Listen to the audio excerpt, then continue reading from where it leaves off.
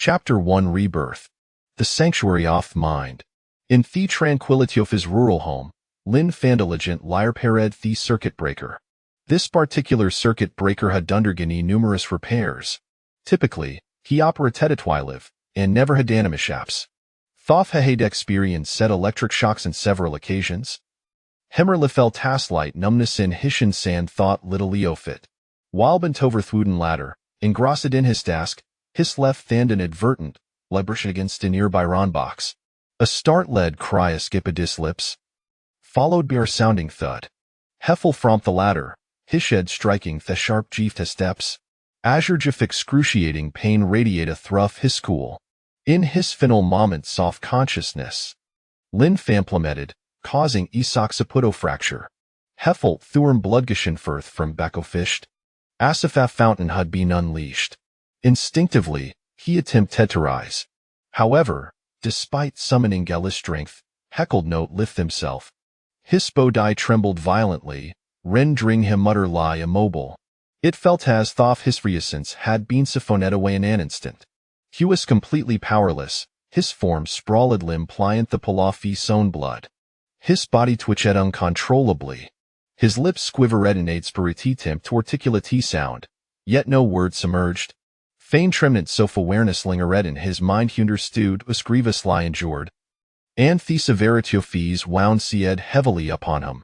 Hekud still distinctly heard their rapid thumping heart. Thump, thump, thump, thump. Yet, in a fleeting moment, the cadency of his heart began to slow. At this juncture, his brain was in a state of acute attention, thoughts swirling chaotically. And found himself contemplating the impending spectre of death. Themratho tofting, evoked the paralyzing fear within him, intensifying his dread. After several breaths, the most horror-summy of scenario ultimately unfolded. His heart gradually ceased its rhythm, and distancy difficult to penise became increasingly blurred, slowly dimming into darkness. Finally, all around him faded to black, leaving him in utter oblivion. Time became an abstract concept tashless track of its passage. Faintly, he perceived voice in the distance, their volume gradually amplifying. To describe it to shearing voices would be misleading. It was Marikanto Bain Grau said from Slumberbe clamor of voters. Lin Fein instinctively suffed to pin his eyes, but Thysialids felt as thought they were beyond his control, immobile. After several attempts, he finally managed to lift Thys eyelids. His eyes slowly adjusting to the light. In that fleeting moment of awakening, light pierced his vision. As the illumination flooded in, a wavy of dizziness overcame him, compelling him to shine Marie. After several arduous cycles of pinning gone closing his eyes, they gradually acclimated to a surrounding brightness. Nevertheless, he was still beset by vertigo and an unbearable throbbing in his head. His skull felt as if it might burst with pain. Instinctively, he attempted to shield it with his hands. Yet, his arms were feeble and unresponsive. His entire body numb and devoid of strength. His mind a blank slate. Heckle Donnelly Athier, half a penis gazing vacantly, waiting for his body to gradually recuperate and regain its composure. Although his eyes were now open, they had yet fully adjusted to the brightness of the place. His gaze was unfocused, unable to discern any shapes or objects. He remained in this state of bewilderment, the passage of to mystery. Perhaps it was minutes, or perhaps several soft minutes. Thedingling sensations in his body began to dissipate, and his vision cleared incrementally. The pain in his head subsided somewhat, just as he felt capable of sitting up. Yet, the headache surged back with renewed intensity. A sharp wave of dizziness assaulted him, causing him to throb unbearably, nearly leading him to faint. He instinctively clutched with both hands. Simultaneously, a torrent of unfamiliar information washed over him like a tidal wave. These fragments of knowledge played within his mind like a cacophony of images, figures, sounds, and information fluten. As the stream of information came to a close, the pain in his head gradually diminished. After a few minutes, the throbbing gracidi duntilet vanished entirely. He felt significant lamoritis, his complexion brightening considerably. Helather for a while longer, allowing himself to recover slowly. It was then that Lin Fan began to observe his surroundings. To his astonishment, he found himself lying up in a dilapidated bed. He was clad in tattered, worn clothing. Instinctively, he glanced around, only to discover that thulls were constructed from thatchenboom strips. Upon this realization, he ascertained he hadn't up in a drafty straw hut. The sight filled him with incredulity and overwhelming shock. Hecla dut in desperation. Where am I? How did ye interfere? Harried Lyskened Hiria, but found noon sign sight. At that moment, fragments soft memorias Andy Majest had, not belong to him flooded his mind. Gradually, Hera gained his composure, reorganizing his thoughts. After considerably time, he finally managed to piece together the fragments. It became clear that in his previous life, he had fallen from the ladder, resulting in a fatal blow to the Bacco fished. Subsequently, he had become ensnared within this body. The original owner of this body was and lickled, now considered Dallenly orphan. In days gone by, when his parents swere live, life was unbearable. His father had taken him to a private school in town for his early education. However, fate's unpredictable, and good to mess to not last. 2 years prior, his father had succumbed to a grave illness, depleting their family savings within a year, leaving them burdened with countless debts from medical care. Ultimately, wealth and life were lost. His mother, consumed by grief over her husband's passing, fellow Herselfand, after 6 months, followed him into thiefer life. With both parents gone, Hebek him evict time of belying, while creditors relentlessly pursue him for debt sowed. Thoth had received 2 years off private schooling, he considered himself a scholar. Thus, he shunned agricultural labor, preferring death to toil in the fields. Discontented with the injustice soft world, he consumed the last off their food supplies. Having lost the stoth world, he upon his bedwaiting death. And now, he had been starved to death. Thus, the present incarnation of himself had traversed into the body of thy's original owner. Lin Fan, grappling with his revelation, was astounded and found it hard. Almost convinced twas a mere dream. Harrowsy and forcefully slapped himself across the face. Smack ouch that hurts. These was tangible proof was no dream. He steadied his mind, murmuring to himself after a few breaths. Never did he expect that the tal so free bird hand traversal depicted in novels and television dramas would manifest so vivid in his own life it was truly beyond comprehension. Such extraordinary occurrences left him astounded. His heart said with anxiety, feeling an overwhelming sense of strangeness, rendering him talash for how to proceed. After a brief moment of composure, he gradually calmed astonishment. Indeed, he had truly traversed and been reborn. Moreover, he had taken on Theodina Tjavanother Lin Fan. Upon reflection, these was clearly amateur of destiny, a designafit. It seemed that the original Lin Fan had grown weary of this world, harboring no lingering attachments. Then let me continue his existence in his realm. With his thoughts in order, he took a deep breath. If this is thwilla fate, then let Titan fold naturally. Suddenly, he recalled the narrative as from the novels. Didn't they say the tree birth would come with a golden finger or a system of sorts? Having been reborn, where were any golden finger, system, or magical ring? Upon examining himself, have found nothing but this regiments. Around his neck, however, hung a pendant. In the recessus ephismeri. This pendant was the enlight him had possessed, acid from his clothing. Chapter 2 The government distributes wives. Itwe Zaralik passed down from his ancestors. Having been entrusted o him of his father's demise. Linfanto kitten hand, pondering if this pendant was the of a golden finger had hoped for. Yet, after scrutinizing it for a considerable time, there was no signifying magical properties. Him amid the incantations from the television shows, uttering, open sesame, open sesame. Still, there was no response. Haythin addressed the pendant, gesturing inimitedly while exclaiming, Heaven lie spirit sanderth deities, grant me passage, will you? He ventured various other incantations she had seen on television. Yet, there was still no reaction. With a deep sigh, Hera turned the pendant to his neck. Feeling gassen of des Harten min Taschbinderd, wasn't it premised that rebirth would come with a golden finger or a system of some kind? Now't had I have been reborn. Why is there nothing? I tistrally disappointing. It seems the tales depicted in Ovel Serenoten entirely truthful. Hituka momenter grew fizzed heartened spirits. The nearness lie scrutinized his own condition. To his dismay, he realized just how unfortunate his situation was. Lacking ge golden finger wasn't a thing, but find himself in theba if a pauper wasenother.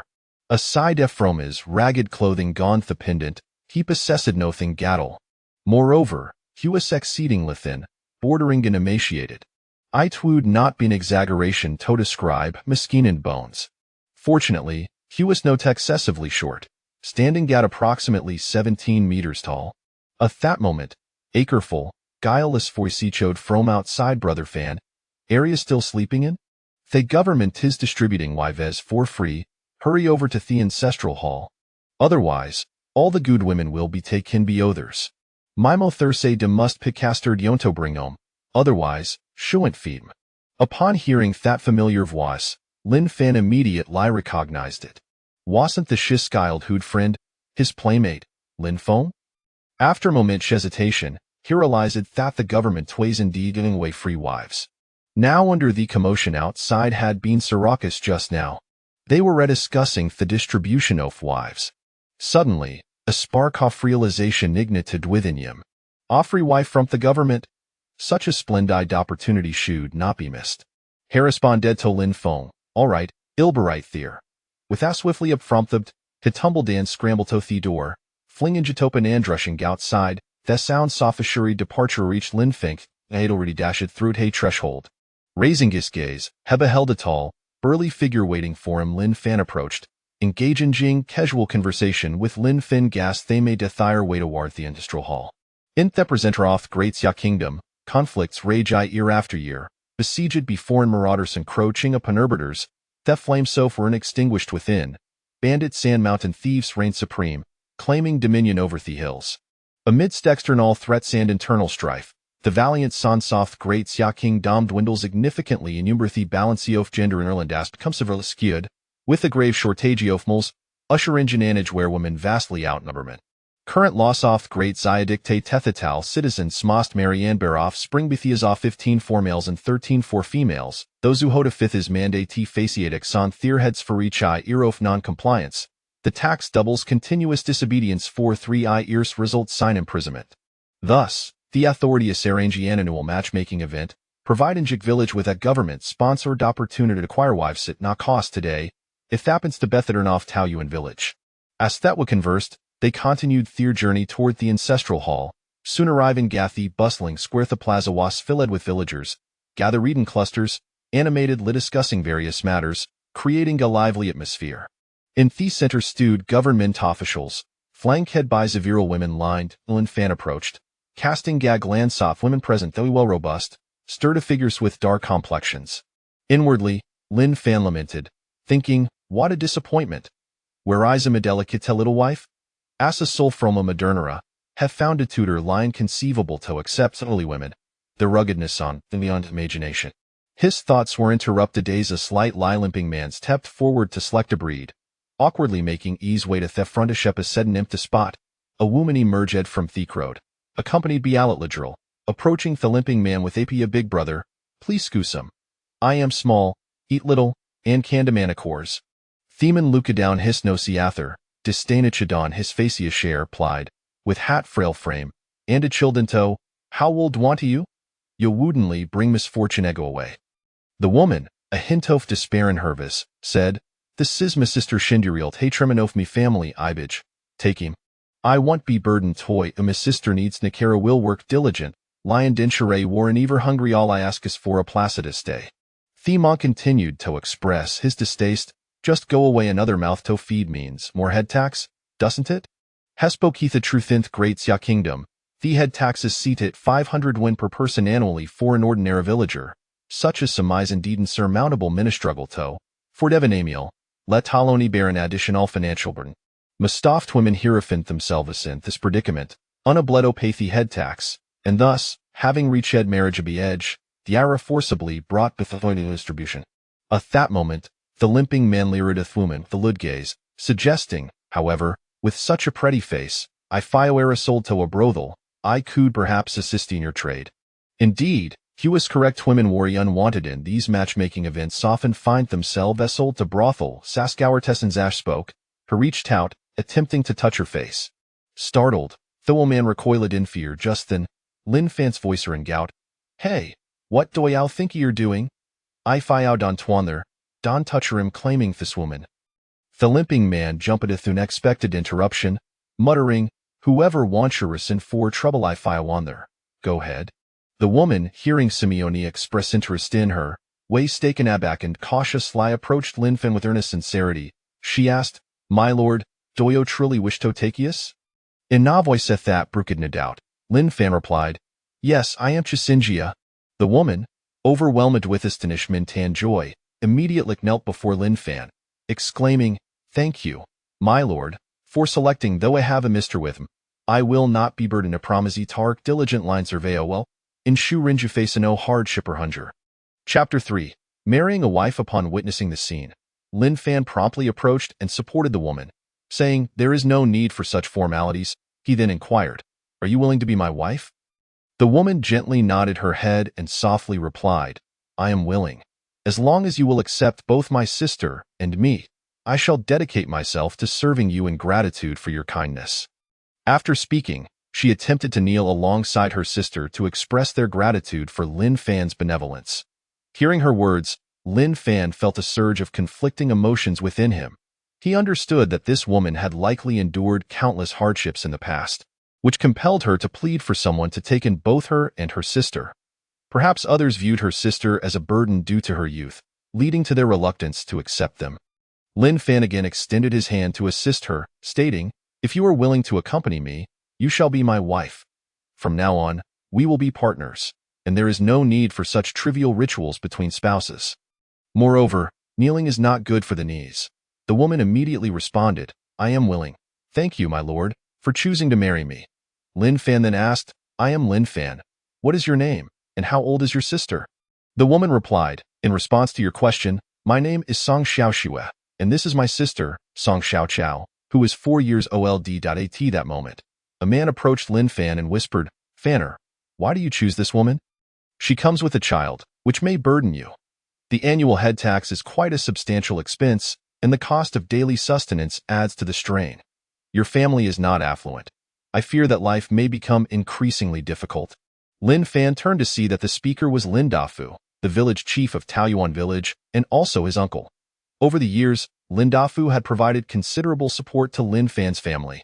However, their relationship had not always been amicable. Lin Fan often spoke harshly to him, believing himself a scholar who required no assistance or charity from others. Thus, he frequently rejected Lin Dafu's offers of help. Now, as Lin Dafu approached, he spoke cautiously, seeking to remind Lin Fan and solicit his opinion. Lin Fan respectfully replied, Thank you for your concern. Uncle, I have made my choice, he added. I will find ways to manage my affairs. So please do not worry. Lin Dafu was taken aback by his nephew's politeness, momentarily unable to respond. However, he quickly regained his composure and exclaimed, Very well, Fanner, pursue your desires. Your uncle supports you. Lin Dafu had always hoped to mend their relationship, as Lin Fan was his own nephew. Despite any past grievances, he chose to overlook them. Today, with Lin Fan speaking so amiably, he was determined not to disrupt this favorable atmosphere. Seeing Lin Fan's resolute response, Lin Dafu refrained from further comment and allowed him to proceed. Just then, the others had selected their brides, and with a loud clang of a gong, the official announced, The wedding procession concludes here today. Those who have taken a wife, please come forth to sign your names and take your brides and marriage contracts home. Upon hearing the official's call, the crowd eagerly moved forward to sign the documents. Soon, all who had claimed their brides had completed the paperwork and began to lead their new wives home. The plaza gradually emptied as the officials, having fulfilled their duties, returned happily to report their success. Failure to complete the task would have resulted in criticism and penalties for the officials. Lin Fan carried Song Xiaochao in his arms, heading home with his new wife. Song Xiaoxue beamed with joy as she watched Lin Fan embrace her sister. feeling immense gratitude for finally encountering someone willing to accept them both. Deeply moved, she silently vowed to work diligently, manage household chores, eat less, and ensure that Lin Gongzi was well taken care of. Before long, they arrived at their home. In the haste of their departure, Lin Fan had not taken a good look at their dwelling. Upon reaching the entrance, he was startled to see the dilapidated state of his home. He began to scrutinize his surroundings more closely. The bamboo fence surrounding the yard had fallen in many places, with only the fences flanking the main gate still standing. Feeling embarrassed, Lin Fan cleared his throat and pushed open the gate, leading Song Xiaoxue and Xiao Chao inside. They approached the door of the house, and upon opening it, they found a thatched cottage of roughly 20 square meters. Inside, there was a wooden bed constructed from several planks at the back, a wooden table in the center, and 2 long-legged stools. Along the wall stood a shelf made of wooden planks, holding a few bowls and various odds and ends. With a hint of embarrassment, Lin Fan said, "I apologize. This is the extent of our poverty and disrepair. I hope you will not find it unappealing." Song Xiaoxue quickly replied, "Not at all. I believe this house is quite fine. With a bit of tidying and repairs, it will be perfect." She continued, "I am grateful that Lin Gongzi has chosen to take us in. Having a place to rest is already a blessing." In her heart, Song Xiaoxue felt fortunate that Lin Gongzi had chosen her today, sparing them from a life of wandering or being sold into a brothel. Such a fate would have been utterly devastating. Previously, she had been sent to many places by wedding processions, but no one wanted her due to the burden of her sister. Many had urged her to abandon Xiao Chao, suggesting that she could marry if she were alone. Yet, she could not bring herself to do so. Xiao Chao was her only family in this world, and she could not forsake her. Moreover, their parents had entrusted her to care for her sister before their passing, and she would sooner die than abandon her. According to the laws of the Daxia Kingdom, a child is required to pay a head tax starting from their 2nd year of life. Lin Fan, however, was unaware of the myriad thoughts occupying Song Xiaoxue's mind. He carried Xiao Chao into the house and gently set her down on a stool. As Song Xiaoxue entered, she immediately said, "Lin Gongzi, you and Xiao Chao should rest for a while. I will go outside to repair the fence." Lin Fan quickly interjected, "What did you just call me? We are now officially married." Song Xiaoxue blushed deeply, realizing her mistake, and shyly responded, "Husband," before hurrying outside to mend the fence. Lin Fan observed his bashful bride, finding her shyness endearing. Merely calling him husband had reddened her face to the roots of her neck. Choosing to ignore her, he began to play with Xiao Chao in the house. Chapter 4. The child fishing. After some time, Lin Fan carried Xiao Chao to the bed to rest, lying down beside her. And before long, he fell asleep. He was unaware of how much time had passed when he was gently awakened by Song Xiaoxue's soft voice. "Husband, husband, do we have no food at home?" Awakened by her tender voice, Lin Fan slowly opened his eyes, carefully getting out of bed so as not to disturb Xiao Chao. He took Song Xiaoxue's hand and led her outside to the kitchen, glancing at the rice jar.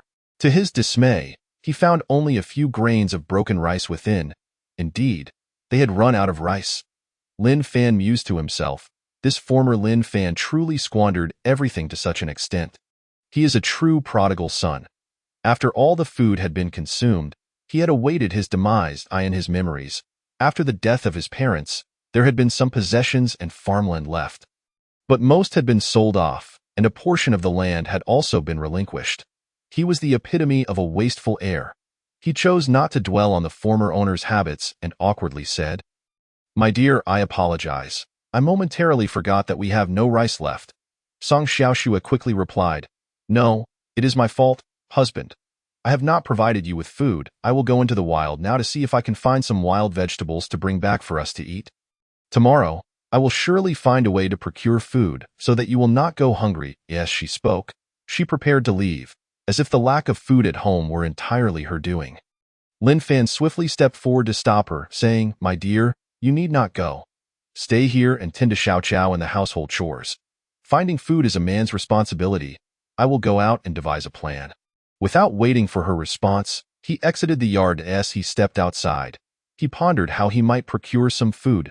On the narrow path of the village, I strolled leisurely, unaware of how I had meandered to the edge of a babbling brook. The scenery by the stream was exquisite, with crystal-clear waters revealing the pebbles beneath. A few children were splashing about, swimming and attempting to catch fish. Lin Fan, unable to devise a means to procure food, idly settled by the stream, observing their endeavors. As he watched the boys, who were darting around in the water while skillfully casting their nets, he noted that their catches were meager, mostly consisting of small fish that had managed to evade capture. Noticing Lin Fan seated by the water, one tall boy boasted, displaying the few small fish they had caught. "Scholar, look, we've caught some fish.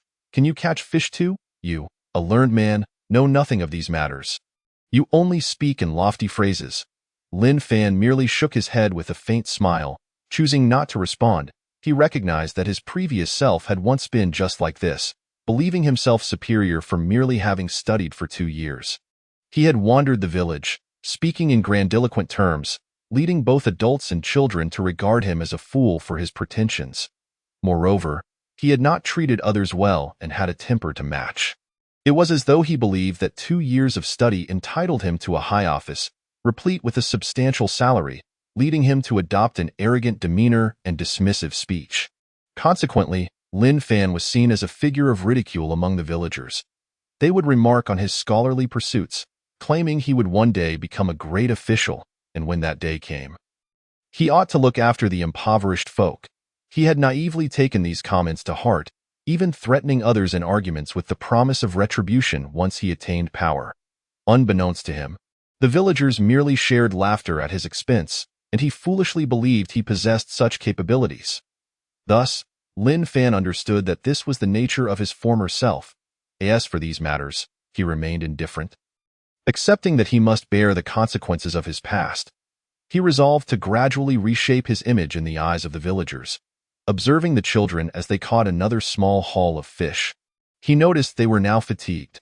The second tallest among them suggested, "Let us divide these fish and head home." As the taller boy passed by Lin Fan, he remarked, "Brother Fan, today you wed a bride. I have a few fish for you. Take them home and enjoy." This boy, known as Xiao Danzi, was the only child in Taiyuan village, aside from Lin Feng, who willingly followed him around to play. Seeing the taller boy mock Lin Fan upset him, prompting him to lag behind and catch a few fish. He then said, "No more delay. Let us distribute the fish and head home." Lin Fan replied, "Thank you, Xiao Danzi, but I want to take the fish." "You should keep them for yourself," he inquired. "Could you lend me your fishing net?" Without hesitation, Xiao Danzi agreed. "Sure, but do you know how to fish?" "Would you like me to teach you?" Lin Fan responded, "No need. I can manage. Let me try." That moment, the other children erupted into laughter upon hearing Lin Fan claim he could fish. The tall boy sneered. "Who would have thought a scholar could engage in such dirty work? Have you ever been in the river? Can you swim? Have you ever caught a fish? Do you even know where they are?" He continued to bombard Lin Fan with disdainful questions. "If you go in to catch fish, don't drown. And if you manage to catch even one, I'll eat this net." Lin Fan chose to disregard the taunts of the children. Xiao Danzi encouraged him, "Brother Fan, don't mind them. If you need it, just use the net. I'll head home now. If I don't come back later, you can keep the net until I can retrieve it." Lin Fan agreed. The other boys, convinced that Lin Fan would fail to catch any fish, quickly departed. Soon, he was left alone by the brook, with the fishing net in hand. He examined it closely, then gathered some long stones to weigh down the net's bottom. The inefficiency of their netting was due to its insufficient weight, causing it to float and allowing fish to escape. Once he secured the stones, he scouted the stream's edges, noting that the area they had fished was shallow, yielding predominantly small fish. This stream varied in width, with some sections measuring only a few meters across, while others expanded to 30 or 40 meters. After circling the brook, he discovered a deeper section with a broader surface area. In the middle, a sandy patch formed a channel between deep and shallow waters, resembling a trumpet's bell point. One side was deep, the other shallow, making it an ideal location for net fishing. Additionally, the area was replete with weeds, a preferred food source for fish.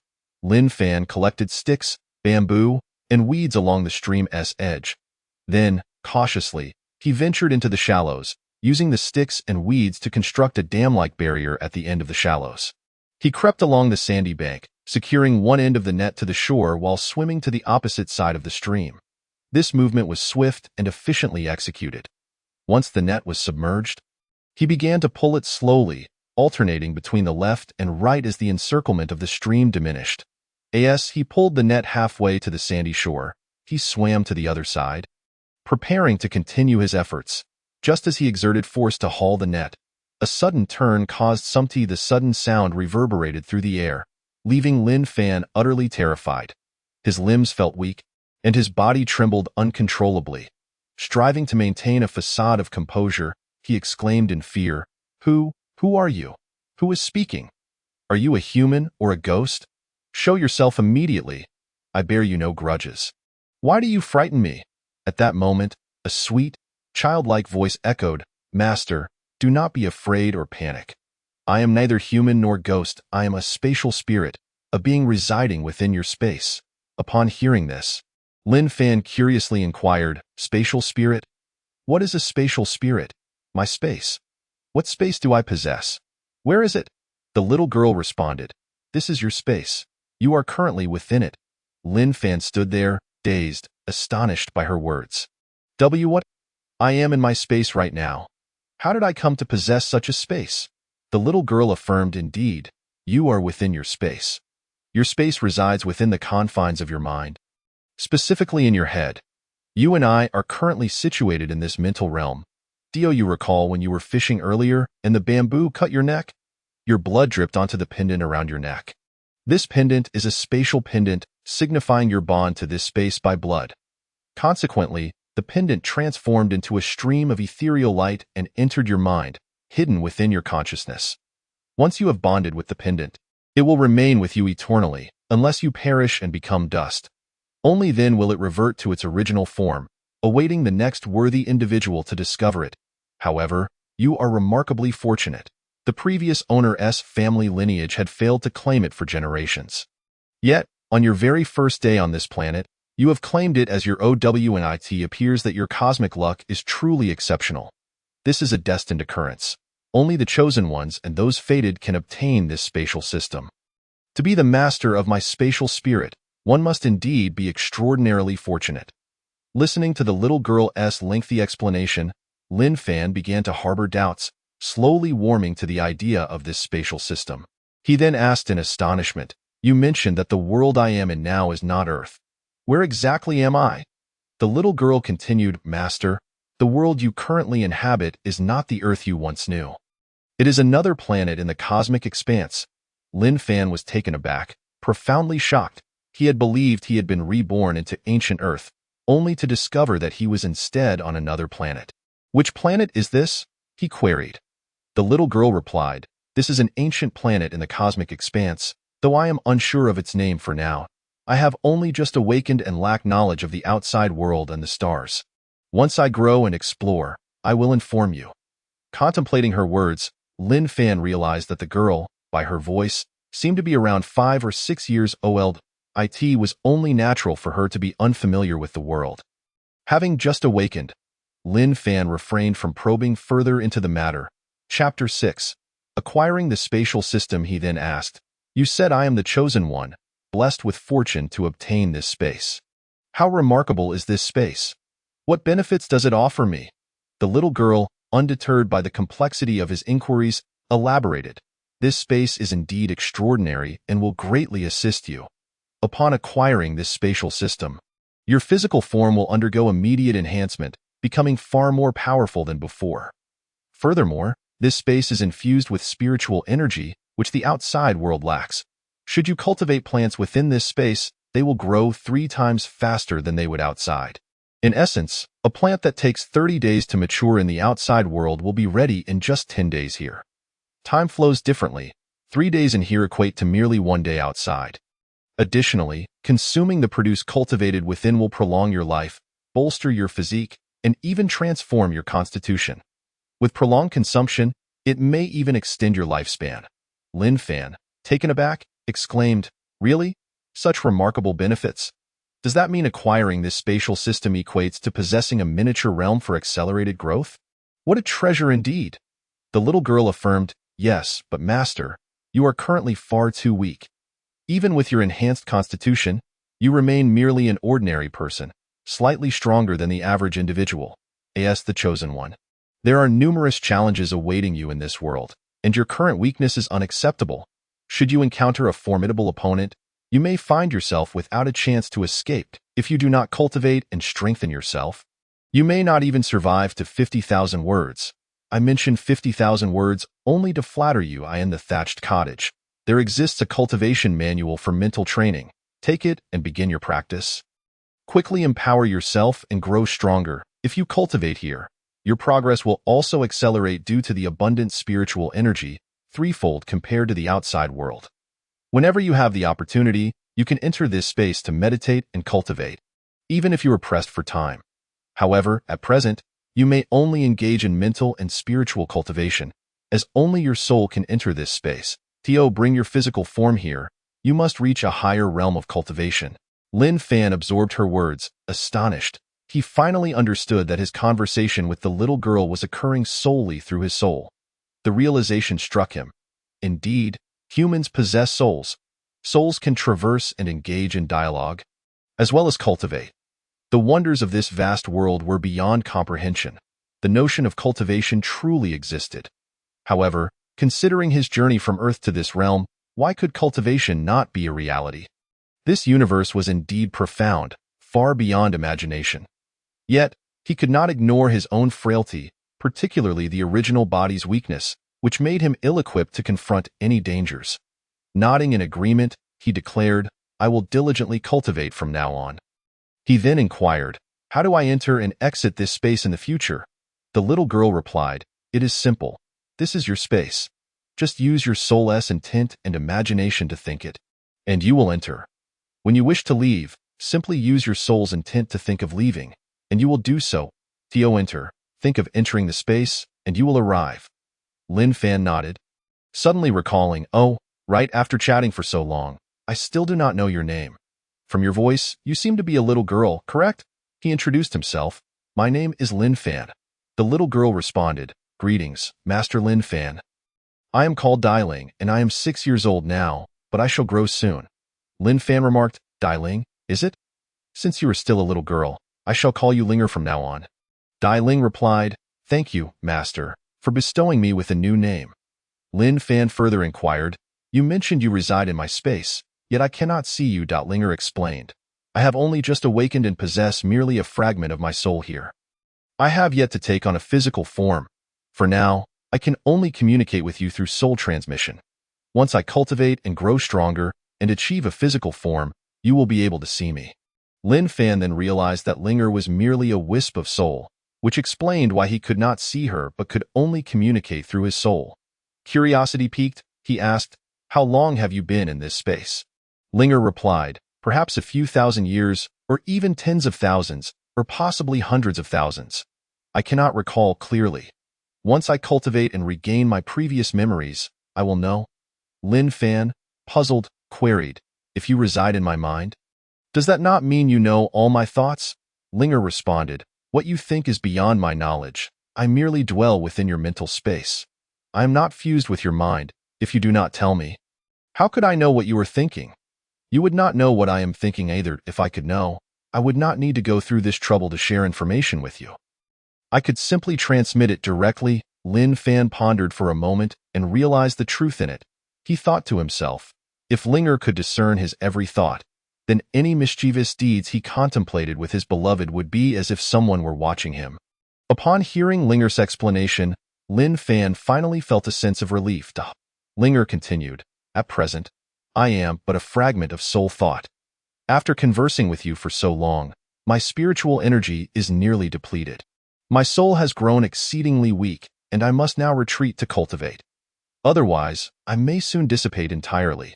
You shall need to digest this information on your own." With that, she did not wait for Lin Fan's response and immediately began her cultivation. In an instant, Linger's voice faded away.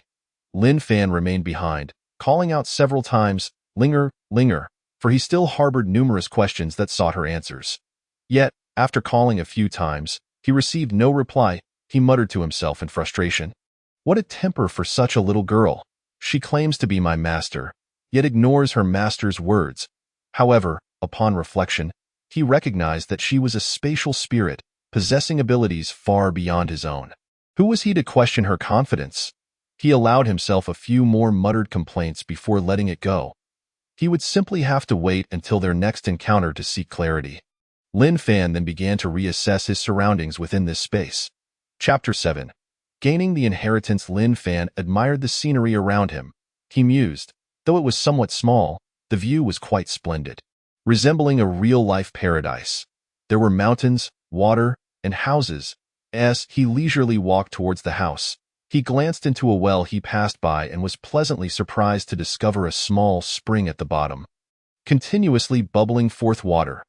The well's water was crystal clear, and once it filled, the spring water flowed out over the brim, cascading down a small channel directly into a fish pond. Upon seeing such pristine water, Lin Fan felt an immediate thirst. Noticing a small bucket nearby, he quickly filled it halfway and raised it to his lips, drinking deeply. The moment the spring water touched his tongue, a refreshing sweetness enveloped him. He drained the entire half-bucket in one go and patted his stomach, exclaiming, "Ah, that feels delightful." After quenching his thirst, he approached the door of a thatched cottage. Upon opening it, he found the interior to be roughly 10 square meters. Simply furnished, there was a bed made of bamboo, with a wooden box beside it. Opposite the bed stood a bamboo cabinet containing several bowls and a clay pot. Against the wall lay a backpack, and the floor was clean and tidy, suggesting someone resided there. Lin Fan paid little mind to these details and walked directly to the bedside to open the box. To his delight, he found a book inside, which he pulled out to discover it was a manual for internal cultivation. The title read 9 Heavens Divine Dragon Technique, a method for heart and inner cultivation. He skimmed through it briefly before returning it. As he had no time to practice at that moment, he would revisit it when he was free. Suddenly, the book transformed into a beam of spiritual light, shooting directly toward his forehead. Lin Fan instinctively tried to evade. But before he could react, the light vanished into his brow. He felt a sudden dizziness as information about the cultivation technique was imprinted in his mind like a printer. After a few moments, the dizziness subsided, leaving him with a clear understanding of the 9 Heavens Divine Dragon Technique, complete with insights into its 9 levels of cultivation, each further divided into 10 tiers. Lin Fan was momentarily stunned and looked back at the wooden box, only to find it completely empty. He thought to himself, he wasn't even prepared to cultivate yet. Yet this book had forcibly entered his mind. He felt quite helpless about the situation. However, he did not dwell on it too long. As Linger had mentioned, he was the chosen one. Perhaps it was only natural for such occurrences to happen to him. After all, the peculiar events of the day had already surpassed the ordinary. He reasoned that even stranger things might yet transpire in his life, and with all that had happened, he was no longer surprised. Then, he picked up the wooden box and examined it closely. To his astonishment, he discovered that it indeed possessed compartments. After some effort, he found a way to open the inner compartment. Cautiously, he opened it to uncover another book and a set of silver needles. Lin Fan took the book out and flipped through a few pages before returning it, as he had no medical training and was unfamiliar with how to use the silver needles. He would study the contents later when he had more time. He replaced the wooden box, suddenly recalling that he was still fishing. His companions were waiting for him to bring back food. With this thought, he swiftly used his soul's essence to return to his body. Upon his return, he found himself being shaken by someone who was calling his name. "Fangu, wake up, please wake up." Slowly, Lin Fan opened his eyes to find Xiao Danzi looking down at him. Seeing Lin Fan awake, Xiao Danzi exclaimed joyfully, "Fangu, you're awake. Are you all right?" Lin Fan replied, "Xiao Danzi, I'm fine. Why are you here again?" Xiao Danzi explained, "I just went back to eat something, worried you might struggle with fishing out, so I came to check on you and help. But when I got here, I saw you with blood all over your neck and thought something terrible had happened. When I approached, I realized there was no blood, just you unconscious with your eyes closed, so I tried to wake you." Lin Fan immediately asked, "How long was I out?" Xiao Danzi replied, "I don't know how long you were out before, but since I arrived, it's been about a quarter of an hour." Lin Fan was surprised to think that he had been in there for so long, while only a few minutes had passed outside. Xiao Danzi then asked, "Fangu, are you really okay? How did you faint?" Lin Fan reassured him, "I'm fine. I was just a bit exhausted and took a short nap. I'm all right now." He reflected that he felt lighter than before. Xiao Danzi sighed in relief. I'm glad to hear that. You scared me, Lin Fan continued. Since you're here, let us work together to pull in the fishing net. We can each take a side to make it quicker. Xiao Danzi agreed. Sure, no problem. With that, the two of them began to work in tandem, each pulling their side of the net towards the shallow corner. Lin Fan was pleasantly surprised to discover that his body had indeed undergone a transformation.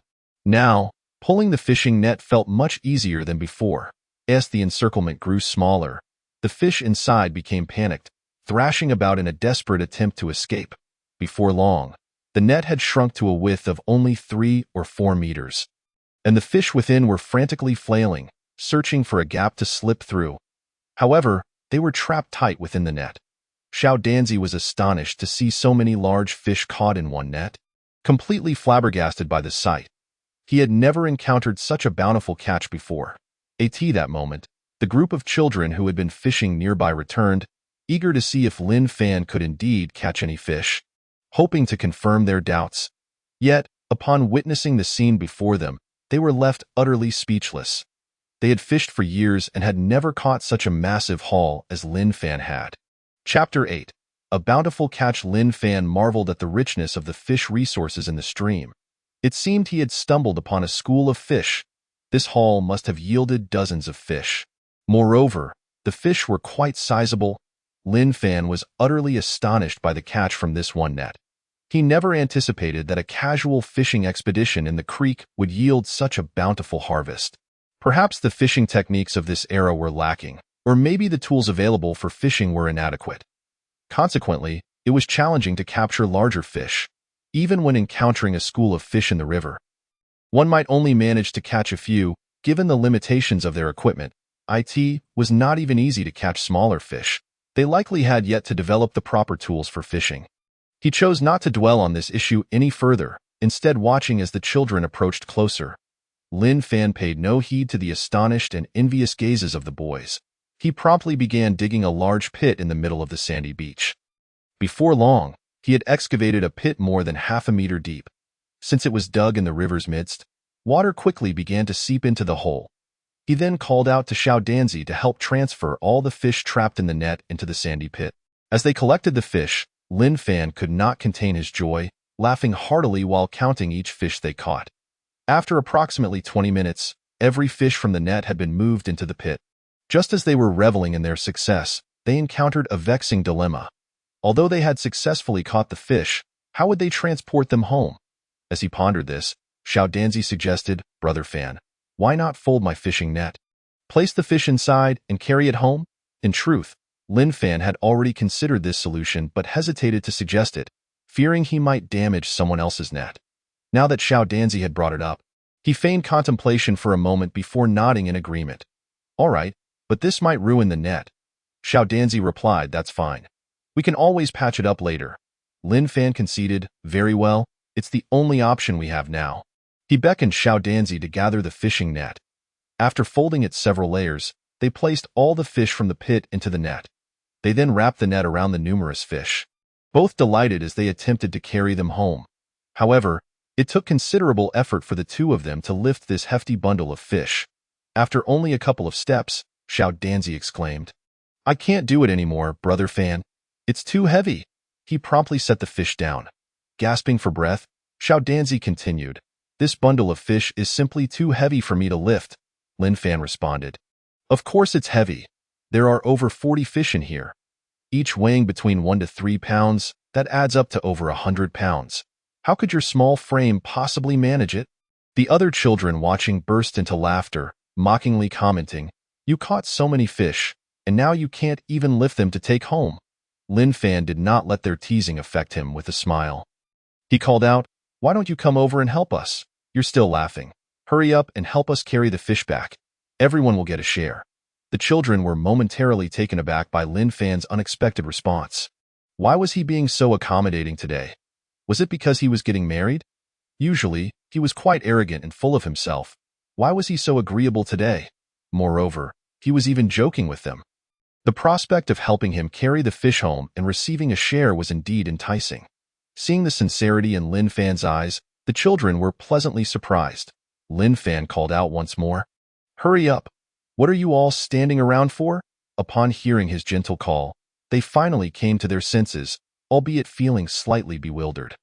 Just moments ago, they had been mocking Lin Fan, yet here he was, extending an olive branch and inviting them to help carry the fish home, promising them a reward.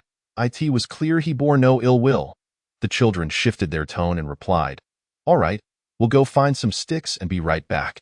They quickly scoured the area for a few sticks and, with cheerful expressions, approached to assist in carrying the fish back to Lin Fan's home.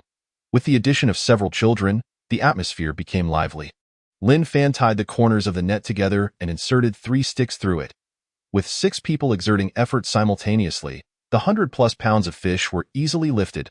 As they carried the bounty towards Lin Fan's home, they chatted animatedly about their fishing experiences. Each of them expressed a desire to learn Lin Fan's fishing techniques. Lin Fan, not one to be stingy, willingly shared his method of using a dragnet. However, he refrained from divulging all his fishing secrets, as he had seen countless fishing videos in modern times, revealing an abundance of techniques. Yet, the tools they possessed were woefully outdated. Today's success was merely due to luck in encountering a school of fish. Had they relied on their usual methods, the yield would likely have been meager. As they joyfully conversed while carrying the heavy load of fish, the journey seemed to pass much more swiftly. Before long, they arrived at Lin Fan's doorstep. Even from a distance, they spotted 2 figures standing at the entrance of the courtyard. His wife and sister-in-law, Song Xiaoxue, standing by the door, noticed Lin Fan and his companions approaching. Unsure of what they were carrying, soon, they reached the threshold. Song Xiaoxue called out, "Husband, you're back. What are you all carrying?" Just as she finished her sentence and focused her gaze, she was astonished to see the large number of fish being transported. "Husband, how did you catch so many fish? Where did they come from?" Lin Fan replied, "I caught these in the creek." He continued, "Wife, quickly, open the door wider. We need to bring the fish inside." Song Xiaoxue paused for a moment, asking, "Are you bringing them to our home?" Lin Fan answered, "These are our fish. Of course they are coming home." Song Xiaoxue, momentarily bewildered, soon realized and responded affirmatively. She hurried to fully open the courtyard door. The group then placed the fish in the yard, finally exhaling with relief. They had been overly exuberant, carrying the fish straight from the creek to Lin Fan's house without pausing. As soon as they set the fish down, Song Xiaoxue approached Lin Fan with her sister, cautiously asking, "Husband, are all these fish ours?" Lin Fan assured her, "Indeed." Upon hearing this, Song Xiaoxue was taken aback and thoroughly astonished. She could hardly believe that her husband had managed to catch so many fish in just a couple of hours. She silently reflected on her good fortune in having such a capable husband, who could not only accept her sister but also provide such an abundance of food. Truly, the heavens do not forsake those who strive. Fortune often comes effortlessly to the deserving. At last, she had found someone to rely on and glimpsed a glimmer of hope for survival. Chapter 9. Dividing the fish. Little Grass, upon seeing the multitude of fish, clapped her hands in delight, bouncing and exclaiming, "Wow! So many fish! Such large fish!" Lin Fan affectionately patted Little Grass on the head, saying, "Be good, Little Grass. Tonight, we will have fish for dinner." After spending the morning together, they had grown somewhat familiar with one another. Upon hearing there would be fish for dinner, Little Grass became even more elated. She twirled joyfully in the small courtyard, exclaiming, "Yay! Yay! We will have fish to eat." Lin Fan called out, "Wife, bring out all the containers, we have to store the fish." Song Xiaoxue promptly replied, "Yes, husband." She hurried to the kitchen to retrieve the only wooden bucket and a basin they possessed. The group then came together to help place the fish into the bucket and basin. Before long, they filled both containers to the brim. However, even with 2 containers filled, there were still plenty of fish left, and most of them were alive. Lin Fan pondered the situation. With so many fish, it was impossible to consume them all at once. In this weather, they would spoil overnight. What should he do? He contemplated whether to take some fish to the city to sell the next day and earn some silver. The thought of selling made him realize he should place all the live fish into a large tank for safekeeping. Acting on this idea, he gathered a few people to help transfer all the live fish into the tank. After a quick count, he estimated there were about 30 live fish. Once the live fish were settled in, they quickly revived in the tank. Satisfied to see the fish thriving, Lin Fan returned to the courtyard and pointed to the basin containing several fish. Thank you all for your hard work. You helped me carry the fish back. Please, take one fish each to enjoy. Several boys, upon hearing Lin Fan's words, wore expressions of disbelief. After a brief pause, they waved their hands and replied, No, there's no need, we didn't catch fish with you. Just earlier, you mentioned you couldn't catch any, so we won't take the fish. They all felt somewhat embarrassed to accept the fish. Then they added, We are from the same village, so it's only natural for us to help you carry the fish back. You need not take it to heart. Upon hearing this, Lin Fan was left speechless, feeling that the original owner of this body was hardly human. How could someone manage to offend an entire village when its people were so kind? Truly, a remarkable character. Lin Fan listened to the simplicity of the children. He felt a surge of thoughts within him. He declared, From this day forth, I, Lin Fan, will honor my word. I promise to share the fish with you, and I shall certainly do so. Each of you shall have one. Without waiting for their response, he swiftly selected several fish of similar size, each weighing over a pound, and placed them into the hands of each boy. He then urged them, It's getting late. Hurry home and prepare your meals. The boys were taken aback by Lin Fan's assertiveness, unable to fathom that such large fish were being freely given to them. They had anticipated that if they were to catch fish themselves, they would end up with the smallest ones. Little did they expect that Lin Fan would directly offer them such sizable fish. In this era, when even a meal was a luxury, let alone fish. Where many could scarcely afford rice bran, this was indeed a delicacy. How many people could enjoy meat more than a few times a year? Most only had meat during the new year. With many not even having that, if these fish were taken to market, they would fetch an astonishing price.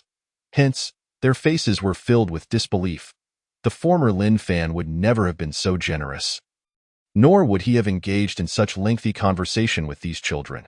Today, Lin Fan appeared to be a completely different person, akin to the amiable older brother from the neighboring family. Seeing Lin Fan's genuine demeanor, the boys no longer felt mocked. One of them, with a hint of confusion, said, Thank you, Brother Fan. We'll head home now. Lin Fan smiled and nodded, saying, Go on, it's getting late. Return home and enjoy your fish. The boys, reassured by Lin Fan's smile, departed with their fish, joyfully making their way home. After the children left, Lin Fan picked up 2 more fish and approached Xiao Danzi. He offered them, saying, Danzi, take these 2 fish home to eat. Xiao Danzi looked at the fish and replied, Brother Fan, I don't want the fish. We have some at home. Lin Fan countered, Are those the few small fish you just caught? Xiao Danzi, slightly embarrassed, lowered his head and remained silent. Lin Fan continued, Take these 2 fish back to nourish your family. Xiao Danzi was still reluctant to accept. Lin Fan pressed on, If you don't take them, then you shall not come to play with me again. Hearing this, Xiao Danzi could only respond awkwardly, All right, Brother Fan. I'll take the fish. Lin Fan said, Good. Now hurry home. Otherwise, your parents will come looking for you. Xiao Danzi nodded and left, carrying the 2 fish and his fishing net. Seeing that everyone had departed, Lin Fan asked, Wife, do you know how to clean fish? Song Xiaoxue, feeling a bit shy, nodded and replied, I've seen my father do it before. I should be able to. Lin Fan instructed, Then handle these dead fish at home. I'll be out for a bit. He then picked up 2 large fish and 2 smaller ones, adding, Prepare all these fish, and when I return, I will personally cook for us tonight. Song Xiaoxue responded, All right, husband, I understand. With that, she promptly took the basin of fish to the kitchen to process. Lin Fan stepped out of the courtyard.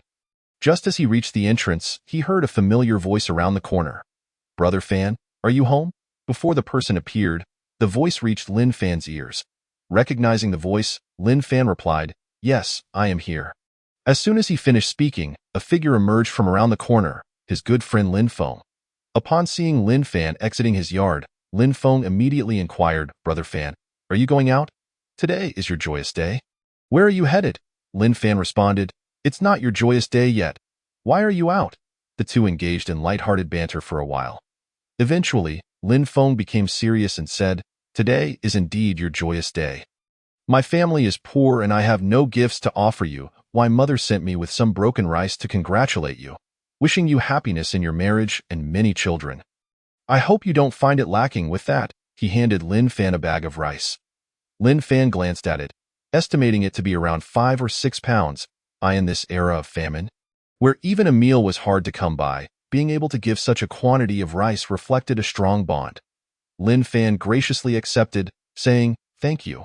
I want to be polite." After receiving the rice, he thought to himself that they were in need of rice at home and had been worried about finding some. Unexpectedly, help arrived just when he needed it, truly a timely gift. Then Lin Fan said to Lin Feng, "Today is also your joyous day. I'm also poor and have no gifts for you. I happened to catch some fish this afternoon, so I'll give you two as a gesture. I hope you don't mind, and I wish you happiness in your marriage, many children, and an abundance every year." Upon seeing the two fish, Lin Feng quickly waved his hands, saying, "No, no, that's too much. I can't accept such a generous gift. If I were to take something this substantial, my mother would surely scold me. She said that since you are alone and just married today, I shouldn't accept anything from you." Lin Fan was deeply touched by Lin Feng's family's care.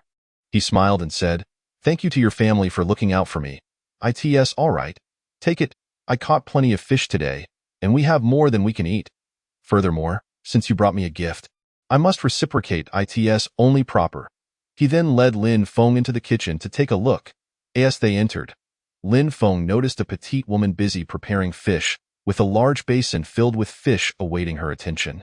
Upon seeing her, Lin Feng immediately greeted, "Sister-in-law, hello. Are you busy cooking?" Song Xiaoxue turned to see a tall man smiling at her. She remained silent and looked towards Lin Fan, who introduced, "Wife, this is my childhood friend Lin Feng. He lives just a short distance from us and has come to bring rice to congratulate us." Song Xiaoxue smiled and replied, "Hello, thank you for your gift." She continued, "Yes, my husband caught a lot of fish today, and I'm just processing them now." Lin Fan gestured towards the water vat, inviting him to take a look. Lin Feng, puzzled, walked over to the vat. As he bent down to peer inside, he was astonished to find the vat filled to the brim with fish, obscuring the bottom entirely. Although he had mentally prepared himself, seeing so many fish left him speechless, overwhelmed with emotion as he exclaimed, "Wow, that is a lot of fish." He had never seen so many fish before, especially not in their village. He was incredulous and asked, "Brother Fan, did you catch all these fish today? How are you so skilled at catching so many?" Lin Fan replied, "I went fishing at the creek today, and fortune smiled upon me as I encountered a school of fish. The harvest was plentiful, so don't worry about taking them home. Your mother won't say anything. If she doubts it, just invite her over to see for herself." Song Xiaoxue chimed in courteously, "If my husband says you should take them, then please do." Lin Feng was at a loss for what to do, scratching his head awkwardly, unsure of what to say. Lin Fan continued, "Today is your joyous day, and your wife is coming home for the first time. You can't let her have a meatless meal, can you?" With that, he handed the two fish directly to Lin Feng, insisting, "Hurry back and prepare a nice meal. Your wife is waiting for you." Without giving him a chance to respond, he gently pushed him out the door, urging, "Take these back quickly and treat your wife to a good meal today." After pondering for a moment, Lin Feng realized that Lin Fan made a valid point. Today was indeed a significant occasion. It wouldn't he do to let his wife eat plain food on their first day together. Upon reflecting on this, I consented. "Very well, I shall graciously oblige. I shall take this fish with me." Lin Fan remarked, "That's more like it. We are brothers, so there is no need for such formality. I accepted your gift without hesitation, thus you too should accept mine without reservation. This is how true brothers should behave." Lin Feng chuckled foolishly, agreeing, "Indeed, my good brother, you are right." His refusal stemmed from the fact that fish is far more precious than mere grains. He then turned to Lin Fan and said, "Your roof has several large holes. Should it rain, you would undoubtedly be drenched. I shall come by tomorrow to assist you in repairing it," he offered. Lin Fan, recognizing the necessity of mending his roof, replied, "I appreciate your help, Brother Feng." The two often addressed each other as brothers. After exchanging a few more casual remarks, Lin Feng departed with the fish. After bidding farewell to Lin Feng, Lin Fan set out with two fish in hand. He meandered through the village path, turning left and right, until he arrived at the entrance of a courtyard. After about 3 to 5 minutes, he called out, "Uncle, are you home?" Almost instantly, a middle-aged voice responded from within, "Yes, it's you. Fanner, what brings you here?" As the voice echoed, the door creaked open, and within moments, The village chief of Taoyuan village, Lin Dafu, who was also Lin Fan's uncle, appeared at the entrance, striding briskly to open the door. Upon entering the courtyard, Lin Fan said, "Uncle, today I caught some fish in the brook and thought of you and Annie at home, so I brought 2 fish to nourish you." Upon hearing that his nephew Lin Fan wished to present him with fish, expressing such courteous sentiments, Lin Dafu was both astonished and elated. Was his nephew unwell, or had he genuinely experienced a change of heart? Ever since he wed, it seemed as if he had transformed into a different person. Could it be that marriage had brought about such a transformation? Lin Dafu pondered, perplexed. In the past, Lin Fan had never spoken to him in such a considerate manner, let alone offered him food. However, observing Lin Fan's sincere demeanor, it did not appear to be a jest. Thus, he was pleased to witness his nephew being so amiable, allowing himself to indulge in these thoughts without overanalyzing them. Maintaining a good relationship with his nephew, treating him as family, had always been one of his aspirations. With a smile, he replied, "Fanner, today is your joyous occasion. You are married and have a wife. Given that your household lacks ample provisions, you and your young bride must strive to live well. Keep the fish for yourself. Life will bring many expenses. Should you find yourself in need, come to your uncle, and I shall assist you. Take the fish back and share it with your wife. She is still quite young and has a little sister to care for, and they both require nourishment." Chapter 11.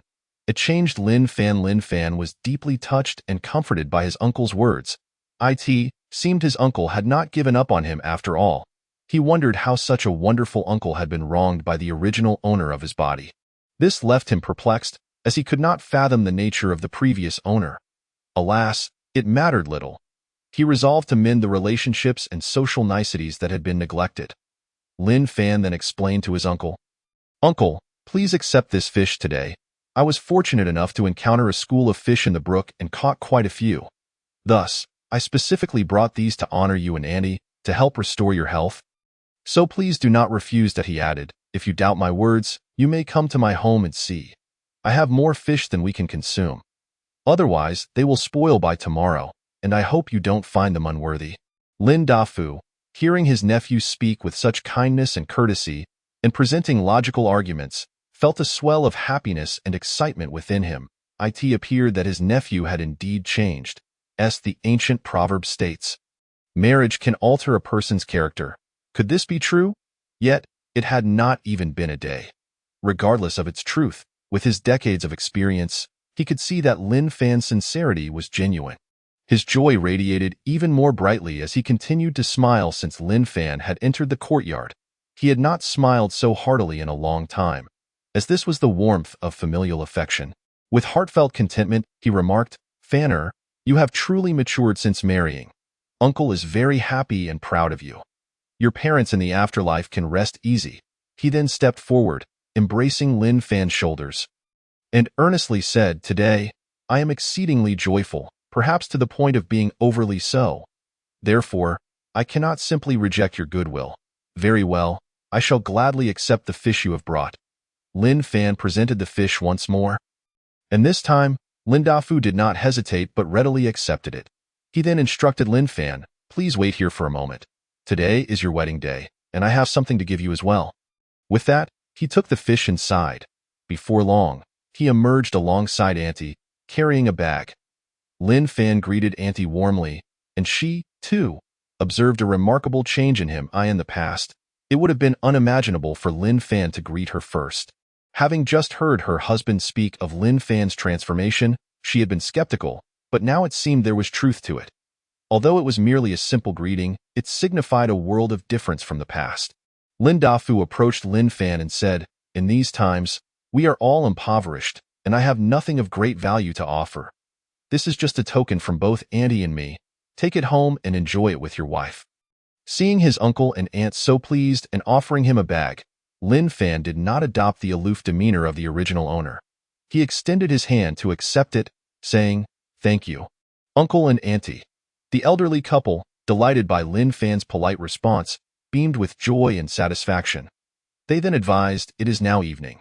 You should return home early and prepare dinner for your wife." Lin Fan did not hesitate and replied, "Thank you, Uncle and Auntie. I shall take my leave now." With that, He exited the courtyard and made his way home. The elderly couple watched as Lin Fan walked farther away until he was out of sight before closing the gate. They shared in happy conversation as they headed back inside. Soon, Lin Fan returned home. Upon entering the courtyard, Xiao Qiao rushed towards him, taking his hand and pulling him toward the kitchen, babbling in baby talk. "Hurry and cook the fish. I want to eat fish. I've never had fish before." Lin Fan observed the little one, finding her endearing and familiar. In less than a day, she had become quite comfortable with him. This illustrated how genuine the people of this society were, both adults and children alike. A little kindness would dissolve their defenses, and the children were remarkably perceptive. It was not merely that they were understanding. Rather, circumstances had forced them to be so. Many children had lost their parents at a young age and had to fend for themselves. In this society, both adults and children often face starvation. Many were deeply grateful for a single morsel of food, recognizing the kindness extended to them. Sometimes, one bite could save a life. However, the people here were refreshingly simple and earnest, contrasting starkly with the complexities of modern life, where one might fear deceit. The daily intrigues of modern existence could be exhausting. The only advantage of contemporary society was that as long as one worked, they would not starve. Lin Fan did not dwell on comparisons between the modern and ancient worlds. Before long, he was pulled into the kitchen by Xiao Qiao. Upon seeing Lin Fan enter, Song Xiaoshu inquired, "Husband, you have returned." Lin Fan replied, "Yes, my dear. I am back." He then asked, "Have you prepared the fish?" Song Xiaoshu responded, "It has already been taken care of, Dado." "Splendid. Then I shall cook the fish shortly," he added. "My dear, come here quickly. I have something wonderful to show you." He placed the bag given by his uncle on the table. Upon seeing Lin Fan return with a bag, Song Xiaoxue approached excitedly and asked, "Husband, what is in this bag?" Lin Fan said, "I am uncertain as well. It was just given to me by my uncle." "Why don't you open it and take a look?" He had never seen the contents himself and was equally clueless. Upon witnessing Lin Fan's air of mystery, Song Xiaoxue felt a twinge of curiosity. Stealthily, she approached the table and gingerly extended her hand to open the bag. The moment she unveiled its contents, sheer joy overtook her.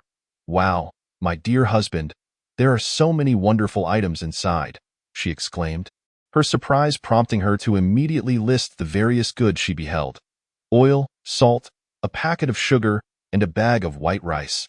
She had never encountered such a bounty before, and to have it all appear before her at once was truly astonishing. Song Xiaoxue was overwhelmed with delight, nearly ready to leap for joy, for all these items were consumables. Chapter 12. Cooking. Lin Fan, however, found these items to be rather commonplace and was not particularly astonished, if anything. He was hardly surprised at all. In modern times, these items were mere staples of daily life. Yet in this era, they were treasures of significant value. Lin Fan was acutely aware of the circumstances surrounding his current existence. In this world, such provisions were indeed considered luxuries. He also recognized that he was in dire need of these supplies, as he had only recently acquired fish and rice, but lacked any oil, salt, or spices. Without these essentials, the fish he prepared would undoubtedly lack flavor. However, such was life in this society. As long as one had enough to stave off hunger, it was a blessing in itself. The quality of the food was secondary. Hence, the people here did not hold high expectations. They merely sought to fill their bellies. Yet for Lin Fan, who had grown accustomed to the diverse snacks and exquisite cuisine of modernity, the thought of subsisting on such plain fare was unappealing. He had been contemplating where to procure some spices when, unexpectedly, he received this generous gift. With these condiments in hand, he could finally prepare a delightful meal for his wife and her sister to savor. As Song Xiaoxue caressed the various items on the table as if they were treasures, she joyfully reiterated to Lin Fan, "My dear husband, Uncle has given us so many precious goods.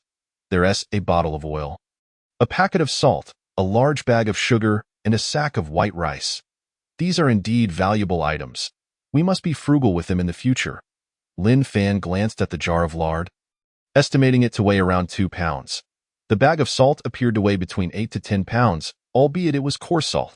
The dark, granular sugar likely weighed over 10 pounds, and the sack of rice was also approximately 10 pounds. This rice was of superior quality, genuine long grain. Not the rice husk that Lin Feng had brought earlier, of course. Lin Fan did not disdain the rice husk. He understood that everyone was struggling in these challenging times. He thought to himself, no wonder it felt somewhat heavy when he carried it back. It was solid, substantial goods. He mused that his uncle had treated him quite well, showing genuine care in such a poor household. Being able to give away such valuable items was a heartfelt gesture. Perhaps his uncle was reluctant to use these treasures regularly, treating him like a beloved son. It was possible that even a biological son might not receive such bounty upon division of the family assets. If Lin Fan were to rise in fortune, he vowed to repay this kindness to his uncle's family. He replied, "Very well, my dear. I shall leave the management of these items to you." Upon hearing this, Song Xiaoxue felt a surge of happiness, thinking, "My husband entrusts me with such precious goods. I must not disappoint him. I will safeguard these items diligently and use them sparingly." Lin Fan continued, "However, today marks our wedding day, so let us prepare a special meal." He then instructed, "Dear, please take some rice to cook. Tonight we shall dine on fish." Upon hearing that they would have fish for dinner, Song Xiaoxue's heart leapt with joy. Though a flicker of concern crossed her mind. Given their current impoverished circumstances, was it not somewhat extravagant to indulge in such a meal? This thought momentarily dampened her spirits. Yet, recalling that her husband deemed today a special occasion, she felt her mood lift once more. Since her husband had spoken, she resolved to comply with his wishes, doing as he instructed. Now that he had taken her and her sister in, it was already the greatest blessing for her. Thus, she would not contradict him or voice her doubts. She would simply listen attentively, work diligently, and eat sparingly. Quickly, she responded, "Yes, my husband." Initially, she had thought that with their meager resources, they could make do with the broken rice brought by others and prepare a simple porridge for the evening. This rice might last them for quite some time. However, since her husband wished for a full meal, she reluctantly agreed to cook. Although still young, Song Xiaoxue was quite adept at household chores, her movements quick and nimble. Soon enough, she had rinsed the rice and set it to cook over a stove made of stones. Lin Fan observed her efficient manner and felt a sense of admiration. He mused that modern children, even those around 10 years old, would likely not possess such skills. They were accustomed to having everything done for them. Many of them would struggle to even call for a meal, let alone prepare one. The contrast between eras was indeed stark. As they cooked, the atmosphere in the kitchen grew lively with the addition of Xiao Chao, who, with her innocent curiosity, posed many questions that her sister would have hesitated to ask. "Uncle, this rice smells wonderful. Can my sister and I have some for dinner?" Lin Fan replied, "What did you just call me?" Xiao Chao chirped, "Uncle." Song Xiaoxue gently squeezed Xiao Chao's hand, whispering, "Xiao Chao, from now on, do not call him uncle.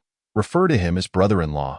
Upon hearing her sister's suggestion, Xiao Chao gleefully shouted, "Brother-in-law, brother-in-law. You are my brother-in-law. I have a brother-in-law now." As her face flushed crimson, Song Xiaoxue felt her embarrassment deepen. Reaching all the way to her neck, Lin Fan, amused by the exchange between the sisters, smiled and nodded, saying, "Of course you may eat, and eat to your heart's content, as much as you desire, from now on. Whatever brother-in-law eats, you shall eat too. If there's food for me, there's food for you." Xiao Chao, overjoyed at the prospect of a hearty meal, began to twirl and jump, exclaiming, "Yay! We have food! We have food!" Chapter 13. Dining Etiquette. Lin Fan observed the joy radiating from the little grass, and he too felt an overwhelming sense of happiness. In the course of their conversation, Song Xiaoxue revealed that ever since their parents had passed away, the two sisters had been relying solely on each other. They had always lived under the mercy of others, often struggling with meager provisions. Moreover, following the demise of their parents, being girls made them frequent targets of bullying. Relatives and kin looked down upon them, labeling them as burdensome and worthless. Consequently, they were largely ignored, left to fend for themselves. Over the past 2 years, they had endured countless hardships, with Song Xiaoxue alone guiding her younger sister as they wandered aimlessly. They scavenged for wild vegetables, fruits, and roots in the wilderness to stave off hunger. Toward the end of last year, they were discovered by officials, leading to her being taken to the magistrate's office. After an inquiry, it was determined that she was of marriageable age, thus she was compelled to marry. During this time, She was escorted by officials to several villages for prospective matrimonial arrangements. However, due to her responsibility for her sister, no one wished to take her in, as it would entail additional taxes for a non-working individual and the burden of raising a child. Hence, she remained until today, fortuitously noticed by Lin Fan, who bore no disdain for her obligation to care for her sister. Upon hearing about Song Xiaoshue's plight, Lin Fan felt a deep sorrow and anguish within his heart. He silently vowed to cherish her and ensure she would never suffer again. The time spent in conversation passed swiftly. After about the length of an incense stick, the rice was finally cooked. Given the small size of the kitchen and the presence of only one stove, the rice had to be prepared first before the dishes could be made. Once the rice pot was set aside, the iron wok for frying had already been washed. Lin Fan took it upon himself to cook, diligently preparing a feast. Meanwhile, Song Xiaoshue continued to tend the fire, while the little grass eagerly gazed at the fish in the wok, as if fearing it might escape. Occasionally, she would lick her lips with her tiny tongue. Unable to contain her saliva, resembling a little foodie, closely observing every movement Lin Fan made while cooking, even mimicking him with her little wiggles and gestures, delightfully imitating his actions. The cheerful atmosphere intensified as they watched the little one learn. This evening, Lin Fan prepared 3 dishes: steamed fish, pan-fried fish, and a fish soup, aptly named a whole fish banquet. The remaining fish was salted and placed in a basin to marinate, to be dried in the sun after a day or 2.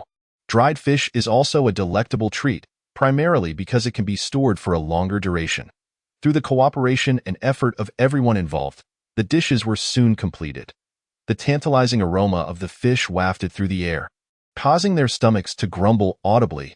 Lin Fan and Song Xiaoshue exchanged amused glances, unable to suppress their laughter. With the meal ready, they promptly set it on the table. Song Xiaoshue, being a diligent young wife, quickly served the rice. After cleaning the pot, Lin Fan approached and saw Song Xiaoshue, holding Little Grass as they stood together. He casually called out, "Wife, Little Grass, come, let us begin our meal." He then settled down at the table. Once seated, he glanced over only to find them still standing motionless. He called out again, "Come over and sit down to eat." Little Grass attempted to break free from her sister's grasp to join the meal, but was firmly held back by Song Xiaoshue, who exerted all her strength to keep her from escaping. Lin Fan, puzzled, inquired, "The food is ready. Why aren't you coming to eat?" Song Xiaoshue then softly murmured, "Husband, you eat first. We will wait until you finish before we eat. This is a tradition passed down in our family. You are the head of this household, and we must wait for you to be satisfied before we can partake." Upon hearing this, Lin Fan frowned. Is there truly such a custom in this world? Even in poverty, why must there be so many traditions? In truth, these customs were designed for the wealthy, who had servants and concubines attending to them. The wives and concubines would wait until their husbands had eaten their fill before they could dine. As for the servants, they were often left with the leftovers. In this era, the social standing of women was exceedingly low. In times of peace, women held a certain nobility. However, in chaotic times, women were treated as commodities, something to be bought and sold. Thus, the status of women in this age was deplorable. Servants, regardless of gender, were essentially property. Particularly in an era rife with warfare, where women outnumbered men, the latter held a significantly higher status.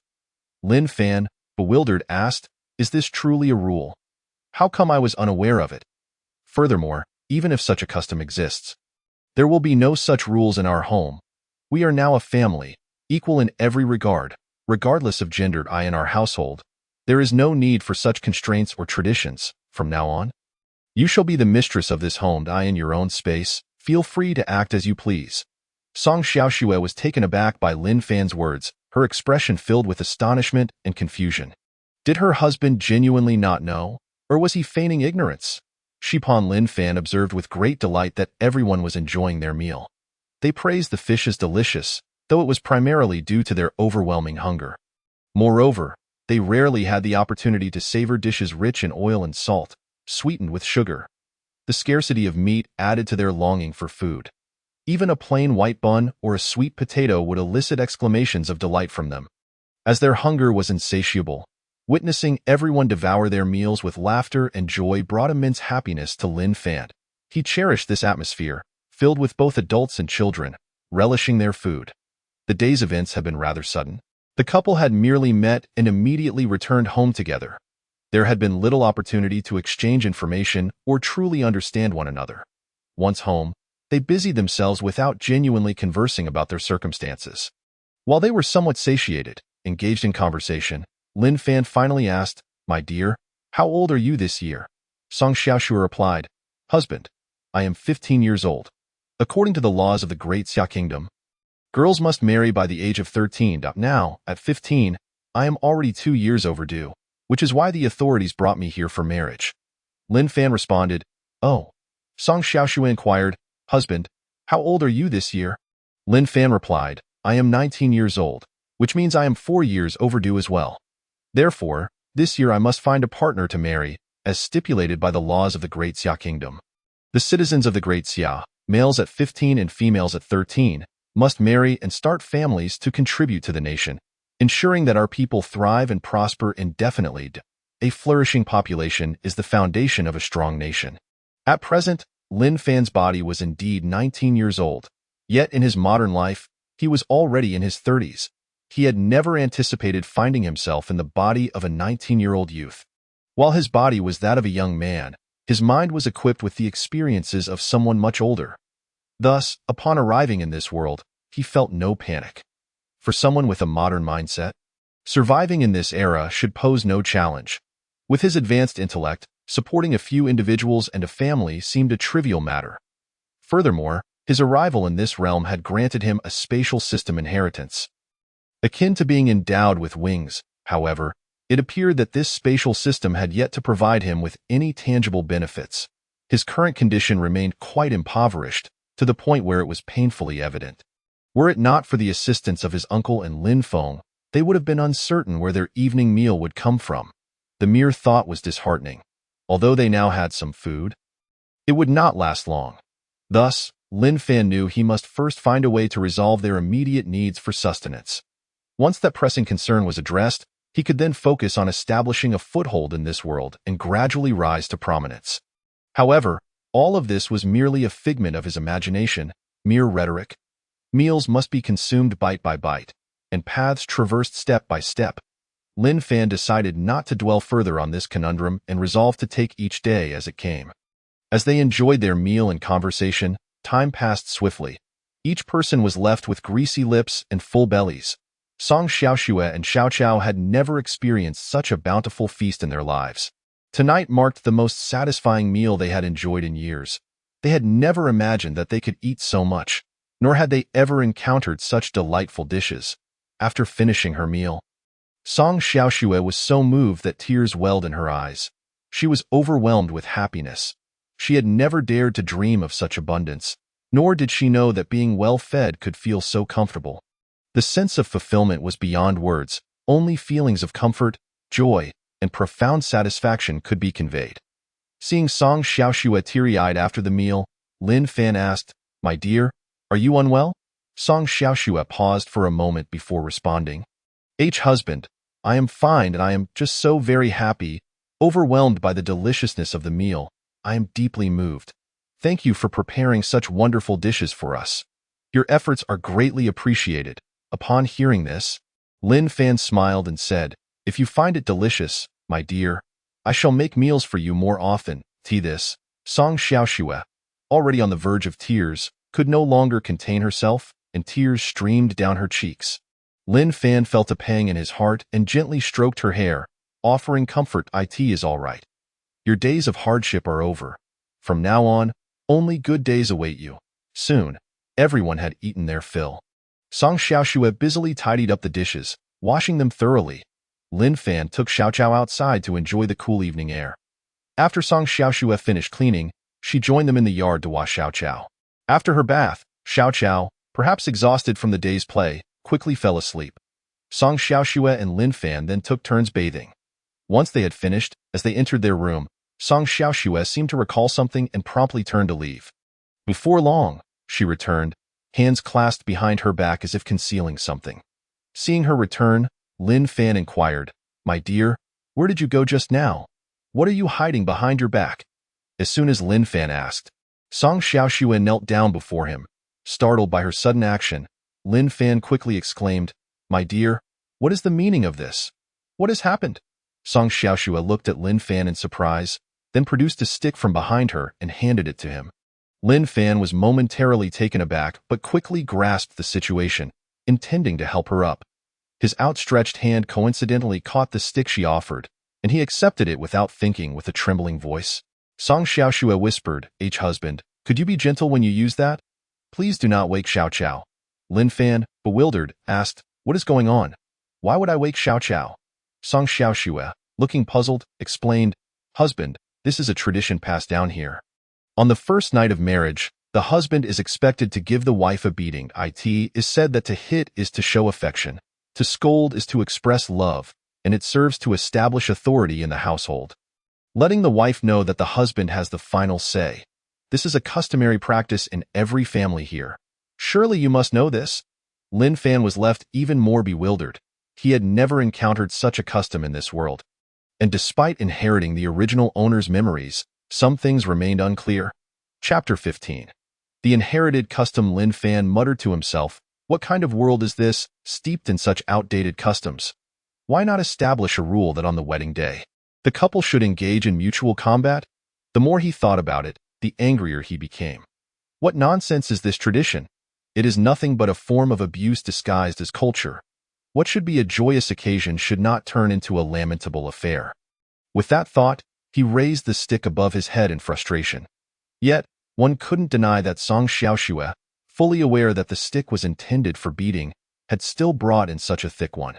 It seemed she was genuinely willing to accept this tradition and had prepared herself for the punishment. Seeing Lin Fan lift the stick, Song Xiaoxue immediately shut her eyes tightly, her skin wrinkling from the tension. Deep within, she was bracing herself for the impending strike. However, after a prolonged wait, she felt no pain. Instead, she heard Lin Fan's gentle voice, "My dear, please stand. Our family does not adhere to such outdated customs or meaningless traditions." Song Xiaoxue was momentarily taken aback upon hearing these words. Gradually, the tension in her forehead began to ease. She slowly opened her eyes, gazing at her husband with a look of bewilderment. "Why, dear? Rise swiftly. The customs of others are their own affairs. We have none of that here." Lin Fan gently assisted Song Xiaoxue to sit at the edge of the bed. He continued with tenderness, "I, your husband, am not a superstitious man, nor do I subscribe to those so-called traditions.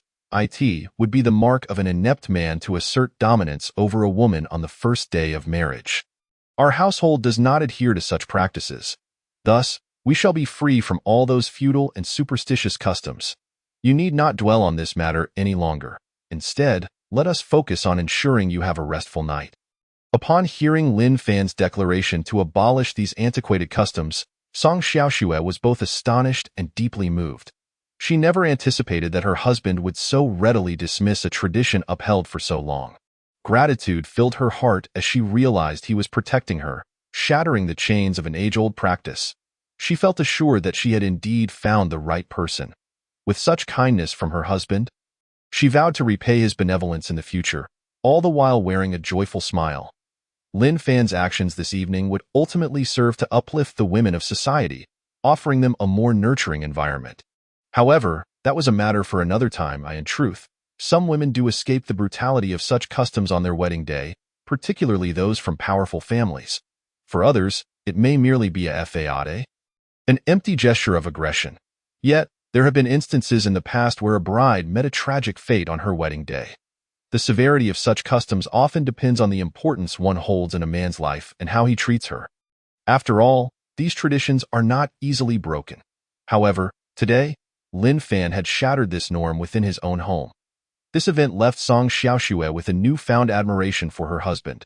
It appeared that no matter the challenge, he could effortlessly navigate through it, defying the logic of contemporary society. It seemed as though he transcended the limitations of the current era. What manner of person was her husband, capable of remaining so composed while daring to alter long-standing traditions? Did he not fear reprimand from the elders of the village? Was he a remarkable individual, a strong man, or perhaps even a celestial being? Lost in her thoughts, she could not help but chuckle silently to herself. "What are you pondering?" she mused. How could a remarkable figure like that ever cross my path? And do celestial beings truly exist in this world? Soon, she emerged from her reverie, for the individual before her was undeniably human. An ordinary man. She glanced around, affirming his normalcy. Song Xiaoxue chose not to dwell on her musings any longer. If clarity eluded her, there was no point in forcing it. Unbeknownst to Lin Fan, during those fleeting minutes, Song Xiaoxue had entertained a myriad of peculiar thoughts. He then spoke. My dear, it is getting late. You should retire for the night. The mention of sleep. Song Xiaoxue recalled an important matter. Yes, we must share a bed. Only by doing so can we hope for children. Marriage is meant for procreation. She had heard tales of couples in the village who remained childless for years after marriage, uncertain of how long it would take for them to conceive. She replied, very well, my husband, let us sleep. With that, she quietly climbed into bed beside the small grass mat. Lin Fan responded, all right, my dear, you rest first, I will secure the door. He then made his way to the entrance. Upon reaching the threshold, he noted that the village had descended into tranquility. The inhabitants of this world retired early, likely around 8 o'clock. The village felt eerily quiet, punctuated only by the sounds of various insects. Akin to a soothing melody, standing at the door, Lin Fan savored this enchanting symphony of nature, reflecting on how delightful and relaxing such free music could be. After a moment of peaceful enjoyment, he closed the door and returned to bed. Not long after lying down, he heard the gentle breaths of the two young women sleeping nearby. Perhaps they were exhausted from the day's events or simply relieved to have a place to call home. No longer fearing the wilderness. Now, with a roof over their heads, Song Xiaoxue quickly drifted into a deep slumber. Lin Fan, however, found himself restless, tossing and turning, unable to succumb to sleep. Not accustomed to retiring so early, he closed his eyes in an attempt to relax, but ultimately decided to rise and sit at the table, taking a sip of water. He pondered the day's events, contemplating whether he had truly received a legacy of space or if it had merely been a dream. Should he venture into the space once more? With this thought in mind, he took action, moving a stool aside and settling onto the ground to meditate, following the techniques taught by Linger in his dream. He mentally repeated the phrase, enter the space, and felt his spirit detach and enter the realm. Upon entering, Lin Fan was elated to discover that his earlier experiences had indeed been real, not a figment of his imagination. At long last, he believed wholeheartedly that he had inherited a remarkable gift. The moment he arrived in the space, he called out, Linger, Linger, are you there? Please come forth.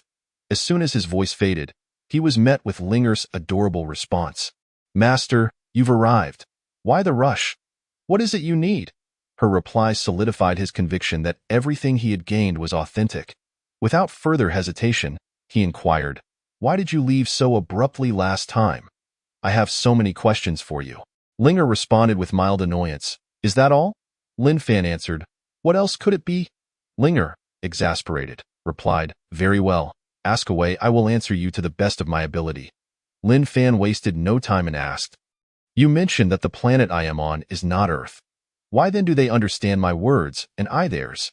It feels as if I am speaking the language of Earth. Linger explained. That is merely because your memories have merged with those of the original owner, granting you their capacity for expression. In truth, the languages of this planet and Earth are entirely different. You have simply accessed the essence of the original owner's memories, which you have yet to fully comprehend. The literal meanings expressed are the same as those conveyed on Earth, only the pronunciation differs. However, you are unable to discern this unless individuals from both planets converse together.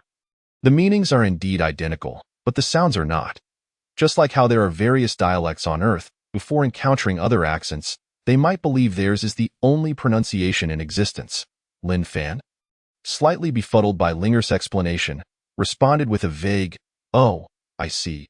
He felt as if he had stumbled upon a new discovery and continued, you mentioned that Earth has various dialects. Have you ever been there? How could you know so much about it? Linger remarked, I am uncertain whether I have ever visited Earth, yet I am aware that within my consciousness resides a fragment of information pertaining to it. As for how I acquired this knowledge, or whether I have traversed to Earth, I cannot recall. This is something I shall disclose only upon the restoration of my memories. Lin Fan pondered. If Linger has indeed been to Earth, does that not suggest that I still have a chance to return? Perhaps I could persuade Linger to take me back, allowing me to revisit and enjoy the place I have called home for over 30 years. Suddenly departing has left me with a yearning to see it again, much like how one longs for home while working away. As he contemplated his return to Earth, Linger's voice interrupted his thoughts. You are imagining that if I were to know the location of Earth, you could potentially return there, aren't you? Do not indulge in such fanciful thoughts. Even if I were to know where Earth is, I could not bring you back. Moreover, I am currently unaware of its whereabouts myself. Whether I possess knowledge of Earth's location remains a mystery to me. Therefore, abandon the notion of relying on others to escort you back to Earth.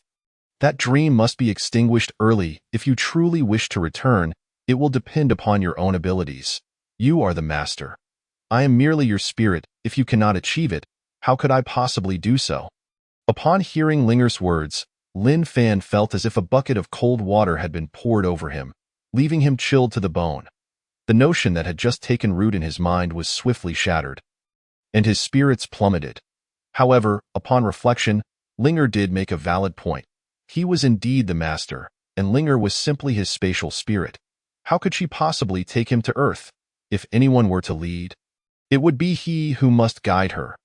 Yet, in his current state of weakness, devoid of skills, how could he venture forth? He could hardly protect his own life. At that moment, Linger's sweet voice chimed in again. Master, do not be disheartened. You have yet to commence your training. You can begin now.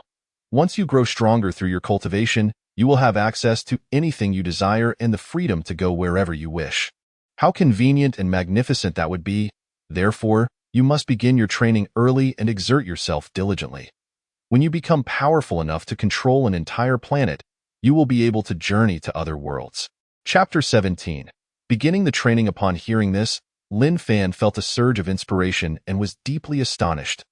Linger had just stated that with diligent training, one could attain dominion over an entire planet and venture to others. Did that imply that other planets, including Earth, were within reach? He was lost in thought when Linger's voice interrupted him again. However, it is still premature to discuss these matters. They remain mere theoretical musings. All of this is contingent upon your successful cultivation and reaching the pinnacle of this world. Contemplating it now is futile and only serves to increase your headache. Once more, Linger doused him with cold water. And within such a brief time, he had experienced 2 figurative cold showers, leaving him feeling utterly chilled. Yet, upon reflection, it seemed he had not even been on this planet for a full 24 hours. Why was he already yearning to return to Earth? Primarily because his parents and siblings remained there. He could only imagine how devastated they must be, believing him to be lost forever. Perhaps that was why he longed to return, to reassure them of his existence and alleviate their sorrow. However, the reality was that he could not return just yet. He took comfort in the thought that his siblings were at home, providing companionship to their parents. Otherwise, his departure would have been a profound act of filial piety. After a moment of lamentation, he returned to the present. Lin Fan understood that all of this was merely a fantasy, rooted in his own efforts and whether he was truly the chosen one. He did not dwell too much on these intangible questions and responded, "All right, I understand. I shall begin my training immediately."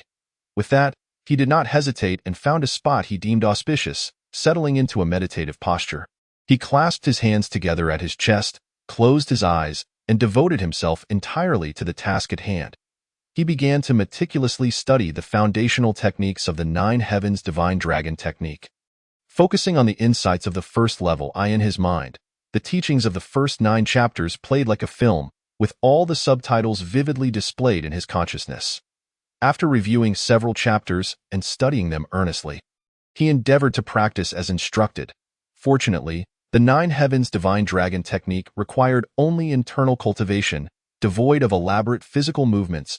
It merely necessitated quiet meditation to absorb its essence and profound truths. Thus, each subsequent session of training would involve sitting in meditation. Having clarified the meanings and principles of the first 9 chapters in his mind, he began to meditate in earnest. Upon witnessing her master's serious commitment to meditation, Linger felt immense joy and satisfaction, refraining from interrupting his training as she commenced her own cultivation. This was Lin Fan's first attempt at meditation. He tried several times, but made no discernible progress.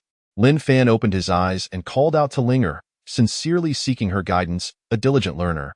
He preferred to address problems immediately. Linger, I have attempted many times, yet I feel I have made no progress. What could be the reason? Soon, Linger responded without annoyance, patiently explaining the various challenges one might encounter during cultivation. Training is a lengthy and often tedious endeavor. It is about refining the heart. You cannot rush. Patience is essential. If it were simple, everyone would succeed in cultivation. It demands both patience and perseverance.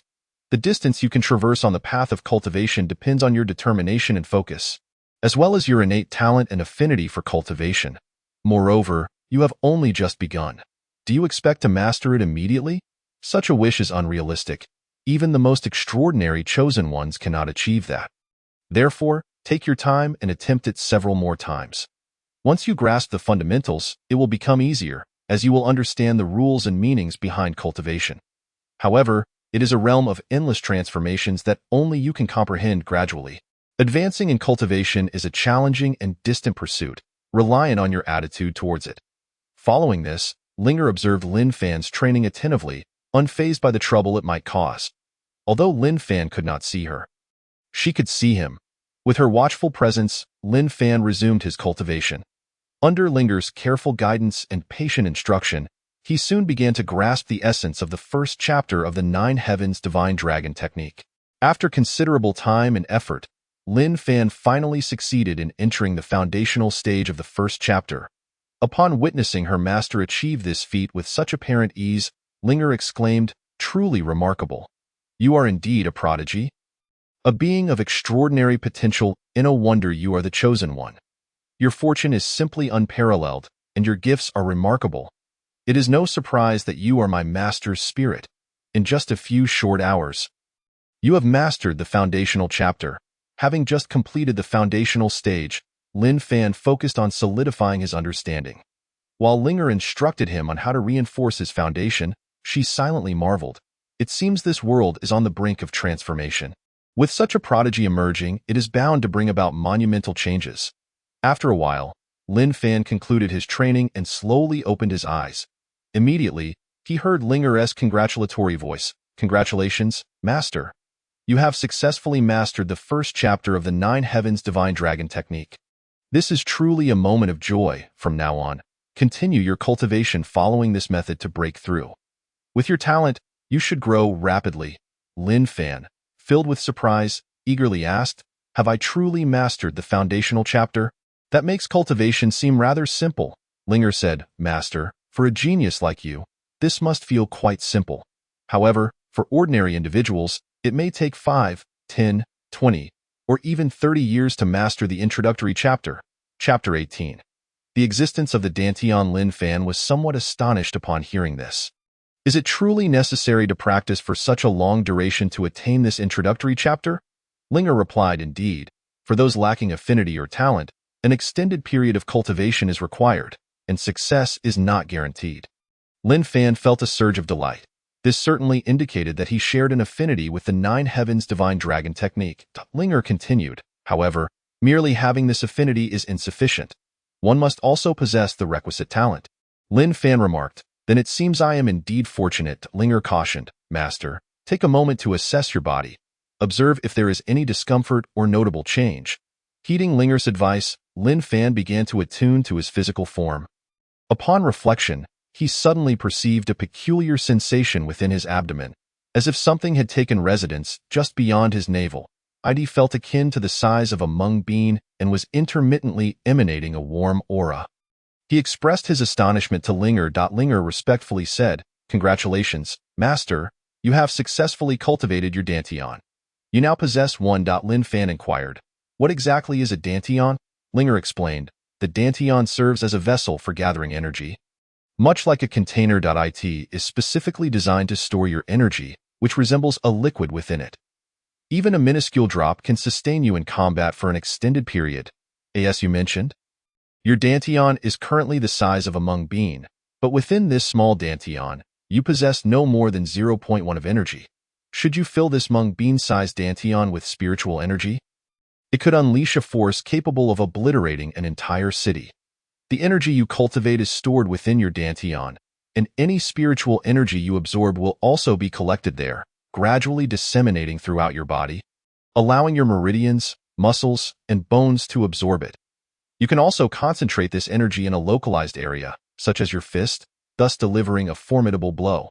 However, these abilities will only be under your control once you reach a certain level of strength. For now, you are merely at an introductory stage. Your current capabilities are only slightly superior to those of an average person. You possess greater strength, quicker reflexes, and enhanced physical resilience. Therefore, when navigating the outside world, do take care not to invite danger upon yourself. Do not assume that your training renders you invincible. Despite acquiring the inheritance of the spatial system, you are still susceptible to death if attacked. I merely wish to remind you to avoid overexerting yourself. If you cannot win, retreat gracefully. Linger felt it necessary to impart this caution to Lin Fan, for should he perish, she would vanish alongside him.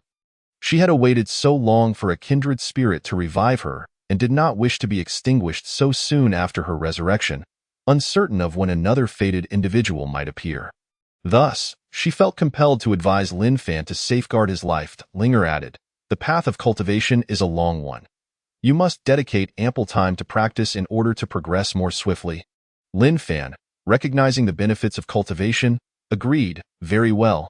I shall devote myself to training diligently." Time flew by as they conversed and cultivated.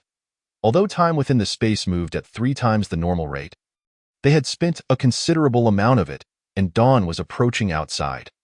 After a brief exchange, Linger resumed her cultivation. Once she departed, Lin Fan promptly vanished from the space, returning to his physical form. Upon awakening, he felt invigorated, as if he had rested well despite the night spent in meditation. He rose quietly and lay back down on the bed, closing his eyes to rejuvenate. About an hour later, Song Xiaoxue was awakened by the crowing of a rooster from the neighboring house. Rubbing her sleepy eyes, she groggily opened them, slowly rising and tiptoeing out of bed. Glancing at Lin Fan and Xiao Qiao, she noticed they were still sound asleep. She stealthily exited the room and proceeded to the kitchen, where she washed up and began preparing breakfast. After a short while, the morning light gradually brightened, and the first rays of sunlight streamed into Lin Fan's room, directly illuminating his face. Having fallen into a deep slumber once more, he was stirred awake by the sunlight piercing his eyes. As he opened his bleary eyes, he heard the door creak open, accompanied by a gentle voice, "Husband, breakfast is ready. Please rise and eat." Upon hearing the sweet voice, Lin Fan replied, "Okay, I'm getting up." He then rose cautiously to avoid waking Xiao Qiao, exited his room, and washed up before joining his wife for breakfast. Just as he was about to eat, Song Xiaoqiao emerged from her room, standing at the doorway and calling out, "Sister, brother-in-law." Hearing the call, Song Xiaoxue promptly responded, "I'm here. Xiaoqiao is awake. I'll be right there." She hurried to her sister's side, scooping her up, and after assisting her with washing up, they all sat down to enjoy breakfast together. While labeled breakfast, it was simply a porridge made from finely crushed rice. Lin Fan asked, "Wife, Xiaoqiao, did you sleep well last night?" Song Xiaoxue nodded. "I slept quite well." Xiaoqiao chimed in, "I slept like a log." As they chatted and savored their meal, the atmosphere was warm and harmonious. Soon, they finished breakfast, and since Lin Fan planned to sell fish in the city that day, Song Xiaoxue helped gather supplies for the journey, including a water container and a tattered raincloth. With so many fish, a single wooden barrel would not suffice, and they would likely perish quickly. Therefore, he decided to take a dozen or so fish to sell. Uncertain if they would fetch a good price, he intended to make 2 trips over 2 days. Just as they had finished gathering the items, a jovial voice resonated from outside the courtyard. Chapter 19. Lin Feng assists with house repairs before the figure even appeared. The voice echoed within the yard. "Fango, did you enjoy a pleasant evening with your wife last night?" As soon as the words left his mouth, a tall figure stepped into view. It was Lin Feng, who had delivered rice the previous evening. Lin Fan immediately retorted, "Hey, how can you speak like that? Your sister-in-law is right here." Upon entering the yard and spotting Song Xiaoxue, Lin Feng quickly apologized. "Sister-in-law, I apologize. I often joke with Fan Go. Please do not take offense." Upon hearing this, Song Xiaoshua's face flushed with embarrassment, and she thought to herself, how could he ask such a question? Lin Fan broke the awkwardness by asking, what brings you here so early? Is there something you need? Lin Feng replied, did I not mention that I would come to help you repair the house today? Your roof has several gaping holes. If it rains, you'll be drenched like a wet chicken. It suddenly dawned on Lin Fan, and he smacked his forehead in realization. Oh right, my house does need some repairs. Lin Feng walked into the courtyard and noticed the supplies Lin Fan had gathered. He inquired, Fango, are you planning to head out? Lin Fan confirmed, yes, I intend to take these fish to the city for sale. However, I may not be able to assist you in repairing the house today. Lin Feng reassured him, no worries. You attend to your matters, I can handle the repairs myself. It's merely a matter of patching a few holes. It's a simple task. You go ahead and take care of your business. Grateful for such a good brother, Lin Fan felt a sense of comfort. He replied, thank you, Feng Gu. Lin Feng waved off the gratitude, saying, we are brothers. There's no need for such formality. Then, Lin Fan hesitated before asking, Feng Gu, could you assist me with one more thing? I need to sell fish in the city, but I currently have no money. Lin Feng immediately interrupted, saying, no problem. I'll head back now to get some travel money from my mother for you. Lin Fan expressed his appreciation. Feng Gu truly understands me. Upon finishing his words, without waiting for Lin Fan to say anything further, he turned on his heel and dashed back home. Lin Fan smiled with relief, fortunate that the original owner had not offended everyone in the village, still having a couple of steadfast friends. Otherwise, with such a trivial matter, he would not know where to seek help. Before long, Lin Feng returned, panting heavily. Upon entering the courtyard, he tossed a bag to Lin Fan, saying, Brother Fan, my family is also poor and lacks money, so take these copper coins for your expenses on the road. Lin Fan caught the bag, tossing it lightly in his hand. Upon opening it, he found 30 copper coins inside. Lin Fan expressed his gratitude, saying, thank you, Brother Feng, I will repay you as soon as I return from the city. Lin Feng replied, we are brothers, no need for thanks, and there is no rush for the money, Lin Fan added. Later, when you help me repair the house, I will have my wife assist you. After speaking, he called for his wife and explained the task of mending their home. Once the arrangements were made, Song Xiaoshue began to help pack Lin Fan's belongings for the journey to the city. Lin Fan secured the large wooden tub with a rope and then strapped it to his back, carrying the load of several fish and several dozen pounds as if it were a backpack. Armed with the water flask and a piece of rain cloth prepared by Song Xiaoshue, he stepped out of the house. Lin Feng did not dawdle. After amusing himself with the grass for a moment, he promptly fetched a ladder to commence the repairs on the house. Song Xiaoshue busied herself assisting him with the tasks at hand. As Lin Fan exited the courtyard, he navigated the winding paths of the village, swiftly arriving at the home of the village elder. Upon reaching the entrance, he found the elder leisurely seated in the yard. Spotting the elder, Lin Fan greeted him, good morning, uncle. Have you had breakfast? I am heading to the city to sell fish. Could you please assist me with a travel permit? Hearing Lin Fan's voice, Lin Dafu turned to see Lin Fan truly arriving with a tub on his back. He immediately rose and approached the entrance, glancing at the tub behind Lin Fan. The sight startled him. He was genuinely amazed at the quantity of fish Lin Fan had caught. He promptly replied, all right, I will prepare a travel permit for you right away. Lin Fan smiled, saying, this is just half. There is more back at home. I will take this tub to the city to try selling it first. Lin Dafu, hearing that there was more at home, was even more astonished. His nephew was truly capable to catch so many fish in a single day and take them to sell for profit. It seemed he had indeed matured. With a wife, he appeared much more grounded and composed, filling Lin Dafu's heart with joy and pride. Soon, he retrieved a travel permit from his home and handed it to Lin Fan, advising him, be cautious on your journey and pay attention to your safety. Lin Fan nodded, accepting the permit and expressing his thanks. Thank you, uncle, I will be on my way now. With that, he headed toward the village entrance. As Lin Dafu watched his nephew retreating into the distance, he felt a wave of emotion wash over him. He never imagined that the previously aloof and lazy Lin Fan could undergo such a transformation in a single day. He had become industrious, humble, and capable. Indeed, one should not judge a book by its cover, nor measure the sea by a pint. Soon, Lin Fan reached the village entrance, where a grove of peach trees bloomed. Currently in the season of blossoming, the delicate fragrance of peach blossoms wafted through the air, and a gentle breeze carried the sweet aroma to him. Breathing in this free floral scent, Lin Fan felt invigorated and mentally refreshed. Drawing upon the original owner's memories, he began to plan his route to the city. According to the original owner's recollections, the journey from Taoyuan village to the city would take approximately 2 hours on foot. He quickly traversed through the peach grove, establishing the route to the city, identifying the correct forks and direction, and proceeded onward. The journey was adorned with the sounds of birds chirping and the fragrance of flowers, showcasing the beauty of an unspoiled nature untouched by modern technology. On either side of the path lay deep mountains, blanketed in dense, primitive forests, while blooming flowers flanked the roadside, with butterflies dancing gracefully.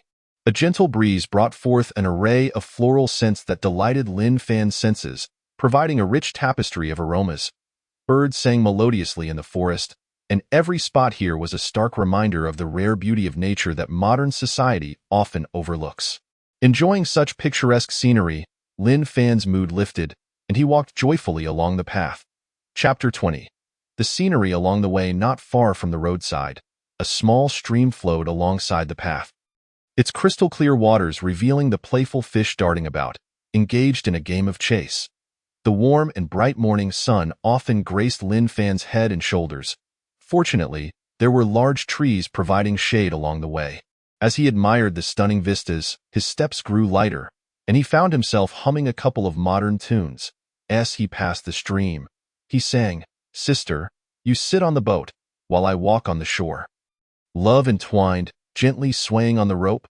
Climbing uphill, he continued with, "The sun is out, I climb the slope, reaching the top, I wish to sing. My voice carried to my sister. Upon hearing the song, I smile brightly." However, as time slipped by, his pace began to wane. After about an hour of walking, even the most beautiful scenery lost its allure. His joyful singing had long ceased. The further he ventured, the more people he encountered on the road. The tub of fish on his shoulder seemed to grow heavier with each step. Breathing heavily, Lin Fan began to feel exhausted, beads of sweat forming on his brow and his legs growing weak. Just as he felt he could no longer endure, he spotted a sign for a tea house not far ahead. This was likely the place where the original owner had stopped for a break with his parents on their way to the city. Lin Fan quickened his pace, soon arriving at a table in the tea house, where he set down the tub and took several deep breaths. The waiter, noticing a guest, promptly approached and asked, "Greetings, esteemed guest. What would you like to have? We offer tea, herbal tea, buns, steamed bread, rice porridge, pickles, sunflower seeds, and red dates. What would you like?" Lin Fan was somewhat taken aback, surprised that such a small establishment offered so many options. After taking a moment to think, he replied, "I would like a pot of herbal tea, please." The waiter responded, "Certainly, esteemed guest." Raising his voice, he called out, "1 pot of herbal tea for table 2, after placing the order. The waiter quickly busied himself. Before long, he returned with a pot of herbal tea, setting a large bowl on the table, saying, "Your herbal tea has arrived. Please enjoy." Lin Fan nodded in acknowledgement, responding, "Thank you." The waiter then resumed his duties. Although his wife had prepared a water flask for him, he intended to reserve that for the journey. Lin Fan opted for the herbal tea, aware that in this season and in such warm weather, around 9 o'clock, it could become unbearably hot, risking heat stroke. Herbal tea served as a remedy to detoxify and cool the body. Without hesitation, Lin Fan poured himself a bowl of herbal tea and slowly drank it all in one go. He understood that he was currently engaged in strenuous activity. Drinking too quickly could lead to discomfort. The tea house was conveniently located beside the stream, with the owner utilizing the natural resource to fill large jars with the cool stream water. Steeping the herbal tea within, the herbal tea, infused with the stream water, was exceptionally refreshing. The moment it touched his lips, it felt like a long-awaited blessing after a drought, soothing his throat and tantalizing every taste bud. In short, it was simply delightful and refreshing. Lin Fan continued without pause, consuming 3 bowls in succession. Only then did he start to feel a sense of equilibrium return, his heartbeat gradually stabilizing. He sighed, reflecting on how the original owner possessed such a frail physique. Carrying just a few dozen pounds for 1 or 2 hours had left him utterly exhausted, nearly on the brink of collapse. Fortunately, after practicing the previous night, his body had undergone transformation, significantly strengthening his constitution. Otherwise, with such a slight build, he would indeed struggle to bear the load. The tub contained a substantial weight. The fish alone weighed over 20 pounds. The water about 10, and the tub itself around 7 or 8 pounds, totaling roughly 40 to 50 pounds. Lin Fan sat on the bench, sipping herbal tea while resting. He reminisced fondly about modern Earth, where taxis were available for travel. How nice it would be if there were taxis now. After a few moments of contemplation, he dismissed the thought. Here, he still had nearly half the distance to cover to reach the city. The prospect of carrying that weight for such a distance felt daunting. However, there was no alternative. He had to persevere. Encouraging himself, he thought, I must keep pushing forward. If I do not strive, how will I and my family survive in this world? Regardless of the fatigue one might endure, one must persist and forge ahead with determination. Survival, whether in modern times or antiquity, is undeniably a laborious and taxing endeavor. If one were not weary, it would scarcely be termed as life. After a brief respite, I found solace in a refreshing herbal tea, which revitalized my body and spirit. Upon finishing the beverage, I called out, "Waiter, the bill please." The attentive waiter promptly replied, "Certainly, esteemed guest." Approaching the table, he glanced at the surface and remarked, "Greetings, sir. You have consumed a pot of herbal tea, amounting to a total of 2 coins. Lin Fan acknowledged with a simple, "All right," as he withdrew 2 copper coins to place on the table. The nimble waiter swiftly gathered the items, simultaneously taking the coins with him. Lin Fan took a moment to stretch his limbs and engage in a few exercises before firmly resuming the weight of the fish bucket upon his shoulder. Continuing his journey towards the city, the path ahead was considerably broader and smoother than the one previously traversed, bustling with an increased number of passers-by. Most of these individuals were heading into the city to procure goods or attend to various matters. Lin Fan seamlessly integrated into the throng, safely making his way towards the city gates. Before long, he caught sight of a towering city gate in the distance. Unconsciously quickening his pace, he soon arrived at the entrance, where he looked up to see the prominently displayed characters, Qingshui County. The city gate was guarded by soldiers, who meticulously examined the travel permits of each villager entering the city. This was to prevent enemy spies from infiltrating and gathering intelligence, or masquerading as villagers to commit acts of slaughter within the city. A considerable line of villagers had already formed at the gate, and Lin Fan joined the queue. When it was his turn, the guards merely glanced at his permit and allowed him entry. He stepped through the gate and found a place to rest. Setting down the fish for a brief respite, to his surprise, the county was bustling with activity, a scene that could rightly be described as teeming with life. Contemplating where to sell the fish, he recalled the route to the market based on the memories of the original owner. Ultimately, he resolved to head to the market to sell his catch. He hoisted the fish bucket onto his back and navigated the winding streets of the city towards the marketplace. Along the way, vendors were vociferously promoting their wares, calling out, "Come and see, don't miss out." Each merchant was fervently advertising their products. Soon, he arrived at the market, which was even more crowded and lively than the streets, with vendors enthusiastically hawking their goods and throngs of shoppers bustling about. After a circuit of the market, Lin Fan finally found a suitable spot and set down his fish bucket. He rolled up his sleeves and emulated the nearby vendors, calling out, "Fresh fish for sale, delightful creek fish, large and delicious, with tender and sweet meat." He continued to chant this refrain. It wasn't long before someone approached to inquire, "Young man, where did you catch these fish? How much for each?" Fortunately, Lin Fan had recently surveyed the market and noted the prices of a nearby fish seller, who had sold smaller fish but had nearly sold out. It appeared that the city folk had a penchant for fish, particularly wealthy merchants and landowners. Lin Fan confidently responded, "These are Peach Creek fish, plump and succulent. The large ones are 61, the medium ones 41, and the small ones 21. He had specifically selected a variety of sizes that morning. As scales were a rarity in this era, typically found only in shops, for everyday transactions, one would either borrow a scale from a shop or visit the official scales at the local magistrate's office. Thus, fish were sold by the piece, as were many other items. When he had selected the fish in the morning, he had estimated their weights. The large fish weighed approximately 3 pounds, the medium around 2 pounds, and the small about 1 pound. Upon hearing the prices, the customer shook his head and replied, "Let me take a look first. It seems a bit steep." He then turned and walked away. Lin Fan remained unfazed. It was still early in the day, just past 11 o'clock, and midday had yet to arrive, so he felt no urgency to sell quickly. He continued to call out, "Fish for sale. Peach Creek fish. Tender and sweet. Don't miss out." After about half an hour of persistent shouting, a few more people approached to inquire but ultimately left without making a purchase. Lin Fan pondered whether selling fish would prove so challenging. Observing the attire of the city dwellers, they did not seem impoverished. Could it be that his prices were too high? Yet, the previous vendor had sold at similar prices, so why had he managed to sell out so effortlessly? With the wisdom of an advanced intellect, Lin Fan surmised the issue.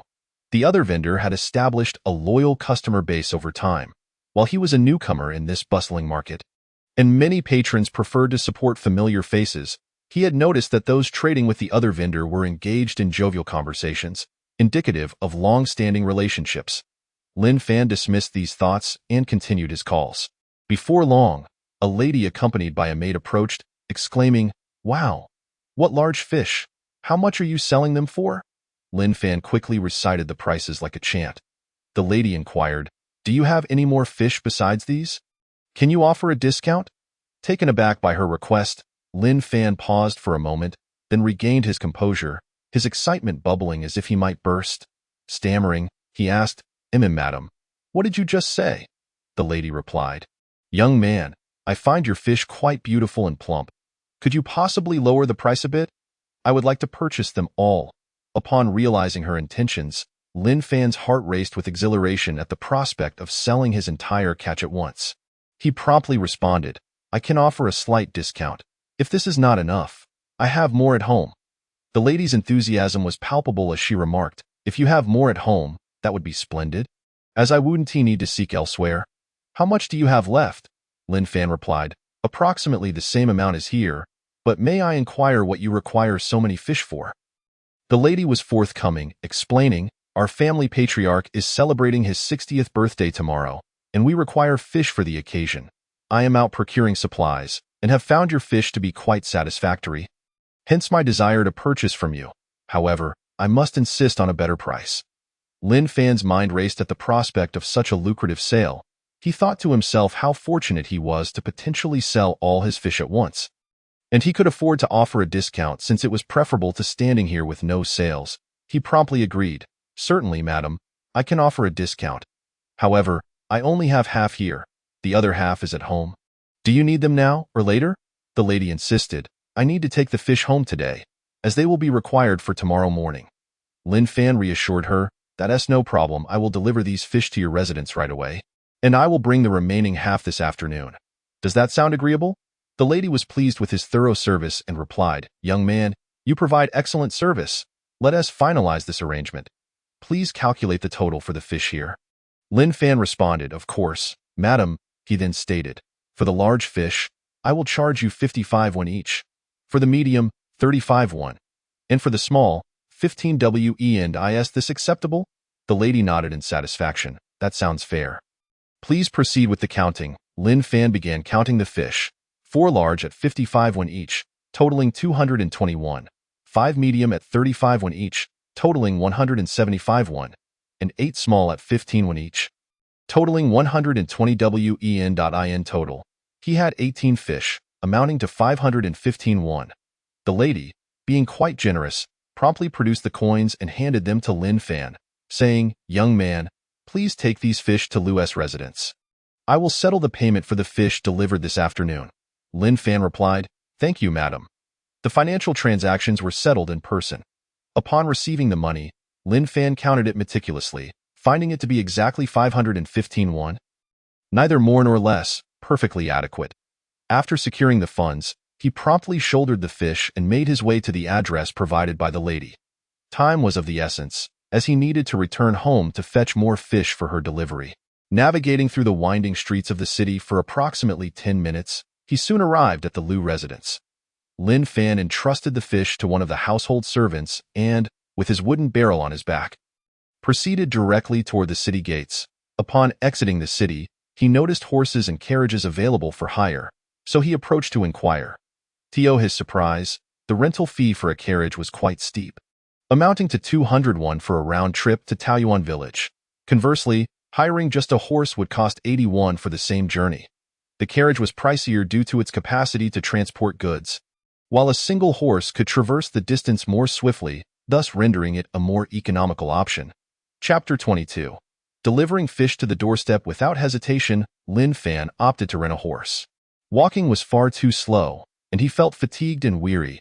As a modern individual, he would always choose not to walk whenever circumstances permitted. However, renting a horse did not mean he could simply ride away. Rather, someone would ride the horse to carry him. Just as Lin Fan was worried about his inability to ride, this concern was alleviated. After negotiating a price, he mounted the horse and set off toward Taoyuan village. Riding was indeed swift. The trees lining the road blurred by as he galloped forward. A journey that would have taken over 4 hours on foot was completed in merely half an hour on horseback. Lin Fan mused that once he had sufficient funds, his first purchase would undoubtedly be a horse or a carriage. Without a horse, one might as well be without feet, as travel would be exceedingly inconvenient. Upon returning to Taoyuan village, he rode directly to his doorstep. Just as Lin Fan dismounted, Song Xiaoxue heard the commotion outside and emerged from the house. Upon seeing her husband conversing with someone at the gate, Lin Fan said to the horseman, "Brother, would you like to come in for a glass of water? Please wait here a moment while I fetch something. We will leave shortly." The horseman replied, "Sure, thank you." He then dismounted, tied the horse at the entrance, and followed Lin Fan into the courtyard. Seeing his wife come out, Lin Fan addressed her, "Darling, I have returned. Could you please pour a glass of water for the horseman?" Song Xiaoxue responded, "Of course," and inquired, "Husband, why are you back so early? Did you sell the fish?" Lin Fan replied, "The fish has been sold, but it's still insufficient. I need to deliver more from home. I will explain everything when I return tonight. For now, I must hurry to deliver the fish." With that, he headed to the kitchen, carrying the barrel. Song Xiaoxue also entered to fetch a bowl of water for the horseman. As the horseman received the water, he politely said, "Thank you, sister-in-law." Before long, Lin Fan had packed the fish into the barrel and carried it out from the kitchen, calling to the horseman, "Brother, we can depart now." Hearing this, the horseman finished his water in one gulp and followed Lin Fan out of the courtyard. Outside, Lin Fan gathered a few leaves and placed them into the barrel to prevent the water from spilling during their ride.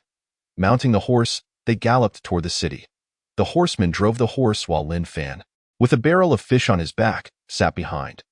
The journey that had taken over 4 hours on foot was significantly expedited by horseback, although the horse did not run too swiftly due to the weight of the fish. Nevertheless, they reached the city gates in less than an hour. Since passenger-carrying horses and carriages were only permitted to approach the gates, they could not enter the city freely.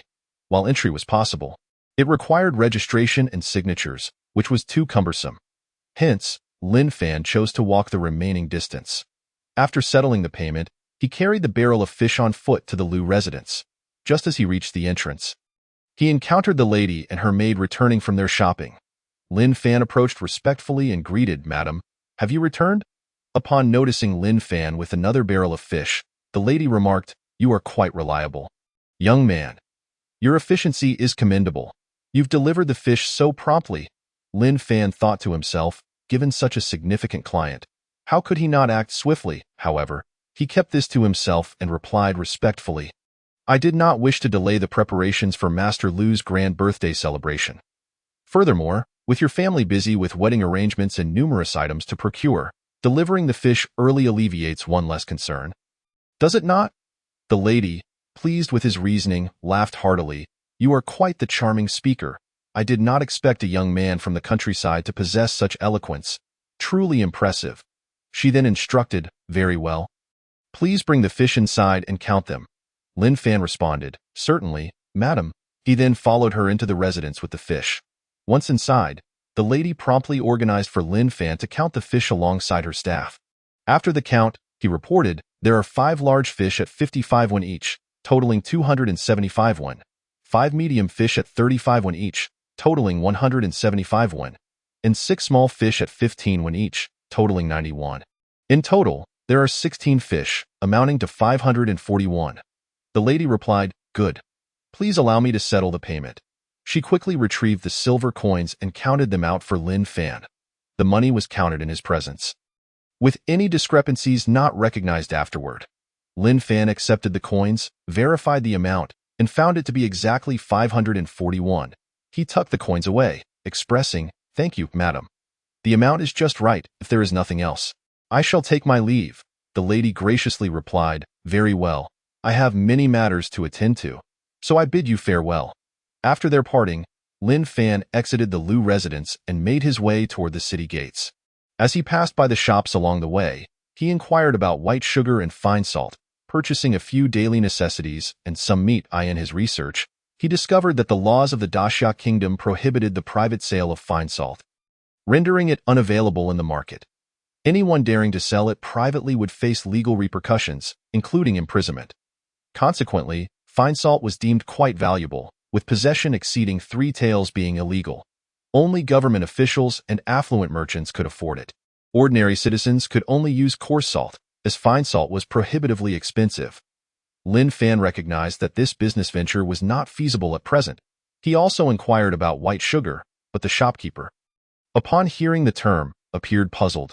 "White sugar? What is that?" Lin Fan, noting the shopkeeper's reaction, felt a surge of excitement. This indicated that white sugar was unknown in this era. He briefly explained, "It is a crystalline substance that is transparent, white and sweet. Have you ever seen anything like it?" The shopkeeper pondered for a moment before shaking his head. "I have neither seen nor heard of such a thing." Lin Fan was filled with astonishment and great joy, as he was certain that white sugar had yet to make its appearance in this era. If he were to return and produce white sugar, it would undoubtedly be highly sought after and yield a substantial profit.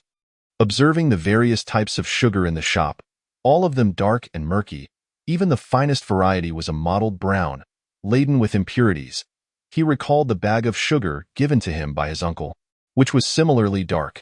After inquiring about the prices of these sugars, he found them to be rather steep, with the impure brown sugar costing 6 won per pound. Chapter 23. I have never managed money if you were to create white granulated sugar. The price would surely be considerable. His heart brimmed with delight as he realized he had finally conceived a means to earn a living in this world. There were indeed numerous ways to sustain oneself, but having just arrived, he was still unfamiliar with his surroundings and somewhat lacking in resources. He had contemplated fishing as a livelihood, but overfishing would inevitably deplete the stream's fish population. Thus, he needed to devise a plan to provide for himself and his family. Now, having thought of a feasible approach, he decided to return and test it out. He purchased 20 pounds of brown sugar, and with over 10 pounds at home, he aimed to conduct some experiments.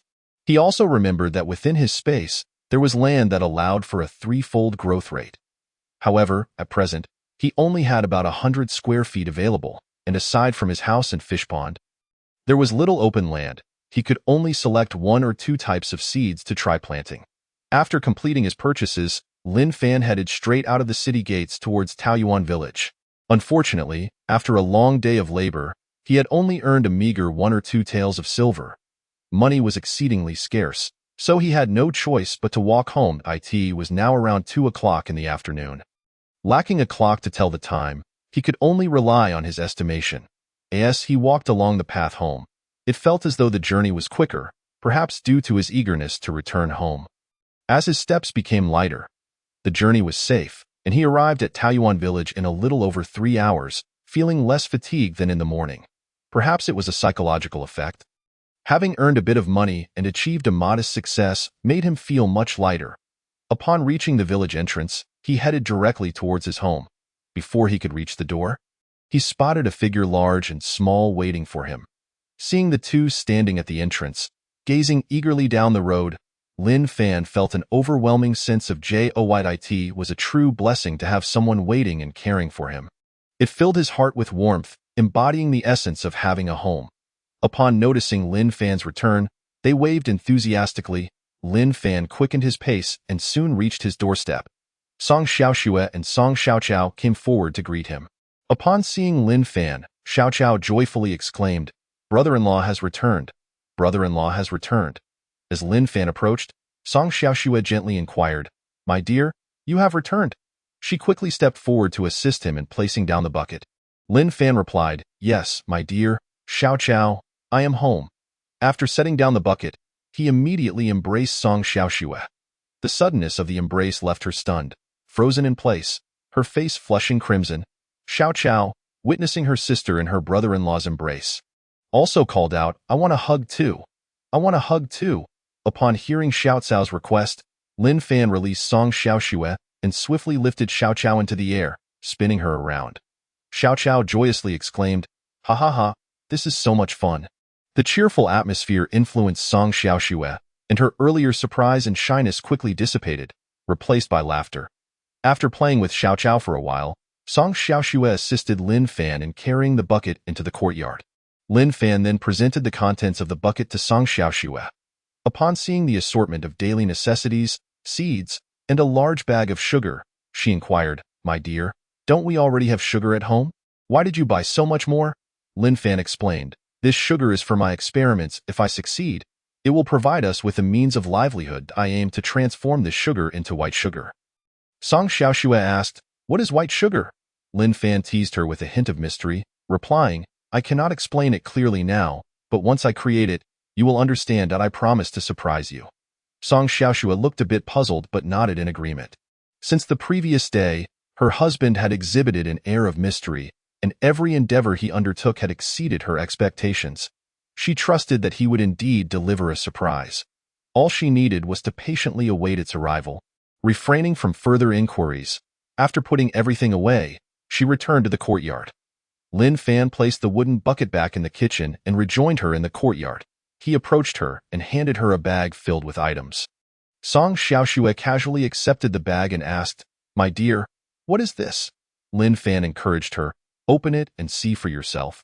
Curious yet uncertain, she slowly opened the bag. As she did, her eyes widened in shock at the sight of an abundance of copper coins. Causing her hands to tremble, "My dear, how could there be so much money?" Lin Fan explained, "This money is what I earned from selling fish today. I made a total of 1,055 won, plus the 31 I borrowed from Lin Feng this morning, summing to 1,085 won.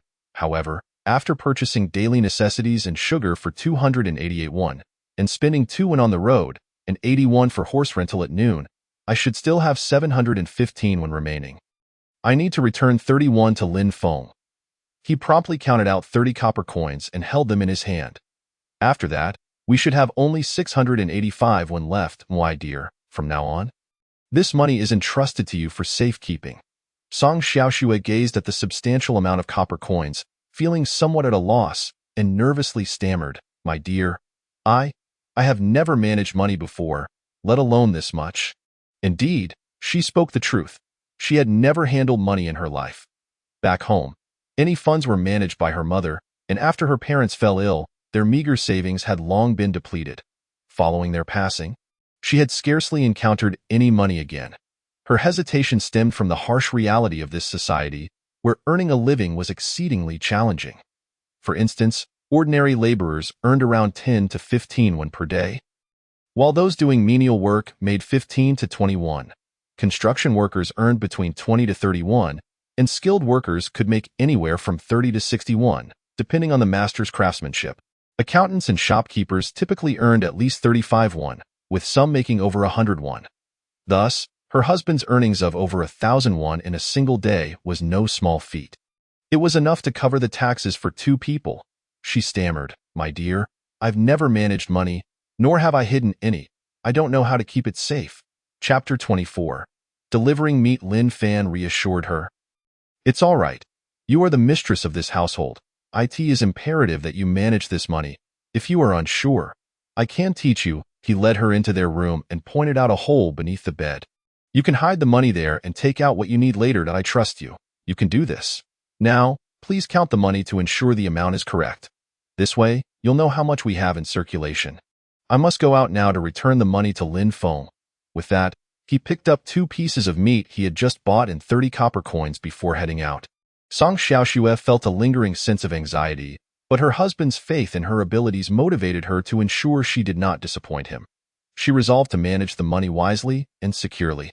Upon seeing Lin Fan preparing to leave, Xiao Qiao rushed over, babbling in her childish language, "Brother-in-law, where are you going? Take me with you. I want to go too." She quickly wrapped her arms around Lin Fan's leg. Unable to resist the charm of the little girl, Lin Fan agreed. "All right, brother-in-law will take you. Now let go." He handed her the meat to hold and lifted her onto his shoulder as they exited the courtyard. As they walked, Xiao Qiao babbled incessantly, bringing joy to Lin Fan's heart. They navigated the winding village paths until they arrived at Lin Feng's courtyard. Upon reaching the entrance, Lin Fan called out loudly, "Brother Feng, are you home?" Just moments after his voice rang out, he heard Lin Feng's reply from inside. "I'm here to." As Lin Feng stepped out, he questioned, "Was it necessary to shout so loudly? My ears are perfectly fine." Lin Fan burst into hearty laughter. "I learned it from you." Two individuals were engaged in playful banter in the courtyard, exchanging light-hearted jibes. With the addition of a sprightly young girl, Lin Fan's side gained the upper hand in their verbal sparring. After a brief period of playful tussling, they returned to the matter at hand. Lin Fan tossed a small bag to Lin Feng and said, "Brother Feng, this is the money I borrowed from you this morning. I am returning it now." He then handed over a piece of meat, adding, "This is for you as well." Wrapped in oil paper, Lin Feng could not discern its contents and accepted it with curiosity. "What is this?" he inquired. Lin Fan merely smiled in response. Puzzled, Lin Feng unwrapped the oil paper to reveal a substantial piece of meat, exclaiming, "Fangu, what does this mean? Such a large piece of meat? I cannot accept this. If I take it, my mother will surely have my head." Lin Fan reassured him, "Do not worry. It will be fine. If your mother questions you, just tell her I earned some money selling fish today. You all have taken such good care of me. It's only right that I bring something for her to nourish her. Just say it's my intention, and if she doubts you, invite her to speak to me. It's already bought, and we have plenty at home, so take it and enjoy. We are brothers. There is no need for such formality. Being overly polite creates distance between us. It is not right for you to help me and then refuse my gifts." Lin Feng found himself rather perplexed by Lin Fan's reasoning, yet it seemed quite sensible. Scratching his head, he acquiesced and accepted the gift. "Well then, thank you, Fangu." They exchanged a few more words before Lin Fan, with the little girl on his back, made his way toward his uncle's home. Winding through the village paths, they arrived at the entrance of his uncle's courtyard. From a distance, Lin Fan spotted his uncle sitting in the shade. Approaching, he called out, "Uncle, have you started the fire yet?" Lin Defu turned to see Lin Fan with a small girl on his back and replied, "Oh, Fanner has come. Your aunt is inside cooking." Lin Fan nodded, saying, "Today I sold all the fish and bought some meat from the city. I brought a piece for you and aunt to help nourish yourselves." He then extended the meat toward him. Initially intending to decline the offering, Lin Defu hesitated as the words formed on his lips, recalling his conversation with Lin Fan the previous evening. Understanding Lin Fan's steadfast nature, he did not wish to jeopardize their amicable relationship. With a cheerful smile, he accepted, saying, all right, Fan-er, your filial piety is commendable. I shall accept it." He took the meat and then reached out to gently ruffle the little girl's hair, commenting, "This little girl is quite lovely." Hearing this, Lin Fan was taken aback. Had not his uncle previously shown indifference toward the two sisters? How had he come to praise her now? The world truly is a fickle place. In times when no one cared for the sisters, they were akin to wildflowers, trampled without concern. Now, with a semblance of protection, even those who previously showed disdain could soften their hearts. Lin Fan, having lived several decades in his past life, had long since discerned the nature of humanity and no longer pondered such matters. The little girl, seeing how kindly the elder treated her, began to sweetly address him as Grandpa. In truth, Lin Defu, as the village chief, did not harbor ill feelings toward the sisters. He merely feared they might impose additional burdens on Lin Fan. Besides, with her sister being so frail, he doubted they could assist him in any significant way. However, with the reality now set, he had no choice but to embrace it. Thus, in seeking to please Lin Fan, he also endeavored to win over those around him. There was no universal expectation for uncles to curry favor with their nephews. Yet in their case, it was unavoidable. given the previous unfortunate demeanor of the original owner.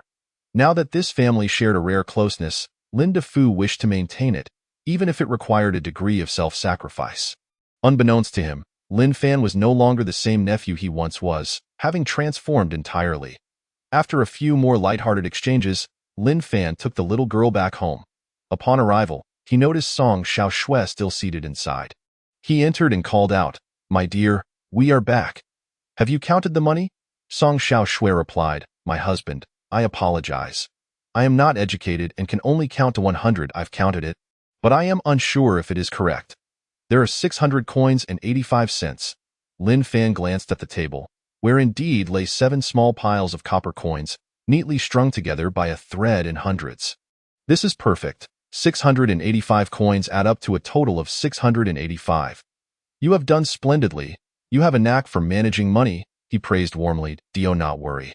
I will teach you to read and write gradually, Lin Fan reassured her, reflecting on how challenging it had been for her to count 6 or 7 hundreds. Bolstered by her husband's praise, Song Xiaoshui felt a surge of confidence and vowed silently to help manage their finances diligently. She then set about putting the money away safely. Just then, a menacing voice echoed from outside. "Lin Fan, return the money. You owe me, and I want it back now." Startled, Song Xiaoshui and the little girl jumped in fear. Lin Fan gently patted Song Xiaoshui's shoulder, signaling her to stay with the little girl, and confidently stepped outside to face the intruder. As he reached the courtyard entrance, he found the threatening figure, accompanied by 2 lackeys, standing before him. The man shouted, "Hey, you see me here demanding my money? And you dare to greet me? You've got guts," he continued. "Enough of the chit-chat, Lin Fan.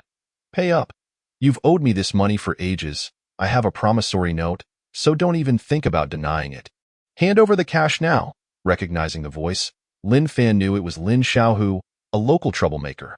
This was the same person who had borrowed 50 taels of silver from his father during his illness, but only 30 taels had reached him. After repaying half the debt with a portion of his land, he still owed 25 taels. Feigning ignorance, Lin Fan asked, "What? Pay you back? How much do I owe you?" Lin Xiaohu, brimming with arrogance, declared, "Your family owes me 25 taels of silver from when your father was sick. Are you trying to weasel out of it? I have it in writing." At that moment, Song Xiaoshui emerged to join Lin Fan, asking, "Husband, what is going on? How much do we owe him?"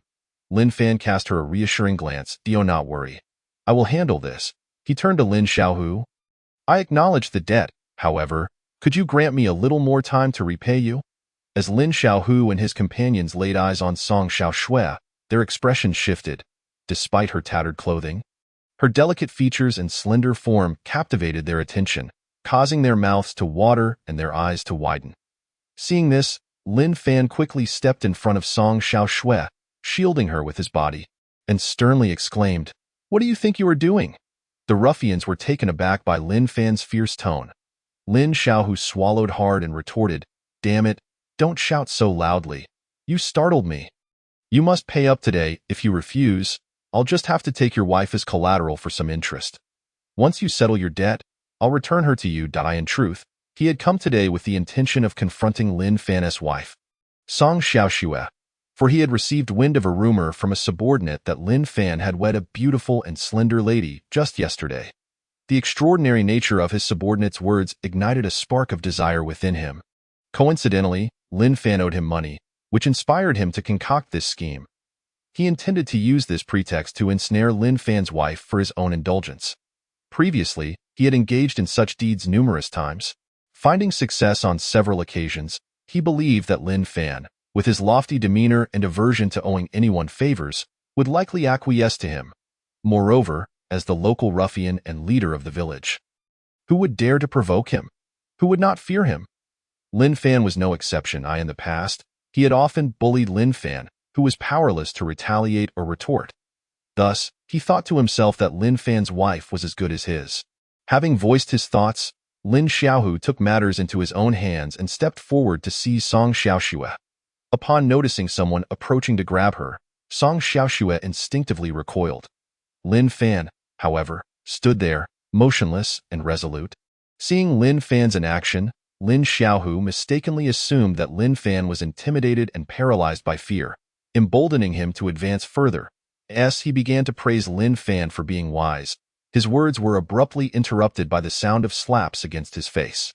Dazed and reeling, he stumbled around, blood streaming from his nose and mouth.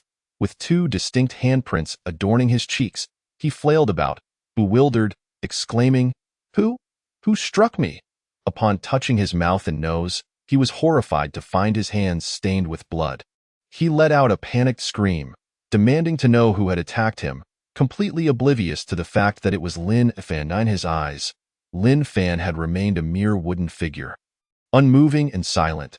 Yet, his two subordinates had witnessed the flicker of Lin Fan's hands in action. Approaching Lin Xiaohu, one of them remarked, It seems it was indeed him who struck you. I caught a glimpse of his hand moving just now. However, their clarity was fleeting, and they paid little heed to the matter. Lin Xiaohu regarded Lin Fan with growing suspicion, increasingly convinced that it was indeed Lin Fan who had assaulted him. Observing Lin Fan's stoic, haughty visage, he felt certain that Lin Fan was responsible for his predicament, as no one else had been so close to him. Gradually, he approached, his face flushed with anger, and cursed, Damn you! You dare to strike me? I will make you pay for this. While your back was turned, you struck me. Not only will I end you, but I will also torment your little lady for a fortnight. I'll summon my brothers to join in the fun for 3 days and nights. No, 5 days and nights. Lin Xiaohu continued to rant, his bravado increasing as if he truly had Lin Fan's wife beneath him.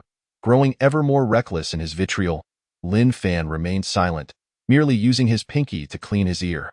He then lunged forward, delivering a swift kick to Lin Xiaohu's abdomen, sending him flying like a cannonball, crashing into his two subordinates behind him. The force of the impact sent them tumbling down as well. Lin Xiaohu curled into a ball on the ground, clutching his stomach, his breath escaping him as he struggled to articulate a single word. After some time, he managed to regain his breath, gasping for air. It took a while longer before his two subordinates could assist him in standing up. At this moment, they clung to him tightly, fearful of letting go. For the instant they did, Lin Xiaohu would collapse again, unable to support himself. After a few moments of recovery, Lin Xiaohu's wit returned, and he resolved to remain calm. He refrained from making any imprudent remarks or threats, fixating his gaze on Lin Fan. Lin Fan, witnessing this change, was taken aback and astonished. He had only intended to administer a couple of slaps as a lesson, not anticipating such formidable repercussions. The kick he had delivered, he thought, would not inflict serious harm on someone as robust as Lin Xiaohu. Yet, it had propelled him away with surprising force. It appeared that his training had indeed transformed his physique, enhancing his strength. Lin Fan was filled with delight, astonished that such remarkable effects had manifested so early in his training. Clearly, he must commit to diligent practice moving forward. Indeed, Linger had not deceived him. His abilities had truly burgeoned. Lin Xiaohu, absorbed in thought, could scarcely believe that the once meek and malleable Lin Fan, whom he had often bullied, now dared to strike him. Catching him completely off guard, he stood there, stunned, trying to discern what had changed in Lin Fan. After a prolonged observation, he concluded that Lin Fan had not altered at all. He simply had been careless and unguarded, leading to Lin Fan's unexpected attack. Had he been vigilant, Lin Fan would have posed no threat to him. Yet, the timid figure he had once bullied seemed to have transformed into someone bold enough to strike him. The ease with which Lin Fan had drawn blood and sent him flying was bewildering. When had this fool grown such strength? Had he merely been feigning weakness before? Lost in contemplation, Lin Xiaohu convinced himself that the three of them together could certainly best Lin Fan. Moreover, he was determined to exact revenge for the humiliation of the slaps and the kick he had just received. For how could he maintain his standing in the village if he did not? After a lengthy pause, he gradually regained his composure. Noticing Lin Fan's continued silence and inactivity, Lin Xiaohu wiped the blood from his nose and mouth with his sleeve, preparing himself for both offense and defense. He declared, Lin Fan, I have tolerated you for far too long. Today, I will break your limbs and render you powerless. Then, I will have my way with your wife before your very eyes. I swear I will not be merciful. Upon hearing this, Lin Fan thought to himself, "You are courting death. How can your tongue be so vile? Do you not understand that calamity often arises from careless words?" Enraged, he was on the verge of retaliating when a stern voice echoed from outside the courtyard. "Cease this at once." It was Lin Dafu, the village head. The commotion had drawn a crowd, and upon hearing of the altercation, Lin Dafu hurried to investigate the situation. Arriving at the scene, he immediately spotted Lin Xiaohu and his cohorts preparing to engage Lin Fan in a brawl. Thus, before he even reached them, he commanded them to stop. Upon hearing the authoritative voice, they recognized who had arrived and chose to relent, refraining from further violence, though Lin Xiaohu's fury was palpable as he glared at Lin Fan. As Lin Dafu approached to inquire about the matter, Lin Xiaohu, eager to shift blame, spoke first. "Village head, you've arrived just in time. Lin Fan owes me money I came to collect, and not only has he refused to repay me, but he has also assaulted me. Just look at my face." He then lifted his shirt to reveal his abdomen, claiming, "He has injured me."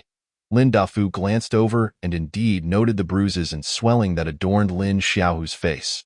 Initially, he assumed that Lin Fan had been the aggressor. However, upon closer inspection, he realized that it was his own nephew who had inflicted the injuries. He scolded, "Violence is not the answer. If you have a grievance, express it calmly. We are all villagers here. Do not let discord ruin our harmony." At this, Lin Fan finally interjected, "I acknowledge that I owe you money, and you are well within your rights to demand repayment. However, while debts must be settled, you have disrespected my wife and dared to make lewd comments about her. That is tantamount to courting death. I will repay my debts, but only if you present the evidence of the IOU." Lin Xiaohu asserted, "I certainly have proof." He then procured a piece of paper from his clothing, unfolding it to point out the written words, "Village head, see here. This document clearly states the debt owed." Signed by his father, Lin Daong. Although it is not Lin Fan who borrowed the money, it is customary for sons to repay their father's debts. Lin Dafu replied, "I am aware of this matter. The debt must indeed be repaid." Lin Fan cast a glance at the IOU and remarked, "I accept that my father owes you this money. However, the final repayment date has not yet arrived. It is indicated that there are still 7 days remaining." Lin Xiaohu and the others were momentarily taken aback. The crowd exchanged glances and began to murmur, "Indeed, if the repayment date has not yet come, then it is your fault." In truth, Lin Xiaohu was aware that the repayment date had not yet arrived. His purpose for coming here today was primarily to lure away Lin Fan's delicate wife. Observing the crowd's animated discussions, he raised his voice and proclaimed, Yes, there are still 6 days until the repayment date. But tell me, will you be able to repay within these 6 days?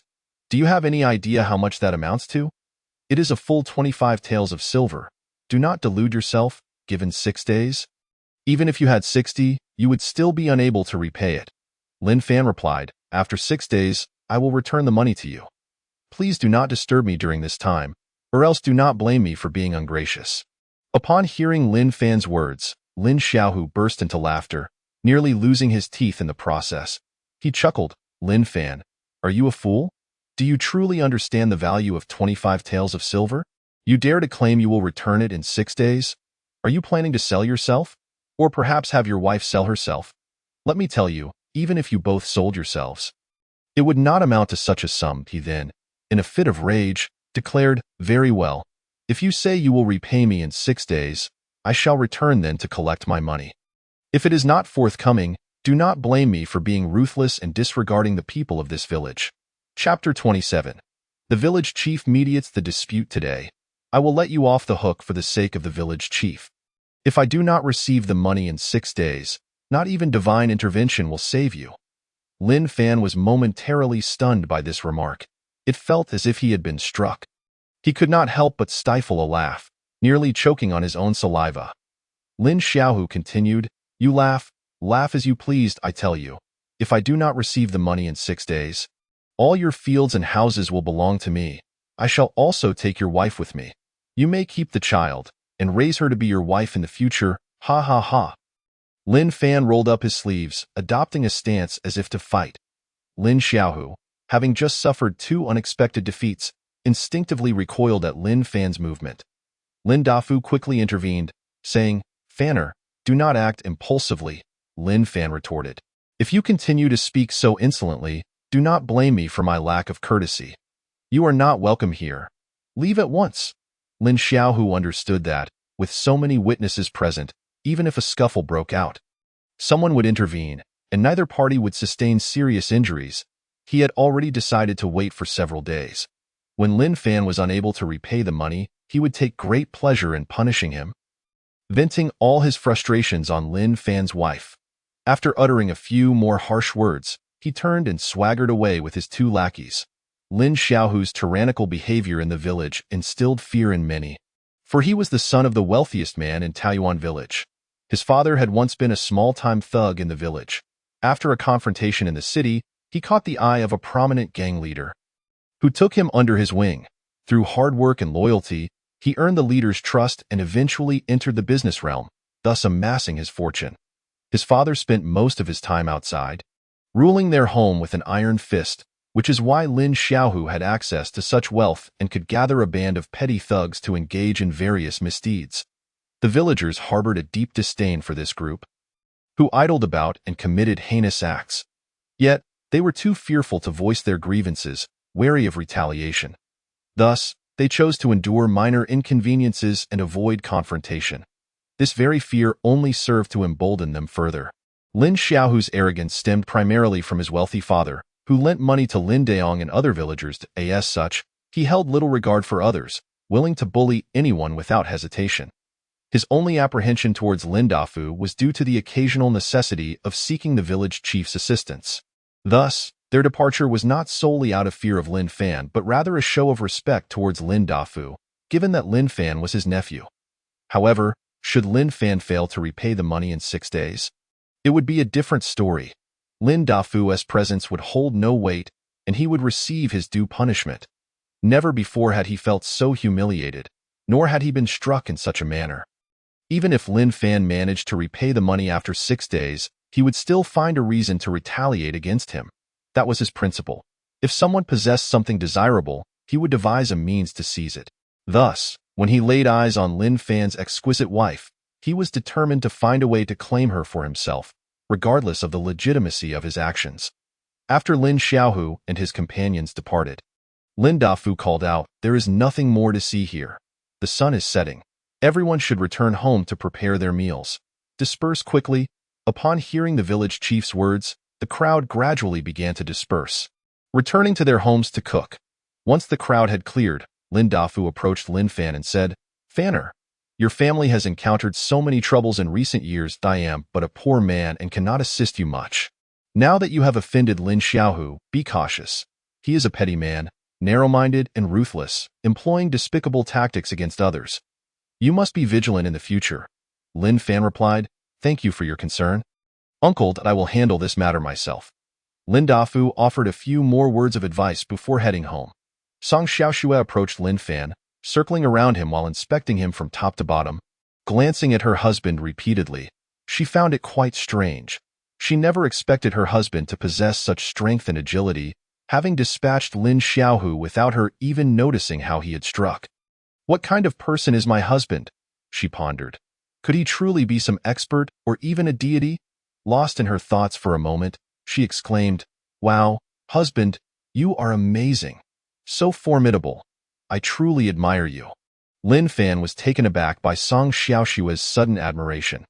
How had she transformed into such a mature woman, uttering such romantic words that could captivate a man's heart?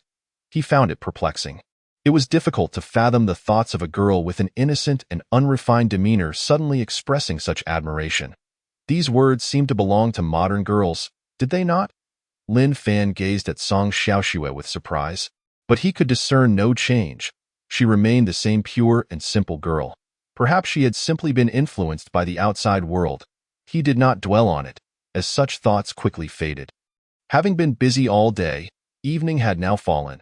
Song Xiaoxue made her way to the kitchen to begin preparing dinner. Lin Fan stayed behind to play with Xiao Chao in the courtyard. Yet his mind was occupied with future matters. He reflected on the past few days of tireless work, fishing yesterday and selling fish today, which had yielded a meager 1 tael of silver. The pace at which he was earning money felt excruciatingly slow. With the looming repayment of 25 taels of silver to Lin Xiaohu in 6 days, it was evident that he would not be able to repay it at this rate. He needed to devise a faster way to earn money. After much contemplation, he had yet to conceive a better plan. It seemed he would have to experiment with making white sugar, as he had only seen the process and methods on a video before. Never having truly attempted it, he was uncertain if he could even succeed. Chapter 28. The production of white sugar. The video seemed to suggest that one could employ either charcoal filtration or yellow mud precipitation as methods. However, I remain uncertain which of the two is preferable. For now, I shall select one method to experiment with. Perhaps I shall first try using charcoal, as it is more accessible at home. With this thought in mind, I promptly began preparing for the task ahead. Since charcoal filtration requires a funnel, Lin Fan devised a solution by crafting a funnel from a bamboo tube. He swiftly took a knife and stepped outside, where he cut down a substantial bamboo stalk and fashioned several rudimentary funnels.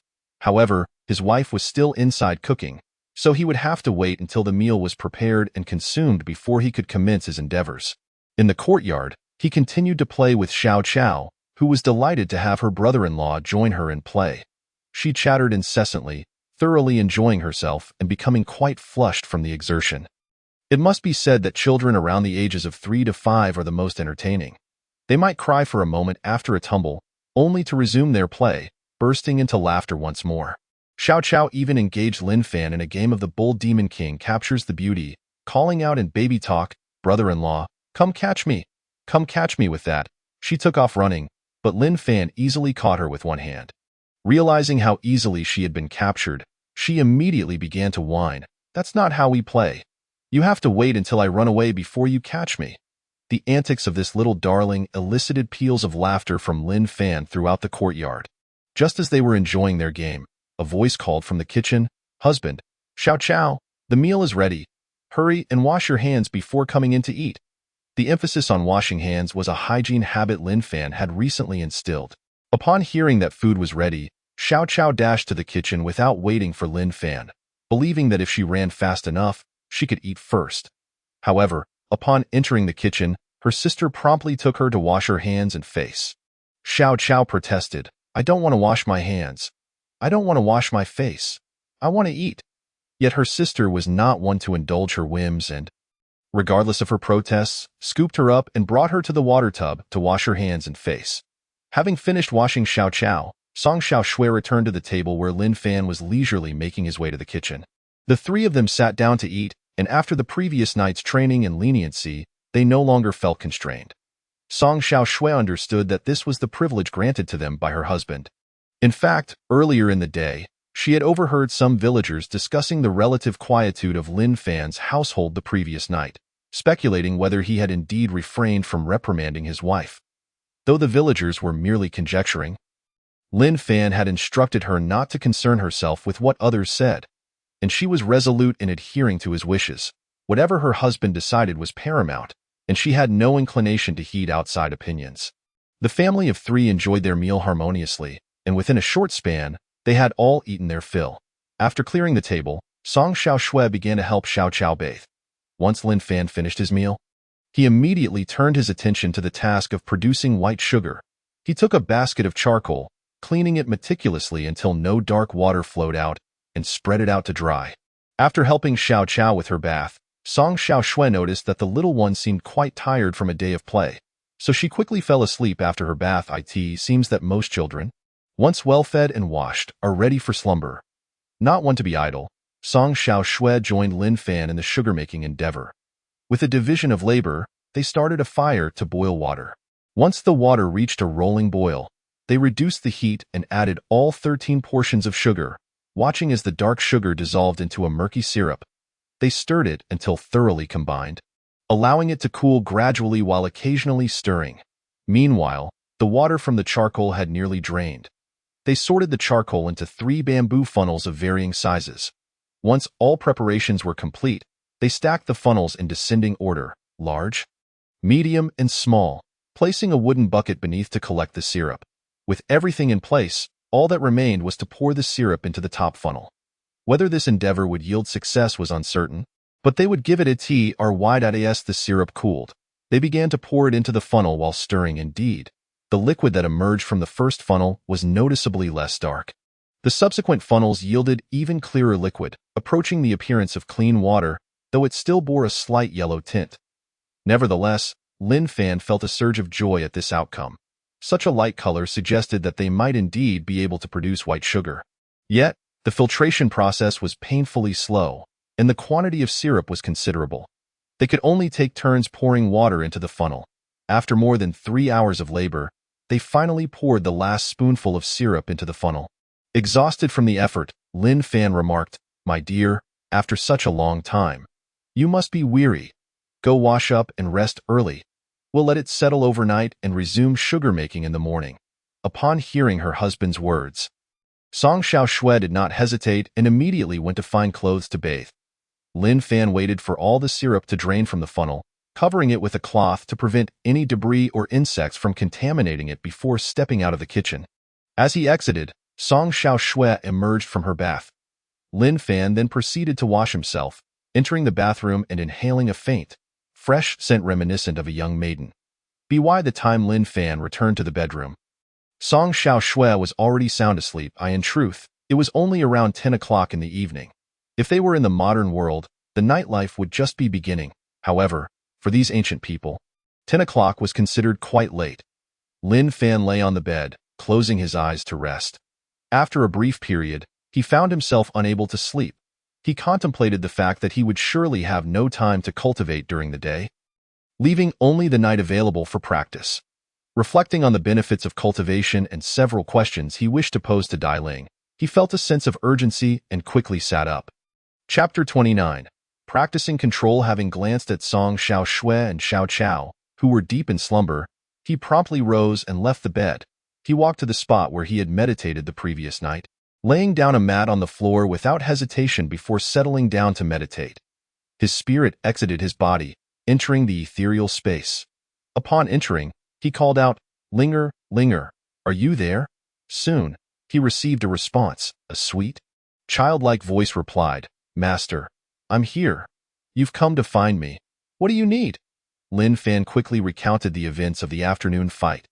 The astonishing power he had unleashed left him puzzled, and he had long intended to seek Linger's insight on the matter. However, given the circumstances, he had refrained from suddenly entering the space, as remaining motionless could frighten those around him. Moreover, the cultivation was his secret. He could not allow others to know about it, including his wife, at least until the right moment arrived. After hearing Lin Fan's account of the afternoon's altercation, Linger smiled gently and said, "Actually, I was already aware of that. I forgot to mention, within a 5-meter radius of you, I can sense anything you do, including dangers that lie beyond your line of sight. Is there something specific you wish to inquire about? You don't necessarily have to enter the space to communicate with me. You can engage with me directly through your thoughts. For instance, while you're working, you can chat with others and still communicate with me in your mind." Lin Fan slapped his forehead in realization. I see. Why didn't you tell me sooner? I've been harboring so many questions all this time, believing I could only communicate with you by entering the space. If that is the case, it will be much more convenient to reach out to you in the future. I can discuss any issues directly with you. Linger smiled and replied, "Indeed. You seem to be curious about why you exerted such strength during the fight and how to control it. Am I correct?" Lin Fan nodded eagerly. Yes. I need to understand why my strength was so immense and how to manage it." Linger explained, "That is because you have just begun your cultivation, and you are yet unaware of the extent of your power, how much strength you possess, and how much effort is required to manifest that power. Fortunately, you are merely at the beginning of your training. If you were to reach a higher level, given the power you've displayed today, that individual would likely have met their demise countless times over. A strike from you would surely sever their head from their neck, leaving their features indistinguishable amidst the carnage. For you see, they are but an ordinary person, a mere mortal incapable of withstanding the force of your blow. Thus, if you wish to master your strength, it is imperative to practice controlling your strikes. You are no longer just an ordinary individual." Lin Fan inquired, "How should I practice controlling my strength?" Nearby, a few pieces of wood of varying sizes lay beside the house. Use them for your trials. Start with the lightest, gradually increasing your force until you can break the smallest piece. Then, Proceed to a larger piece, applying the same method until it too succumbs. This will allow you to gauge the necessary power for each strike. With enough practice, you will learn to regulate your strength. Otherwise, if you strike too lightly, you will fail to achieve the desired effect, while a miscalculated heavy strike could easily lead to fatal consequences. Lin Fan was astounded.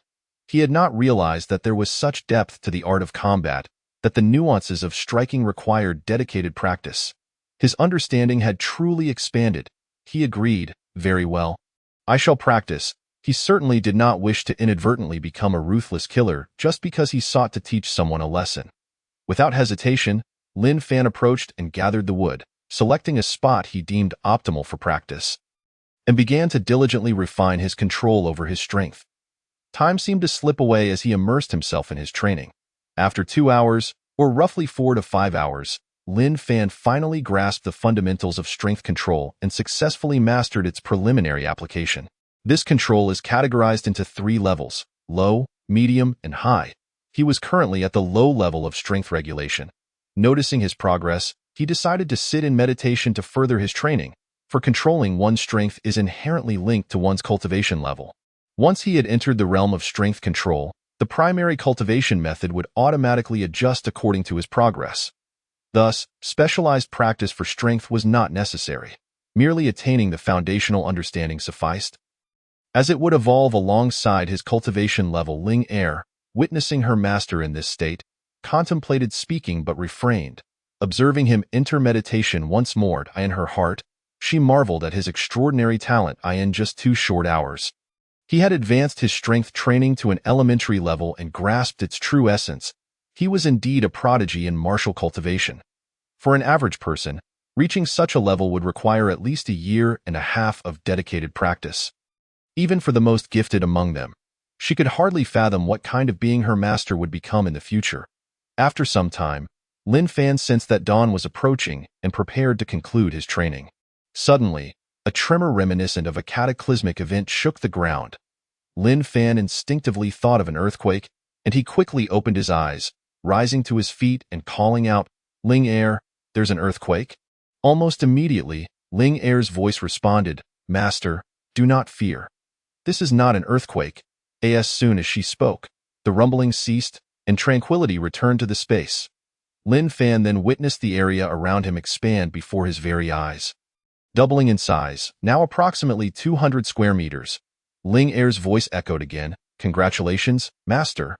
You have successfully upgraded to the 2nd chapter of the 9 Heavens Dragon Scriptures first layer. I did not expect your talent to be so remarkable that you could ascend 2 small levels in just 2 nights." Lin Fan, astonished, inquired, "Ling Er, what exactly is happening?" Chapter 30.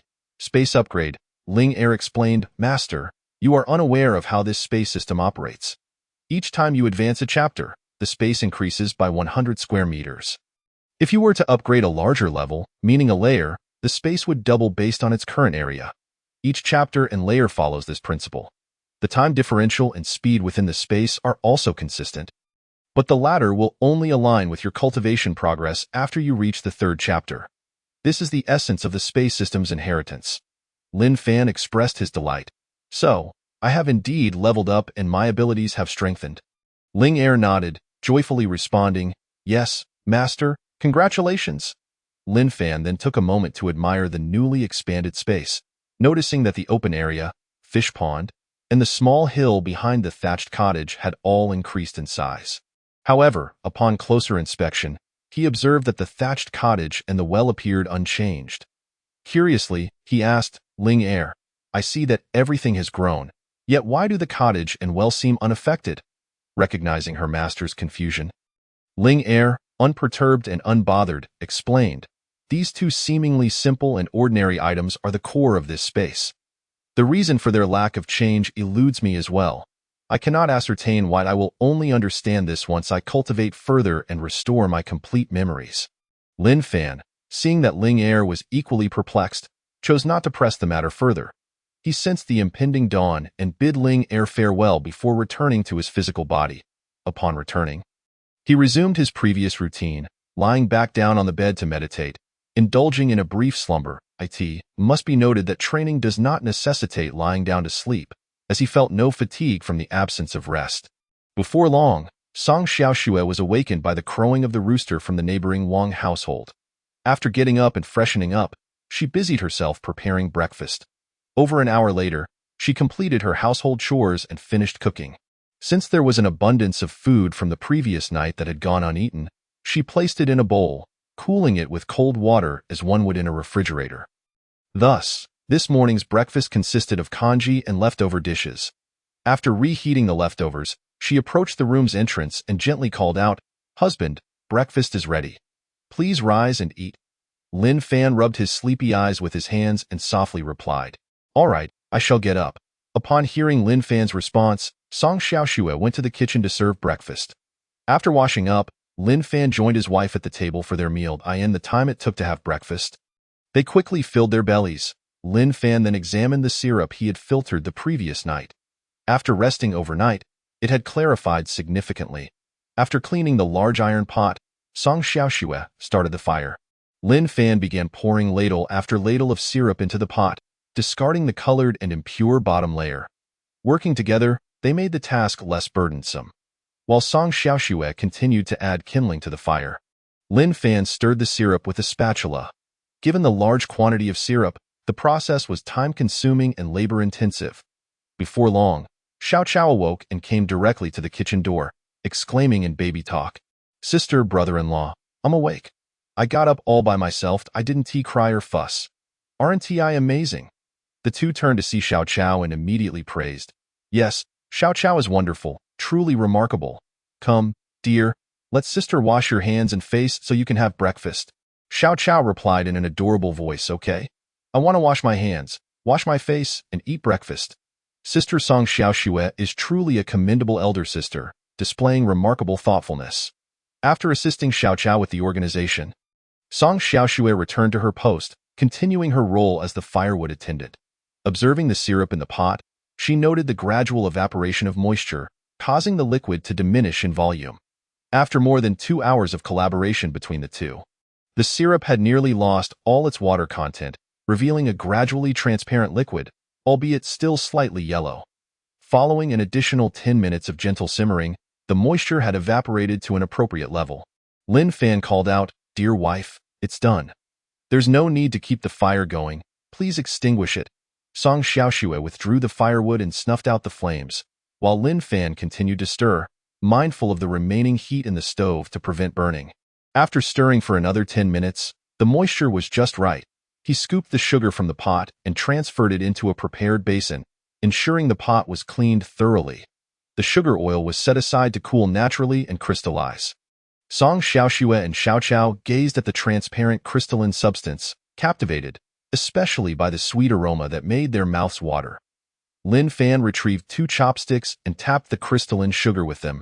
Lifting it out and offering each sister a chopstick, "Dio, try a taste, but be careful, it's still hot. You might want to blow on it."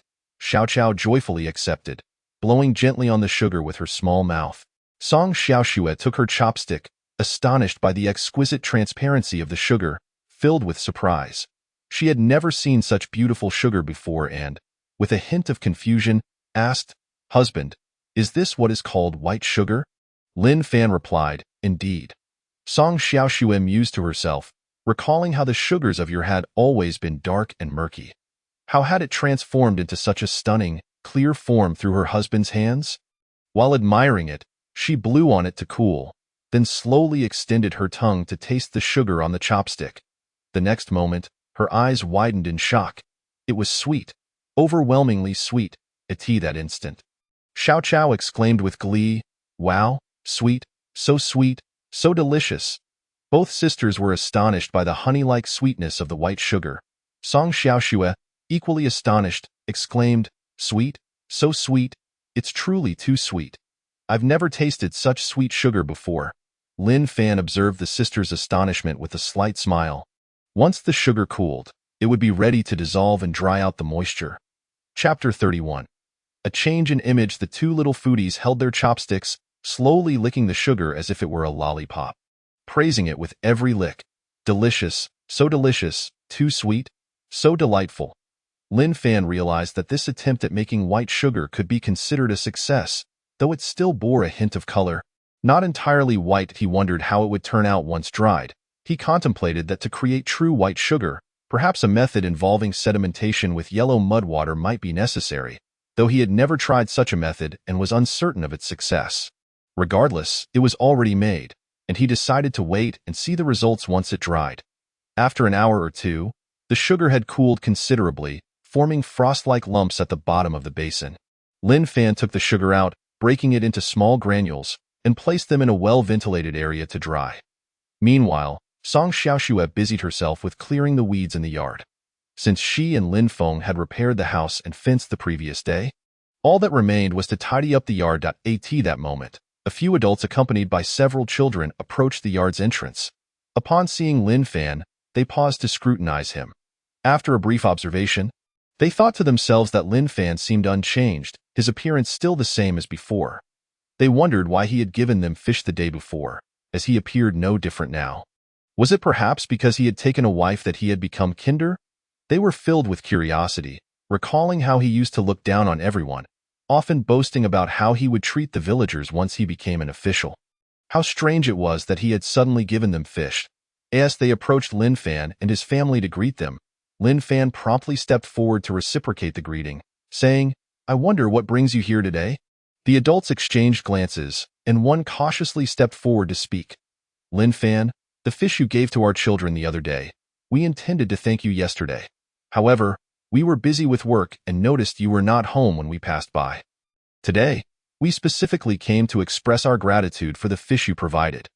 They all spoke in unison, "Thank you for the fish." Upon hearing this, Lin Fan realized the purpose of their visit and waved his hand dismissively, saying, "We are all neighbors in the same village. No need for formalities. It was merely a few fish, nothing to mention." In truth, he had guessed their intentions upon seeing the children. The group was taken aback by Lin Fan's courteous response. Realizing that he had truly changed, now embodying the qualities of a kind and generous individual, they had initially approached with trepidation, unsure of how to express their gratitude, fearing they would be looked down upon or scolded by Lin Fan. They had braced themselves for ridicule, understanding that they were receiving something precious. Fish, a rare source of meat that many had not tasted in nearly a year. To their surprise, Lin Fan's amiability left them with a newfound respect for him. He continued with his polite demeanor, "It was just a few fish. It's no trouble at all. Besides, your children helped carry them back for me. Consider it a reward. There's no need to dwell on it." They nodded in agreement, smiling politely as they replied, "Then we shall not be polite. Thank you. If you ever need assistance, just let us know."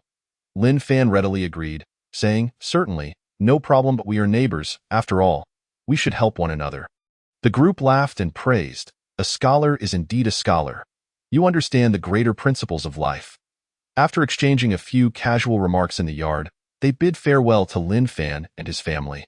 As Lin Fan watched them depart, he knew he had left a positive impression as a good neighbor in their minds, successfully altering their perception of him. At that moment, Song Xiaoxue approached and remarked, "Husband, yesterday, those individuals came by and simply inquired if you were home. When I informed them you were not, they remained silent about their business and left upon learning you were absent. I forgot to mention it to you, as there was so much happening yesterday." Lin Fan responded, "Oh, it's nothing." After exchanging a few more words, Song Xiaoxue returned to her household tasks. Lin Fan contemplated drying the sugar today and taking it to the city tomorrow to see if anyone would be interested in purchasing it. He looked up at the sky, noting that it was nearly noon. He considered the stream, which still teemed with fish. The villagers were not adept at fishing, so he pondered how he might catch a few more fish to take to the city for sale. Incessantly rummaging through the myriad fishing videos I had previously watched, I contemplated the various fishing tools showcased therein. Ultimately, I devised a method for fishing. To say I thought of it would be more accurate to state that I rediscovered a technique from those earlier videos. With the idea in mind, I sprang into action without hesitation. Without delay, I fetched a knife from the kitchen, bid my wife a brief farewell, and ventured forth. Lin Fan emerged from his home, making his way directly to the bamboo grove by the stream. Without a moment's hesitation, he set to work, chopping down several bamboo stalks. He intended to weave these into fish traps for his fishing endeavor. As a person born in the countryside, Lin Fan skillfully transformed the bamboo into a series of fish baskets in no time. After several hours of diligent labor, he completed 6 or 7 traps.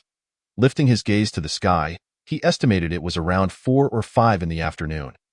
He swiftly seized the moment to dig up some worms and gather a few insects, wrapping them in leaves and securing them to use as bait in the traps. Having completed these tasks, he slung the fish baskets over his shoulder and strolled along the stream, searching for suitable spots to deploy them. He chose only the deeper areas of the water for placement. Before long, he had set all 6 or 7 traps to prevent them from being swept away by the current or lost. He tied one end of a rope to each trap and secured the other end to the grass and trees along the bank, facilitating easy retrieval later.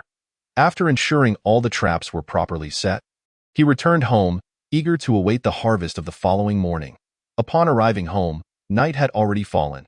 Song Xiaoxue had prepared dinner and was waiting for Lin Fan's return. Chapter 32. A request to sleep together. Seeing Lin Fan return, Song Xiaoxue had yet to speak when Xiao Chao, resembling a little adult, inquired, "Brother-in-law, why are you back so late? Where have you been? I've been waiting until I was hungry, and my sister won't let me eat. I want dinner. I must have dinner." Lin Fan couldn't help but burst into laughter at the adorable childish earnestness. Gently, he replied, "Oh, Xiao Chao is hungry, is she? All right, let us eat right away, shall we?" Xiao Chao clapped her tiny hands in delight, exclaiming, "Yes, yes, we can eat now." Having returned late, the darkness enveloped them, making it difficult to see even for dinner. With no kerosene lamps or candles in the house, dining became a challenge. After some thought, he decided to build a small fire by the table for illumination. Given the kitchen's modest size, the fire quickly brightened the entire space. This atmosphere felt reminiscent of camping in the wild, offering a unique charm. With the flickering firelight, mealtime became much easier. Lin Fan reflected on the inconveniences of an era without electric lights, especially considering their home lacked even candles or kerosene lamps. He resolved to buy some candles or lamps in town the next day to ensure they wouldn't struggle to see during late dinners in the future. However, he noted that such items were often quite expensive, and few families in the village could afford them. Dinner soon concluded, and after Song Xiaoxue cleaned the dishes and washed up, she promptly headed for a bath. Having already bathed Xiao Chao prior to dinner, Song Xiaoxue was ready to follow the household rule established by Lin Fan. Washing up was essential to conclude a perfect day. After a brief play, Xiao Chao went off to sleep. Shortly thereafter, Song Xiaoxue finished her bath and entered the room. Lin Fan also began to wash up. Upon returning to the bedroom, he found Song Xiaoxue sitting by the bed, waiting for him. "Husband, you're done bathing. Come to bed quickly," she urged. Lin Fan gazed at the beautiful Song Xiaoxue, pondering why she was still awake. Was she waiting for him? Did she have something to discuss? He took a seat beside her and said, "I just finished my bath and my hair is still wet. You should sleep first. I will join you shortly." "No," she insisted. "I don't want to sleep alone. I want to sleep with you." Hearing this, a flicker of excitement ignited within Lin Fan. However, after taking a few deep breaths, he managed to temper his rising emotions and said, "All right, then let us sleep together." Feeling a rush of exhilaration, he knew it would be disingenuous to claim otherwise. It is only natural for a man to feel thrilled when a woman expresses such sentiments. As they lay down together, Lin Fan's mind wandered through various modern scenarios. Before long, he heard the gentle sound of Song Xiaoxue's breathing beside him. Indicating she had drifted off to sleep, he leaned closer, confirming she was indeed asleep, and chided himself for overthinking. She simply wished to share the bed, and he had let his imagination run wild. Rubbing his face vigorously, he steadied his thoughts, inhaled deeply, and quelled the distractions in his mind. Perhaps due to his training, his self-control was remarkably strong. He quickly emerged from his wandering thoughts, lying in bed to calm his racing heart. He redirected his focus to the tasks that awaited him the next day. In the morning, he would first retrieve the fish and then take them, along with some sugar, to sell in town. This distraction technique proved effective. Soon, his mind settled. Glancing at Song Xiaoxue, who had fallen into a deep slumber, he felt a wave of sympathy. Perhaps she had been particularly fatigued these past few days, leading to her quick descent into sleep every night. He recognized the need to exert more effort to improve their home situation, enabling his family to lead a more stable life, alleviating the burdens they faced. Lin Fan lay in bed, Pondering various matters, however, after an hour of restless contemplation, he found himself unable to sleep and sat up. Observing the two girls sleeping so soundly and peacefully, he shook his head with a faint smile. Just as he got up and approached his usual meditation spot, Song Xiaoshua's voice startled him as she stirred awake. "Husband, weren't you just asleep? Why are you up again?" Lin Fan, momentarily flustered, replied, "Oh, I was just sleeping. But I was thinking of going to relieve myself. Oh, husband, do you need to go?" "I was awoken by the urge as well. Let us go together," she said, quickly getting out of bed. She approached Lin Fan and urged, "Come on, let us go." Reluctantly, he agreed, accompanying her outside. Upon returning indoors, they climbed back into bed. Not long after lying down, perhaps about 20 minutes, Song Xiaoshua fell asleep once more. Lin Fan guessed it was probably just after 9 o'clock. He had noticed that the village outside was now devoid of any lights. He contemplated that if he continued to openly meditate and train at home, it wouldn't be long before Song Xiaoshua discovered his secret. It seemed prudent to find a more secluded spot for his training. He didn't wish for her to know just yet, although he would certainly tell her in the future. For now, it was best to keep it under wraps to avoid any accidental slips that might lead to unwanted complications. Lying awake, Lin Fan found himself still unable to sleep, as the hour was not too late. After closing his eyes for half an hour, he sat up again, checking on Song Xiaoshua's slumber. This time, he observed that she was sleeping soundly and peacefully. Having just relieved herself, she likely wouldn't wake again until morning. However, if she did, it wouldn't be a problem. As long as he remained alert to any disturbances outside, he would be aware of them. Chapter 33. The function of space. Once more, he rose and returned to his usual meditation spot. He retrieved the cloth and spread it on the ground, settling down to meditate. As his spirit transcended, he entered the space. This time, upon entering, he did not immediately summon Linger but instead began to meditate and cultivate within the serene environment. The space was tranquil, providing a nourishing atmosphere for the soul, with fresh air and a comfortable ambience. Lin Fan reveled in the comfort brought by this tranquility. Just as he settled down to meditate, Linger's voice broke the silence. "Master, you've arrived." Lin Fan, now accustomed to the presence of a butterfly spirit residing within, was no longer startled as he had been during their first encounter. He replied, "Yes, I have just entered." This time, Linger did not wait for Lin Fan to inquire. She began to elucidate, perhaps due to their growing familiarity allowing for open discussion of any queries. Linger explained, "Master, your sudden advancement last night may be attributed to your practice of force. It is likely that force is one of the facets encompassed within the 9 Heavens Divine Dragon technique you are cultivating. Thus, by practicing force, you inadvertently refined a segment of the Divine Dragon technique. Initially, you had mastered the first introductory segment, and as you prepared to ascend to the second, your practice of force coincided perfectly, resulting in your unexpected upgrade." Upon hearing Linger's explanation, Lin Fan felt a tinge of surprise. He had not anticipated that sheer happenstance could yield such results. However, lacking profound understanding in this realm, he accepted Linger's assertion as truth, convinced there could be no error in her words. The duo ceased their excessive inquiry into the matter, recognizing that the outcome was already favorable. Lin Fan inquired, "Linger, the area here has expanded significantly. May I plant something within?" Linger responded, "This is your space. Feel free to cultivate whatever you desire without seeking my permission." She mused internally that should Lin Fan plant, she would not need to toil herself, an arrangement more beneficial for her. After all, if anything valuable were to flourish, she could still make use of it. Linger was willing to seize such a small advantage. Lin Fan clarified, "That is not my intent. What I mean to say is, I wish to introduce some external flora into this space. Is that permissible?" Linger elaborated, "Currently, external entities cannot be introduced. To cultivate them here, you must advance to the third segment. Only when the growth rates of all entities within the space synchronize with the passage of time can you bring in external flora for everyday travel. However, you may conveniently store items here instead of burdening yourself with cumbersome baskets.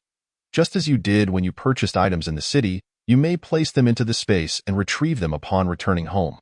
This would indeed simplify matters, would it not? The act of placing and retrieving items resembles your soul's traversal into the space, controlled by your mind. Notably, items stored within do not add any weight to your person. It is as though you carry nothing at all. However, fish are an exception. If brought in, they would perish instantly, rendering them lifeless upon extraction. Yet, there is a significant advantage to this space. Fresh meat and recently deceased animals placed within will remain eternally fresh, as if they had just been slain, free from spoilage, stench, and bacterial growth. This far surpasses the refrigerators used on Earth. The preservation period is indefinite, allowing for immediate utilization at any time. Thus, advancing to the third segment offers numerous benefits and immense convenience. Nevertheless, only lifeless entities may be introduced. Living beings cannot enter, save for seeds, herbs, and plants. Currently, only your soul may traverse this space. All other external entities are barred. Should you wish to cultivate something, you might seek out items already present within.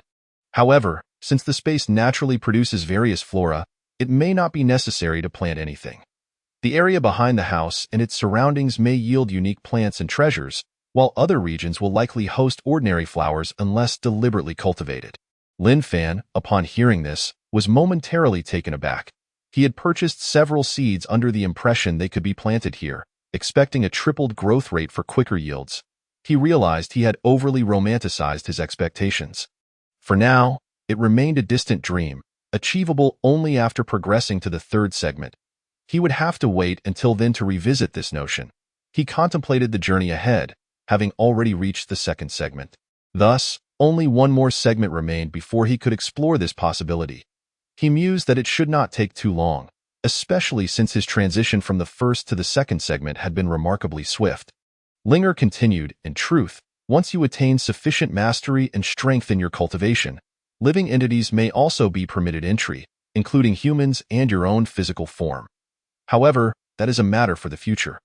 For now, let us focus on reaching the third segment and fulfilling your modest aspiration. Attaining the third segment is something Lin Fan felt reasonably confident about. After clarifying these matters, the two parted ways to continue their respective cultivation. Two souls, one large and one small, one transparent and one shadowy, meditated within the space. This evening's cultivation proceeded undisturbed, enabling rapid advancement. However, with each segment, the difficulty escalated and strength surged correspondingly. Thus, while the cultivation was swift and remarkably successful, transitioning to the next level was not without its challenges. Sometimes, effort alone could prove futile, as destiny and innate talent played crucial roles. Lin Fan diligently cultivated throughout the night but did not achieve the third segment. Sensing the dawn approaching, he concluded that reaching the third segment was unlikely that night. He ceased his practice and prepared to exit, exchanging a brief farewell with Linger as he glanced at the well. A peculiar thought crossed his mind. Linger, why does this well seem different? He queried. Since I drank nearly half a bucket of water from it, I have visited several times, yet it has never refilled. It appears to have only increased slightly over time. What could be the reason? Is there not a spring beneath it? Surely, if water flows continuously from that spring, the well should be full. Linger, slightly disdainful, replied, who told you to drink so much water in one go? You must realize this is no ordinary well. It contains highly concentrated spiritual spring water. Your half-bucket drink will take a considerable time to replenish. I am also puzzled. How could you consume so much spiritual spring water at once without suffering catastrophic consequences? What kind of being are you? Most individuals would burst from merely a drop or two. Lin Fan's astonishment grew as he considered that what he had assumed to be mere well water was, in fact, rich spiritual spring water. Linger continued.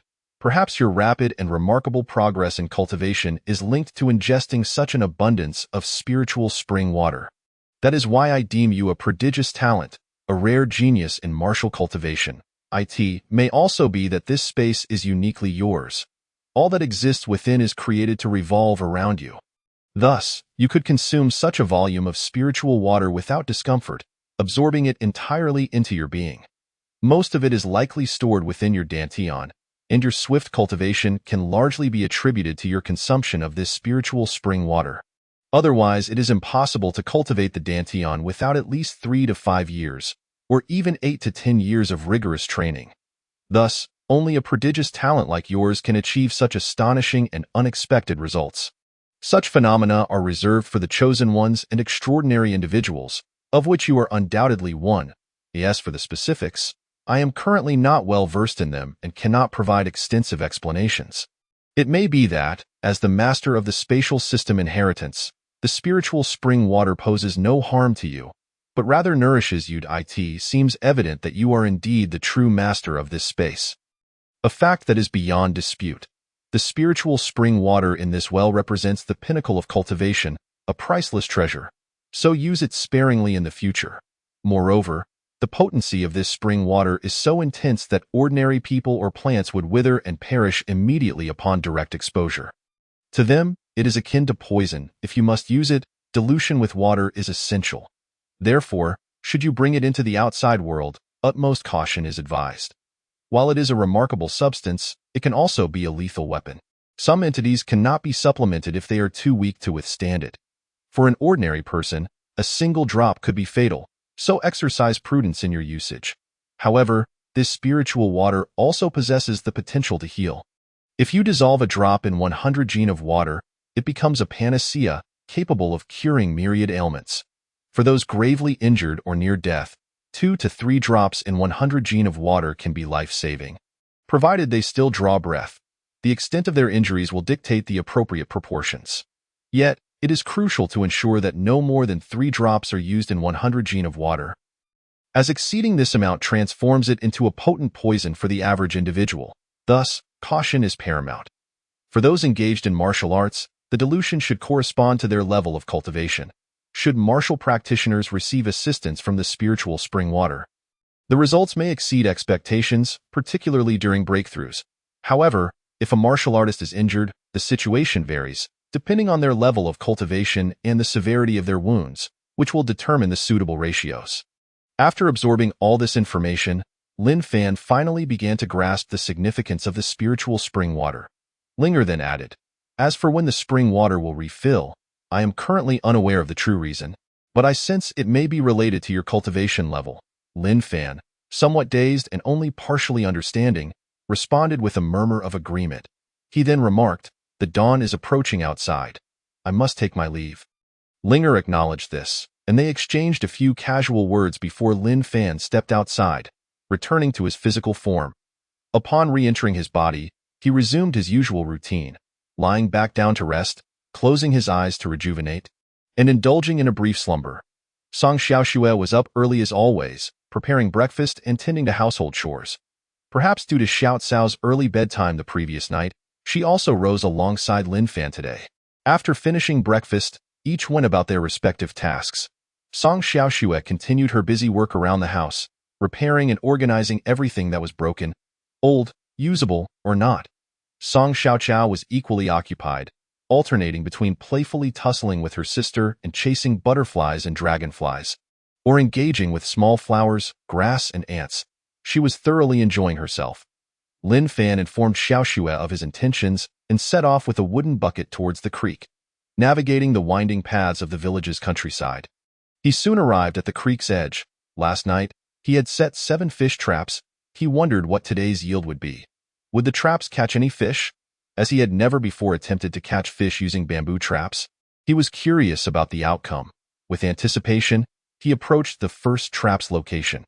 Eagerly, he grasped the vine tied to the trap and pulled it back. As he tugged on the rope, he felt a weight, heightening his anticipation. When he finally pulled the trap from the water, Lin Fan could hardly contain his excitement and laughed joyfully. Indeed, there were fish. The trap had successfully caught some. The first trap yielded a promising start. It appeared that this fishing method was indeed effective. Upon inspecting the catch, he discovered 2 or 3 sizable fish and several smaller ones within. Lin Fan beamed broadly, astonished by the creek's abundant fish resources. He promptly transferred the catch into the bucket. Upon checking the bait in the trap, he found it entirely consumed. In his earlier excitement, he had not prepared any bait in advance and would have to wait until the afternoon to replenish it. He returned the trap to the water and hurriedly proceeded to the second one. The second trap yielded only a few small fish and some tiny shrimp, while the catch was less than anticipated. It was still a reward. The third and fourth traps produced a couple of larger fish along with several smaller ones. The fifth and sixth traps, placed in a deeper water bay, Each revealed 4 or 5 sizable fish. Curiously, there were no small fish or shrimp to be found. It remained uncertain whether they had not entered or had been consumed by the larger fish, as the bait had been completely devoured. Lin Fan paid little mind to this. Seeing fish was enough for him. These 2 traps had provided a bountiful haul, filling him with joy. The bucket was already half full, leaving only the last trap. With a mix of trepidation and excitement, he approached the 7th trap, situated in a large river bend. Without hesitation, he grasped the vine and began to pull. However, this trap felt different. It seemed heavier than the others. He wondered if it had snagged something in the river. Lin Fan continued to pull gently, moving it closer with a steady tug. This suggested that it was not caught on anything. Feeling increasingly exhilarated, he speculated that the trap might be overflowing with fish. As he pulled the trap to the riverbank, the moment it surfaced, a splash of water erupted from it. True to his hopes, the trap was indeed brimming with fish. At least half a trap full. Overjoyed, Lin Fan smiled widely, but just as he prepared to lift the trap, the vine snapped with a crack. His ecstatic expression froze. Just as he was about to utter a few curses at his misfortune, he watched the trap begin to sink. Without a moment's hesitation, he leapt into the water, grabbing the trap and pulling it towards the shore. Fortunately, the trap was nearly at the bank when the rope broke. Lin Fan, soaked from head to toe, struggled with all his might to haul the trap onto dry land. Just as he was about to vent his frustrations, he glanced at the fish within the trap and his irritation vanished, replaced by sheer delight. The trap held at least 8 to 10 sizable fish, along with several smaller ones. This bountiful catch soothed his spirits considerably, balancing his mood despite being drenched. After all, Lin Fan was just an ordinary person and could occasionally feel a twinge of irritation. Everyone has their moments. The key lies in whether one can maintain control. Witnessing such a plentiful haul sparked joy in his heart. He quickly searched for a sturdy stick and a thicker vine. Securing the bucket and trap and distributing the weight of the fish evenly, he then hoisted the bucket and trap onto his shoulder, setting off in the direction of home. Surprisingly, carrying such a heavy load felt light. Perhaps due to his enhanced physique from training, with a buoyant spirit, he walked home, the sun now rising around 8 o'clock. As he passed through the fields, some villagers had already begun their morning labors. Upon seeing Lin Fan returning with such a heavy load, they expressed astonishment and inquired, "Lin Fan, what are you carrying so early?"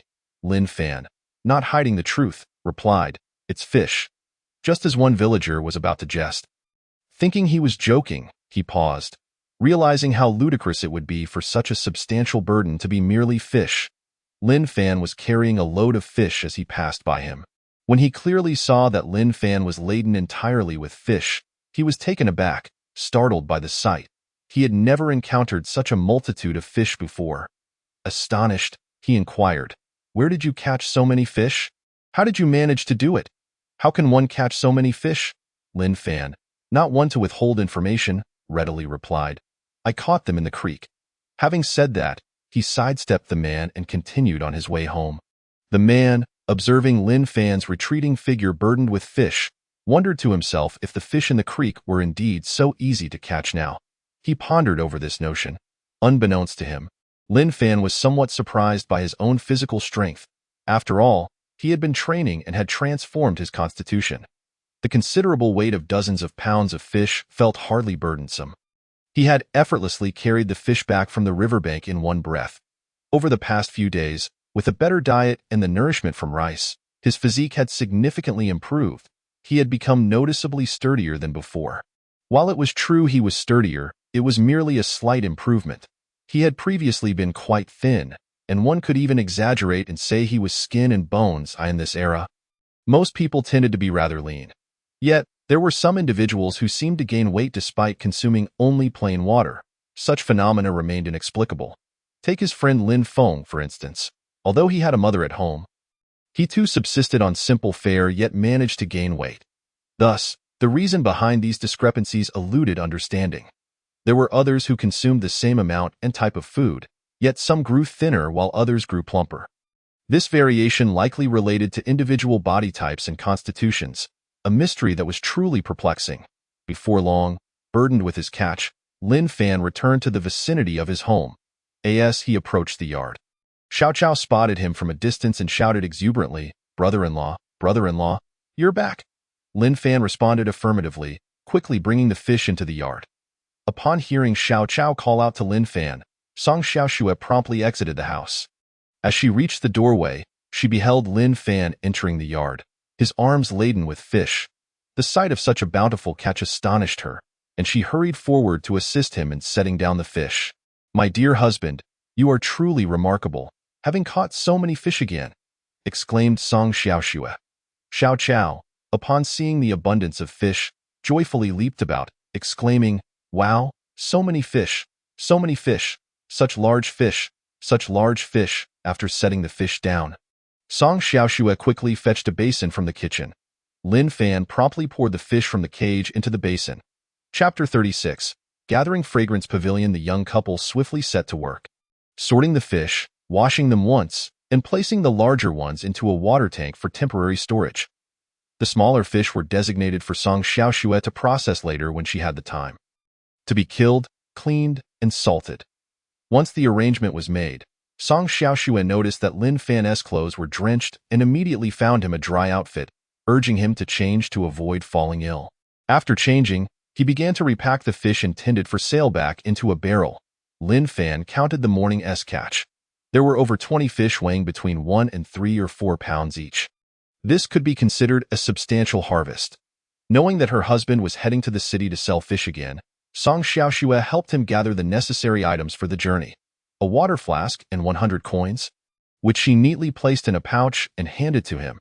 She tied the fish barrel securely with rope and also prepared a bag of white sugar. Lin Fan weighed the bag in his hand. The white sugar he had produced from over 10 pounds of raw sugar was likely around 6 or 7 pounds. This meant he had successfully purified the sugar, achieving about 50 to 60% yield. Perhaps this output was somewhat low, but he was uncertain, having no prior experience to compare.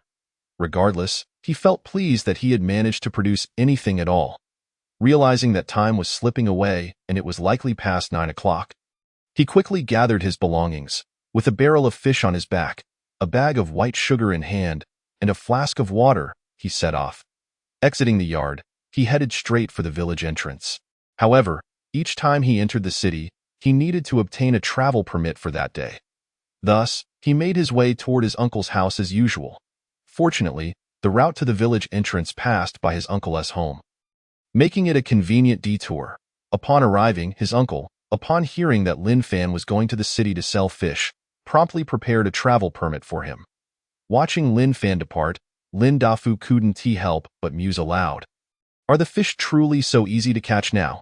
Is it possible that this lad has some secret method for fishing? Reaching the village entrance, Lin Fan spotted a horse-drawn carriage transporting goods to Taoshi village and preparing to return to the city.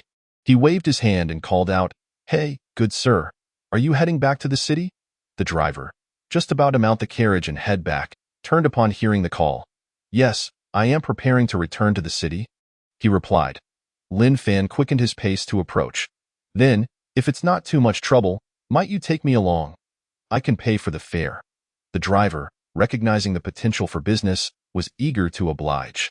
With a mindset that one should not turn down an opportunity for profit, he agreed, "Sure, no problem." After discussing the fare, the driver, seeing Lin Fan as a return customer, charged him only 40 coins. Lin Fan readily accepted. The driver assisted in loading the fish onto the carriage. Since it was a barrel of fish containing water, he ensured that the horse did not run too swiftly to prevent any water from spilling and the fish from suffocating. As they traveled, Lin Fan chatted amiably with the driver while admiring the scenery that passed in reverse. Riding in the carriage was quite comfortable, making the journey seem to fly by. The comfort mentioned here was relative, compared to walking. It was indeed much more pleasant. The journey took a little over an hour, and they soon arrived at the city gate. Naturally, a carriage travels slower than a single horse, and to avoid distressing the fish in the barrel, the driver maintained a leisurely pace. However, Lin Fan was unconcerned about the time, as he was not in a rush.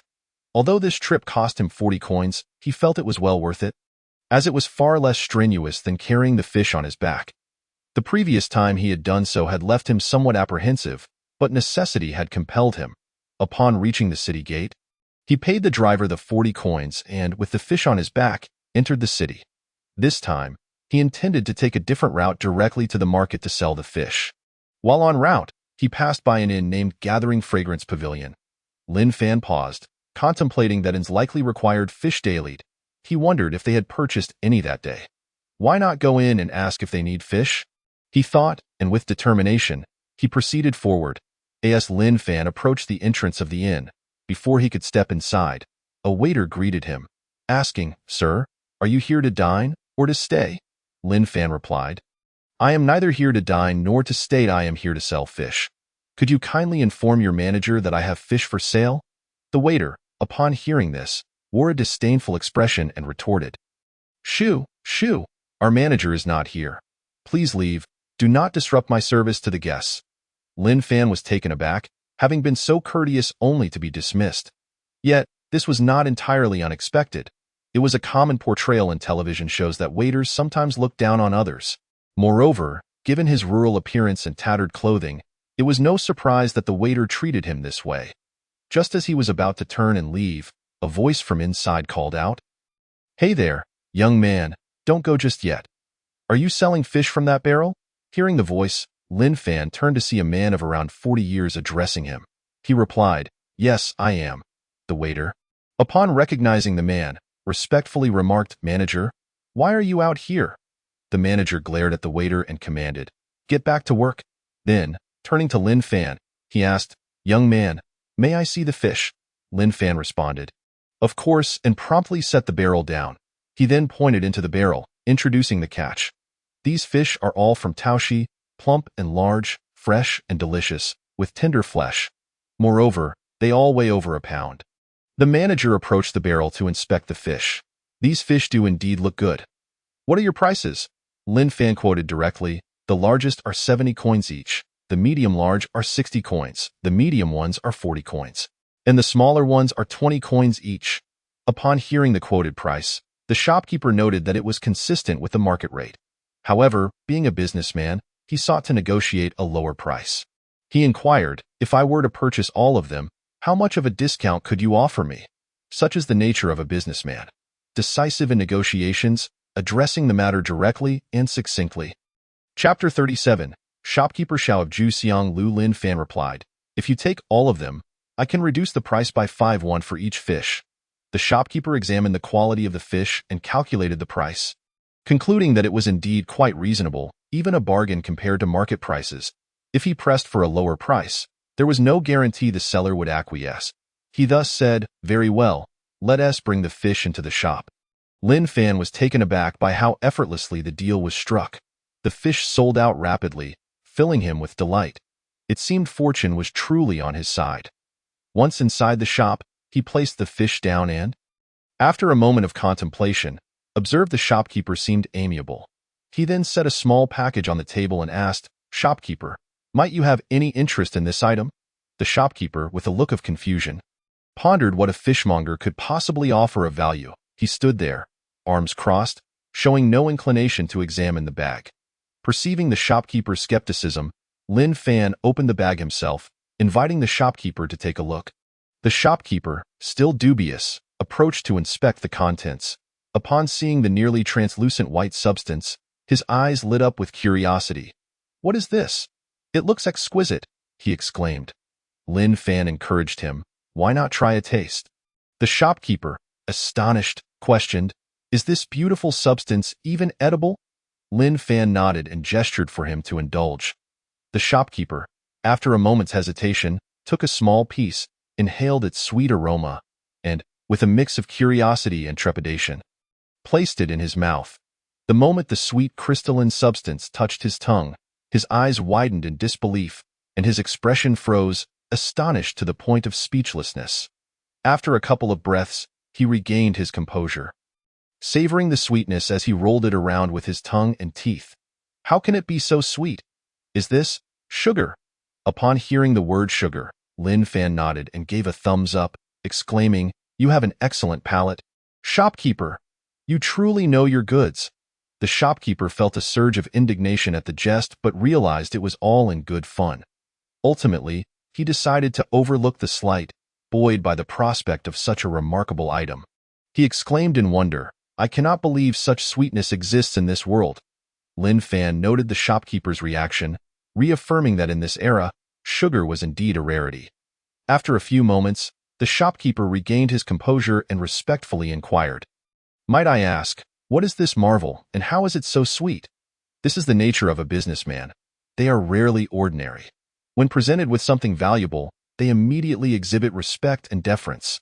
The tone of the conversation shifted, and the shopkeeper began to address Lin Fan more formally. Such is the way of mercantile dealings. One must adapt to survive in a treacherous world. Lin Fan, adopting a chatty demeanor akin to a friendly neighbor, fabricated a modest tale. "This is a delightful treasure brought back by a distant relative from the West. It is sugar, also known as white sugar or granulated sugar." He felt compelled to concoct a plausible story, aware that revealing the true nature of his goods could invite danger if others learned of his possessions. The shopkeeper, astonished, murmured, "White sugar, granulated sugar." Lin Fan then asked, "Do you have any interest in this item?" The shopkeeper, invigorated by the prospect of such a treasure, quickly regained his composure and introduced himself. "I am Xiao Tianla, the shopkeeper of Juxianglu. May I inquire your esteemed name?" Such is the way of merchants. They readily shift to camaraderie when presented with valuable goods. Lin Fan returned the courtesy. "Greetings, shopkeeper Xiao. I am Lin Fan." After exchanging respectful greetings and engaging in a brief pleasantry, shopkeeper Xiao remarked, "These items you possess are indeed exceptional. However, I am not authorized to make decisions of this magnitude. Perhaps I should summon our proprietor to discuss this matter further." Lin Fan replied, "That would be splendid. I appreciate your assistance." The shopkeeper promptly stated, "I shall arrange for someone to notify our proprietor at once. Please bear with me," he continued. "In the meantime, may I assist you in counting the fish? We can reconcile the quantity and settle the payment." Lin Fan, eager for a business transaction, graciously accepted. "Thank you, shopkeeper Xiao, for your help." Shopkeeper Xiao wasted no time, assigning a young attendant to inform the proprietor while another assisted Lin Fan in counting the fish. The two attendants busily went about their task, counting and reporting. After the count, Lin Fan stated, "In total, there are 24 fish, amounting to 881 in copper coins. Please verify this calculation." The shopkeeper, observing as Lin Fan and the attendant counted, was taken aback by Lin Fan's swift reporting of the quantity and price, astonished that he had not yet completed the calculations himself. Realizing Lin Fan had arrived at the figures before him, the shopkeeper hurried to the counter to confirm the totals. A few minutes later, he approached Lin Fan with a look of amazement, reverently bowing. "I had no idea, young Master Lin, that you were such a prodigy. To calculate such numerous figures so swiftly and accurately, you truly possess a remarkable talent for numbers." Lin Fan chuckled modestly. "Shopkeeper Xiao, you flatter me. These calculations are quite elementary." Chapter 38. The lady is a young Miss Lin Fan mused that these were mere elementary school problems. Wouldn't multiplication make such calculations trivial? Yet, he suddenly recalled that in this era, multiplication and division tables were likely non-existent. He humbly added, "I attended a private school for a couple of years, merely guessing and relying on luck." The shopkeeper thought to himself, "Is it truly a matter of luck to perform such calculations?" He smiled faintly and shook his head. He understood the difficulty of such calculations and recognized that anyone able to compute them so swiftly must possess considerable talent. "Shall I settle the payment for the fish now?" he asked. Lin Fan responded, "I appreciate your assistance, shopkeeper Xiao." The shopkeeper promptly retrieved 881 in copper coins and presented them to Lin Fan. Concluding the transaction in person, after ensuring everything was in order, Lin Fan respectfully thanked the shopkeeper and tucked the coins away. Once the business was concluded, the shopkeeper remarked, "Our proprietor should be arriving shortly. Would you care to step into the back room for tea while we wait?" Lin Fan replied, "That sounds delightful. Thank you, shopkeeper Xiao." Upon finishing his words, Lin Fan picked up the bag of sugar and followed the shopkeeper Xiao into a room on the first floor of the Juxianglu. Once inside, they entered a tea room specifically designed for receiving guests. The decor was elegant, adorned with various calligraphies and paintings hanging on the walls. On one side stood two wooden display cabinets filled with an array of antiques and ornaments. In the center of the room was a tea table surrounded by stools on all sides. Upon entering, the shopkeeper invited Lin Fan to take a seat at the tea table while he himself proceeded to the main position for brewing tea. Without pausing, he immediately began to stoke the charcoal stove, busily attending to his tasks while wiping the dust off the tea table with a cloth. And truth, the tea table was already quite clean, devoid of any dust. This perhaps reflected the habits and preferences of those who enjoy brewing and drinking tea. Thus, the act of wiping was performed regardless of the actual cleanliness. The two engaged in casual conversation while waiting for the water to boil and for the arrival of the proprietor. During their idle chatter, they touched upon the current currency exchange rates and national affairs of the Great Xia Kingdom. Soon, the water reached a boil. With deft skill, Xiao brewed a cup of fragrant tea. Just as they lifted their cups to take a sip, a beautifully dressed young lady entered through the door. Although it was daytime, the room was somewhat dim, likely due to the weather being less bright than outside. Upon seeing the newcomer, Xiao immediately stood up respectfully and said, "Miss, you have arrived." The young lady replied, "Yes, I heard from the waiter that a significant client has come to our establishment, prompting my swift return." Xiao promptly introduced, "Indeed, miss, this young Master Lin is the esteemed client I mentioned." "Young Master Lin, this is my employer. Our Mississippi, you may discuss your white sugar with her." Upon hearing the lady's voice, Lin Fan felt a sense of familiarity and stood up, slowly turning around. When their eyes met, both exclaimed in surprise, "It's you. How could it be you?" Observing their reaction, Xiao inquired, "Do you two know each other?" Both shook their heads but nodded in unison, stating, "We have met and conducted transactions, so I suppose we are acquainted." Their simultaneous response astonished everyone present, including themselves. It was remarkable how two individuals who had only met twice could share such an unspoken understanding. Lin Fan and the lady exchanged a glance and burst into hearty laughter. The atmosphere instantly elevated several notches.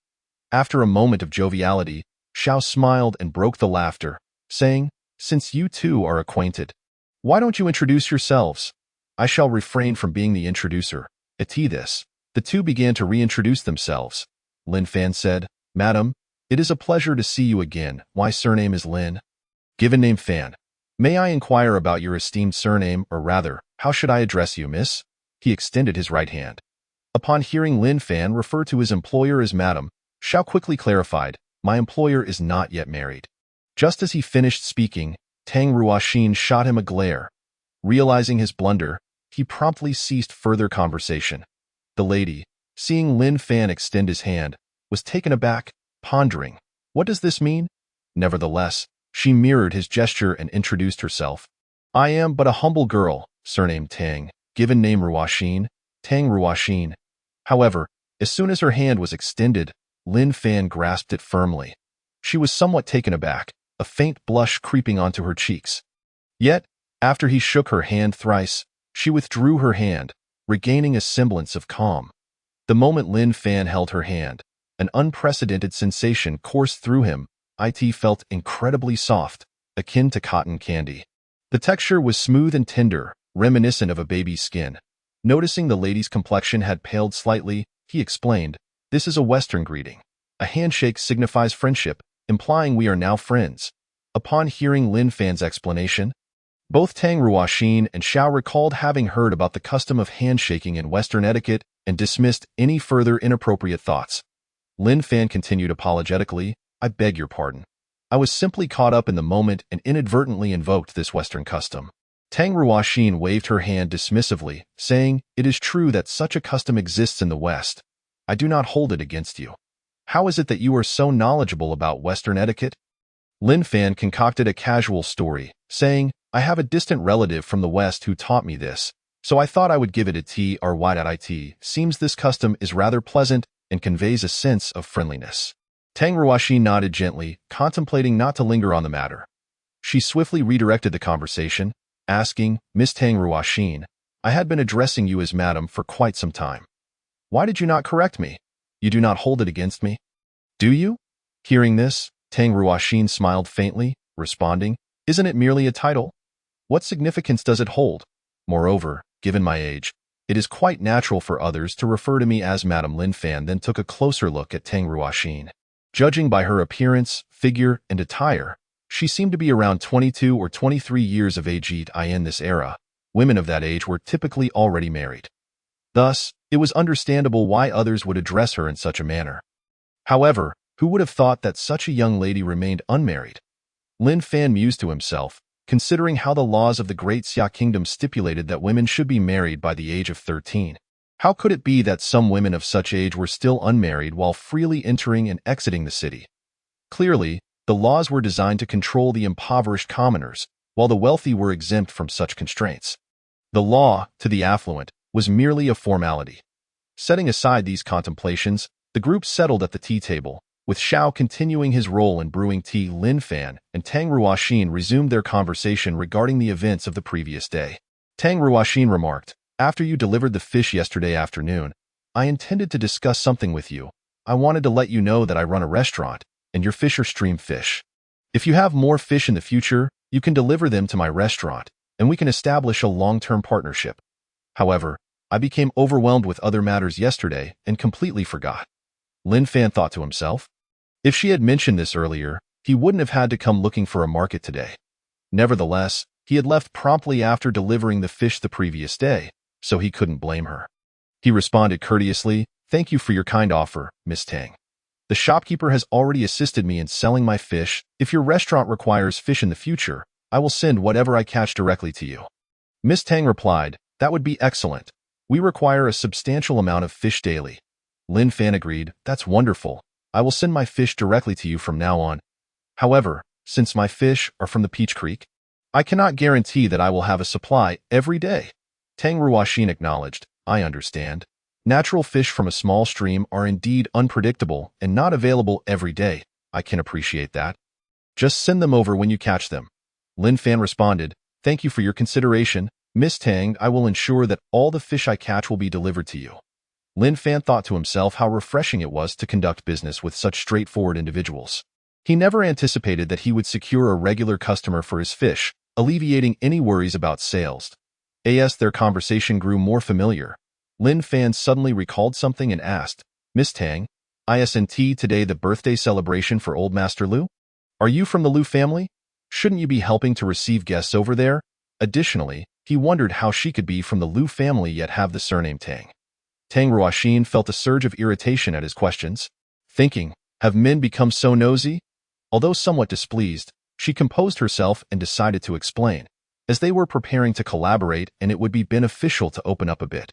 Sharing some information was not a problem. "And it was not a matter of secrecy," she replied. "I'm not from the Lu family. Old Master Lu is my uncle. The My family is from Yin City, and I was sent here to oversee the shop while also celebrating my uncle's birthday. How did it come to be that I am considered a member of the Lu family? Old Master Lu is merely my relative, my uncle. The purchases made yesterday were due to a shortage of staff at his household, which is why I came to assist with matters and make those purchases." Lin Fan let out an "oh" as he realized the situation, apologizing for his misunderstanding. The innkeeper, observing their light-hearted conversation, struggled to contain his laughter but ultimately restrained himself. Following these trivial exchanges, the atmosphere in the room warmed noticeably, fostering a sense of familiarity. After 3 cups of tea, Master Xiao broke the conversational flow, stating, "Young Master Lin, perhaps you could elaborate on your white sugar with my esteemed lady." He then turned to his maid and remarked, "Miss, young Master Lin's white sugar is a most extraordinary item. I have never encountered such exquisite, delicate, and sweet confections." Tang Nuoxian, intrigued by the innkeeper's enthusiastic description, inquired, "Young Master Lin, might I ask if what our innkeeper claims is indeed true? If so, would you be so kind as to present it, allowing me to indulge my curiosity?" Lin Fan humbly replied, "Miss Tang, it is not as exaggerated as the innkeeper suggests. However, I find it challenging to articulate. Perhaps it would be best for you to see and taste it for yourself." With that, he pushed the bag towards her. Tang Ruoxian eyed the bag with curiosity and, driven by her inquisitive nature, slowly opened it. The moment she unveiled its contents, she was momentarily taken aback by the shimmering, crystal-like objects inside. "What is this? How stunning! How exquisitely transparent! It sparkles in the light." Lin Fan encouraged, "Please, Miss Tang, do take a taste." Overwhelmed by the surprise, Tang Ruoxian remained silent, but instinctively extended her delicate fingers to grasp a piece of sugar, bringing it to her nose to inhale its sweet aroma. With a gentle parting of her rosy lips, she placed the sugar on her tongue. Instantly, a rich sweetness enveloped her taste buds, reminiscent of love and honey's divine sweetness. Stunned into silence, a singular thought echoed in her mind. Sweet, exceedingly sweet. An unparalleled sweetness existed in this world. After a few breaths, she emerged from her stupor, savoring the sugar as it gradually melted in her mouth, filling her with a delightful sweetness. Finally regaining her composure, she asked, "Young Master Lin, this sugar is simply too sweet. How is it crafted? Where did you procure such a marvelous item?" Originally a poised and composed young lady, she now revealed her astonishment with a childlike demeanor. Lin Fan reiterated what he had previously explained to Master Xiao. Upon hearing the origins of the sugar, Tang Nua Xian realized its exceptional nature. It is indeed not a product of our great Xia. Therefore, it must be quite valuable, she mused, her excitement palpable as she queried, "Might I ask if young Master Lin intends to sell these sugars? What price would you ask, and how much do you have? Can you continue to supply them?"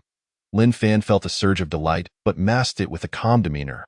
"I brought these here with the intention of selling them. However, I wonder, what do you believe they are worth? The entirety of my stock is present here. Since these were brought back by a distant relative, I must consult with him regarding future supplies." Chapter 40. Initial discussion of white sugar. I believe he can indeed procure more. I shall think of a way to negotiate with him.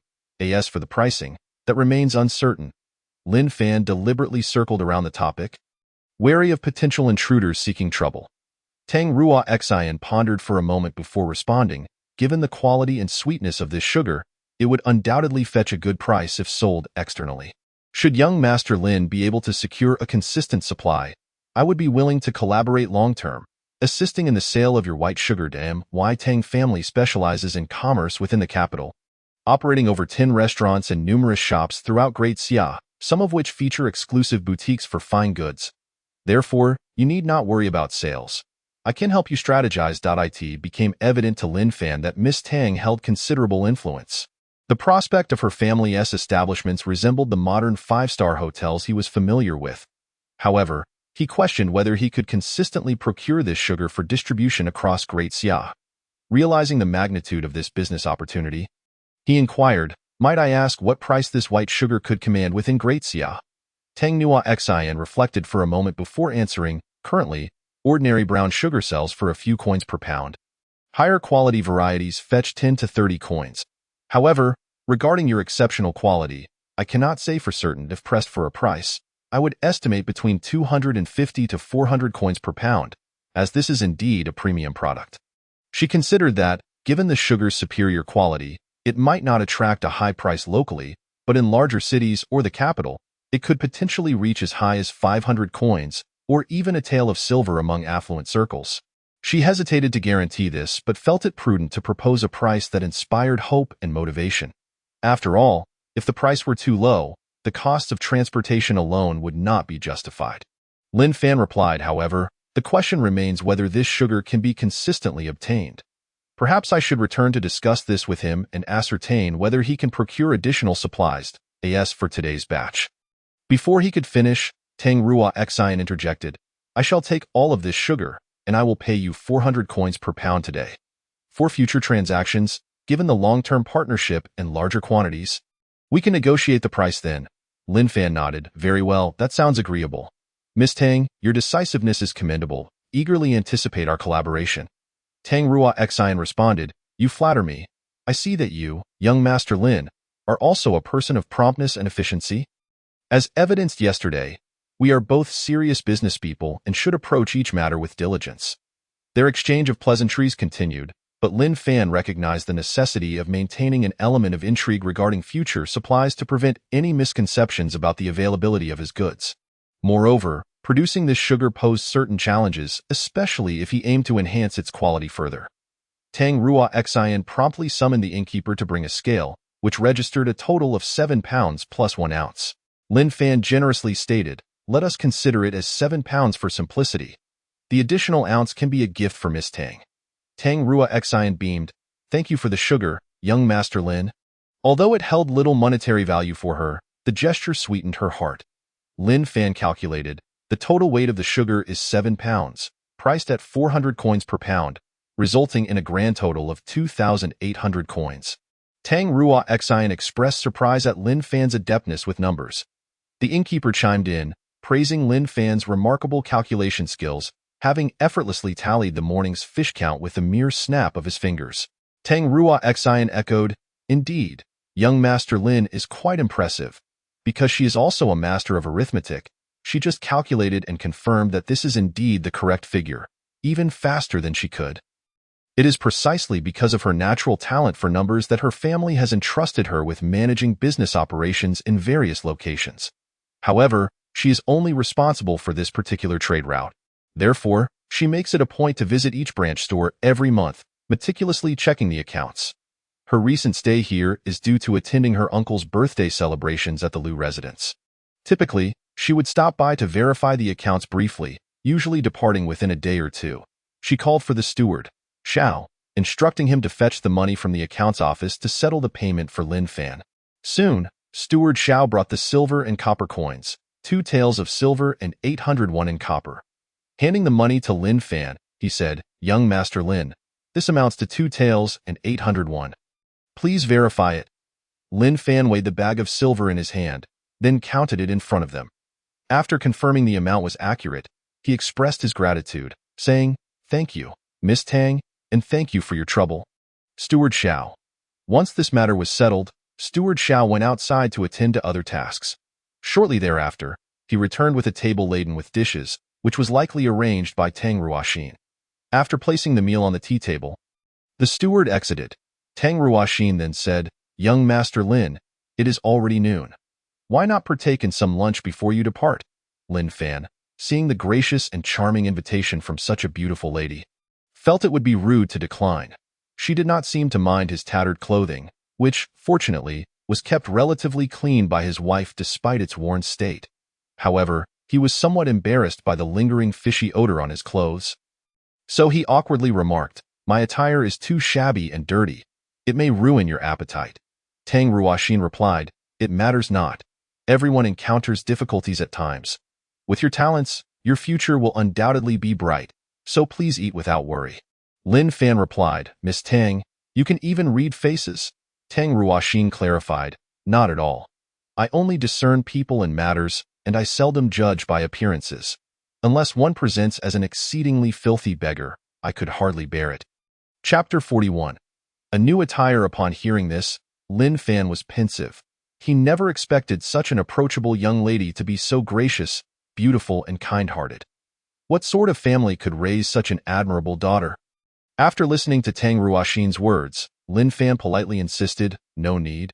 I appreciate your kindness, but it seems to be an inconvenience. Nevertheless, he remained seated on the stool without moving until they began to eat. Lin Fan smiled amiably, then I shall graciously accept your invitation. Tang Ruoxin gently shook her head, smiled, and said nothing further. The group began to eat while engaging in conversation. Lin Fan thought to himself how fortunate he was today. Business was thriving. Money was earned, and he had a delightful lunch. What a splendid day! It seemed that Linger was right. His luck was indeed favorable, as good fortune appeared to be on his side. However, he had to admit that Miss Tang was exceptional. Not only was she adept at business, but she also had a knack for winning hearts.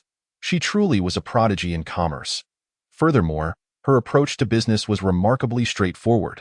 She was a woman of her word and possessed sharp business acumen. Today, when he merely mentioned the matter of white sugar, she immediately contemplated how to strengthen and expand its market presence. From her demeanor, it was clear she aspired to monopolize the white sugar trade. Showcasing her formidable business acumen, before long, the lunch was finished. The steward promptly came to clear the table. Tang Ruoxin and Lin Fan enjoyed a few cups of tea in the tea room, discussing various topics. Eventually, Lin Fan took his leave, stating, Miss Tang, it is getting late. I must be on my way. Tang Ruoxin replied, very well, young Master Lin. Please take care as you depart. I shall await good news regarding the white sugar matter. She thought to herself, this white sugar, so sweet and exquisite, is sure to win the favor of the noble families. If I can secure this sugar business, I will be a significant contributor to the Tang family. Lin Fan was unaware of her musings and responded, I will certainly do my utmost. He then addressed both Miss Tang and Steward Xiao, saying, Miss Tang, Steward Xiao, I bid you farewell. They returned the courtesy. Farewell, young Master Lin. Lin Fan slung the wooden bucket over his shoulder and exited the Ju Xiang Lu, making his way onto the street. Observing the time, he estimated it to be around 1 o'clock in the afternoon. The once pompous steward, having seen Lin Fan escorted out by the young lady and Steward Xiao, felt a twinge of apprehension. He realized that the next time he encountered Lin Fan, he must be exceedingly courteous and cannot afford to be dismissive. Steward Xiao shot a glance at the steward, perhaps sensing his thoughts, and admonished him, Get back to work. As Lin Fan strolled leisurely down the street, he reflected on his earnings today, 3,681, plus the remaining 61 from the morning's carriage ride, totaling 3,741, which converts to approximately 3 taels and 741 in silver. Earlier, during their tea break, he had inquired about the current currency exchange rates in the Daxia Kingdom. Although Steward Xiao was a bit taken aback by the question, he explained that 1,001 in copper equals 1 tael of silver, and 100 taels of silver equate to 1 tael of gold, while 10 taels of gold correspond to 1 ingot of silver. However, silver ingots are rarely circulated among the common folk, primarily used by the court, government, and trade. With this newfound understanding of the currency exchange, Lin Fan realized he had over 3 taels of silver on hand, sufficient to acquire a new outfit.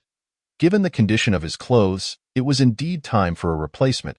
He did not want to be caught without decent attire when meeting others, lest he be looked down upon. Furthermore, his wife and Xiao Chao also needed new garments. With these thoughts in mind, he made his way to the tailor shop. After turning left and right along the street, he soon arrived at the tailor shop. As he approached the entrance, the shop steward spotted him from afar and promptly stepped outside. Just as Lin Fan reached the door, the steward gestured invitingly, saying, Esteemed guest, please come in. May I inquire if you seek to purchase clothing? Noticing that the steward did not judge him based on his tattered appearance, treating him like any other customer, Lin Fan replied, Yes, I would like to see some clothing and fabrics, the steward exclaimed. Young master, your taste is impeccable. Our tailor shop is the finest and largest in the entire town, offering a myriad of styles, as well as high-quality fabrics. The quality is excellent, and the prices are reasonable. You certainly won't regret your purchase. It was evident that the steward was a skilled conversationalist, adept at ensuring the comfort of the clientele. The steward enthusiastically introduced the various garments and fabrics. He swiftly detailed, We offer coarse cloth, linen, cotton, brocade robes, and silk. Each type of finished clothing varies in price. Coarse cloth ranges from 50 to 151, linen from 100 to 401, cotton from 500 to 1501, and brocade and silk from 1,000 to 5,001. Upon hearing the prices for brocade and silk, Lin Fan interrupted, realizing that his current finances would not permit such extravagant purchases. He had no desire to waste time listening to options he could not afford. He thought to himself, I did not expect this small county's tailor shop to offer such a wide array of materials and styles. Thus, he directly interjected, Could you please focus on the linen options for me? The waiter did not show any disdain, but directly led him to the linen section for an introduction. After listening to the waiter's explanation, Lin Fan pondered. If he were to purchase fabric to take home, he was unsure if his wife would make clothes, so it might be better to buy ready-made garments instead. He ultimately decided to buy 2 sets of linen short shirts, as this would make his work more convenient in the future. After selecting the 2 outfits, he called the waiter to take him to the women's clothing section. There, thinking of his wife's petite figure, he meticulously helped her choose clothes. He compared options back and forth. And before long, he had chosen 2 sets of women's clothing also made of linen. After completing this selection, he moved to the adjacent area to pick out 2 sets of clothing for little girls, also crafted from linen. After all, the whole family should be treated equally. Chapter 42. Purchasing clothes. The waiter, observing the customer selecting such an abundance of clothing, felt as though he had consumed honey. Bursting with joy, he eagerly cradled the mountain of garments, following closely behind, his smile radiant like blooming flowers, almost overflowing from his face. Although these clothes were merely ordinary linen, the sheer volume of sales filled the waiter with delight. secretly marveling, "What a fortunate encounter with a great patron today." Consequently, his words dripped with sweetness, and his service became increasingly attentive. The waiter held the clothing tightly, as if cradling a rare treasure, cautiously following Lin Fan to the counter. He gently placed the garments on the cashier's table and, with a face full of flattery, inquired, "Might I ask if the esteemed guest has any further needs? Perhaps a pair of shoes to match these outfits?" Lin Fan suddenly slapped his forehead in realization, as if enlightened, and promptly replied, "Then please bring me 3 pairs of shoes in accordance with the sizes of the garments." Feeling too lazy to move, he instructed the waiter to fetch the shoes for his inspection. The nimble waiter responded promptly and soon returned with several pairs of shoes. Lin Fan gazed at the shoes brought by the waiter. Astonished, he had not anticipated that even linen shoes were available. This was truly perfect. Without hesitation, Lin Fan picked up a pair of men's shoes to try on, inwardly exclaiming at the waiter's discerning eye. The fit was impeccable, as if tailor-made. After trying on the shoes, he also examined the women's shoes, contemplating his wife's feet, and surmised they would be a suitable fit for her as well. He then inquired about the prices of these shoes, which the waiter quoted reasonably, merely a few dozen coins per pair. Seeing that the shoes were not only stylish but also of excellent quality, Lin Fan decided against looking for others. It must be said that in this day and age, goods truly were both beautiful and affordable. All the clothing and shoes were genuine, high-quality items, without a hint of shoddy workmanship. Thus, these garments and shoes were made to last. Lin Fan decisively stated, "Waiter, let us settle the bill. Please tally the total amount." The waiter, elated, quickly responded, "Certainly, esteemed guest, please hold on for a moment." Having said this, he skillfully pushed the collection of clothing and shoes to the shopkeeper and requested, "Shopkeeper, would you kindly calculate the total price for this gentleman's garments and shoes?" The shopkeeper glanced at Lin Fan nonchalantly, saying little, yet a flicker of skepticism gleamed in his eyes. Nevertheless, he promptly took the garments and began to calculate meticulously. In a short while, he announced with clarity 2 sets of men's clothing, each a dazzling gem, priced at 230 coins, totaling 460 coins. 2 sets of women's clothing, each resembling vibrant blossoms, priced at 210 coins, totaling 420 coins. 2 sets of children's clothing, each akin to adorable sprites, priced at 130 coins, totaling 260 coins. The shoes, the men's akin to a robust steed, priced at 45 coins, the women's resembling a graceful swallow, priced at 38 coins, and the children's like a lively fawn, priced at 15 coins. The total for the 3 pairs of shoes amounts to 98 coins. Thus, combining the men's, women's, and children's clothing and shoes, we arrive at a total of 1238 coins, equivalent to 1 tael and 238 coins of silver. The shopkeeper mentioned 2 forms of currency, as some patrons might generously pay with 1,238 coins of copper, while others, more liberally, might offer 1 tael and 238 coins of silver. Upon hearing the total amount quoted by the shopkeeper, Lin Fan responded affirmatively, "Very well." He then swiftly retrieved a pouch from his waist and, as if performing a magic trick, counted out the silver coins with ease, paying in full. The shopkeeper and the waiter, witnessing Lin Fan's prompt payment, felt the shopkeeper's earlier hint of doubt melt away like snow under the sun. Transforming into a smile of pure joy that crinkled his eyes into slits, he felt a pang of embarrassment, grateful he had only harbored doubts internally and had not voiced them aloud. Otherwise, the awkwardness would have been his burden. Reflecting on his previous judgments, he felt remorseful for having viewed others through such a narrow lens. Just because one appeared shabby at present did not mean they lacked means. After all, it was exceedingly rare in the entire city for someone to purchase over a tael of silver in clothing and shoes. Most people bought clothing as a family, each acquiring new garments. Few could compare. He resolved to never judge solely by appearances again. Unbeknownst to Lin Fan, the shopkeeper's thoughts were far from his concerns. The waiter and the shopkeeper efficiently sorted the clothing and shoes into 3 neat bundles, one for men, one for women, and one for children. After finishing the packing, they took an additional larger package for the convenience of the customer. Their actions grew increasingly meticulous. Lin Fan paid them no mind, hefting the large bundle of garments and shoes as he exited the tailor's shop. Upon leaving, He visited the quilt vendor and purchased a new quilt. The one at home had been used for far too long, becoming foul and tattered, truly unbearable. His sleepless nights were largely due to the stench of that quilt. He spent 270 coins on the new quilt. Continuing his journey, he arrived at a general goods store, acquiring various daily necessities, candles, and meat products, spending another 340 coins. After purchasing these items, he exited the city gates, laden with a considerable amount of goods. Given the time-consuming journey, he wished to avoid further delays, so he rented a horse to return to Taoyuan village. Although he had purchased quite a bit, the items were not particularly heavy, making horseback travel more expedient. He secured the goods on the horse's back, and the horseman galloped Lin Fan back toward Taoyuan village. It was the same horseman as before. While riding, the sounds of the horseman's clicks and the pounding hooves echoed along the road. Before long, they arrived back at Lin Fan's home in Taoyuan village. As they reached the entrance, the two little girls inside heard the commotion outside and peeked from the room. Upon seeing Lin Fan return, they immediately rushed out to greet him. As soon as Lin Fan dismounted, Xiao Qiao exclaimed, "Brother-in-law, you're back." Song Xiaoxue also approached softly, asking, "Husband, you have returned." Lin Fan, seeing these two, felt a surge of joy at having his dearest ones welcome him home. He replied warmly, "Indeed, my dear wife, Xiao Qiao, I have returned." He then proceeded to unload the items from the horse with the horseman. After paying the fare, the horseman rode off, heading back to the city.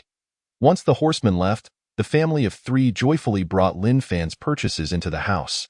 Xiao Qiao exclaimed, "I want to help carry things too. Let me help bring them inside." To everyone's surprise, Xiao Qiao truly put in some effort. Upon touching the brand new quilt, she immediately climbed atop it, straining to help carry it inside. She exerted herself so much that her face flushed. Yet her little feet did not touch the ground. Nevertheless, she persisted in gripping the quilt and assisting, exclaiming, "Heave-ho!"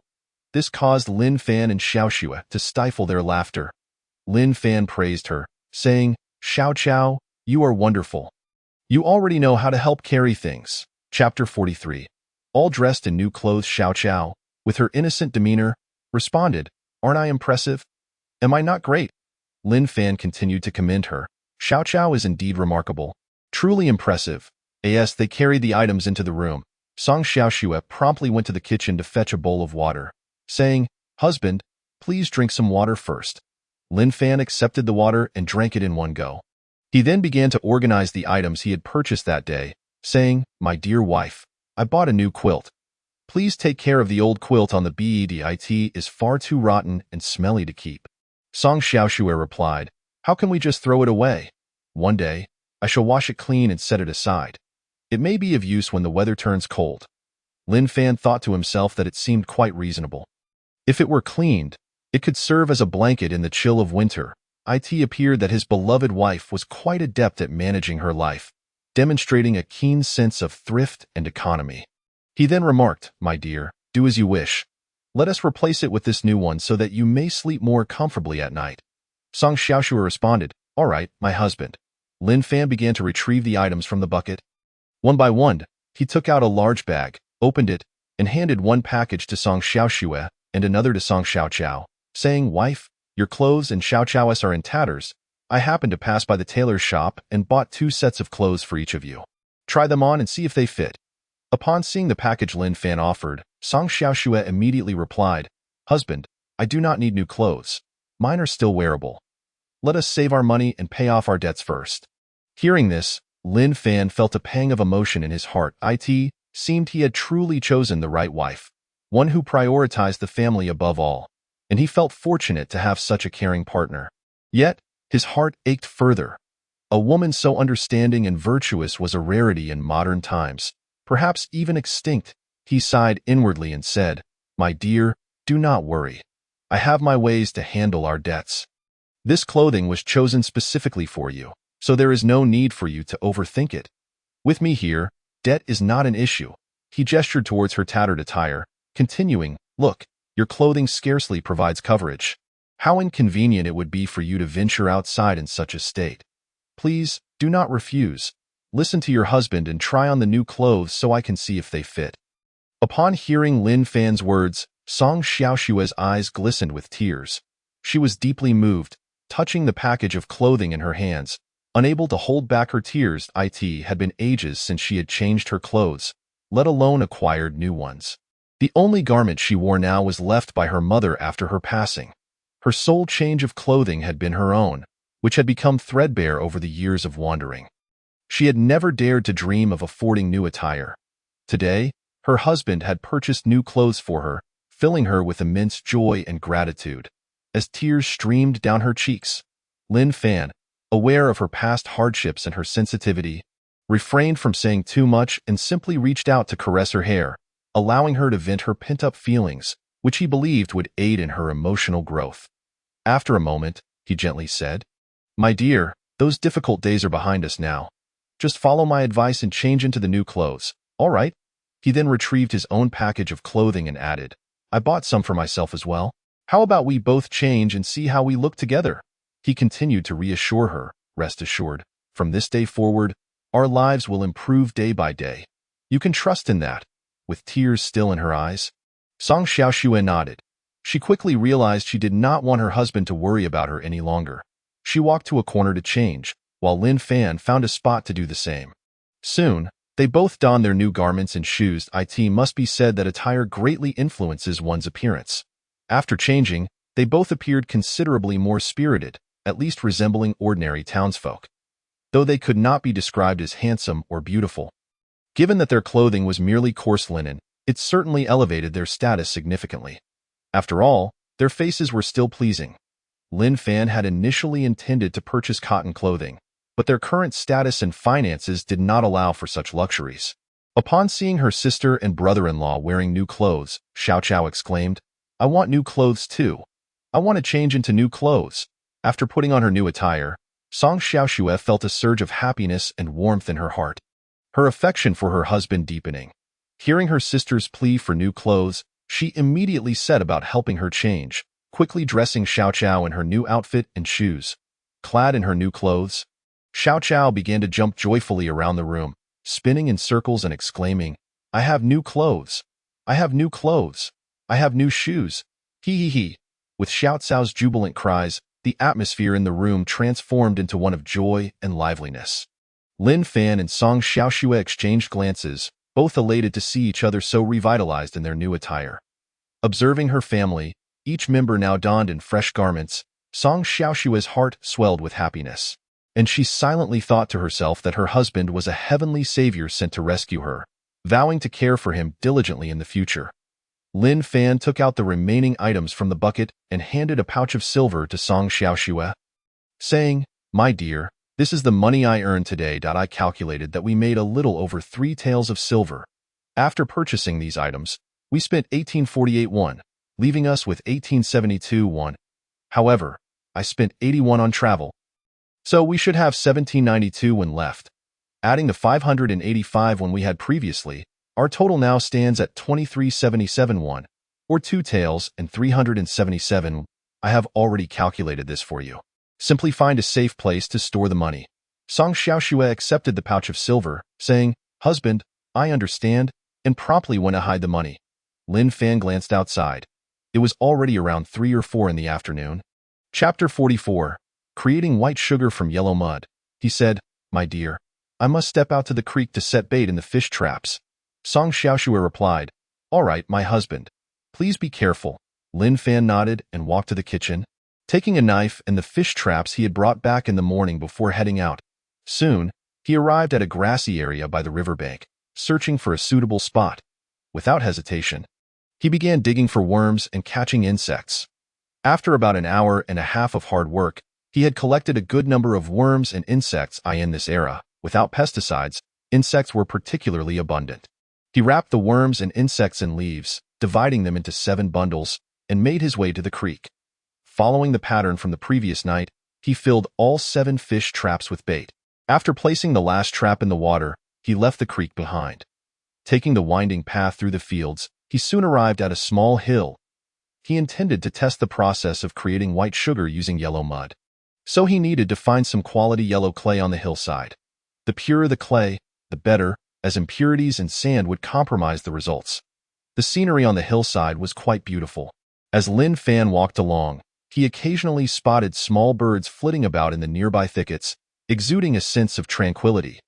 The air was fresh, filled with the fragrance of blooming flowers. The hillside was connected to a grand mountain range, which in turn led to a long chain of lofty peaks. From the original owner's memories, he had heard tales of fierce beasts lurking deep within the mountains. Hunters who ventured into those depths often never returned, so common folk generally avoided the area. Those hunters had entered the mountains from this very spot. After wandering the hillside for a while, Lin Fan finally discovered a collapsed area that contained some decent yellow clay. Inspecting his surroundings, he found the area clean, devoid of any animal tracks. The yellow clay appeared free of impurities and very clean. He immediately got to work, scraping off the top layer of clay. After digging down several centimeters, the clay beneath was even cleaner and more beautiful. He collected a portion of the pristine yellow clay, wrapping it in large leaves to bring home. Upon returning, Song Xiaoxue saw Lin Fan carrying a bundle of yellow clay and inquired, "Husband, what do you need this clay for?" Lin Fan smiled enigmatically and replied, "I have my reasons for needing this clay. You will see soon enough." Song Xiaoxue, upon hearing Lin Fan's words, refrained from further inquiries. She understood that everything her husband had been involved in during this time had taken her by surprise. Thus, she chose not to press for immediate clarity and instead busied herself with other tasks. Lin Fan promptly retrieved a large basin and found a relatively clean spot in the courtyard. He laid down a layer of leaves at the bottom, placed the yellow clay on the ground, and crushed it, meticulously separating the grass, roots, and sand within. This stage was the one that Xiao Chao relished the most, diligently assisting Lin Fan. When Lin Fan was momentarily distracted, she seized a handful of yellow clay and scampered off to another corner to play. She would toss the clay outside, only to retrieve it again, occasionally returning for another handful. She even took some to a watery area, rubbing it between her hands. Engrossed in her play, she was utterly delighted, to the point where her brother-in-law's calls went unheard. With this little rascal's antics, the once tranquil courtyard was filled with a cacophony of sounds. It quickly transformed from a serene haven into a lively space, punctuated by Xiao Cao's gleeful laughter, which warmed the atmosphere considerably. Observing Lin Fan's endeavors with the yellow clay, Song Xiaoxue approached to lend a hand. While assisting, Lin Fan shared with her the method of creating white sugar through the sedimentation of the yellow clay water. Upon hearing this technique, he wore a puzzled expression, wishing to voice his concerns but unsure of how to articulate them, merely nodding along as he listened. After a while, the yellow clay was nearly ready. Lin Fan said, "My dear, I can handle things here. You should go to the kitchen and start the fire for boiling water." Song Xiaoxue acknowledged him and went off to tend to the kitchen. Once Lin Fan had crushed all the yellow clay, he placed it into the basin, adding water to let it soak. While it soaked, he stirred it with a stick until the yellow clay water was thoroughly mixed and murky, at which point he paused to allow it to settle, clearing away the impurities floating on the surface. After the sedimentation process was complete, he poured the yellow clay water into a bucket, discarding the small sand and stones that had settled at the bottom. Having arranged for Song Xiaoxue to boil water, it was not long before the water was ready. Lin Fan then went to the kitchen, pouring over 20 pounds of sugar into the pot, stirring it as he cooked to hasten its melting. Soon, the brown sugar dissolved, merging with the water and transforming the syrup into a deep brown hue. He set the syrup aside to cool gradually. When it had cooled sufficiently, Lin Fan poured an entire pot of syrup into the bucket containing the yellow clay water. However, it was not enough to fill the bucket entirely. He had to use a basin as well. As he poured, he continuously stirred until the syrup and yellow clay water were fully combined, at which point he stopped. Lin Fan inspected the mixture, believing it to be satisfactory. Upon witnessing this operation, Song Xiaoxue's mouth fell agape in astonishment, tinged with a hint of confusion. Watching the copious syrup being poured into the yellow clay water, her heart ached. She pondered, "Is this even edible? I've never heard of such a method before." She was uncertain whether her husband's sedimentation technique would prove successful. If it failed, would it not mean wasting over 20 pounds of sugar? That would be a grave misfortune. Nevertheless, she only murmured her concerns inwardly. Although she felt a pang of anxiety, she refrained from voicing it, for she was aware that her lack of understanding did not equate to impossibility. Ultimately, She placed her faith in her husband, confident he would not let her down. Regardless of what he undertook, she would not voice objections but patiently await the outcome.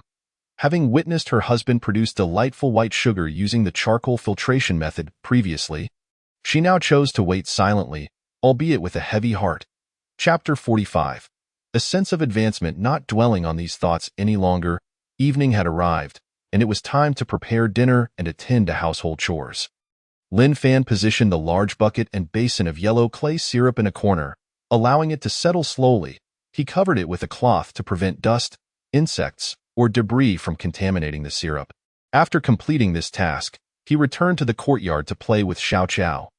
The little darling, clad in new clothes and shoes, was particularly joyful, her sweet demeanor evident as she called out, "Brother-in-law, brother-in-law." Her affectionate exclamations melted Lin Fan's heart, prompting him to wish he could give her his very soul. He often scooped her up in his arms, showering her with kisses, calling her his treasure.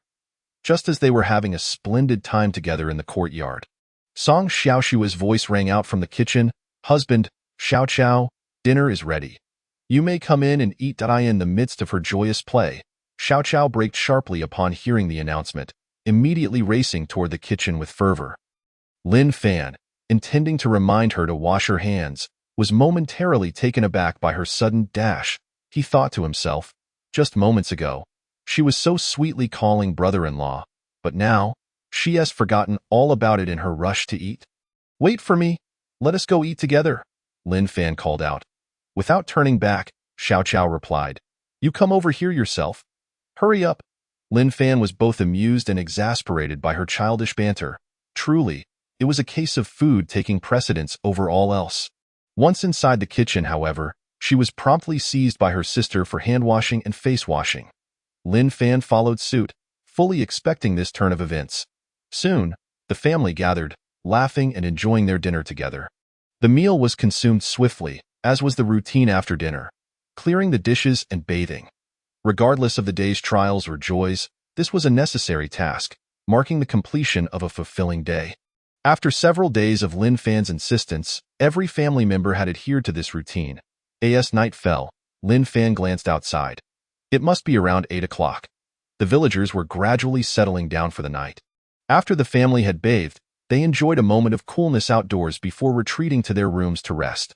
Once inside her room, Xiao Qiao played for a while on the bed, embracing the new quilt purchased that day. Feeling immensely comfortable, she lay directly atop the quilt, quickly drifting off to sleep. Observing her sister asleep on the quilt, Song Xiaoshue carefully scooped her up and tucked her into bed, ensuring she was well covered. After sitting quietly for a moment, she yawned and turned to Lin Fan, saying, "Husband, let us go to sleep." Lin Fan replied, "All right, my dear. You sleep first? I'm not tired yet. I'll stay here for a while and sleep later." Song Xiaoshue responded, "Okay, husband, then I'll go to sleep first." After speaking, he gradually nestled into the warm embrace of the covers, surrendering to slumber beside the tender blades of grass. Lin Fan lingered for a moment before also retreating to his bed to rest. Not long after he succumbed to sleep, he was gently roused by the faint sound of Song Xiaoshue's breathing. Lin Fan, after a brief period of contemplation with his eyes closed, rose from his bed and made his way to his usual meditation spot. Continuing his practice, he was acutely aware that such nightly endeavors could easily be discovered by his wife. Thus, an uneasy thought lingered in his mind. He must construct a new house with several rooms, allowing him to practice in solitude without the fear of being interrupted during the night when his wife might awaken for a moment. In truth, while wandering outside earlier that day, he had sought a secluded spot or cave suitable for his cultivation. However, after a thorough exploration around the village, he failed to find any suitable locations. This matter would have to be addressed at a later time, as his soul departed from his body and entered the realm of space. Lin Fan and Linger exchanged casual greetings before immersing themselves in their practice without further conversation. Time in this realm flew by, and before they knew it, the night had deepened. Just as they were deeply engrossed in their quiet cultivation, a sudden tremor akin to the previous occasion jolted them awake. The space around them underwent dramatic upheaval. Both Lin Fan and Linger were startled by this unexpected disturbance. Soon, the sensation subsided. They promptly concluded their practice and opened their eyes. surveying their surroundings where clouds of dust swirled around them. Gradually, the dust began to settle, revealing the scenery around them. Upon witnessing this spectacle, both Lin Fan and Linger were taken aback. Has the space undergone another upgrade? Observing the situation, Linger immediately expressed her congratulations. Congratulations, Master. You are indeed extraordinary, having upgraded once more. Only then did Lin Fan register her words. What? Have I truly leveled up again? Linger responded. Yes, Master. You have indeed leveled up. Did you not realize? You were engrossed in your cultivation and reached a new level without noticing. Lin Fan replied. While I was cultivating, I felt an increasing pressure in my dantian, as if it were expanding and something was obstructing it. Yet, I persevered and continued my practice. Suddenly, it felt as though a barrier had been breached, and that sensation vanished, akin to releasing pent-up gas, leaving me feeling much lighter and more at ease, Linger explained. This is a common experience during each upgrade. Did you not have such sensations during your previous 2 levels? Lin Fan answered, I did not experience anything like this before. This is my first time feeling such a thing. After a moment of thought, Linger continued, now I recall. During your first entry, you directly solidified your dantian, which is why you did not feel this sensation. The energy was being consolidated within the newly formed dantian. During your second upgrade, you advanced due to your practice of strength, thus not experiencing this phenomenon. This time, however, is your true first breakthrough through cultivation. Chapter 46. Upgrading to the 3rd level. Linger elaborated. This 3rd level is where you directly cultivate and break through to a new level, which is why you are experiencing this for the first time. It is quite normal for you to be startled. I had assumed you were already aware. Lin Fan mused. Oh, so that's how it is. You gave me quite a scare. I thought I might explode. Linger reassured him. From now on, each level will bring about such sensations. It's like filling a bottle with water. Once it reaches its limit, any further addition will cause it to overflow. Therefore, you must either switch to a larger container or a different one altogether. Perhaps you were intentionally holding back that surge of energy, causing it to build up and create discomfort. Lin Fan nodded in agreement. Linger continued. I sensed your discomfort earlier and was about to inquire when the tremor occurred, which indicated you had surged ahead and leveled up. Hence, I refrained from asking, thinking you were aware. In future upgrades, simply release that surge of energy when you reach the threshold. That will facilitate your progression. After this initial experience, you will gain insight. Upon hearing Linger's explanation, Lin Fan nodded, finally grasping the situation. It dawned on him that he had indeed broken through and leveled up. He quickly regained his composure and excitedly inquired. So, does this mean I have now reached the 3rd level of cultivation? Does this allow me to bring objects from the outside world into this space? And can I also bring seeds from outside to plant here? Linger smiled and nodded. Congratulations, Master. Indeed you can. However, I must remind you once more, living things cannot be brought in. If they are, they will perish upon being removed. Please remember this. Lin Fan replied earnestly. Understood. I will ensure to remember that. His heart brimmed with joy at the prospect of making things easier for himself in the future. Elated, he felt an urge to venture outside and experiment by bringing in some items. But he refrained, opting to portray himself as a mature and composed individual instead. That moment, Linger's voice resonated again. Master, you have now reached the 3rd level, and the space has upgraded to the 3rd minor tier. Everything within has synchronized. Time, energy, and your level are all aligned. Your cultivation will yield even better results henceforth. I hope you will continue to strive diligently to grow stronger. Lin Fan responded, Understood. I will certainly commit to my cultivation. Pleased with his dedication, Linger felt a sense of relief. Once these matters were clarified, Lin Fan resumed his appraisal of the space. Indeed, the area, previously around 200 square units, had expanded to approximately 300 square units. It appeared that with each minor level increase, an additional 100 square units were added. Linger had mentioned that an upgrade to a major level would double the space. He could only await verification of that claim. Observing the barren land surrounding him, Lin Fan inquired, Linger, why is it that every time the space expands, the land remains desolate? Furthermore, why have the areas that appeared during the last upgrade not yielded any plants yet? Linger responded, It has only been a day or two since your last upgrade. Even at triple the growth rate, it would take time for seeds to sprout, unless you directly irrigate with spirit spring water. Lin Fan acknowledged, that makes sense. It has only been 2 days.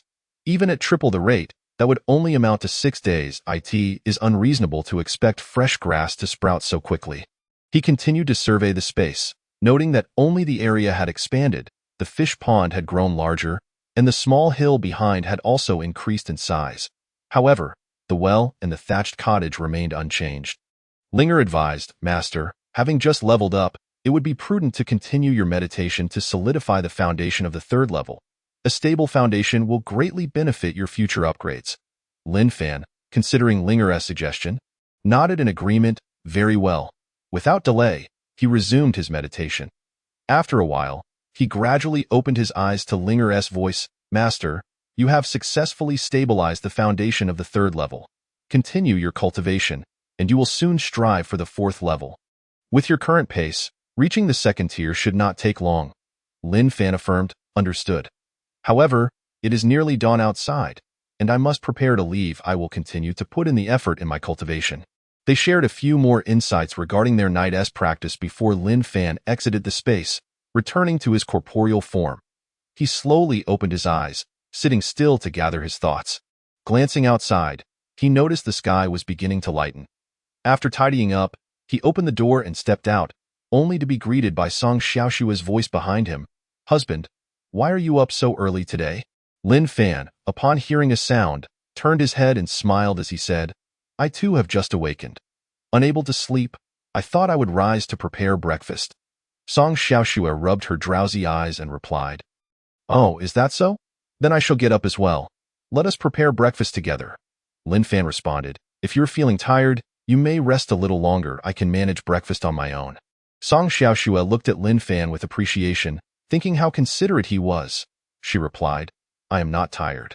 I am fully awake now and cannot sleep any longer. With that, she promptly got out of bed, put on her shoes, and joined him. Lin Fan said, Very well, do as you wish. Soon, Song Xiaoshua had donned her shoes, and together they went out to wash up, beginning their preparations for breakfast. The two of them, busy together, formed an enviable loving couple. With their harmonious collaboration, they quickly completed the meal. Since they had risen early that day, Lin Fan and Song Xiaoshua finished breakfast while the little grass had yet to awaken.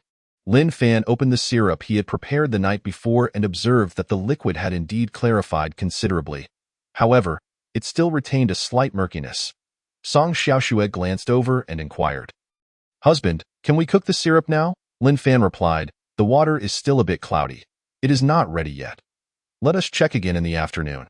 Song Xiaoshua acknowledged and refrained from further comment. Returning to her various household chores, Lin Fan bid his wife farewell and ventured out of the courtyard with a knife in hand, for he intended to catch fish at the nearby stream. Presently, the only bucket and basin in his home were occupied with syrup, necessitating a borrowed bucket from a neighbor for the time being. Before long, he arrived outside Lin Feng's yard, where he saw Lin Feng's family enjoying their breakfast. He greeted them, Good morning, Auntie, Fenggo, and sister-in-law. Are you having breakfast? The 3 members of Lin Feng's family responded in unison, Good morning. Yes, we are. Auntie immediately asked, Fanner, have you had breakfast yet? If not, come in and join us. Also, is there something you need so early? Lin Fan replied, Thank you, Auntie. I have already eaten. I came to ask if I could borrow a bucket. This Auntie had been the closest friend of his mother during her lifetime, and they frequently visited each other. Upon hearing his request, Auntie said, Of course, that is fine. She then instructed Lin Fenger, go fetch a bucket for Fanner. Lin Feng complied and quickly brought the bucket to Lin Fan. Lin Fan accepted it, saying, Please continue your breakfast. I shall be off to attend to my tasks. I will return it once I am done. Auntie replied, No rush. Take it for your use. When you need it back, just have Fenger come to your house for it. Lin Fan responded, All right, thank you, Auntie. After exchanging a few casual words with Lin Feng, he departed, contemplating that his household items were indeed too few. Tomorrow, he resolved to purchase several wooden buckets, basins, and a large water vat in the city. Otherwise, he would not have enough supplies for producing a significant quantity of sugar in the future. Walking along the narrow path through the fields, he soon arrived at the stream. Lin Fan found a suitable spot to dig for worms and catch bait, thinking that by preparing the bait in advance, he could avoid making a special trip in the afternoon. He anticipated needing to produce a substantial amount of sugar soon, leaving him little time for such errands. In this era, few people bothered to catch worms and insects, so he easily gathered a large quantity from the grass in the fields. Before long, he had collected 7 bags of worms and insects. With the bait in hand, Lin Fan made his way to the area where he had placed the fishing nets by the stream. After inspecting all the nets, he transferred the caught fish into the bucket. Today's catch was noticeably less than yesterday's, likely due to having already fished in this location. Consequently, he relocated all 7 fishing nets to a different part of the river. Although today's yield was somewhat diminished, he still managed to catch over 10 large fish, with a greater number of smaller ones. Satisfied, Lin Fan carried the bucket of fish back home. As he passed through the fields, a villager spotted him returning with a bucket full of fish. The villager had long been aware of Lin Fan's prowess, as it was remarkable for someone to catch so many fish in a single morning. Who among the villagers wouldn't he be envious? Surely, they would wish to learn his fishing techniques for their own means of livelihood. Having seen Lin Fan's impressive haul yesterday, the villager had come early today to follow him to the stream. Secretly observing him as he fished, however, fearing detection, he returned to his own work after Lin Fan finished. Once Lin Fan had walked far enough away towards the village, the villager could no longer contain his curiosity and hurried to the stream to investigate the fishing spots. Upon arrival, he found no sign of Lin Fan's fishing gear. Puzzling over its whereabouts in his distraction, he accidentally stumbled into the river. Fortunately, he was not the only one with such thoughts. Others had followed him closely behind. When they saw the man fall into the water, they rushed over to check on him. The unfortunate individual was none other than the village's Lin Lao San. Upon realizing Lin Lao San was struggling in the water and unable to swim, the onlooker panicked, frantically calling for help. "Help! Save me! Someone is drowning!" Lin Lao San thrashed desperately, flailing his arms and legs in a futile attempt to stay afloat. The witness, overwhelmed with fear, considered jumping in to save him but ultimately refrained. Recognizing that he too might perish in the attempt, remaining calm, he shouted, "Help! Someone has fallen into the water." He then dashed back to the village in search of assistance, running with all his might, knowing that any delay could cost a life. Meanwhile, Lin Fan had returned home and set down the bucket of fish. Song Xiaoxue and Xiao Chao approached, curious about the catch. Xiao Chao was the first to exclaim, "Wow! So many fish! So many fish!" Song Xiaoxue was equally delighted to see her husband had caught such an impressive haul, as if fishing for food was an effortlessly simple task for him. Lin Fan was busy instructing his wife to prepare the smaller fish for cleaning and preservation, while the larger ones would be kept alive in the water vat to be delivered to Zhu Xianglu the following day. The trio was joyously basking in the happiness brought by their catch when a loud, urgent voice echoed from afar, upon discerning the distressing news that someone had fallen into the river. Lin Fan wasted no time and rushed towards the stream. Other villagers, both those who could swim and those who could not, also hurried towards the scene, drawn by the cries for help. Lin Fan soon reached the stream, where the messenger was already returning with several villagers in tow. From a distance, Lin Fan called out, "Where is the person who has fallen into the water?" The man pointed towards the river not far in front of Lin Fan. Aware of the direction, Lin Fan immediately ran towards it.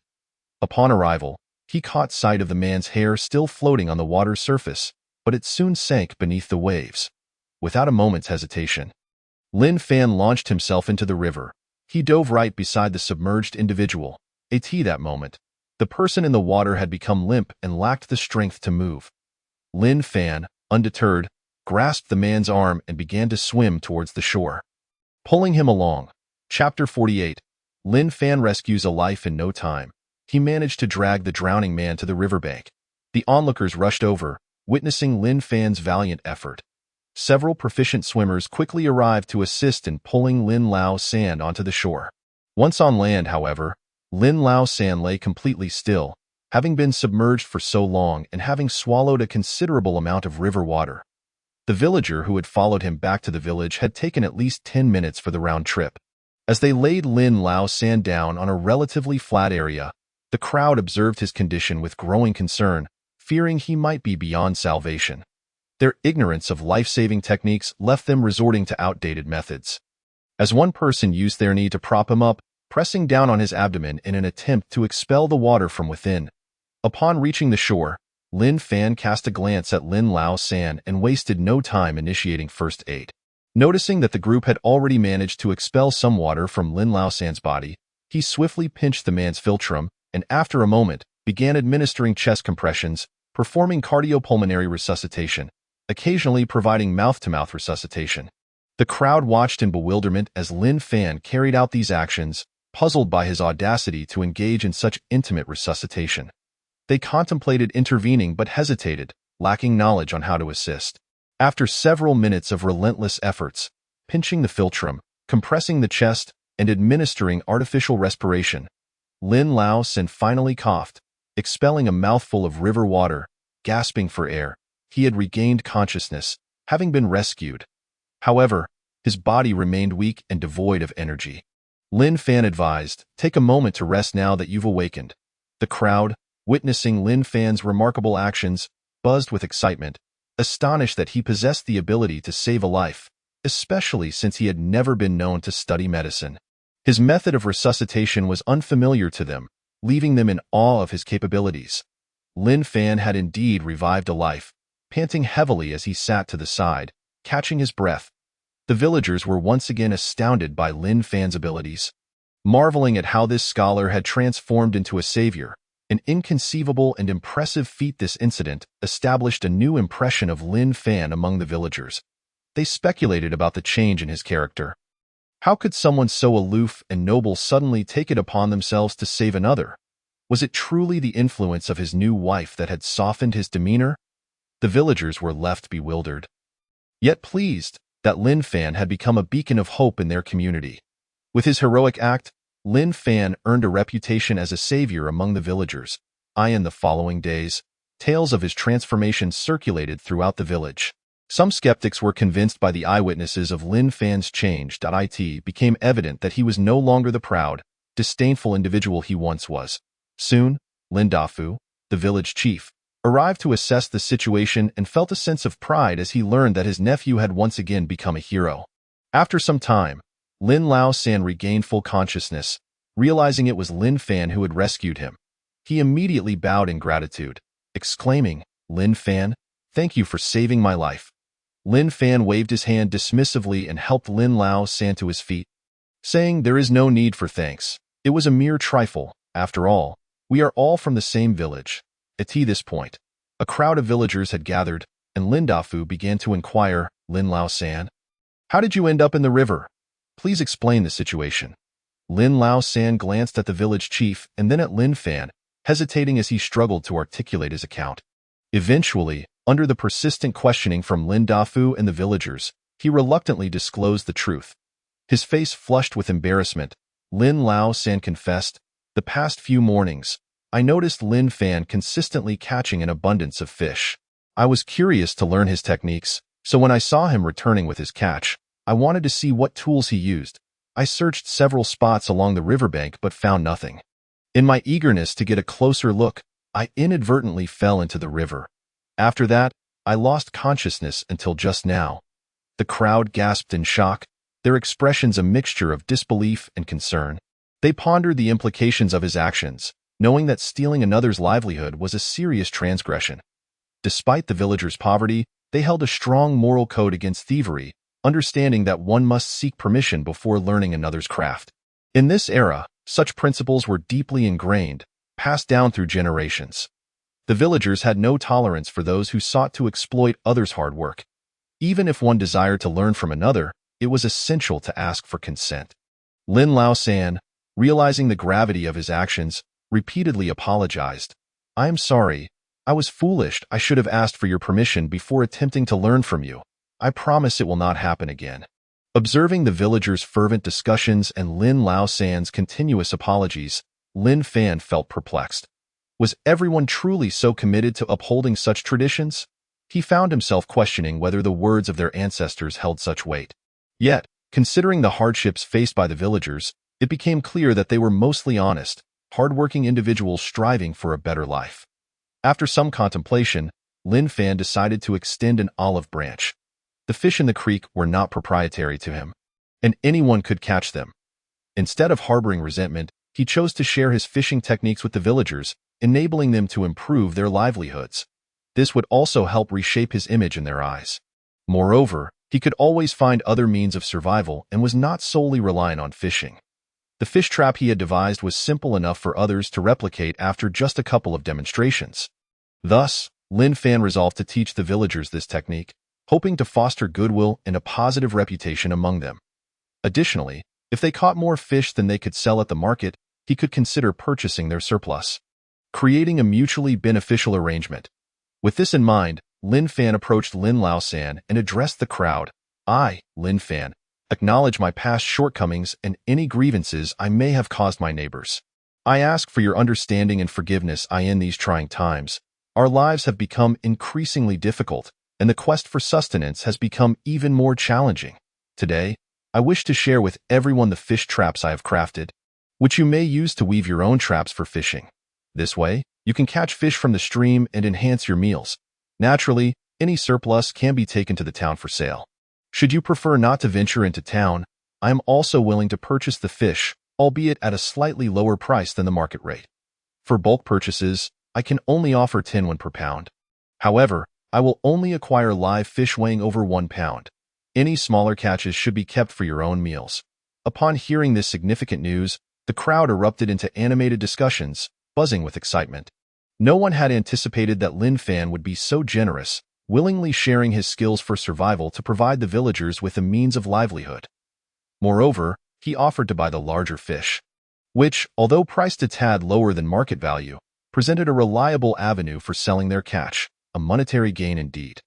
While fish might fetch 21 in the market, selling them is no easy task, particularly when transporting from the village to the town. If unsold, the fish would have to be brought back, often dead, diminishing their worth, leaving only the option of personal consumption. The crowd's chatter was lively, with some expressing gratitude to Lin Fan and others proclaiming him a living bodhisattva of our village, Taoyuan. Lin Fan reveled in the compliments of the people but did not linger in idle talk. He promptly led them to the location of his fish traps. He retrieved a trap from the river, holding it aloft for all to see. He announced, I will place this fish trap in our village's ancestral hall. If you wish to learn, you may go there at any time to observe and practice weaving. Having said that, he wasted no time and guided the crowd toward the ancestral hall in Dafu. Witnessing his nephew's ability to win over the hearts of the entire village in a single day, felt a profound sense of satisfaction, and it was evident that his nephew had matured. Now considering the welfare of the villagers, and no longer was he the frivolous youth of yore. He had ventured into business by purchasing fish. Truly, one must not judge by appearances, for the sea cannot be measured by mere pints. In just 3 to 4 days, a remarkable transformation had occurred. Lin Dafu nodded appreciatively, his eyes glistening with unshed tears, genuinely moved by the moment. He reflected on his own shortcomings, recognizing that even as village chief, he might not possess the selflessness to save others or share essential survival skills with the villagers. Before long, Lin Fan arrived at the ancestral hall with the crowd. He placed the fish trap in a central position and explained the method of weaving it. He patiently demonstrated how to use the trap, and the villagers listened intently, fully engaged in his instructions. For the villagers, weaving a fish trap was a task well within their capabilities, as they were adept at manual labor. Observing that everyone seemed to grasp the concept, Lin Fan declared, Now, each of you may return to your own tasks. With that, he strolled back home along the village path, hands clasped behind his back, leaving the villagers to delve into their newfound knowledge. Upon reaching home, he found Song Xiaoxue had already processed and pickled the small fish. The fish she had pickled days earlier were already hanging up to dry. Upon entering, he shared the recent events with his wife. She was taken aback yet filled with pride as she learned of her husband's heroic rescue from the river and his benevolent deeds. She was astonished that he had saved someone from drowning and delighted that he had performed 2 acts of kindness. Regardless of her husband's actions, she vowed to support him wholeheartedly. Moreover, she was not one to begrudge others, understanding that aiding others equated to self-benefit, a philosophy she deeply resonated with, having experienced the harsh realities of life. Having such an admirable husband was her greatest fortune, and she committed to supporting him unconditionally. Lin Fan felt immensely fortunate to have such an understanding wife. He had feared she might object to teaching others the art of fishing, considering how difficult it was to find food in these times.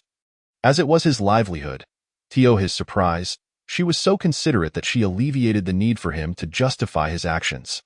Thus, the morning swiftly passed as the family of three busied themselves at home, interspersing their tasks with cheerful conversation. Laughter echoed from the courtyard, creating a joyful atmosphere that made time seem to fly. Soon, the clock indicated it was around 2 or 3 in the afternoon. Lin Fan made his way to the kitchen to check on the settling syrup. After a significant morning of sedimentation, he calculated that it had been nearly a full day and night. Indeed, the syrup had become remarkably clear, with all the yellow sediment settling at the bottom, forming a thin layer of yellow sludge. The syrup above was now pristine. Observing this, Lin Fan called for his wife, informing her, "We can now proceed to boil the syrup." Song Xiaoxue understood the situation and promptly began to assist in kindling the fire, preparing to cook the syrup. Lin Fan meticulously washed the iron pot and placed it atop the earthen stove.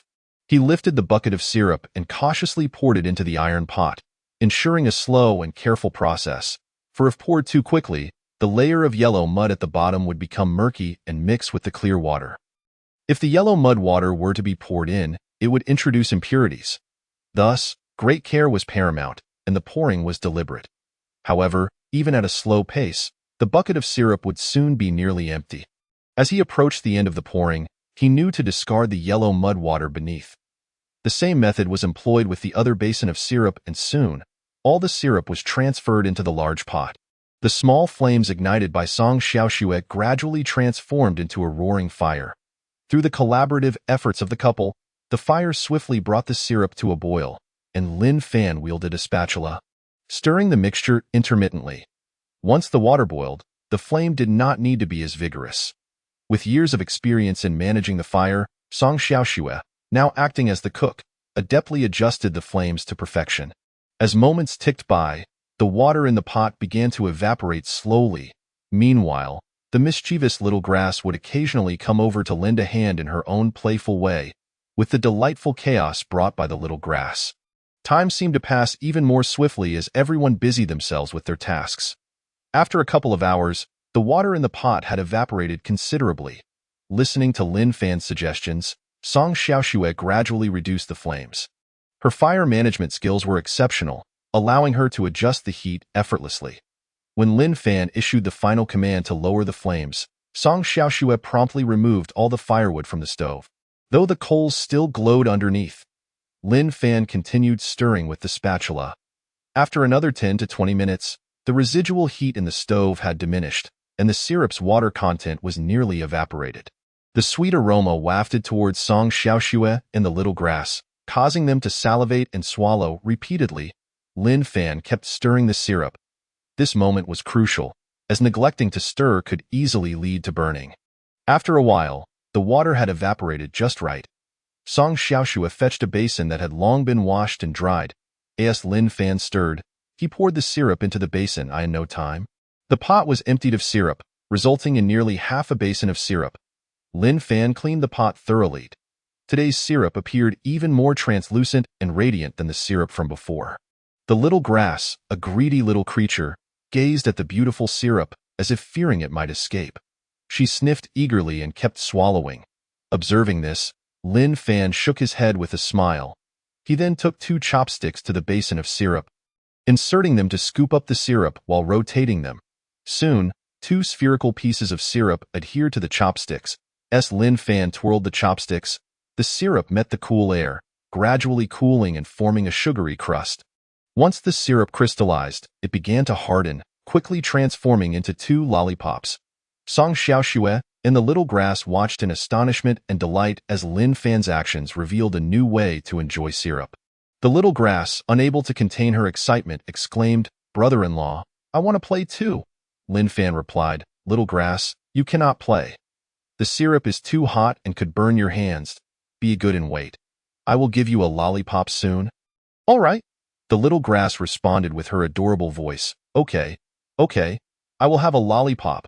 While clapping her tiny hands in glee, before long, the syrup cooled down, as Lin Fan had anticipated. It was indeed much whiter and more translucent than the syrup filtered with charcoal previously. The little grass, mesmerized by the exquisite lollipops, couldn't help but drool, eagerly asking, "Brother-in-law, is it ready? Is it ready?"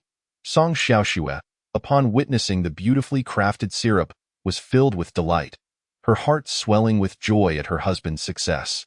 The two girls gazed at the lollipops, inhaling the sweet aroma while salivating. Lin Fan, seeing their eager expressions, felt a surge of happiness. He gently checked the syrup's temperature and decided it was sufficiently cool. He handed the two lollipops to them, saying, "My dear, little grass, these lollipops are ready. You may try them now." The little grass, ever eager, reached out to grab one as soon as she heard her brother-in-law's voice. Bringing it to her mouth and slowly licking it. "Wow, it smells so good. It tastes delicious. It's so sweet." Song Xiaoxue took the other lollipop, marveling at its beauty. Reflecting inwardly, she thought, "This is indeed a lollipop." She brought it to her nose and inhaled deeply, reveling in the rich sweetness. Immediately, she opened her mouth, extending her soft pink tongue to take a gentle lick. Her eyes widened in surprise. It was far sweeter than the syrup from yesterday, and it had a purer aroma, reminiscent of honey, delivering an overwhelmingly sweet sensation. Unable to resist, she promptly placed the syrup in her mouth, savoring the fresh sweetness that enveloped her taste buds.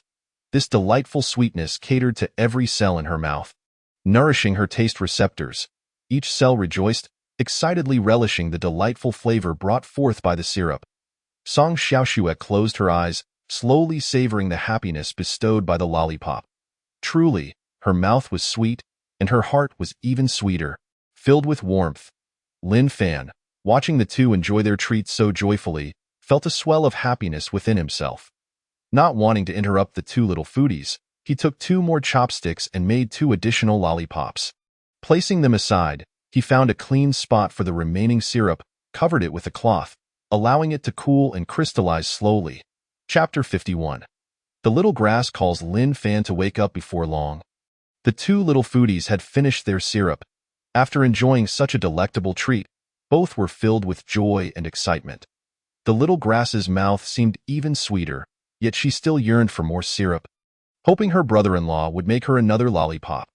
However, Lin Fan gently refused. "Little grass, you must listen and not eat too much syrup. Too much is bad for your teeth and may lead to cavities.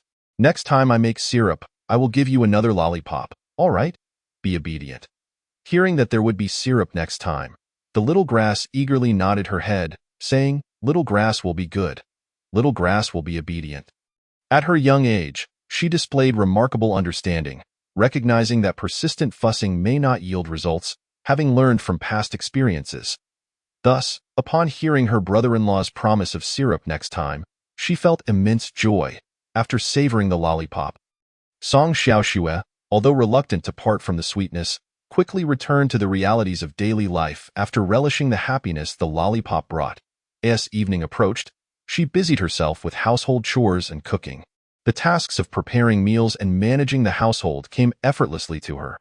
Her small figure flitted about the kitchen, while Lin Fan enjoyed playful moments with the little grass in the courtyard. Soon, Song Xiaoxue had prepared dinner, which included several dishes, meat, fish, and vegetables, marking a gradual improvement in their little life. Just as the little grass was fully engrossed in her play, Song Xiaoxue called from the kitchen. "Husband, little grass, dinner is ready. It's time to eat." The little grass, as always, promptly dashed into the kitchen upon hearing the call for meal time. Lin Fan leisurely followed behind. It came as no surprise, as she was once again seized by her sister to wash her hands and face. The others, upon seeing the array of dishes on the table, were no longer as astonished as before. After all, for several consecutive days, they had indulged in as much food as they desired, whenever they wished. It seemed to have become somewhat normal in their household. These meals had transformed into commonplace fare.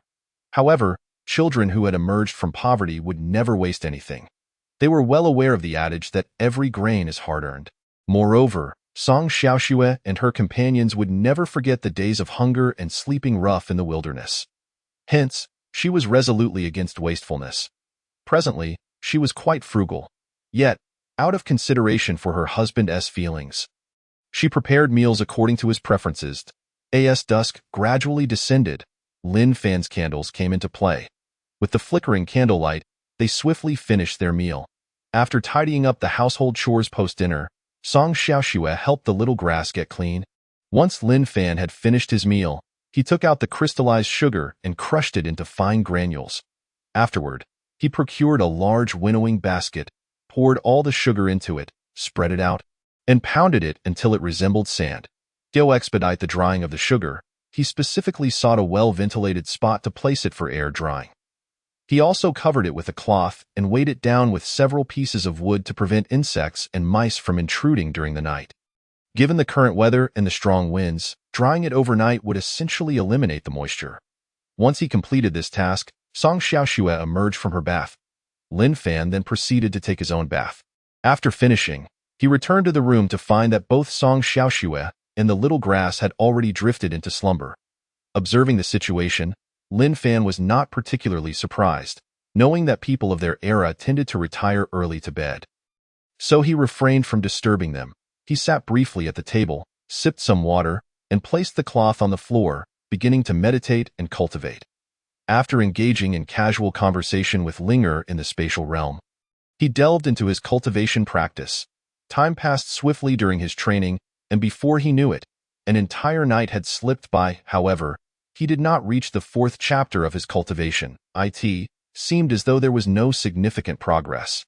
Although puzzled, he recalled Linger's prior counsel that cultivation was not a matter of days or weeks, so he chose not to dwell too much on it and resolved to take it slowly. After bidding Linger farewell, he returned to his physical body. Although he did not feel particularly tired, he decided to lie down for a brief nap. He was unsure how long he slept, but he sensed a slight itch on his face. And at times, his ears felt a bit itchy as well in a drowsy state. Just as he intended to open his eyes to inspect what might be on his face and ears, he was abruptly awakened by the little grass's voice, still not fully awake. The little grass playfully slapped his face with her tiny hand. The suddenness of it jolted Lin Fan into a state of alertness.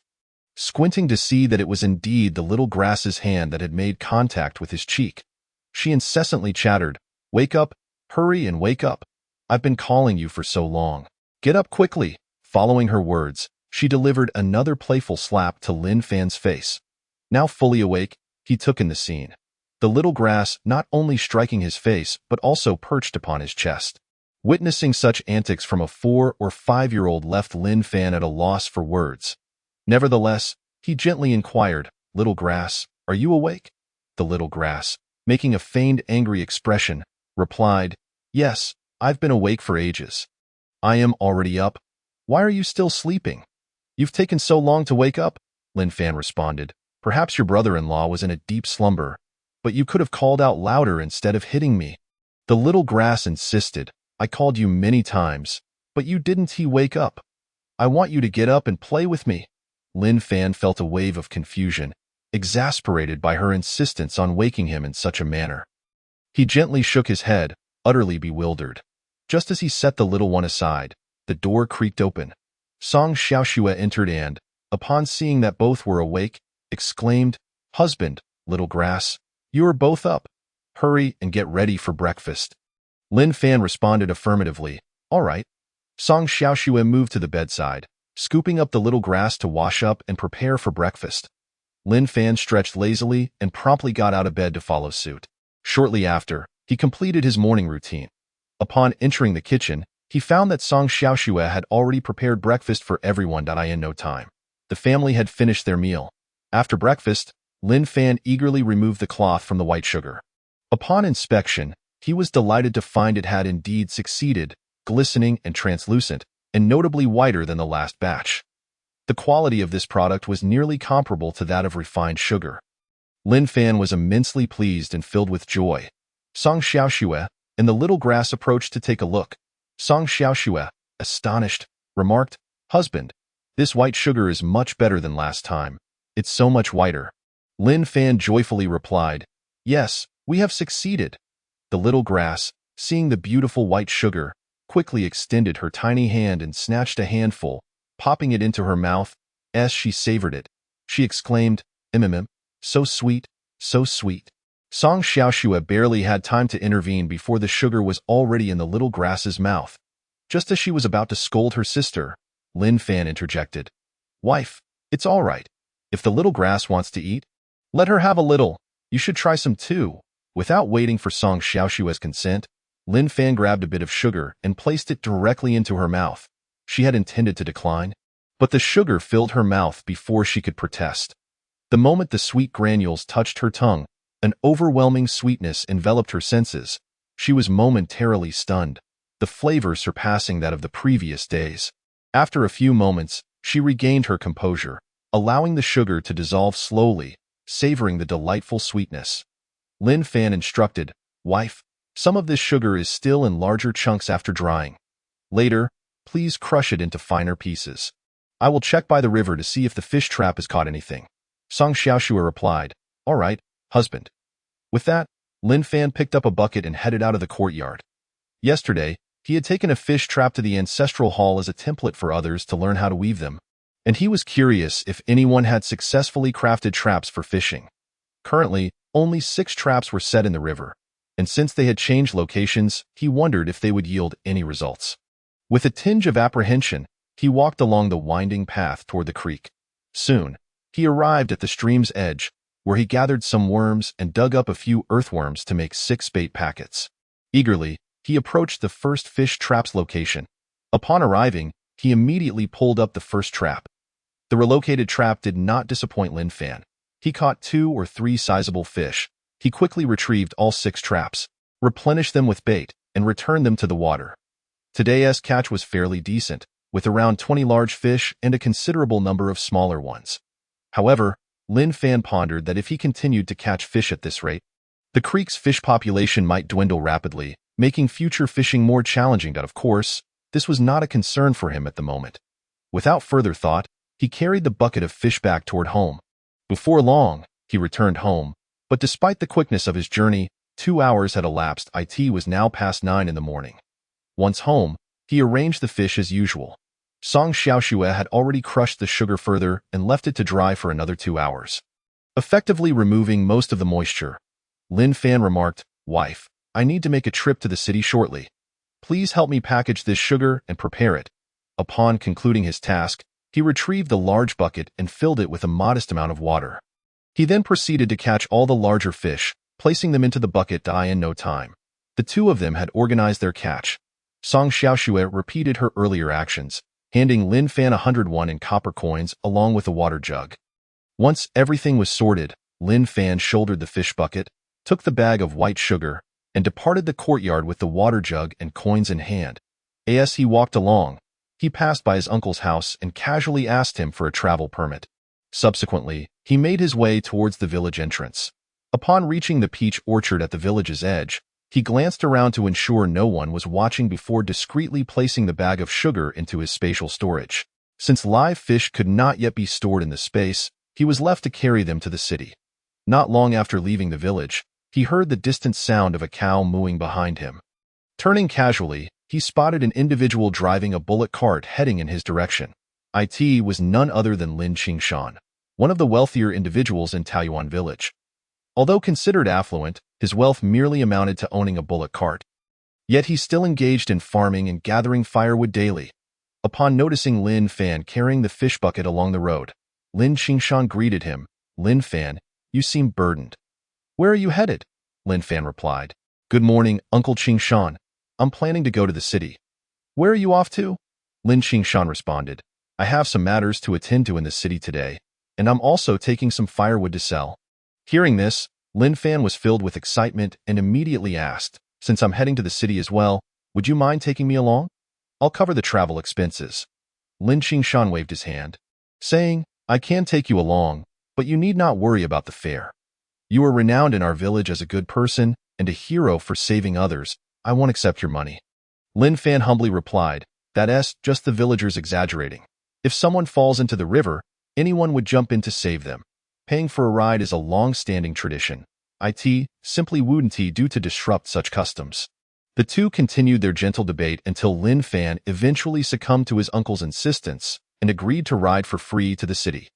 Lin Fan placed the fish bucket onto the bullock cart and engaged in light conversation with Uncle Qingshan about various matters in the village. This was Lin Fan's first experience riding in a bullock cart. With the burden of the fish bucket lifted, he felt considerably more at ease, leisurely enjoying the beautiful scenery along the way.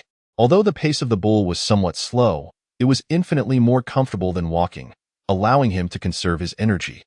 Time seemed to fly by as they chatted, but midway, upon spotting some lush grass by the roadside, Lin Qingshan decided to let the bull graze for a moment.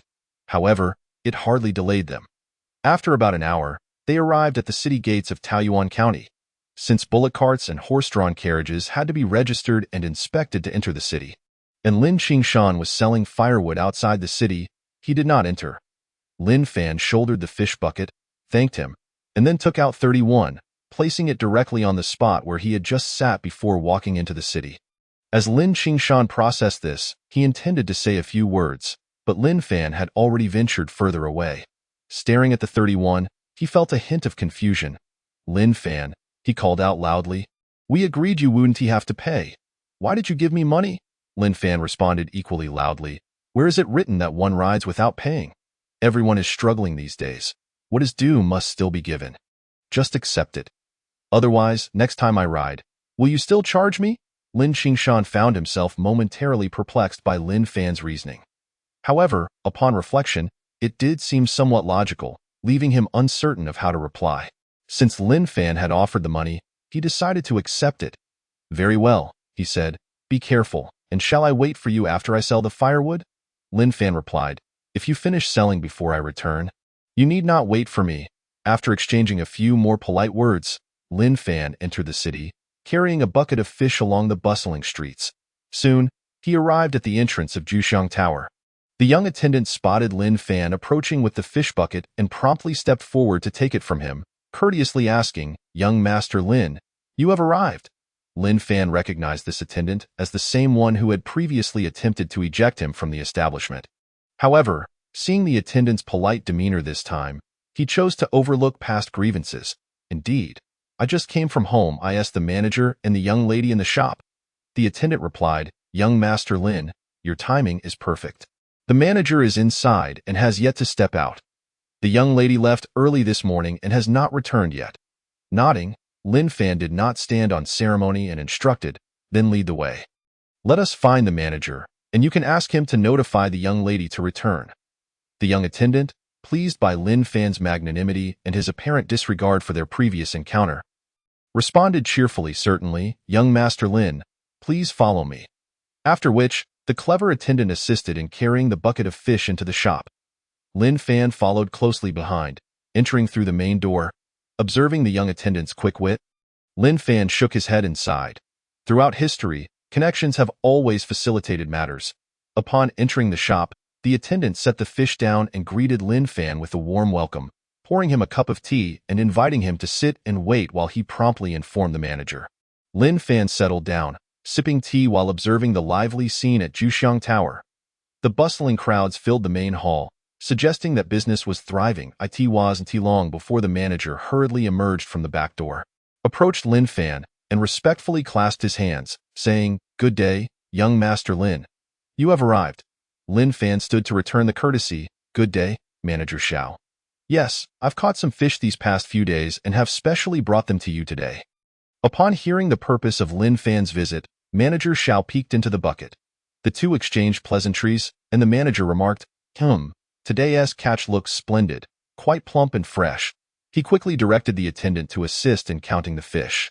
"Otherwise, with so many fish in the bucket, they could easily perish, and we wouldn't want them to lose their freshness." Lin Fan nodded in agreement. "All right then, let us begin counting the fish." As they counted together, Manager Xiao recorded the details. After tallying, Lin Fan announced, 4 extra-large fish at 75 won each, totaling 301.6 large fish at 55 won each, totaling 331.7 medium fish at 35 won each, totaling 245.11 small fish at 15 won each, totaling 165 WEN. Total.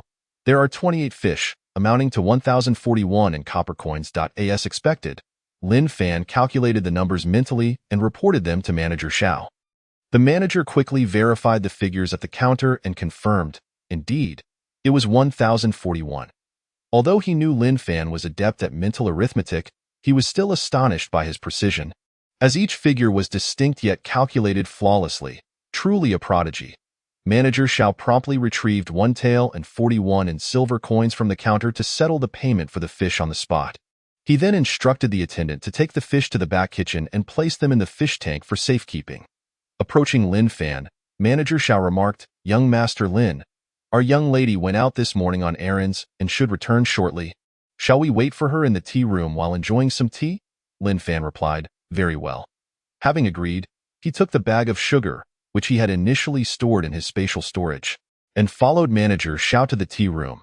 He had retrieved the sugar from a secluded alley along the way to the city, as producing a bag of sugar out of thin air in front of others would surely startle them, leading them to believe he was some sort of supernatural being. Moreover, the explanation is rather cumbersome. Upon entering the tea room and taking a seat, Master Xiao immediately busied himself with preparing the tea. Lin Fan pondered that it seemed Master Xiao was quite cordial towards him. Each time he visited, he was invited to the VIP room for tea, indicating that he held Lin Fan in high regard. As the two patiently awaited the charcoal stove to boil the water, a beautiful and graceful lady entered the tea room. Before she even approached, a gentle voice floated over, "Young Master Lin, greetings. I have been eagerly anticipating your arrival.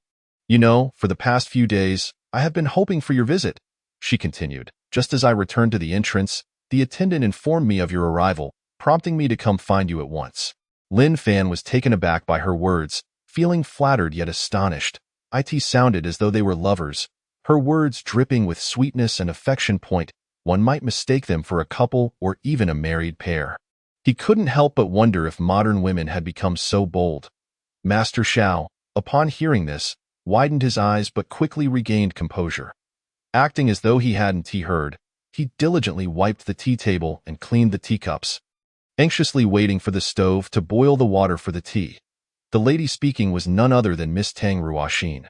Lin Fan cleared his throat a couple of times, momentarily at a loss for words. Internally, he chided himself to remain composed. After steadying his thoughts, he replied, "Miss Tang, welcome back. I brought some fish today, and I just arrived here not long ago to ask for the fish. Master Xiao has already assisted in counting and settling the payment." At this point, Lin Fan felt a tad nervous and unsure of how to continue. Tang Ruoxin responded with a soft, "Oh," before collecting herself and reflecting on her earlier exuberance, realizing she had spoken too intimately. A sudden rush of embarrassment flooded her face, turning it a delightful shade of crimson. She quickly covered her face with her hands, feeling the awkwardness of the moment. After a brief pause, she explained, "Young Master Lin, upon entering, I heard you had arrived, and I was simply overjoyed. I have been thinking about the white sugar matter these past few days, and I momentarily lost control." Lin Fan, hearing this, waved his hand dismissively, saying, "It's perfectly fine."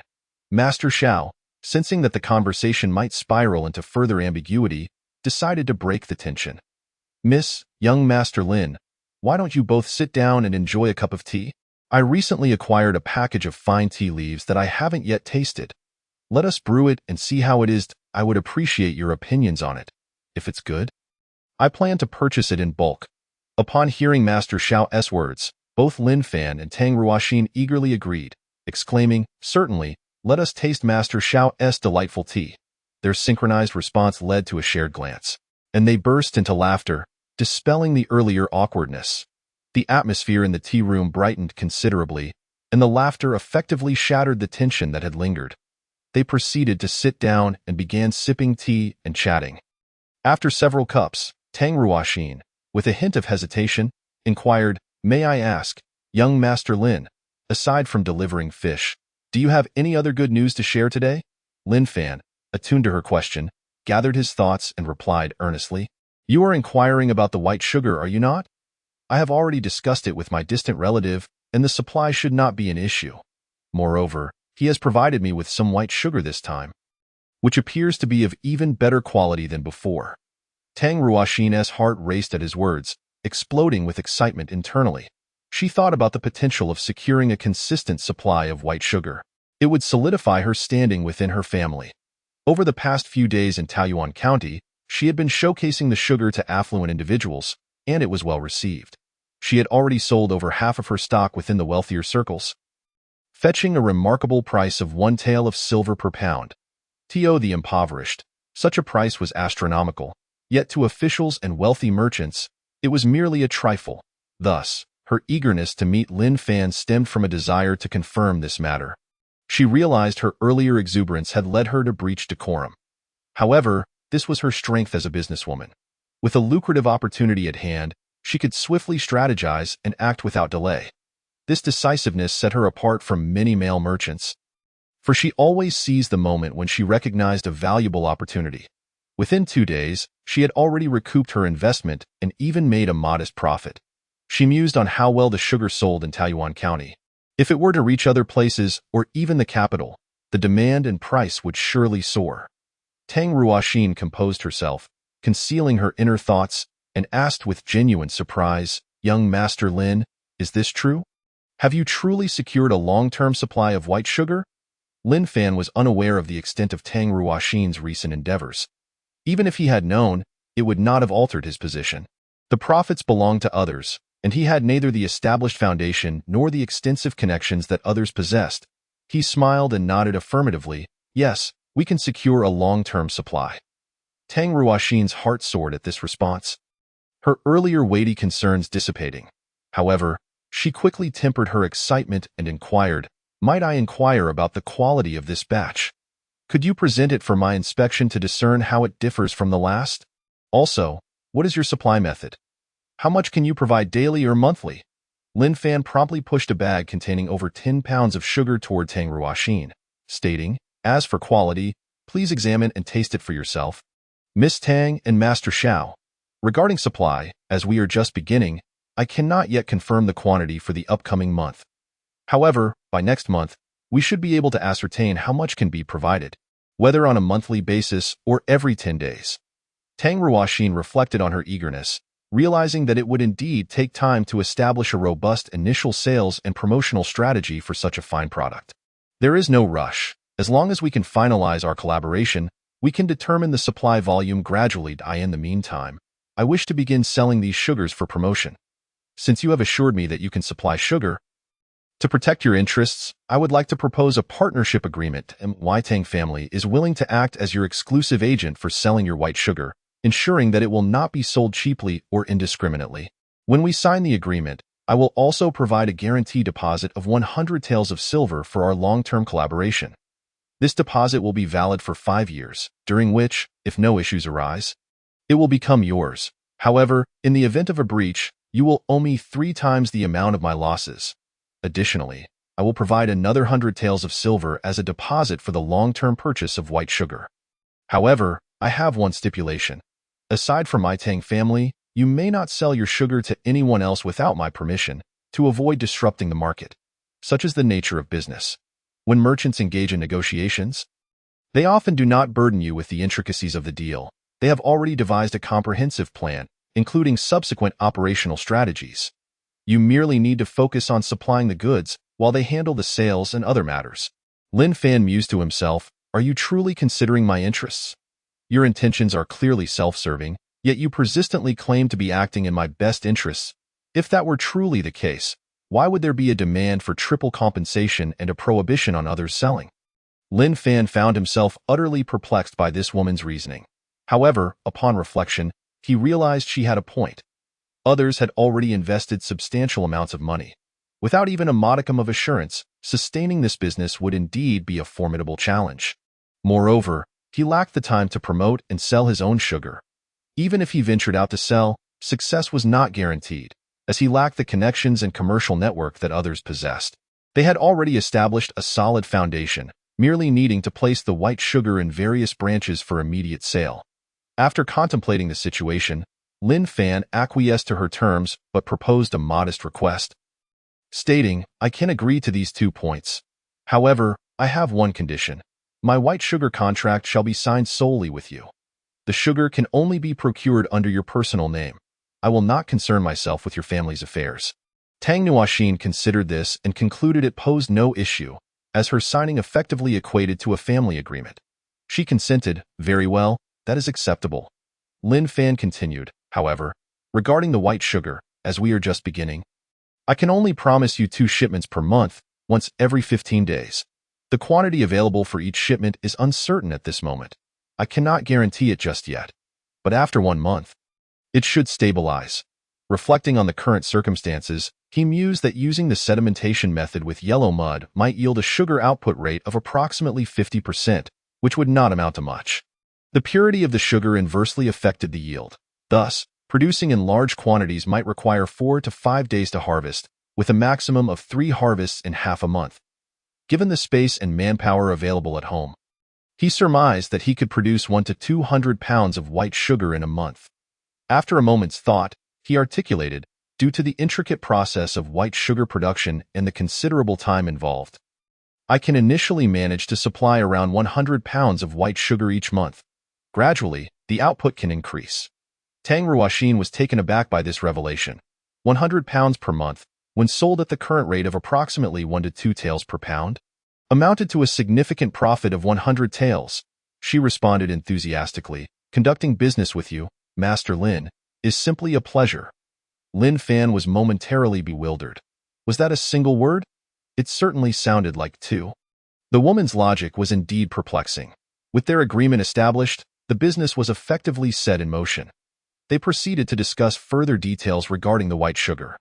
Tang Ruoxin had already sold a portion of the sugar, and upon examining the current batch, she noted it was even more lustrous and pure than before, with an enhanced sweetness that brought her great joy.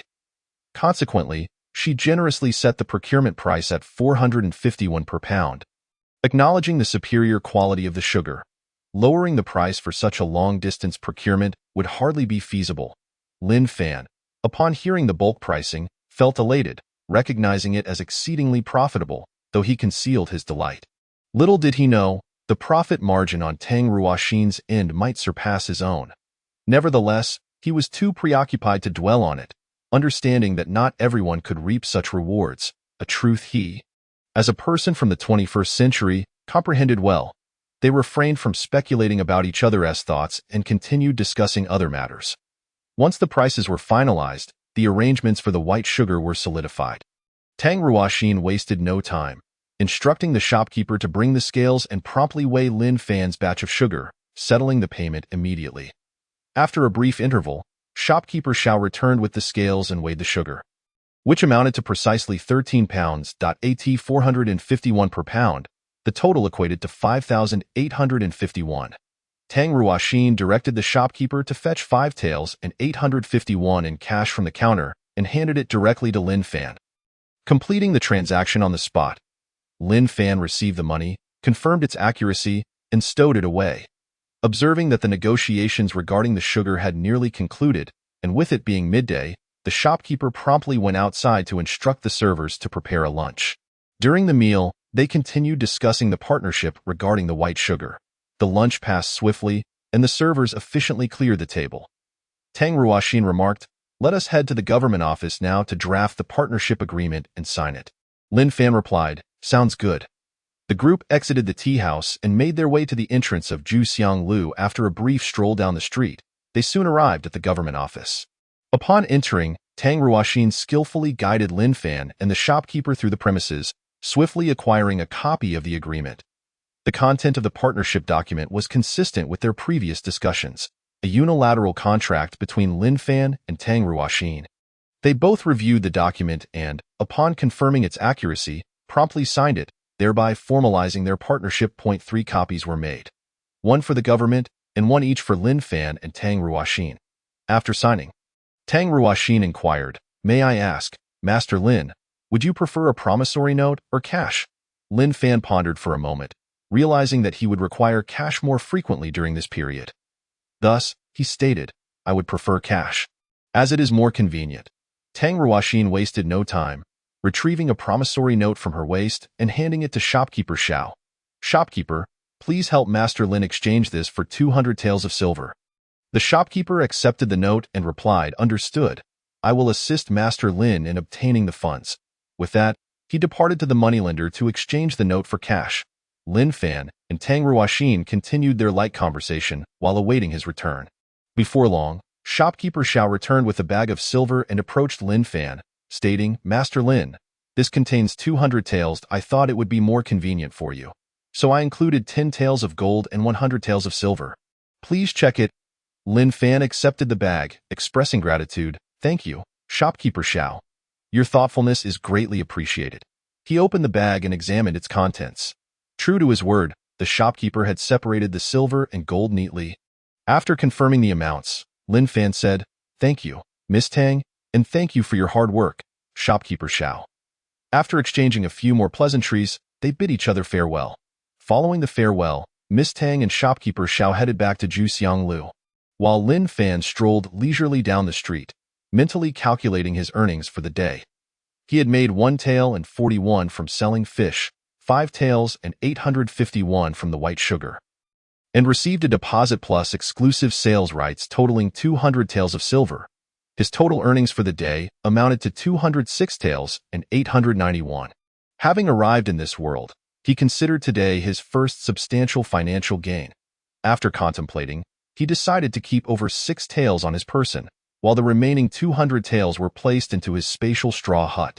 He promptly made his way towards the city gate, realizing he needed to purchase a considerable amount of sugar to take back. He intended to check if Uncle Lin Qingshan was still at the city gate. If he was, he would request his bullock cart to assist in transporting the sugar.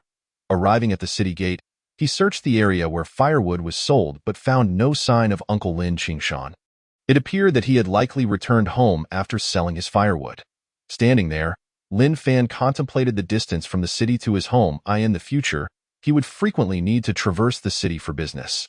Although the white sugar would stabilize with Miss Tang arranging for a cart to transport goods to Taoyuan Village monthly, traveling would still be cumbersome.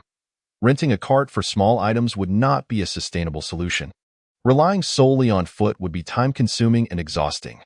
Given that he now had some funds, he resolved to purchase a horse or a cart. Without reliable transportation, his future outings would be quite inconvenient. And constantly hitching rides was not a long-term strategy. With a plan in mind, he swiftly set his intentions into action. Upon entering the city, he made his way directly to the government office. As livestock such as cattle and horses were sold there and required registration. Therefore, purchasing cattle, horses, or servants necessitated a visit to the government office. The government office was located not far from the main building. Before long, Lin Fan arrived at the livestock office. As he entered, an officer approached him respectfully and inquired, "Esteemed young master, are you looking to purchase cattle, horses, or perhaps a servant?" Lin Fan clasped his hands together in a gesture of respect and conveyed his intention. He wished to procure a horse for the purpose of harnessing it to a cart. Upon hearing of his desire to acquire a steed, the official immediately responded, "Young sir, your timing is impeccable. Just a few days ago, we received a fresh batch of horses," he continued. "These horses are exceptional. Allow me to take you to see them." Lin Fan replied, "Thank you. I appreciate your assistance." The official led Lin Fan towards the stables, all the while extolling the virtues of the horses. As they walked, they engaged in casual conversation. After a few exchanges, Lin Fan discerned that this official was quite the conversationalist and seemed to possess a commendable hospitality. Before long, they conversed as if they were old acquaintances, with the official enthusiastically introducing various details and advantages of the horses. The official expounded on numerous points, some of which Lin Fan found perplexing. Yet he nodded in agreement, occasionally offering responses. Soon, they arrived at the stables. The official gestured towards 2 enclosures, stating, "We have both Western Liang horses and local horses. The local horses are slightly smaller, while the Western Liang horses are more robust." "Which type are you inclined to prefer?" Lin Fan replied, "Let me take a look first. I am not certain which horse would suit me best." With that, Lin Fan ambled around the 2 stables, observing the horses. After a moment of contemplation, he concluded that the official seemed knowledgeable and had provided a thorough introduction. He thought it prudent to ask for assistance in selecting a horse, as he intended it for transportation. Thus, he said, "Dear official, given your expertise with horses, surely you can discern which one would be the best choice. Would you kindly assist me in selecting a horse?" Upon hearing such praise, the official beamed with delight, feeling validated in his horse selection abilities. Most individuals appreciate compliments, and this official was no exception. He readily agreed, inquiring, "Do you prefer a local horse or a Western Liang horse?" Lin Fan asked, "May I inquire about the price of the Western Liang horse and the local horse?" The official replied, "The Western Liang horse is 75 taels of silver, while the local horse is 45 taels." After a moment of reflection, Lin Fan stated, "I shall go with the Western Liang horse, as they are somewhat grander." The official, upon hearing Lin Fan's choice, was taken aback and immediately gave a thumbs up. "Young sir, you truly have an eye for quality," he continued. "Allow me to select a few horses for you, and you may choose one that appeals to you." Lin Fan responded, "Thank you for your efforts." Esteemed official, without hesitation, the official proceeded to the stables to select horses. After a brief interval, he returned with 3 magnificent steeds, leading them out of the enclosure. "Young sir, these 3 horses are remarkable. They are among the finest here. Please take a look and see if any of them suit your fancy." Lin Fan examined the horses, noting their robust physiques. One was white, another a rich chestnut, and the last a deep black. After scrutinizing them, he determined that these indeed were the strongest specimens available. Ultimately, he decided on the white horse. Once his choice was made, the official returned the other 2 horses to the stables and commenced the paperwork for the purchase. Before long, the transaction was complete. Lin Fan affixed his signature and settled the payment, officially making the horse his own. After settling the bill, Lin Fan observed the official's amiable demeanor and efficient service, prompting him to inquire, "Might you know anyone who sells cart frames? I am in need of one for my horse cart." The official replied, "You are in luck. I happen to have a relative who specializes in crafting cart frames. Moreover, he has one readily available. If you wish, I can arrange for you to acquire it." Lin Fan, elated by this news, exclaimed, "That would be splendid. Thank you for your assistance, esteemed official." Without delay, the official responded, "Very well. I shall procure it for you immediately." With that, he made his way out of the administrative office. It must be said, this official possessed commendable efficiency. He approached his duties with remarkable diligence. Within half an hour, he returned, cart frame in tow. Upon arriving at the entrance, he promptly assisted in assembling the cart. While working, he also shared insights regarding common issues one might encounter with horse-drawn carts. It was evident that this official was exceptionally meticulous in his service. Before long, the horse and cart frame were transformed into a fully functional cart. Lin Fan could not help but admire the official's competence. After the cart was assembled, Lin Fan inquired, "How much do I owe for this cart frame?" The official replied, "This frame is of excellent quality. Just look at the craftsmanship and materials. Thus, it is priced at 10 taels of silver." Lin Fan circled the cart frame, and indeed, it matched the official's description, well crafted and made from sturdy materials. Furthermore, it featured a canopy, providing shelter against the elements during travel. It was versatile enough for both passengers and cargo, making it an ideal choice. Clearly, this official was reliable in his dealings. Nodding in approval, Lin Fan remarked, "It is quite impressive. I am very pleased with this cart frame." He then retrieved 11 taels of silver from his waist, handing it over to the official. "Thank you for your hard work. The 10 taels are for the cart frame, and the additional tael is a token for your meal and tea. Please accept it." The official, upon hearing of the additional tael, was filled with joy and surprise. He had expected perhaps a few hundred when as a token of appreciation, considering that in this society, a day's labor often earned only a few dozen won.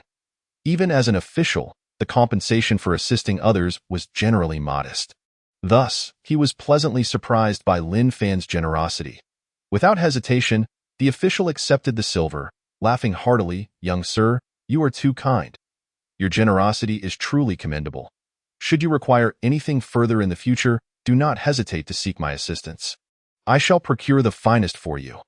The official was the type who dedicated himself sincerely to helping others, yet he also understood the value of his service.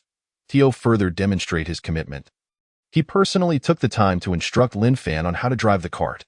They practiced in front of the administrative office, and within just a couple of laps, Lin Fan had mastered it. Driving a horse cart was far simpler than operating a modern automobile. However, it must be noted that the craftsmanship of this cart was truly impressive. As it traversed the road, it offered a remarkably smooth ride. Akin to gliding on air, if compared to modern transportation, This cart would be akin to a luxury vehicle. After a couple of laps, the two exchanged pleasantries before Lin Fan set off, driving the cart slowly towards the general goods store. In no time, he arrived at the entrance of the store. As the cart came to a halt, an astute attendant rushed over, cupping his hands in greeting. "Greetings, young sir. Are you here to purchase daily necessities?" He promptly moved to secure the horse. Lin Fan dismounted from the cart and replied, "Indeed, I am looking to buy some daily supplies." The attendant, while tying the horse, responded, "Very well, young sir, please wait a moment.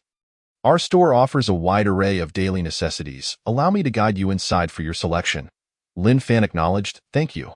The attendant swiftly secured the horse and then led Lin Fan into the store to browse.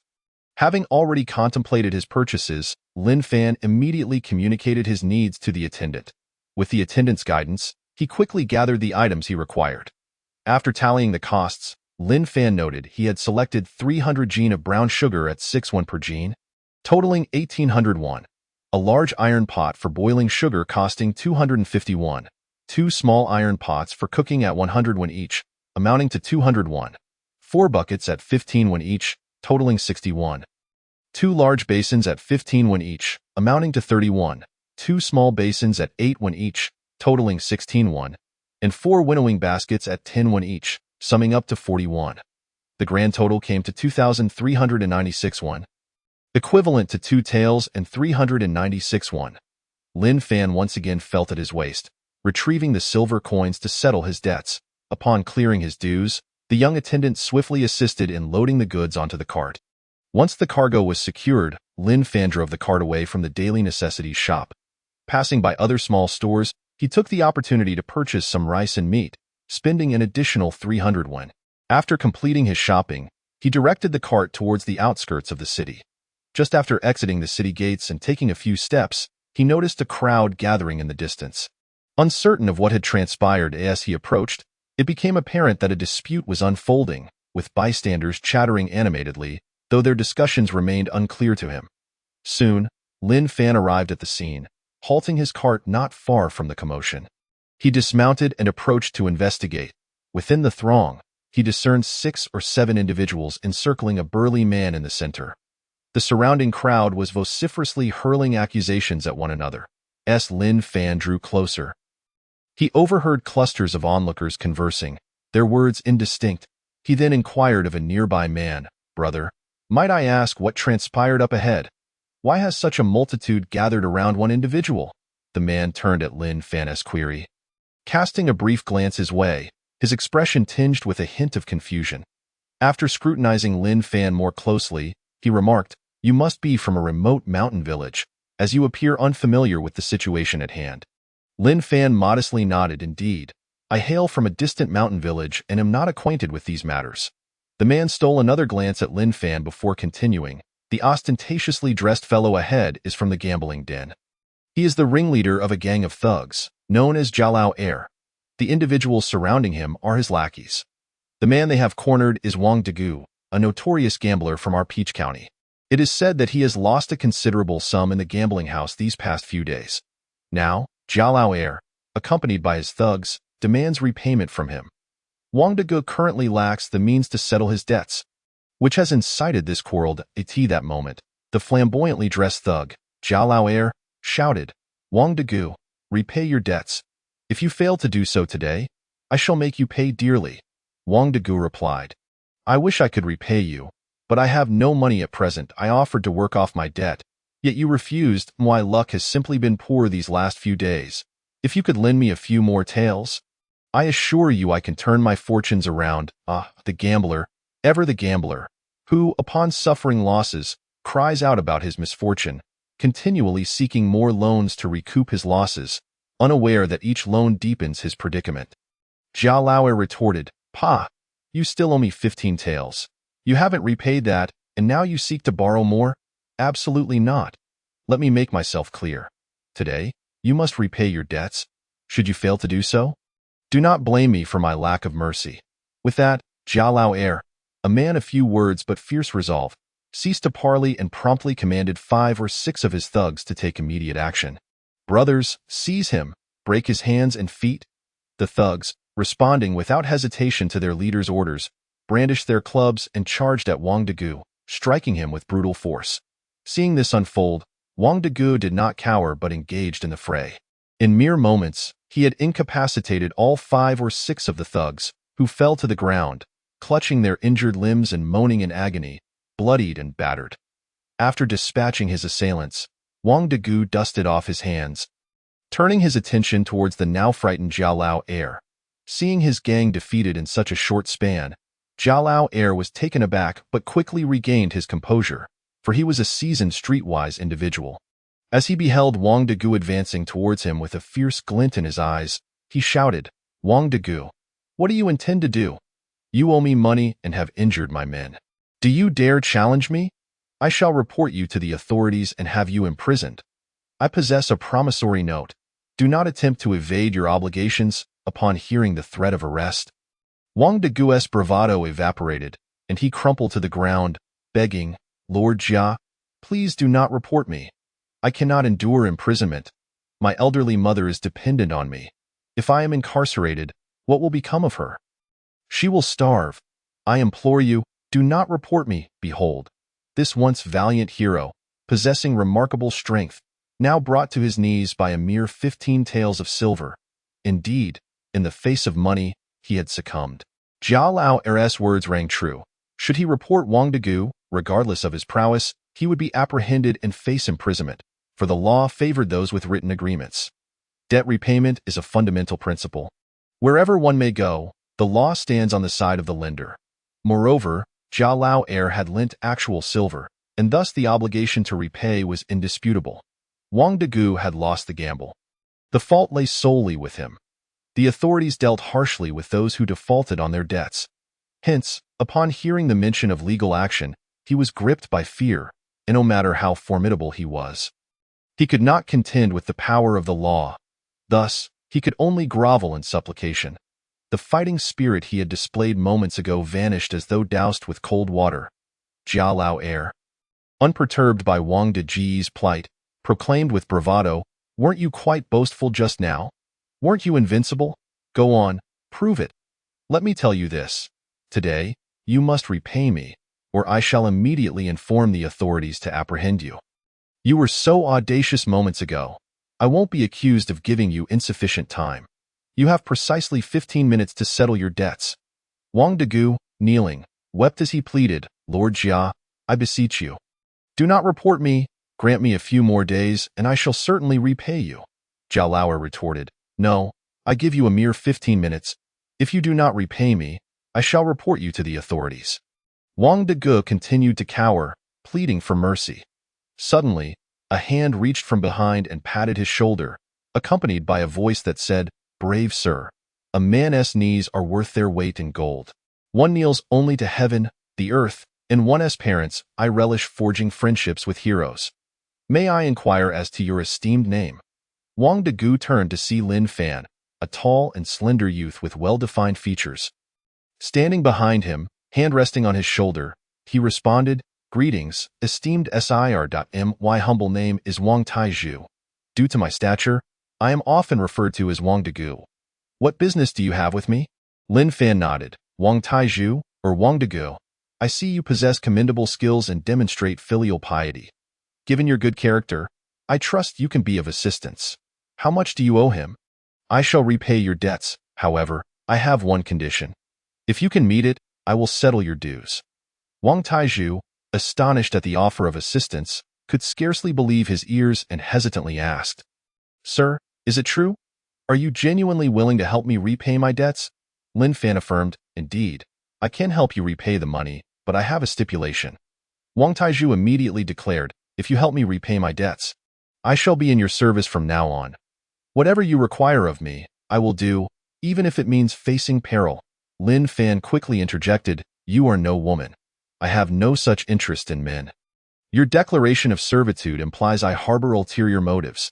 Furthermore, I am a merchant engaged in trade and require assistance. If you are willing, I ask that you dedicate yourself to working for me.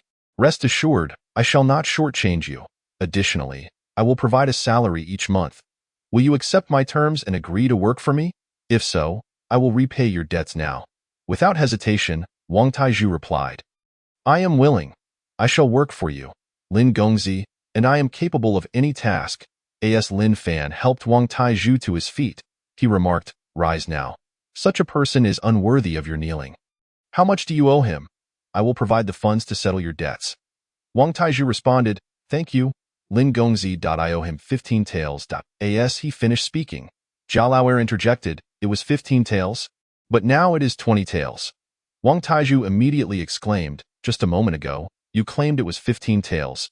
How has it suddenly transformed into 20 taels? Your IOU also states 15 taels. If you think you can extort even a single copper coin from me, you shall find it impossible. Zhao Lauer, undeterred, retorted loudly, Indeed, it was 15 taels. However, considering the number of people you have injured, do you expect their medical expenses to be covered for free? Chapter 59. Taking a gambler as a henchman. I warn you, if you do not produce the 20 taels today, you shall not leave here unscathed. Should you refuse, I will report you to the authorities for injuring so many people, and you will be liable for their medical costs. He continued, Yes, he speaks the truth. Although people die daily in this era, most succumb to hunger. If someone is murdered in the wilderness, unless it remains undiscovered, they will surely be pursued. If apprehended, the consequence will be a death sentence for the murderer. Upon hearing these words, Wang Taizhu's anger flared, and he rolled up his sleeves, preparing to retaliate.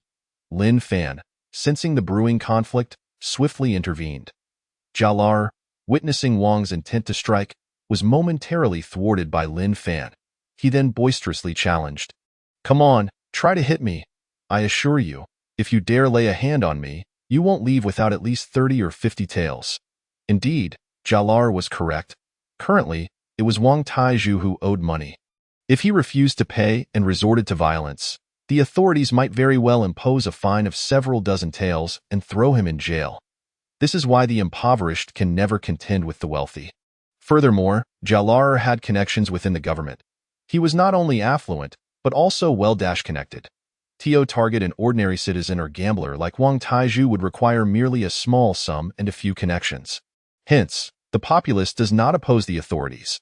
This is the underlying principle. Upon hearing Zhao Lauer's words, Wang Taizhu immediately softened his stance, saying, Master Jia, I was merely jesting with a few brothers and practicing my skills. They are unharmed.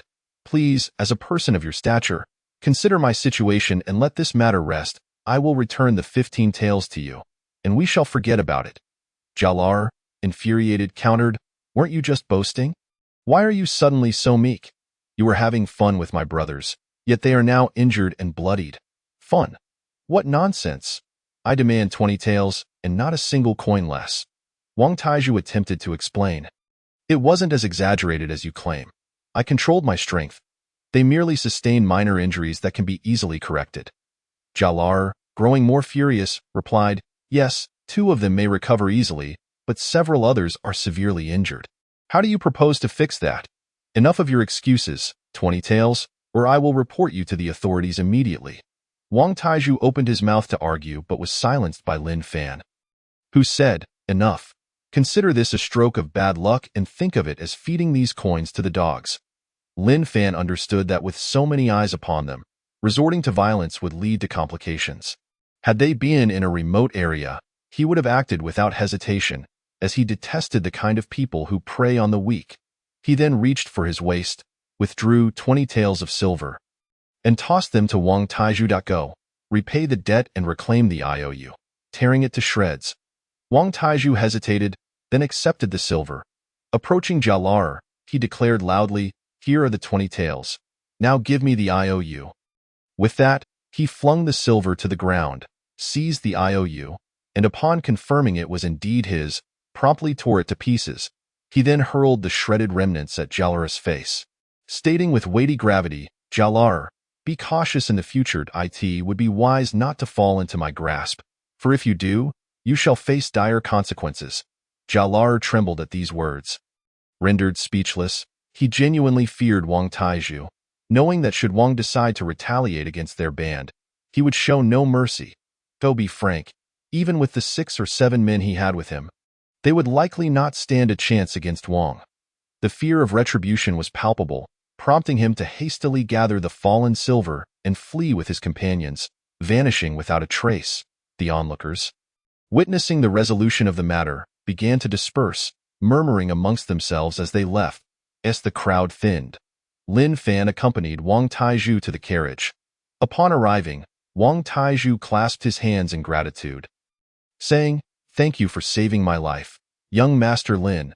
He then knelt, bowing his head in reverence. Lin Fan, observing this, quickly reached out to assist him, saying, "It is but a trifling matter. No need for such formalities. Furthermore, I ask you once more, are you truly willing to work for me? If you are not, you may leave now, and I shall absolve you of your debt." Wang Taizhu thought to himself, who would refuse such a generous benefactor? Meeting for the first time, he had already helped him repay a substantial sum. Clearly, this young master was extraordinary, and he resolved to follow him and assist diligently. "Young Master Lin, I am willing to work for you, through fire and water, regardless of the hardship."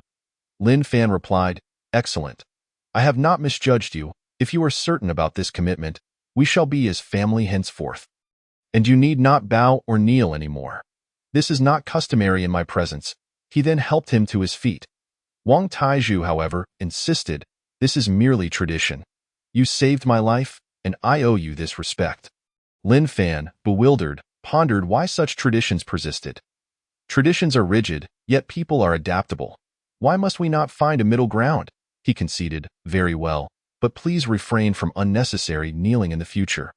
Realizing he could not change Wang Taizhu's mindset, he decided to conform to local customs. The two then boarded the carriage, with Wang Taizhu driving towards Taoyuan village. Along the way, they engaged in light conversation. During their chat, Lin Fan inquired, "Wang Taizhu, I shall henceforth call you Taizhu." Wang Taizhu replied, "Very well, young master." Lin Fan continued, "You need not call me young master. My name is Lin Fan, and you may address me as such." Wang Taizhu responded, "That cannot be. Without rules, there can be no order. To address you as such would be disrespectful. I cannot disregard the traditions. You are my savior, and I must honor you appropriately. Perhaps I shall call you young Master Lin henceforth." Lin Fan understood the rigidity of the people in this era and chose not to press the matter further. "As you wish," he acquiesced. He then asked, "Taizhu, where do you hail from? Who is at home?" Wang Taizhu replied, "I am from Wangjia village in Taoyuan County, and my household consists solely of myself and my elderly mother." After conversing, it became evident that Wang Taizhu's family circumstances were exceedingly dire. Chapter 60. Understanding Wang Taizhu a few years ago, in a bid to improve his family's living conditions, he had no choice but to seek employment. However, after an extensive search, he was unable to secure a decent job. Most of the time, he engaged in odd jobs, earning meager sums that barely covered his personal expenses, let alone allowed him to send money home. Over the years, he did manage to send some money to his mother on a few occasions, but only when he encountered acquaintances who could assist him in delivering it, as he felt too ashamed to return himself. Eventually, spurred on by some dubious friends, he succumbed to gambling. In recent years at the gambling den, he typically lost modest amounts, whether tens or hundreds of coins, before stopping. When he lost and lacked the funds to repay others, he would offer his labor in exchange for debt relief. However, lately, he became increasingly reckless, unable to rein in his gambling habits, and was ensnared by the gambling den owner, becoming infatuated with the thrill of the game. This led him to repeatedly borrow substantial sums from the owner. Unbeknownst to him, this was a trap meticulously laid out by the owner. In reality, he had only received 7 or 8 taels from the owner. But the interest had inflated his debt to 15 taels. When he finally regained his senses, it was too late. He had squandered all the money. Upon realizing this, he contemplated borrowing more funds to try and recoup his losses. Yet, the owner refused to lend him any more, insisting that he must repay his current debt first. Wang Taizhu lamented that he had no means to repay them. He offered to work off his debt, but the owner pointed out the enormity of 15 taels and questioned how long it would take him to repay it through labor. Moreover, he had no suitable work available for Wang Taizhu. Consequently, a heated argument ensued, and Wang Taizhu bolted from the gambling den, believing that escaping the city would alleviate his troubles. However, his pursuers relentlessly chased him down, ultimately cornering him not far from the city gate. After exchanging a few heated words, a scuffle broke out. The ensuing events are well known. This exemplifies the mindset of a gambler, perpetually seeking to borrow money to turn the tide, oblivious to the traps set for him. They refrained from discussing gambling any further and instead shared information about each other, gaining a deeper understanding of their respective situations. With a unified purpose, they rode in the carriage, taking in the scenic surroundings as they made their way to Taoyuan village. Lin Fan reveled in the retreating landscape, feeling a sense of joy. He mused that in the future, he would no longer need to walk long distances or hitch rides from others, which greatly delighted him. He mentally calculated his earnings for the day, 206 taels and 890 coins. He had spent 75 taels on the horse, 11 taels on the carriage frame, 2 taels and 396 coins on sugar and miscellaneous goods, and 300 coins on daily necessities. He also allocated 20 taels to help Wang Taizhu settle his gambling debts. Currently, he had 98 taels and 194 coins left, plus the 100 coins his wife had given him earlier. After spending 30 coins on the carriage ride in the morning, he was left with 70 coins, totaling 98 taels and 264 coins. He savored the fruits of his labor in this world. Yet he recognized that with increased income came greater expenses. Although he had earned over 200 taels today, he had already spent more than half. Additionally, he still had debts to repay, leading him to realize that he needed to continue striving for a better life. Lost in thought, he quickly returned to reality. The journey was uneventful, and soon they arrived back in Taoyuan village. He directed the carriage straight to his home. Upon reaching the doorstep, 2 heads, one large and one small, peeked out from inside. Song Xiaoxue, noticing the arrival of the carriage, stood at the entrance with her sister, looking somewhat puzzled. Just as they settled in, a familiar voice called out from the carriage, "Wife, Xiao, I'm back." Upon hearing that familiar voice, Song Xiaoxue paused for a moment, then quickly recognized it and responded joyfully, "Husband, you're back."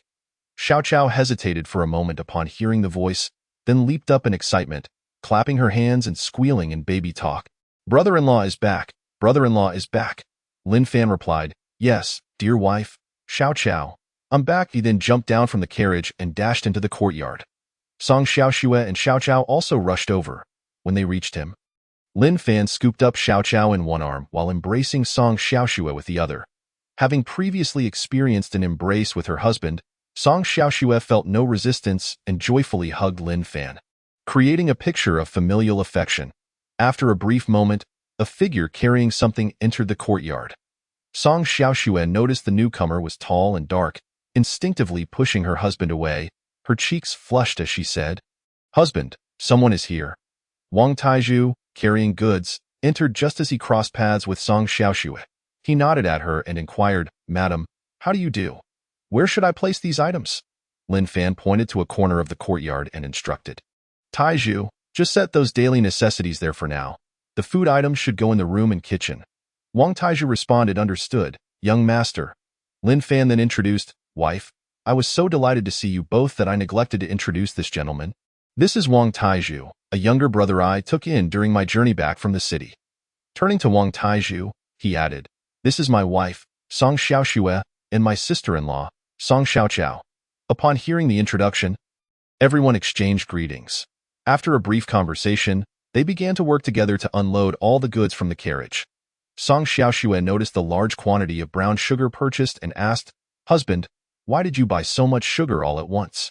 Lin Fan replied, "Dear wife, we have finalized a deal for our sugar business. From now on, we will be producing white sugar in large quantities. I thought we would need extra hands, so I took on a younger brother to assist with the work. This sugar is merely a starting point. We will need to acquire more for producing white sugar." As they continued to work, he explained in detail to his wife the rationale behind bringing on a younger brother and the plans for their family's production endeavors. He emphasized that should they need to manufacture white sugar in large quantities, they would require more manpower, potentially hiring some villagers to assist. However, for the initial phase, they should have enough hands with just a few people. He felt it prudent to inform his wife of these plans in advance, preparing for future needs. Chapter 61. Song Xiaoxue manages large sums of money. Hearing her husband express such grand ambitions brought Song Xiaoxue immense satisfaction, and she nodded appreciatively, occasionally responding with enthusiasm, clearly engrossed in the conversation. Together, they swiftly moved all the items from the carriage into the courtyard, ensuring that anything susceptible to rain was placed in the room and kitchen. Once everything was stored away and both areas were filled to capacity, Lin Fan instructed Wang Taizhu to move the carriage aside and secure the horse. Taking his wife's hand, he led her into the room and closed the door. He then reached into his pocket and produced a bag of silver, handing it to her. Surprised at the sight of such a substantial package concealed at his waist, Song Xiaoxue wondered how she hadn't noticed its bulge earlier. Although puzzled, she refrained from questioning him, attributing it to her earlier distraction. Lin Fan explained, "Dear wife, this is the money I earned today, 206 taels and 890 coins. I spent 86 taels on the horse and a few taels on miscellaneous items, while I allocated 20 taels to bring on this younger brother. All these expenses total over 100 taels. I still have 98 taels and 194 coins remaining, plus the 100 coins you gave me earlier, leaving me with 70 coins. In total, I have 98 taels and 264 coins. Adding this to the 2 taels and 377 coins we had left at home, our total cash now amounts to 100 taels and 641 coins. This is the entirety of our current liquid assets, which I have already counted for you. Please store it safely, along with these 2 partnership contracts." Song Xiaoxue's eyes widened in astonishment, her mouth agape, as she struggled to find words. The weight of this significant revelation left her stunned. After several moments, she slowly regained her composure and stammered, "Husband, how can one earn so much money in a single day? This is over 100 taels. I've never handled such a large sum before. I don't know how to store it. Moreover, how could one possibly earn several hundred taels of silver in a single day? I have never encountered such a vast sum of money, nor have I ever heard of it." As Song Xiaoxue spoke, her voice trembled slightly. When she realized that the bag handed to her by Lin Fan was filled entirely with money, her hands instinctively tightened around it, gripped by a mixture of shock and disbelief. Lin Fan gently withdrew one hand to stroke hers, softly assuring her, "My dear, there is no need to be anxious. This is merely money, our money. Furthermore, this is merely 100 taels. In the future, our wealth will only increase. Hundreds, thousands, even tens of thousands of taels may soon be within our grasp. Thus, it is imperative that you remain composed and accept this reality. Otherwise, as our riches grow, how will you manage them? So, do not be alarmed. Relax a little. This money has been earned through our honest endeavors. There is no cause for panic. Simply take the money and secure it properly. I trust you can handle this, and I support you wholeheartedly." As Lin Fan offered his comfort and encouragement, Song Xiaoxue gradually regained her composure and began to accept the situation. After taking a deep breath, she opened the bag to inspect its contents. Although she had an inkling that it was silver, the moment she beheld the glistening wealth within, she was taken aback. She had truly never seen such a dazzling display of silver before her eyes. Moreover, the fact that this silver belonged to her family made it all the more astonishing. In her parents' time, even a modest amount of silver would only amount to a few hundred won, with a maximum of only a few taels ever in their possession, and she had scarcely laid eyes on it. Now, her husband had brought home such a substantial sum in a single day and entrusted it to her. She was utterly astounded, for this was something she had never dared to imagine before. However, she quickly came to realize her husband's capabilities and the prospect of even greater wealth in the future. Thus, she resolved not to become overly enamored with this silver. Regaining her demeanor, she cheerfully responded, "All right, my dear, I understand. I will take good care of the money." After saying this, she gazed at the shimmering silver, her fingers brushing over its cool surface, feeling an overwhelming sense of comfort.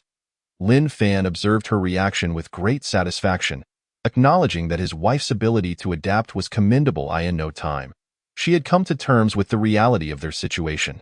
Soon, Song Xiaoxue organized the money, and the couple discussed various matters concerning their household before stepping outside into the courtyard. In the yard, they found Xiao Chao happily playing with Wang Taizhu, who had been entertaining her with laughter. Wang Taizhu had started amusing her while they were moving things earlier, and she paid no mind to who he was, trusting that her brother-in-law would bring no harm.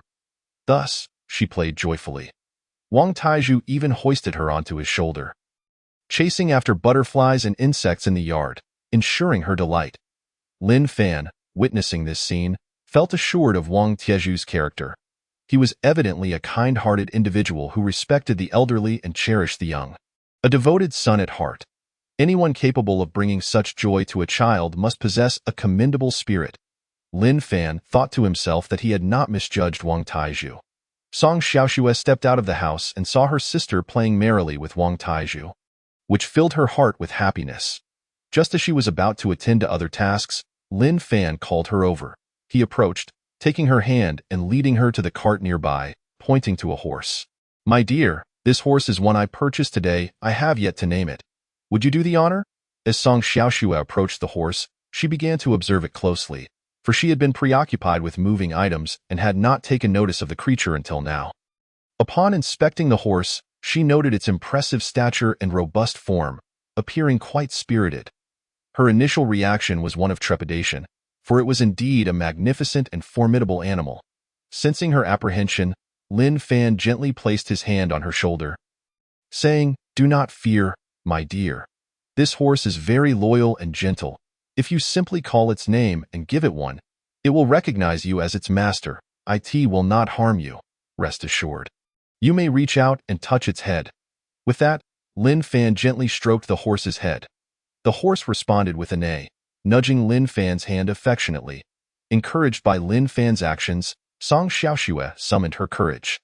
"My dear," Lin Fan continued, "there's no need to be afraid. Please give it a name, for it will soon be a member of our family." Song Xiaoxue replied, "Husband, I have never attended a private school, and I do not know how to write. I am unsure how to name the horse." Lin Fan reassured her, "It matters not. Simply observe it and choose any name that comes to mind." Without hesitation, Song Xiaoxue scrutinized the white horse and soon proposed, "Since this horse is white, shall we call it Dabai?" Lin Fan smiled and nodded, saying, "Very well, we shall name it as you suggest." Then, with newfound confidence, Song Xiaoxue mimicked Lin Fan's earlier gesture and gently touched the horse's head, proclaiming, "Dabai, Daba, from now on, you shall be known as Dabai." The horse, seemingly endowed with intelligence, appeared to comprehend her words. Upon hearing its new name, it responded with a neigh and nudged Song Xiaoxue's hand with its nose. Astonished by this interaction, Song Xiaoxue exclaimed, "Husband, the horse seems to understand my words. It appears to acknowledge the name I have given it." Lin Fan affirmed, "Indeed, horses possess a certain sensitivity. Henceforth, we shall call it Dabai." "Agreed," she replied, then called out, "Dabai, Daba, welcome to our family. You are now one of us." The white horse neighed softly in response, nodding its head as if truly understanding her sentiments. Lin Fan, delighted by his wife's endearing demeanor, felt immense joy. Xiao Chao had also scampered over, engaging with Dabai in cheerful conversation. As their family had never owned livestock before, Lin Fan instructed Wang Taizhu to lead the horse and cart to the back of the house, securing it to a wooden post. Wang Taizhu busied himself, gathering some grass to feed the horse. Song Xiaoxue reflected on how their household had grown by 2 members that day, 1 human and 1 horse. As evening descended, she began preparing dinner. Lin Fan and Wang Taizhu chatted with Xiao Chao in the yard.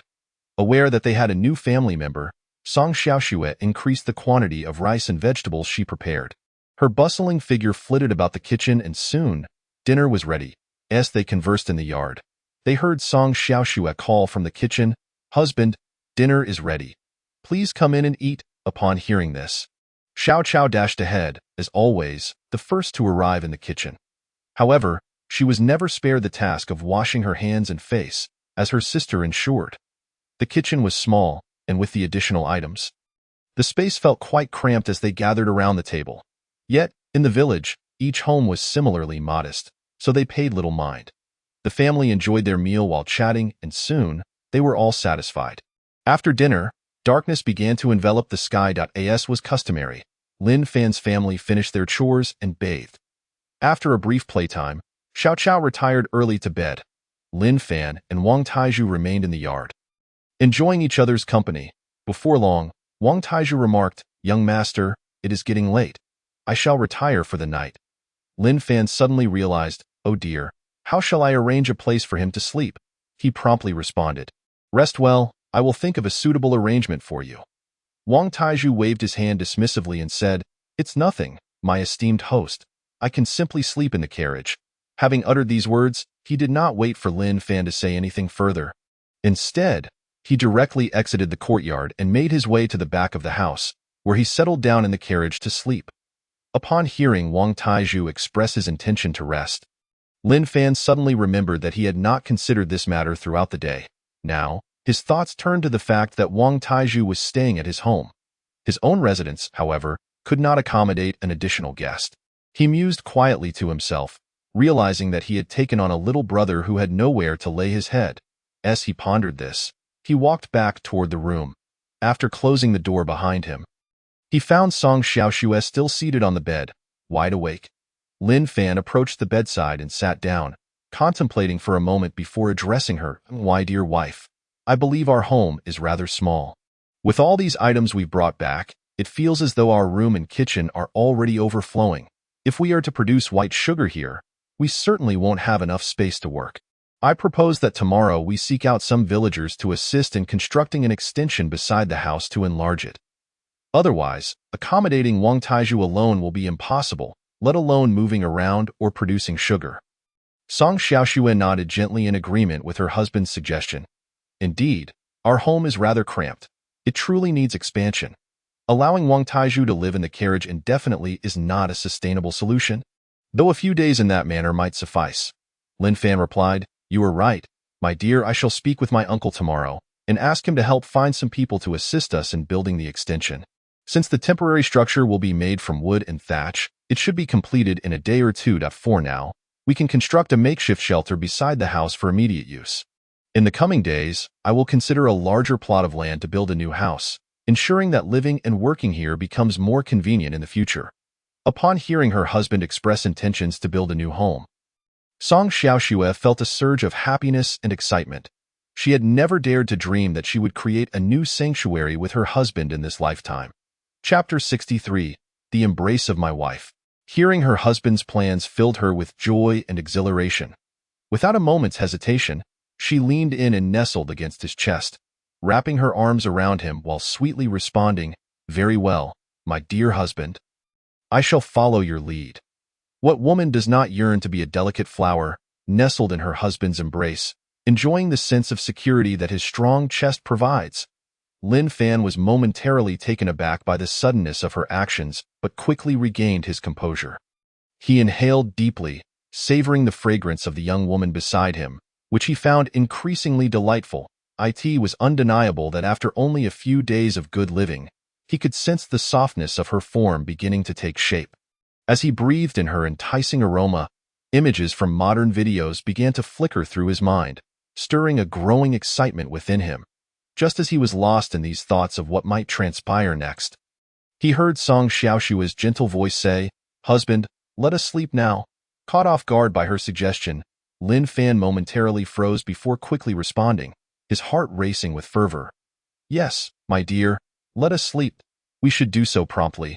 Song Xiaoxue replied in a soft, melodic tone, "Very well, dear husband. Let us begin our slumber."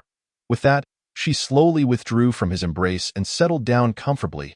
Lin Fan, filled with exhilaration, felt warmth coursing through him as his mind raced with various thoughts of modern romantic encounters. Once he managed to calm the fervor within him, he noticed a soft breathing sound nearby. Leaning over to glance at her, he rubbed his eyes to ensure he was seeing correctly. To his surprise, he found that his wife had already closed her eyes and was soundly asleep, her slumber peaceful and serene. Slapping his forehead in realization, he thought to himself, "How foolish of me. I was hoping for a delightful evening with my little wife to nurture our bond. Yet I have been led astray by her." Resolutely, he sat up to collect himself, determined to quell the embers of desire that had ignited within him. "It seems I was mistaken. I misread the situation." Time passed swiftly, and it was now nearing 8 or 9 o'clock. Lin Fan rose, took a seat at the table, and poured himself 3 cups of water, which he gulped down in quick succession, extinguishing the lingering fire within him. After a few moments, his emotions began to stabilize. Glancing at the sleeping figure on the bed, he shook his head with a smile. After a span of 10 to 20 minutes, he finally returned to a state of normalcy. Dismissing any errant thoughts, he retrieved the cloth he used for meditation and laid it on the ground. Without hesitation, he began his practice, allowing his spirit to transcend into another realm. Once in that space, he engaged in casual conversation with Linger for a few moments before commencing his meditation and cultivation. Over the past few days, Lin Fan had frequently communicated with Linger through his spirit, so there were no pressing matters to discuss. The two souls quietly focused on their cultivation together. As midnight approached, a sudden rumbling echoed within the space, lasting longer than usual before subsiding. Unlike the last time, Lin Fan was not frightened by the thunderous sound. Instead, he felt a profound sense of astonishment and joy. However, the two souls remained undisturbed, continuing their cultivation. Lin Fan understood that he had leveled up once again. After a while, Linger ceased her practice and observed Lin Fan, intending to guide him through his breakthrough. When she opened her eyes and beheld the scene before her, she was taken aback. She marveled at the realization that the space had seemingly expanded by 200 square feet since the last time. This indicated that her master had transcended a small realm, advancing from the 3rd level directly to the 5th level. She was overjoyed, recognizing her master as a prodigious talent, with such effortless cultivation over a couple of nights. He had crossed realms. Truly, he was the chosen one of the universe, having traversed from Earth to this planet. Such an achievement was undoubtedly extraordinary. Seeing that her master continued to cultivate and solidify his foundation, she refrained from interrupting him, attentively guiding him to reinforce the fundamentals of the 4th and 5th levels. After an hour had passed, Lin Fan successfully solidified the foundations of both levels. Gradually, he began to gather his energy. Upon witnessing him conclude his practice, Linger immediately congratulated him, saying, "Congratulations, Master. You have leveled up once again, this time with a cross-realm advancement. Truly remarkable." Lin Fan, having just finished his practice, was filled with surprise and delight at Linger's words. "What? I have directly advanced 2 levels," Linger affirmed. "Indeed, Master. You may sense it for yourself. You have now reached the 1st layer of the 9 Heavens Divine Dragon Technique, 5th level. Truly, it is a cause for celebration." Lin Fan immediately focused on the internal energy and meridians within his body. Soon, he was elated to discover that Linger's words held true. Both his internal energy and meridians had indeed improved.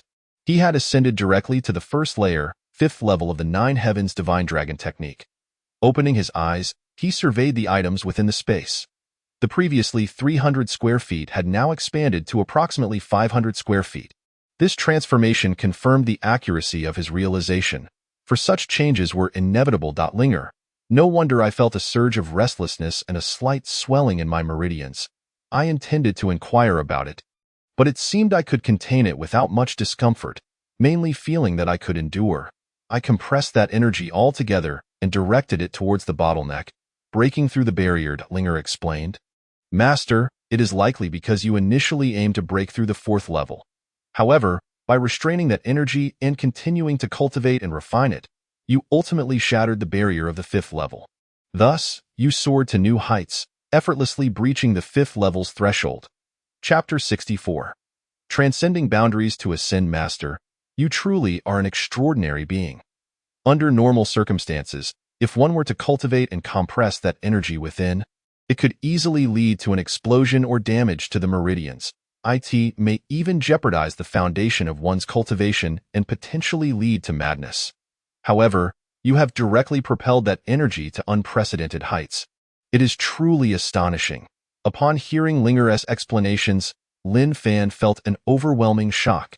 He had not anticipated that in such a perilous situation tonight, he had gambled on a risky move. The world of cultivation is indeed ever-changing. One misstep could cost one dearly. Henceforth, he must heed Linger's guidance diligently. Otherwise, should he act recklessly, he would be oblivious to the dangers that might arise. Linger added, "However, Master, since you have already attempted and succeeded in your first breakthrough, you now possess a foundation for transcending realms. In the future, you may frequently ascend beyond your current limits. Nonetheless, you must be cautious and never force yourself. When you reach a certain threshold, regardless of how many levels you ascend, you must release that energy, allowing it to ascend and break through any bottlenecks. Otherwise, if you truly reach a bottleneck without breaking through, it could result in damage to your meridians or even an explosion. It is akin to a balloon. If you continue to inflate it, no matter how large, it will eventually be full and burst. If you have filled it sufficiently, you can either release some air or switch to a larger balloon. Allow that air to circulate throughout your body or refine it into your dantian, and then you may continue to inflate. The expansion of your body is due to your failure to transfer the refined energy into your dantian. If you direct all that energy there, you will no longer experience this feeling of expansion. Lin Fan listened to Linger's extensive explanations, nodding in a semblance of understanding. It seemed he grasped the essence of her words. Linger continued, in the future, as you cultivate, take your time to ponder and study diligently. You will uncover these issues. Whenever you encounter such problems, you must adopt a different approach to continue refining your cultivation. This is a part of the cultivation experience. Only through experience will one truly understand. So, continue to cultivate diligently. Lin Fan replied, understood. He engaged in further conversation with Linger regarding insights and techniques of cultivation, attentively listening to her guidance on how to address issues that might arise during his practice. As the two souls exchanged thoughts on cultivation, they observed the changes within their space. As usual, the area had expanded, the surrounding land had grown larger, and the fish pond had also increased in size. Only the house and the well remained unchanged. While they were leisurely discussing matters within the space, Lin Fan faintly heard a voice calling for help. He then inquired, Linger, did you hear someone calling for help? Linger listened intently and responded, I did not hear anything. Currently, I can only scan a radius of 20 meters around you, and there is nothing. Lin Fan pondered. If Linger had not detected anything, then how had he heard it? However, her ability to probe within a 20-meter radius indicated that the voice did not originate from his vicinity. Listening carefully again, he realized the voice was somewhat distant yet familiar. Suddenly, it struck him. It was the voice of a widow from the village. Upon further scrutiny, it indeed came from that direction. Without hesitation, Lin Fan vanished from the space and returned to his physical body. Once back, he quickly stood, opened the door, and exited, ensuring to close it behind him. He leaped over the courtyard wall and raced towards a house at the far corner of the village. As Lin Fan drew nearer, the voice became intermittent yet clearer. It was undoubtedly coming from Widow Li's residence. Help! Help! Let me go! What do you want? No, no! Soon, the woman's cries faded, becoming weaker and more faint, until only labored breaths remained. Upon arriving at the entrance of Widow Li's yard, Lin Fan did not pause. He jumped directly into the courtyard. Inside, he overheard two men conversing. Brother, you have good taste. Such a beautiful woman. And you found her. Tonight, we shall enjoy this beauty thoroughly. She is truly stunning. With that petite figure and smooth skin, I can hardly contain myself. Brother, since you discovered her, go ahead. I will follow after, one replied. Then I shall not hold back. Tonight, we will have a splendid time. Once dawn approaches, we will take her back. Then we can enjoy her day and night. After a few months, when we tire of her, we can sell her to a brothel. That way, we can make a hefty profit. What do you think? The other man responded, your suggestion aligns perfectly with my thoughts. Tonight, let us compete and see who is more skilled. A splendid idea. Let us hone our skills this evening. The two men chatted merrily, continuing to tear at the woman's clothing. One of them even seized the woman's wrist tightly, exclaiming, she smells delightful. Tonight, I must savor this beauty, letting her understand how a man can make her lose herself in ecstasy. The woman struggled desperately, but her body felt weak and unresponsive. Her skin was flushed, her body limp, and her lips moved incessantly, yet no words escaped her mouth. Lin Fan, upon hearing the men's conversation at the door, was filled with fury, his anger boiling over. Go assault a woman and then sell her to a brothel? They were courting death. Instantly, his face flushed, veins bulged, and his fists clenched, nearly digging into his flesh. Overwhelmed by righteous indignation, he delivered a powerful kick to the door. The door burst open without hesitation, crashing into the man assaulting the woman, sending him sprawling onto the ground beneath her. Chapter 65. Trouble at the widow's house. Perhaps caught off guard, Lin Fan's force was excessive. The man let out a yelp before falling silent. Unconscious, the other man, sensing the sudden danger, swiftly dodged to the side and shouted, "Who dares to ruin my good fortune?" Lin Fan, a man of few words, did not respond. Instead, he turned and delivered a swift kick to the man's groin. The man, taken by surprise, likely due to the darkness preventing him from seeing, had no time to react. However, Lin Fan, having trained extensively, was acutely aware of his position. The sound of two distinct cracks echoed as the man's pride was shattered, collapsing to the ground while letting out a howl. Yet, before long, his voice grew faint, as if he had exhaled all his breath without inhaling any. Soon, he too succumbed to unconsciousness. Not yet satisfied, Lin Fan delivered another kick to each man, sending them flying from the room into the courtyard. After dealing with them, Lin Fan rushed to the woman. Upon seeing Li Dongmei, he was momentarily stunned. Her clothes were entirely torn, leaving her nearly bare. Her skin, a soft beige, and her figure, slim and alluring, made her the object of many men's desires.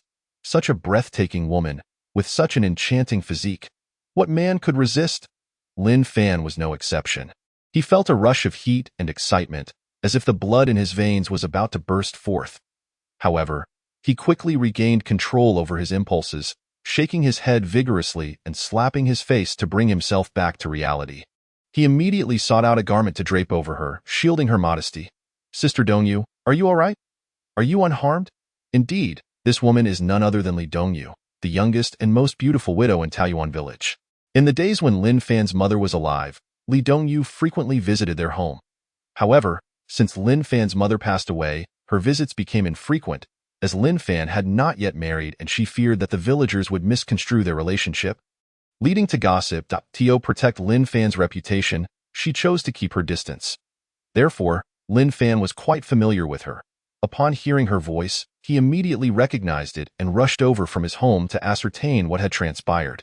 To his astonishment, he discovered that Sister Dongyu had been wronged. Thus, upon hearing the conversation between the two men, he became infuriated and dealt with them ruthlessly, incapacitating both. As Lin Fan inquired about her well-being, he helped her tidy her clothes and gently grasped her shoulders to assist her in rising. However, Li Dongyu offered no response, her eyes fixated intently on Lin Fan, her breathing growing increasingly labored. She reached out, wrapping her arms tightly around him, writhing like a siren in his embrace. When Lin Fan bent down to help her up, she unexpectedly pressed her lips against his, stunned by this sudden kiss. Lin Fan was taken aback, the enticing fragrance of a mature and sensual woman enveloping him, soft and delectably sweet. A tongue invaded his mouth, and without thinking, he instinctively responded in kind. The taste was soft, sweet, and utterly delightful. Yet, after a brief moment, he regained his senses and swiftly withdrew his lips, still lingering in the aftertaste of that intoxicating flavor. The sensation was incredibly pleasurable, leaving an indelible mark on his memory. However, reason triumphed over temptation as he chided himself. "Lin Fan, how could you take advantage of Sister Dongyu? She has always been so kind to you. How could you betray her trust?" Steeling himself, he managed to regain his composure. He reflected on his actions, scolding himself for acting without her consent.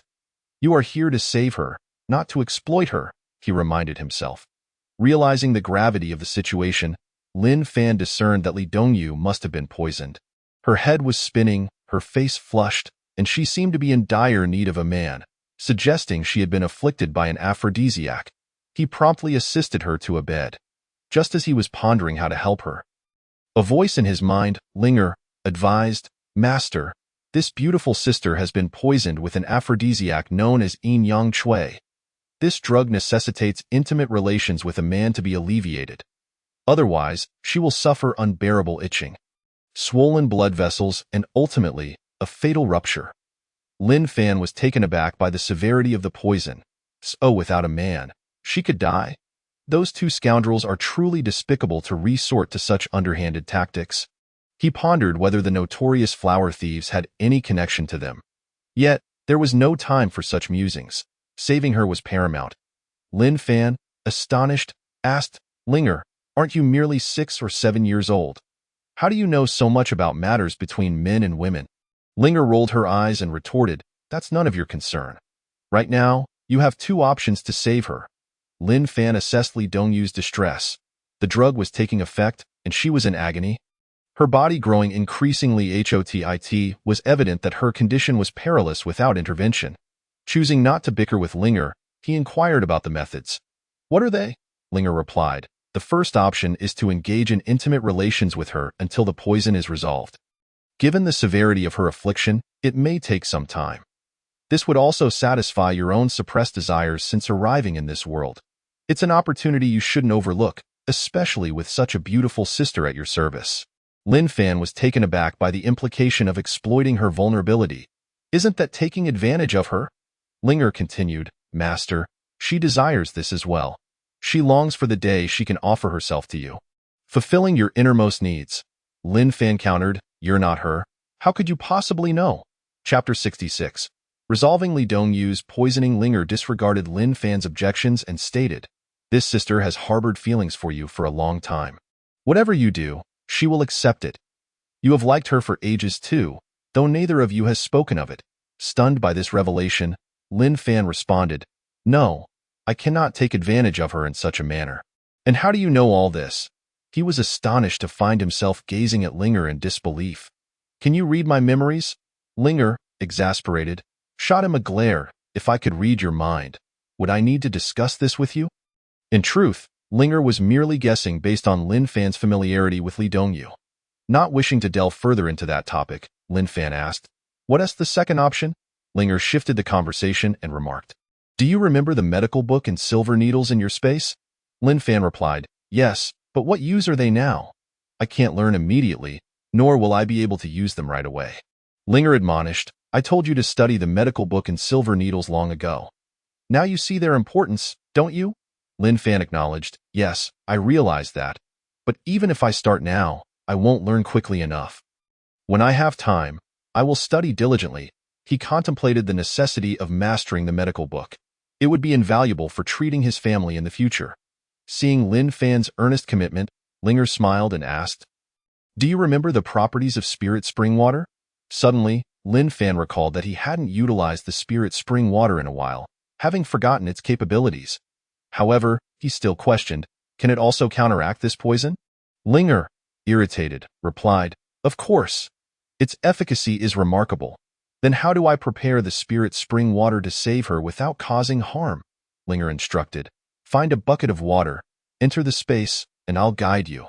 Without hesitation, Lin Fan searched the room, found a bucket in the corner, and filled it with water, then stored it in his space. Returning to Li Dongyu's side, he sat down and entered the space. Once inside, Linger promptly guided Lin Fan on how to dilute the spirit spring water for the bucket. Soon, she had instructed him on the proper proportions. Upon completion, Lin Fan returned to his body, fetched the spirit spring water, and found a bowl to offer it to Li Dongyu. As he attempted to feed her, her body writhed around him like a water snake, complicating the task. Luckily, her current state left her parched. Suppressing all distractions, Lin Fan carefully administered the spirit spring water to her. After drinking, Li Dongyu's expression gradually transformed, her discomfort easing as she settled into tranquility, eventually appearing to drift off to sleep. Witnessing the remarkable efficacy of the spirit spring water left Lin Fan in awe, muttering to himself, not even an elixir could work this swiftly. Lin Fan spotted Li Dongyu swiftly closing her eyes. He inquired through their spiritual connection, Linger, is she all right now? Linger replied, Master, do not worry. She is fine, merely asleep. Lin Fan responded with a soft "oh," and then patiently waited in silence. After a few moments, Li Dongyu slowly opened her eyes while lying on the bed. Upon seeing her awake, Lin Fan hurriedly asked with concern, Sister Dongyu, are you all right? After calling her name twice, Li Dongyu finally reacted. Rubbing her eyes and recognizing Lin Fan, she said nothing but immediately threw herself into his embrace. Weeping sorrowfully, Lin Fan felt an overwhelming sense of comfort and happiness from her gentle presence. Yet he was not in the right frame of mind to fully savor the solace she brought. He wrapped his arms around her, gently patting her back, and softly whispered, Sister Dongmei, do not be afraid. It is over now. Lin Fan held her close, inhaling the mature, alluring scent that enveloped her, allowing her to weep softly in his arms. It is often said that young girls are exquisite, while mature women are exceptional. Indeed, the experience of embracing a mature woman is distinctly different. She exudes fullness, maturity, stability, and depth. Though her figure may have slimmed down somewhat, her essence remains remarkable. In a modern context, her physique would be akin to that of a model. Despite her slight frame, she possesses all the necessary curves in the right places. In this era, a woman of her stature is hardly considered small. She is quite admirable. Living alone in the village, she is industrious, tending to her fields and skillfully crafting items to sell in town. Thus, she is self-sufficient, relying on no man, and rarely goes hungry, enjoying the ordinary meals of a typical household, albeit with limited meat. In a year, she might indulge in meat only a few times. Consequently, she has become a highly sought-after widow in the village, with every eligible bachelor and some men yearning for a connection with her. However, ever since her husband's passing a few years ago, she has maintained her virtue. 5 years ago, she was forcefully married to her husband by the authorities due to her age, but fate was unkind. On the very night of their marriage, bandits invaded the village, wreaking havoc and destruction. Her husband perished while bravely attempting to protect her, sacrificing himself in a valiant struggle against the outlaws.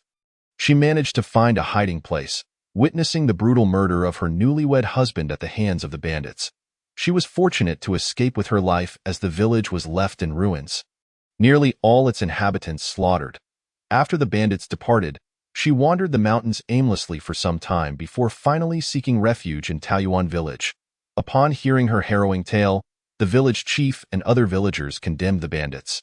Recognizing her plight as a lone woman on the run, the chief decided it was unwise for her to remain exposed to danger. Out of compassion, they arranged for her to stay in the village, allowing her to settle in Taoyuan. Over the past 5 years, she has been exemplary, never causing trouble and treating others kindly. However, her gentle nature has caught the attention of several bachelors and men in the village, leading to frequent harassment. Yet, she has always tactfully refused their advances. Because of her close relationship with Lin Fan's mother, most suitors have been deterred from being overtly aggressive due to the chief's watchful eye. Her life has been relatively stable. When she arrived in Taoyuan village at the age of 15, she has now spent 5 years there, becoming well acquainted with her surroundings and the villagers who respect her boundaries. After a few minutes, Li Dongyu's sobbing gradually subsided, her emotions stabilizing, though she still clung to Lin Fan, seeking the comfort of his robust embrace. After a brief moment, Lin Fan gently asked, "Sister Dongyu, are you all right now?" Li Dongyu buried her head in his arm and nodded softly, replying, "Fandi, I am fine now." "Then please tell me what happened tonight. How did they come to target you?" Lin Fan urged. Li Dongyu began to regain her composure, releasing Lin Fan and wiping her tears, apologizing, "Fandi, I am sorry for causing you trouble." Lin Fan waved his hand dismissively, saying, "It is nothing. Between us, there is no need for such formality. Your affairs are my affairs. Please, elucidate the situation," Li Dongyu recounted. "I do not know when they began to stalk me. After dinner tonight, I retired early to be eaten in the middle of the night. I awoke due to a pressing need to relieve myself. After returning from the bathroom, I lay back down, hoping to continue sleeping, but felt a bit dizzy and weak, assuming it was merely grogginess. However, as soon as I closed my eyes, I heard someone attempting to open our door. I called out, asking who it was, but there was no response. They continued fiddling with the door until it was forcefully opened. Suddenly, 2 men burst in, and upon seeing them, I screamed for help, yet, as I shouted, my head grew increasingly dizzy, and my body felt weaker. The 2 men rushed to my bedside, pinning me down and covering my mouth, tearing at my clothes and assaulting me without restraint as my consciousness faded. I realized I had been poisoned. Desperate, I fought back, crying out for help, but I was soon overpowered. They restrained my limbs, leaving me unable to move, and subjected me to their vile intentions. In that moment, despair consumed me. I feared I would fall into the hands of these brigands tonight, my lifelong purity destined to be shattered. Before she could finish her words, she broke down in tears again. Lamenting, they uttered many threats of torment. My awareness faded further. and I cannot recall much of what happened afterward. I thought I was doomed, but unexpectedly, you appeared at a critical moment, and you know the rest." After clarifying the situation, Lin Fan sighed. Reflecting on the struggles a woman must endure in this era, the woman without a man's protection is akin to a flower by the roadside or grass in the wild, vulnerable to being trampled or plucked by anyone. Lin Fan then asked, "Do you recognize those two men? Are they from our village?" Li Dongyu replied, "It was too dark. I could not see their faces. However, from their voices, I can tell they are not from our village. I know everyone's voice here." This was hardly surprising, considering Taoyuan village comprises only a few dozen households, with roughly 100 individuals. It is not difficult to recognize each person's voice. Lin Fan responded, "Good, since they are not from our village, that simplifies matters. We need not be lenient in handling them." The two continued their conversation for a while, and Li Dongyu's spirits had returned to normal. Just then, voices rang out from outside the courtyard, shouting, "Who the hell are you? Who just attacked me? Do you know who I am?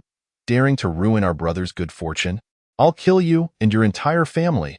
It appeared that the two men outside had awakened and were now regaining their composure. To Lin Fan and the others' surprise, they did not flee immediately but began to shout. Hearing their voices, Li Dongyu trembled in fear and anxiously clutched Lin Fan's garment. "Fandi, they're awake. We must hurry and escape." Lin Fan placed his hands on her shoulders, giving her a reassuring look. "Sister Dongyu, do not fear. I am here. Wait for me while I handle this," he continued. "Since those two are not from our village, I will deal with them in order to prevent future retaliation or harm towards other women." Lin Fan, with his ruthless and decisive demeanor, understood that in this world, one must take the initiative to eliminate threats before they escalate. He calmly reassured Li Dongyu before slowly exiting the room and walking into the courtyard. The two men outside continued to bellow the most venomous threats, vowing to exact vengeance upon Lin Fan and to kill the woman inside. Upon hearing their words, Lin Fan couldn't help but chuckle. Hadn't one of them already been rendered impotent by his actions? What could they possibly do now? However, Lin Fan did not dwell on their empty threats, recognizing that engaging in dialogue with the deceased was futile. He soon emerged into the courtyard, where the sight of Lin Fan's leisurely approach, coupled with his nonchalant expression, only fueled the anger of the two men. They were incensed by his apparent disdain. Feeling thoroughly belittled as they had never been so underestimated before, one of them pointed at Lin Fan, shouting, "You little brat! How dare you ambush me when I wasn't paying attention? I will make you pay dearly for this. Tearing you to shreds. I'll slaughter your entire family and ravage every woman by your side." Unfazed, Lin Fan casually dug at his ear with his pinky finger, then blew on it dismissively, remarking, with such grievous injuries, "You still possess the strength to utter threats? Some people truly are oblivious to the reality of death." Taken aback by Lin Fan's unexpected words, the two men were momentarily disoriented before bursting into laughter. "Are you referring to yourself? You know you can't defeat us openly, so you're trying to confuse us with your nonsense. Let me tell you, whether you beg for mercy or not, you will die today." Lin Fan, bemused by their thought processes, could no longer tolerate their banter. It seemed their recent injuries had left them not only physically impaired but mentally dulled as well. "I'll grant you a chance. A direct confrontation." Hearing this, the two men felt reassured that their earlier distraction had merely been a lapse in focus, and now, fully concentrated on the task at hand, they believed it would be effortless to dispatch Lin Fan. Without hesitation, they launched their attack as soon as Lin Fan finished speaking. Lin Fan, too, engaged without further ado. He was capable of defending against their assault, but within mere moments, he had sent both men sprawling to the ground with powerful kicks. The two men quickly retrieved their daggers and rose to their feet, ready to assault Lin Fan once more. Aware that this time the stakes were higher, Lin Fan did not hold back. He knew that if he did not eliminate them, they would surely attempt to kill him. Every strike he delivered was executed with lethal intent, though Lin Fan was not particularly skilled in combat. His training had honed his reflexes to a razor's edge. The principle of speed was paramount. Swift movements could overcome brute strength. After a few more exchanges, Lin Fan evaded one attacker and seized the other from behind, twisting his neck with a sharp crack that echoed ominously, leaving the man lifeless on the ground. The remaining assailant, witnessing the demise of his companion, became even more ferocious in his assault.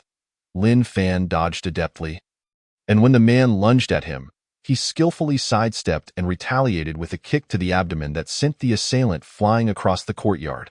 Without a moment's hesitation, Lin Fan pursued and swiftly stomped on the man's neck, resulting in a sickening snap as he silenced him for good. Lin Fan harbored no mercy for such villains. He was resolute in his actions. Deep within his memories lay the remnants of a past where he had witnessed the tragic fates of good people, slaughtered like livestock, utterly defenseless. The law of the jungle, survival of the fittest, was starkly evident in this world. After eliminating both men, Lin Fan felt a twinge of anxiety as it was his first experience taking a life. In the 21st century, particularly in Huaxia, such occurrences were exceedingly rare, and witnessing a murder was even more elusive. The weight of his actions settled heavily upon him as he stood there, grappling with the conflict between his ingrained beliefs and the harsh realities of this new existence. Ultimately, he accepted the truth of his circumstances. In this world, one either kills or is killed. At that moment, Li Dongyu, sensing the stillness beyond the courtyard, rushed out from the room.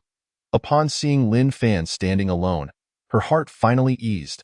Observing the aftermath around them, she understood that this was Lin Fan's first kill, and it had been done for her sake. Slowly, she approached him from behind, wrapping her gentle arms around him, providing warmth and comfort as he confronted the gravity of his actions. After a few minutes, Li Dongyu gently inquired, "Fandi, are you all right?" Lin Fan snapped back to reality and replied, "I'm fine." Li Dongyu reassured him, "The people you killed were all evildoers. Do not burden yourself with guilt. There is no need for you to feel any pressure." Her calm demeanor stemmed from her own experiences, having witnessed death and violence during her time on the run, rendering such occurrences commonplace for her. Lin Fan turned to her and nodded, "Yes, I understand. It was merely the shock of my first kill that caused me to feel guilt, but I am past that now." His adaptability shone through. At that moment, Li Dongyu leaned into his embrace, allowing him to find solace in her presence. They shared an intimate conversation, and Lin Fan asked, "Why have you not come to visit me lately?" Li Dongyu replied, "I have thought of you daily, but as a widow, I feared I might tarnish your reputation. While it may not matter what others say about me, I worry about your standing. You are a scholar, and a tarnished reputation could ruin your future. Upon learning of your marriage, I felt even more hesitant to visit, fearing it might cause misunderstandings with your wife."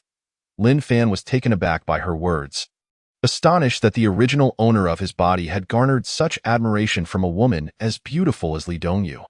Although they had never openly expressed their feelings, Lin Fan was aware of the original owner's affection for her. Yet he had not realized that she harbored feelings for him as well. "Yes, all right, my wife is very kind and understanding. You are always welcome to visit. Living alone out here, so far from others, is not safe. Please take care of yourself. If anyone bullies you, come to me, and I will stand up for you." Li Dongyu felt a warmth in her heart at Lin Fan's genuine concern for her well-being. She was delighted to know that she had not misjudged him. Her feelings for him were indeed valid. With a gentle affirmation, she replied, "Yes, I understand." She often called him Fandi because he was younger. Despite the fact that she was only a year older than him, as they entered the room, they remained close, sharing tender moments as lovers do. Time seemed to pass swiftly, and soon dawn approached. Lin Fan glanced outside and remarked, "The sky is brightening. Perhaps you should rest and take a nap." I discarded these two corpses into the forested hills behind the mountain, allowing the wild beasts to consume them. Ensuring that no one would discover their presence, Li Dongyu also glanced at the sky, noting that dawn was indeed approaching. He replied, "All right, I shall take my leave to rest. You should deal with these two corpses and then rest as well." After speaking, he reluctantly bestowed a tender kiss upon Lin Fan's lips. Both were now acutely aware of each other's sentiments, leading them to abandon any semblance of reservation. Lin Fan reciprocated, savoring the delicate fragrance that lingered on the lips of this married woman. They entwined for a moment before parting to attend to their respective tasks. Li Dongyu observed Lin Fan as he effortlessly lifted the two corpses, as if they were mere chickens, and made his way toward the back mountain. Li Dongyu was astonished and shocked by Lin Fan's display of strength. He had not anticipated that such a small stature could wield such power, lifting 2 corpses with such ease. Lin Fan carried the bodies out of the courtyard and headed toward the mountains. Li Dongyu pondered the nature of Lin Fan. How could he possess such strength, and why had he never noticed it before? It was truly perplexing. It seemed that if she were ever given the opportunity to marry Lin Fan and become his wife, she would undoubtedly lead a blissful life. Lost in her reverie, her cheeks flushed with warmth, she quickly covered her face and retreated to her room to sleep. Lin Fan, holding the 2 corpses, approached a corner. Ensuring no one was around before he discreetly stored them in his space, he soon reached a secluded, overgrown area on the back mountain, where he released the corpses and discarded them, covering them with grass to obscure them from discovery. Given the keen sense of smell possessed by animals, they would likely be easily detected. Once he completed this task, he strolled leisurely back toward his home, engaged in conversation with Linger, inquiring about combat techniques. Lin Fan expressed, "Linger, when I engage in battle with others, I often feel my hands are uncoordinated, unsure of how to fight, why speed surpasses theirs. But I feel lost," Linger replied. "That is to be expected. You have only practiced internal cultivation, strengthening your inner power and body, yet you have not trained in martial arts techniques. Thus, you can only resort to the fighting style of an ordinary person. A powerful strike that leaves your opponent bruised or a kick that sends them flying. If you aspire to elevate your combat skills, you must at the very least practice a set of fundamental boxing or palm techniques. Otherwise, you will remain unaware of how to strike effectively." Upon hearing Linger's explanation, Lin Fan found it to hold merit and recognized that he had indeed never practiced any martial arts techniques. During combat, he could only engage as an ordinary person would, appearing untrained and unprofessional. Being a diligent learner, Lin Fan promptly inquired, "Linger, I wish to learn a set of boxing or palm techniques. Do you possess any books for my study?" Linger responded, "Master, you have asked the right person. I have already prepared a collection of mixed boxing and palm technique books within the space. They consist of the foundational skills you need.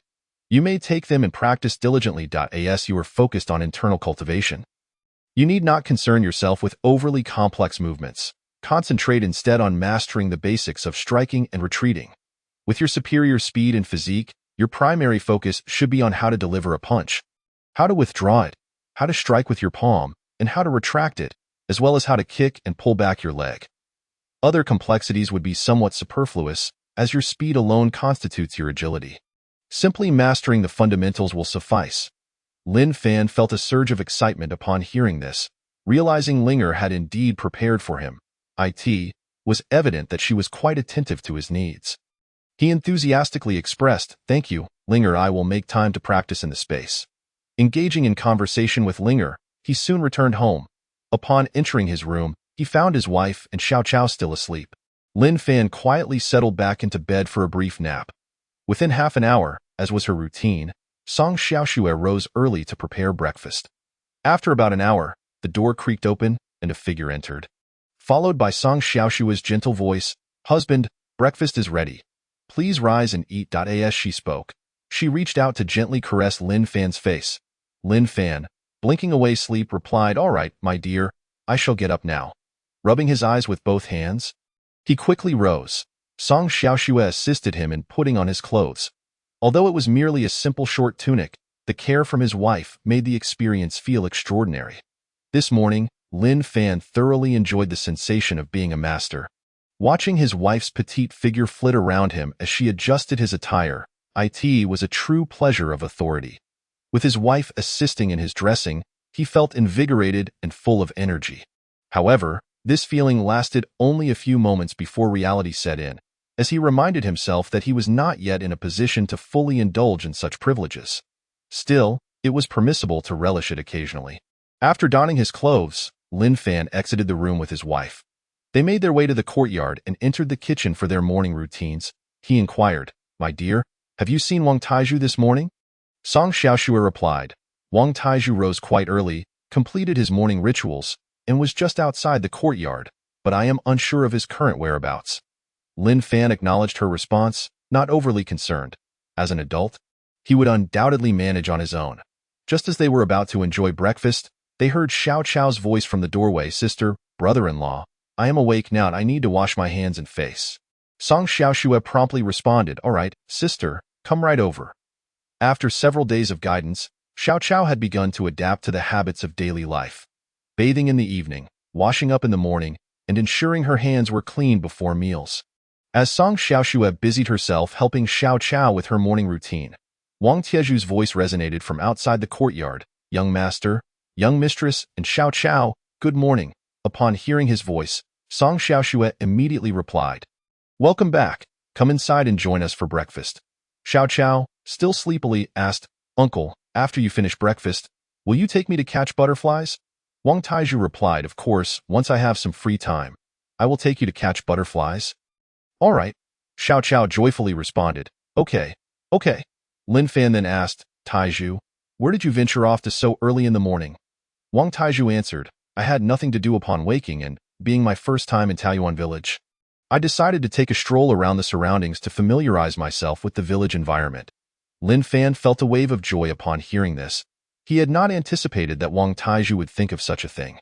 Familiarizing oneself with the environment upon arriving in an unfamiliar place was a prudent approach. It would undoubtedly facilitate tasks in the future. It was a commendable idea. Come and join us for breakfast. Lin Fan invited. Wang Taiju did not hesitate, having learned the previous night that the household of the young master did not adhere to numerous formalities. He had experienced firsthand the relaxed atmosphere that prevailed in Lin Fan's family. Initially, he intended to wait until the family finished their meal before eating himself. However, he quickly found himself subjected to a lengthy discussion regarding the household's customs and etiquette. The rules that had been passed down were of little consequence in Lin Fan's home. Nevertheless, there remained an essential principle. One must conduct their affairs with integrity and never cross the line. But where exactly is that line drawn? Although such notions were discussed, Wang Taiju was not a fool. He understood the importance of maintaining some semblance of order. Without rules, chaos would ensue. He knew that he must adhere to certain protocols. Otherwise, what reason would others have to employ him? This is something he has come to understand after years of navigating the world. Therefore, certain customary courtesies ought to be observed, albeit in a simplified manner. The few individuals engaged in breakfast while conversing in the span of their meal, they were all sufficiently satiated. Song Xiaoxue busied herself with household chores at home. Xiao Chao frolicked in the yard, chasing butterflies and playing with ants. Lin Fan, accompanied by Wang Taiju, took a bucket and headed towards the stream to catch fish. Soon, they arrived at the stream side, where, adhering to their daily routine, they set about the task of fishing. Wang Taiju observed Lin Fan's actions. Each morning, the quantity of fish caught astonished him, and this fishing technique broadened his understanding. In no time, they emptied the catch from the fish cage into the bucket, added bait, and returned it to the water. Today's yield was quite satisfactory, filling half the bucket with fish. Witnessing such a fishing method, Wang Taiju, eager to learn, bombarded Lin Fan with questions. Lin Fan readily shared his fishing techniques. As Lin Fan walked ahead, Wang Taiju followed closely, listening intently. Before long, the two returned home joyfully, entering the yard. Just as they placed the fish down, requesting Wang Tieju's assistance in dealing with them, a menacing voice echoed from outside the yard. Lin Fan, pay your debts. Today marks the 6th day. You must repay me. If you fail to do so, do not blame me for my lack of courtesy. I will make you regret ever setting foot in this world. The voice reached everyone's ears before its owner even appeared. Upon hearing the voice, Lin Fan immediately recognized who it was and chose not to retort. Instead, he instructed his wife to take Xiao Chao indoors and retrieve the money. With a glance, he signaled Wang Taiju to continue processing the fish. The individual who had shouted was none other than Lin Xiaohu, who had come to collect debts a few days prior. Lin Fan stepped directly to the front of the yard. Lin Xiaohu emerged from around the corner, making his way toward Lin Fan's yard. Upon seeing Lin Fan standing there, he sneered, "Hey, you little coward. Knowing I was coming, you didn't bother to hide and dare to greet me. You've got guts. However, no matter how bold you are, you must repay me today. Otherwise, I will end your life." As Lin Xiaohu spoke, he approached with 5 or 6 lackeys, drawing nearer. "If you do not repay me today, I will not hold back." Lin Fan refrained from engaging in idle chatter, promptly unzipping the bag and pouring its contents onto the ground. Instantly, A cascade of glimmering silver coins spilled forth, creating a dazzling display on the floor. Upon witnessing the bounty that Lin Fan had unleashed, Lin Xiaohu's laughter abruptly ceased, and the smile on his face froze in disbelief. After emptying the bag, Lin Fan wasted no time and swiftly seized the IOU. Lin Xiaohu, still reeling from the initial shock, found himself utterly bewildered as Lin Fan, upon recognizing it as his own IOU, proceeded to tear it to shreds right before his eyes. Lin Fan declared, "I have repaid you the money, and I have reclaimed the IOU. My household does not welcome you. I implore you to take your money and vanish from my presence immediately." It was only then that Lin Xiaohu began to comprehend the gravity of the situation, his mind racing in confusion. How had Lin Fan amassed such a fortune? This was a substantial sum of 25 taels. In a mere few days, how had he achieved this? Moreover, how dare this fool command him to leave? Who had given him the audacity to speak to him in such a manner? If he did not take action today, how could he maintain his dignity? How would he navigate the village thereafter? He dismissed such thoughts and quickly devised a plan. The money is yours, having been spilled on the ground. You will pick it up, clean it, and present it to me with both hands. Lin Xiaohu knew he had miscalculated, yet he could not allow his pride and morale to be crushed. He must assert his dominance over Lin Fan. Lest he lose face in front of his subordinates, he continued, "Furthermore, you owe me this substantial amount for an extended period. While you have returned the money, you must surrender your wife and widowly to me for a period of 10 to 15 days. Afterward, I shall return them to you, and you will still possess 2 lovely women. We will consider the incident of your previous assault on me settled. Otherwise, my brothers will not stand idly by. Should they incapacitate or kill you, it will be of no concern to me." Upon hearing Tiger Brother's proclamation, several subordinates erupted in laughter, echoing his sentiments. "Indeed, let's teach him a lesson." Chapter 72. A lesson for Lin Xiaohu. Lin Xiaohu was precisely this sort of depraved individual. A bully who preyed upon the innocent and those who were easily intimidated. He frequently engaged in such antics, demanding repayment from others while concocting justifications to seize their possessions if they happened to own beautiful women or valuable items. However, he had not anticipated that this time he would encounter someone formidable. Lin Fan had previously held his tongue, biding his time until he was in a position of strength. Having now returned the money and obliterated the IOU, Lin Fan was no longer beholden to him. The audacity of Lin Xiaohu to remain arrogant was tantamount to courting disaster. At this moment, Lin Fan had nothing to lose. He extended an arm, embracing his wife, and regarded Lin Xiaohu with a look of disdain. "Since you seek your own demise, I shall oblige." Lin Fan no longer indulged him in conversation, but instead cast a glance at Wang Taizhu. "Taizhu, this is your task now. Teach them a lesson in humility." Wang Taizhu understood the implication, promptly abandoning his previous task and leaping from the courtyard, not uttering a single word, as he could no longer contain his frustration. Following Chapter 73, Lin Fan teaches Lin Xiaohu a lesson. After a brief moment, Lin Xiaohu finally regained his composure. He spoke. "Lin Fan, I must admit, you have some guts to find such a formidable ally. Today, it seems luck is not on my side." Observing the situation, he no longer carried himself with the same arrogance as before, his tongue no longer as sharp. He understood that should he utter another word, that imposing figure would undoubtedly take action against him. The next victim of injury could very well be himself. Nevertheless, his anger simmered beneath the surface, and he regarded Lin Fan with disdain, muttering a few words to vent his frustration. "For now, you merely possess a skilled fighter at your side. Without this expert's assistance, you would not have survived this encounter. If it were solely reliant on your abilities, I could easily defeat you with one hand. If you dare, let us engage in a one-on-one duel. Let's see if that person can follow you both day and night, even sharing your bed for protection." With a contemptuous look, he completely disregarded Lin Fan as a worthy opponent.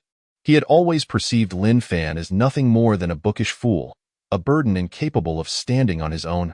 Lin Fan, upon hearing these words, remained silent yet felt a surge of joy and surprise. Some individuals are simply so foolish. Had they not sought their own demise, they would not meet such an end. However, there are those who insist on courting death with fervor. Very well, I shall grant you your wish.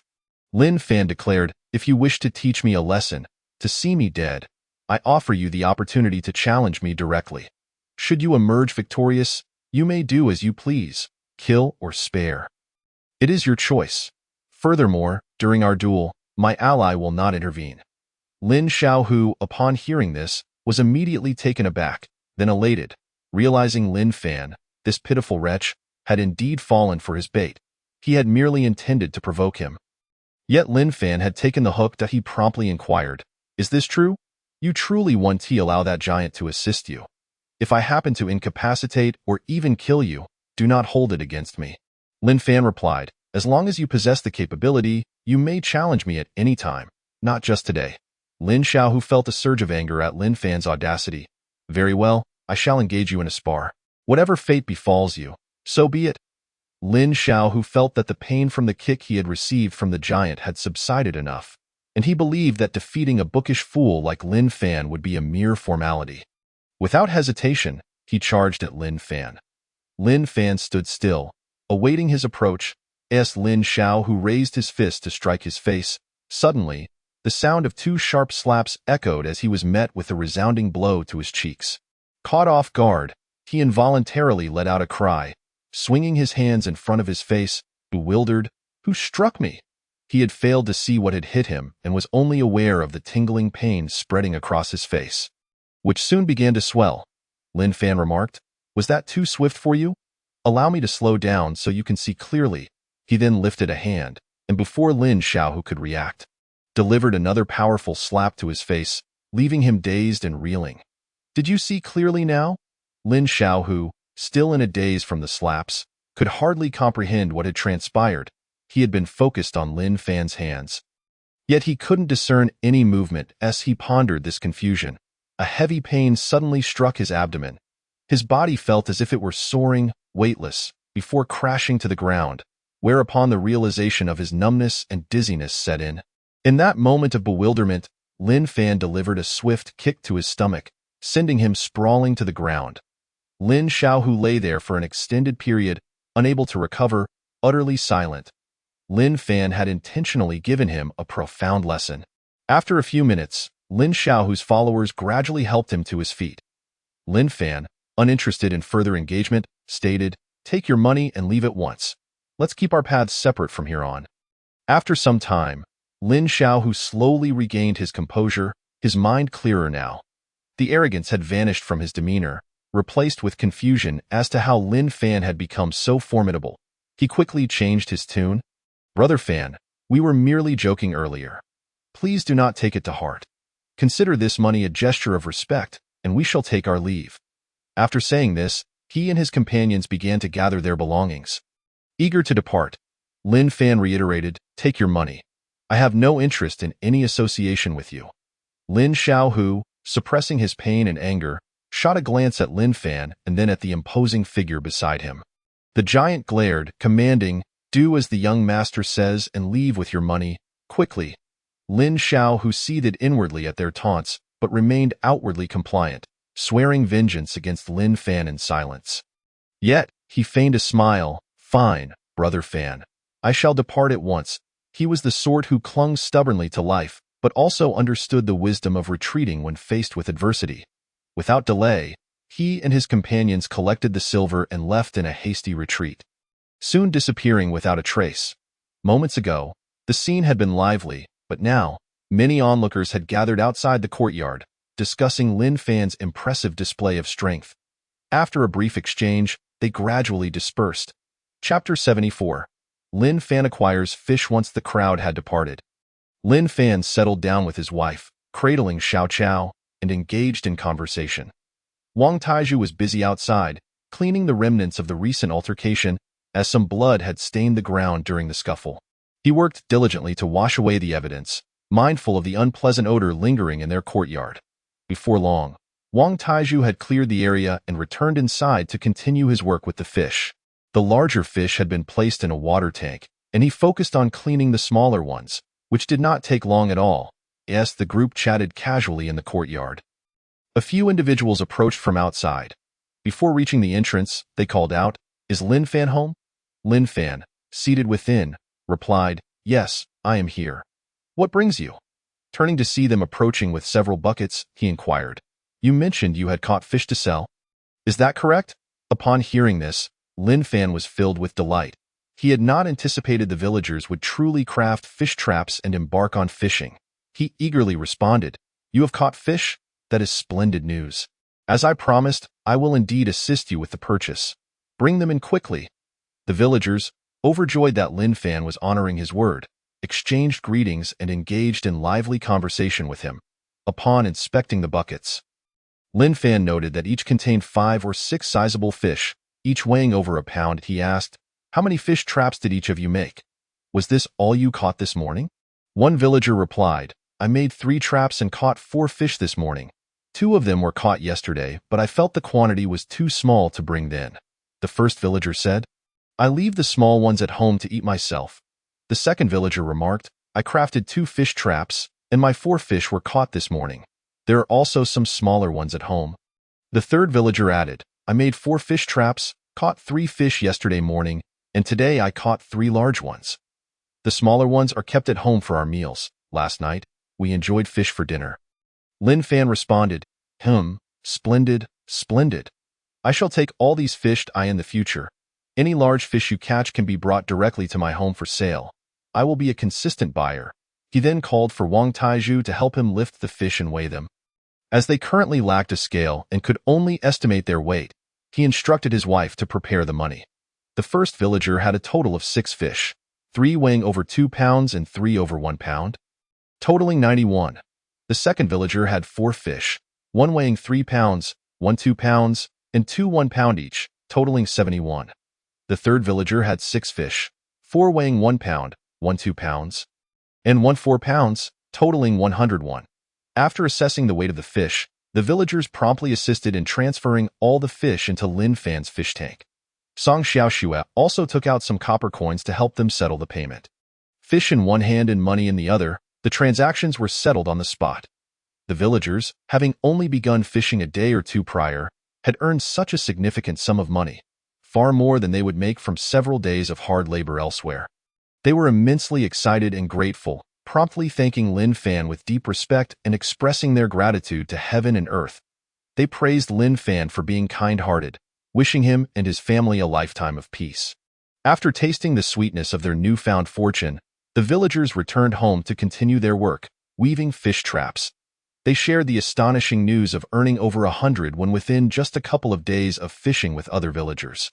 Soon, this news spread like wildfire throughout the village, further cementing Lin Fan's positive reputation in the hearts of the villagers. Lin Fan thought to himself how fortunate he was to have purchased several large tanks yesterday. Otherwise, he would have had no idea where to keep such a bountiful catch. Once he finished with the fish collection, Lin Fan took 1 fish and, accompanied by Wang Taizhu, headed towards his uncle's house. As they walked along the village path, they engaged in conversation. Before long, they arrived at his uncle's courtyard, but did not see him inside. Lin Fan called out, "Uncle, are you at home?" As soon as he shouted, his uncle's voice came from inside the house. "Yes, Fanner, come in. What brings you here?" As the door creaked open, Lin Dafu stepped out and welcomed them into the yard.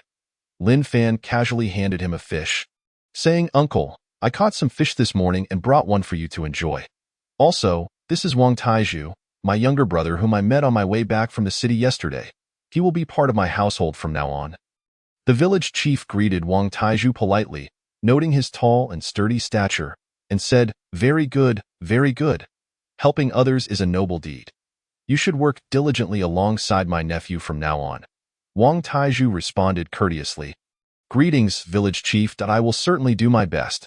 Lin Gongzi is my employer now." After exchanging pleasantries, Lin Dafu accepted the fish and, without reserve, said, "Fanner, your kindness is appreciated, so I shall not be polite." He then invited Lin Fan and Wang Taizhu to sit down in the courtyard and called out to his wife, "Auntie, please bring out some cups of water for our guests." Soon, Auntie Lin appeared with boiled water, serving each person a bowl. After greeting her, Lin Fan and Wang Taizhu took a sip. Lin Dafu inquired, "Fanner, what matter do you wish to discuss today?"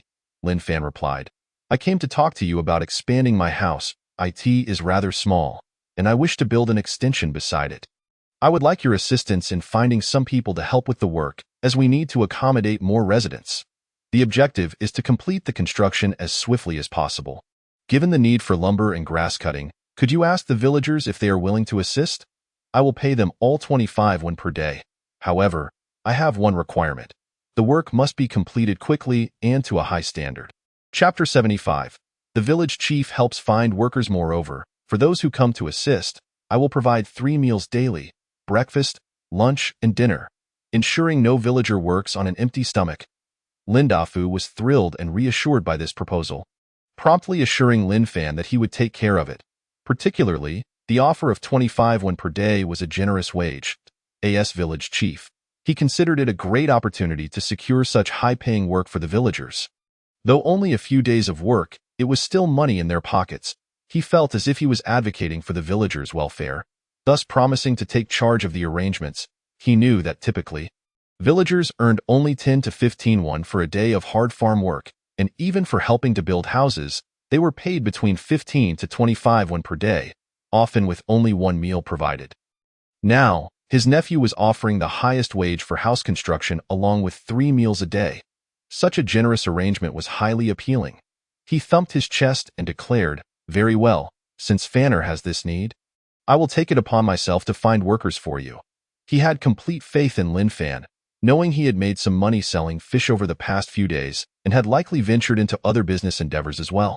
After discussing the details thoroughly in the courtyard, they finalized the arrangements, entrusting the task of finding workers entirely to Lin Dafu.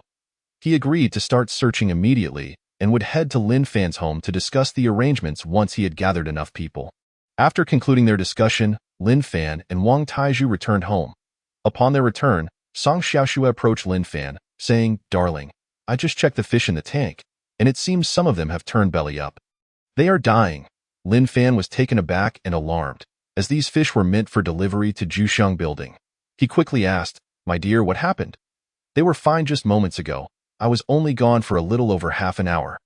"How could this happen?" He then followed his wife and Wang Taizhu to the kitchen to investigate. Upon arriving in the kitchen, they discovered many fish floating belly up in the tank. Upon closer inspection, it was evident that at least half of the fish had succumbed. "How could this be?" Lin Fan pondered. "I caught a dozen fish this morning, and with the 20 or so caught by the villagers, there are only 30 or 40 fish in the tank. How could they all be dying? The last time I placed a similar number in here, everything was fine." As they were contemplating solutions, they added more water, but the fish showed no signs of recovery. After a moment of contemplation, Lin Fan finally deduced the cause. The tank was overcrowded, leading to a lack of oxygen. While he was considering how to aerate the tank, a voice echoed in his mind, "Master, your fish are all belly up and on the brink of death.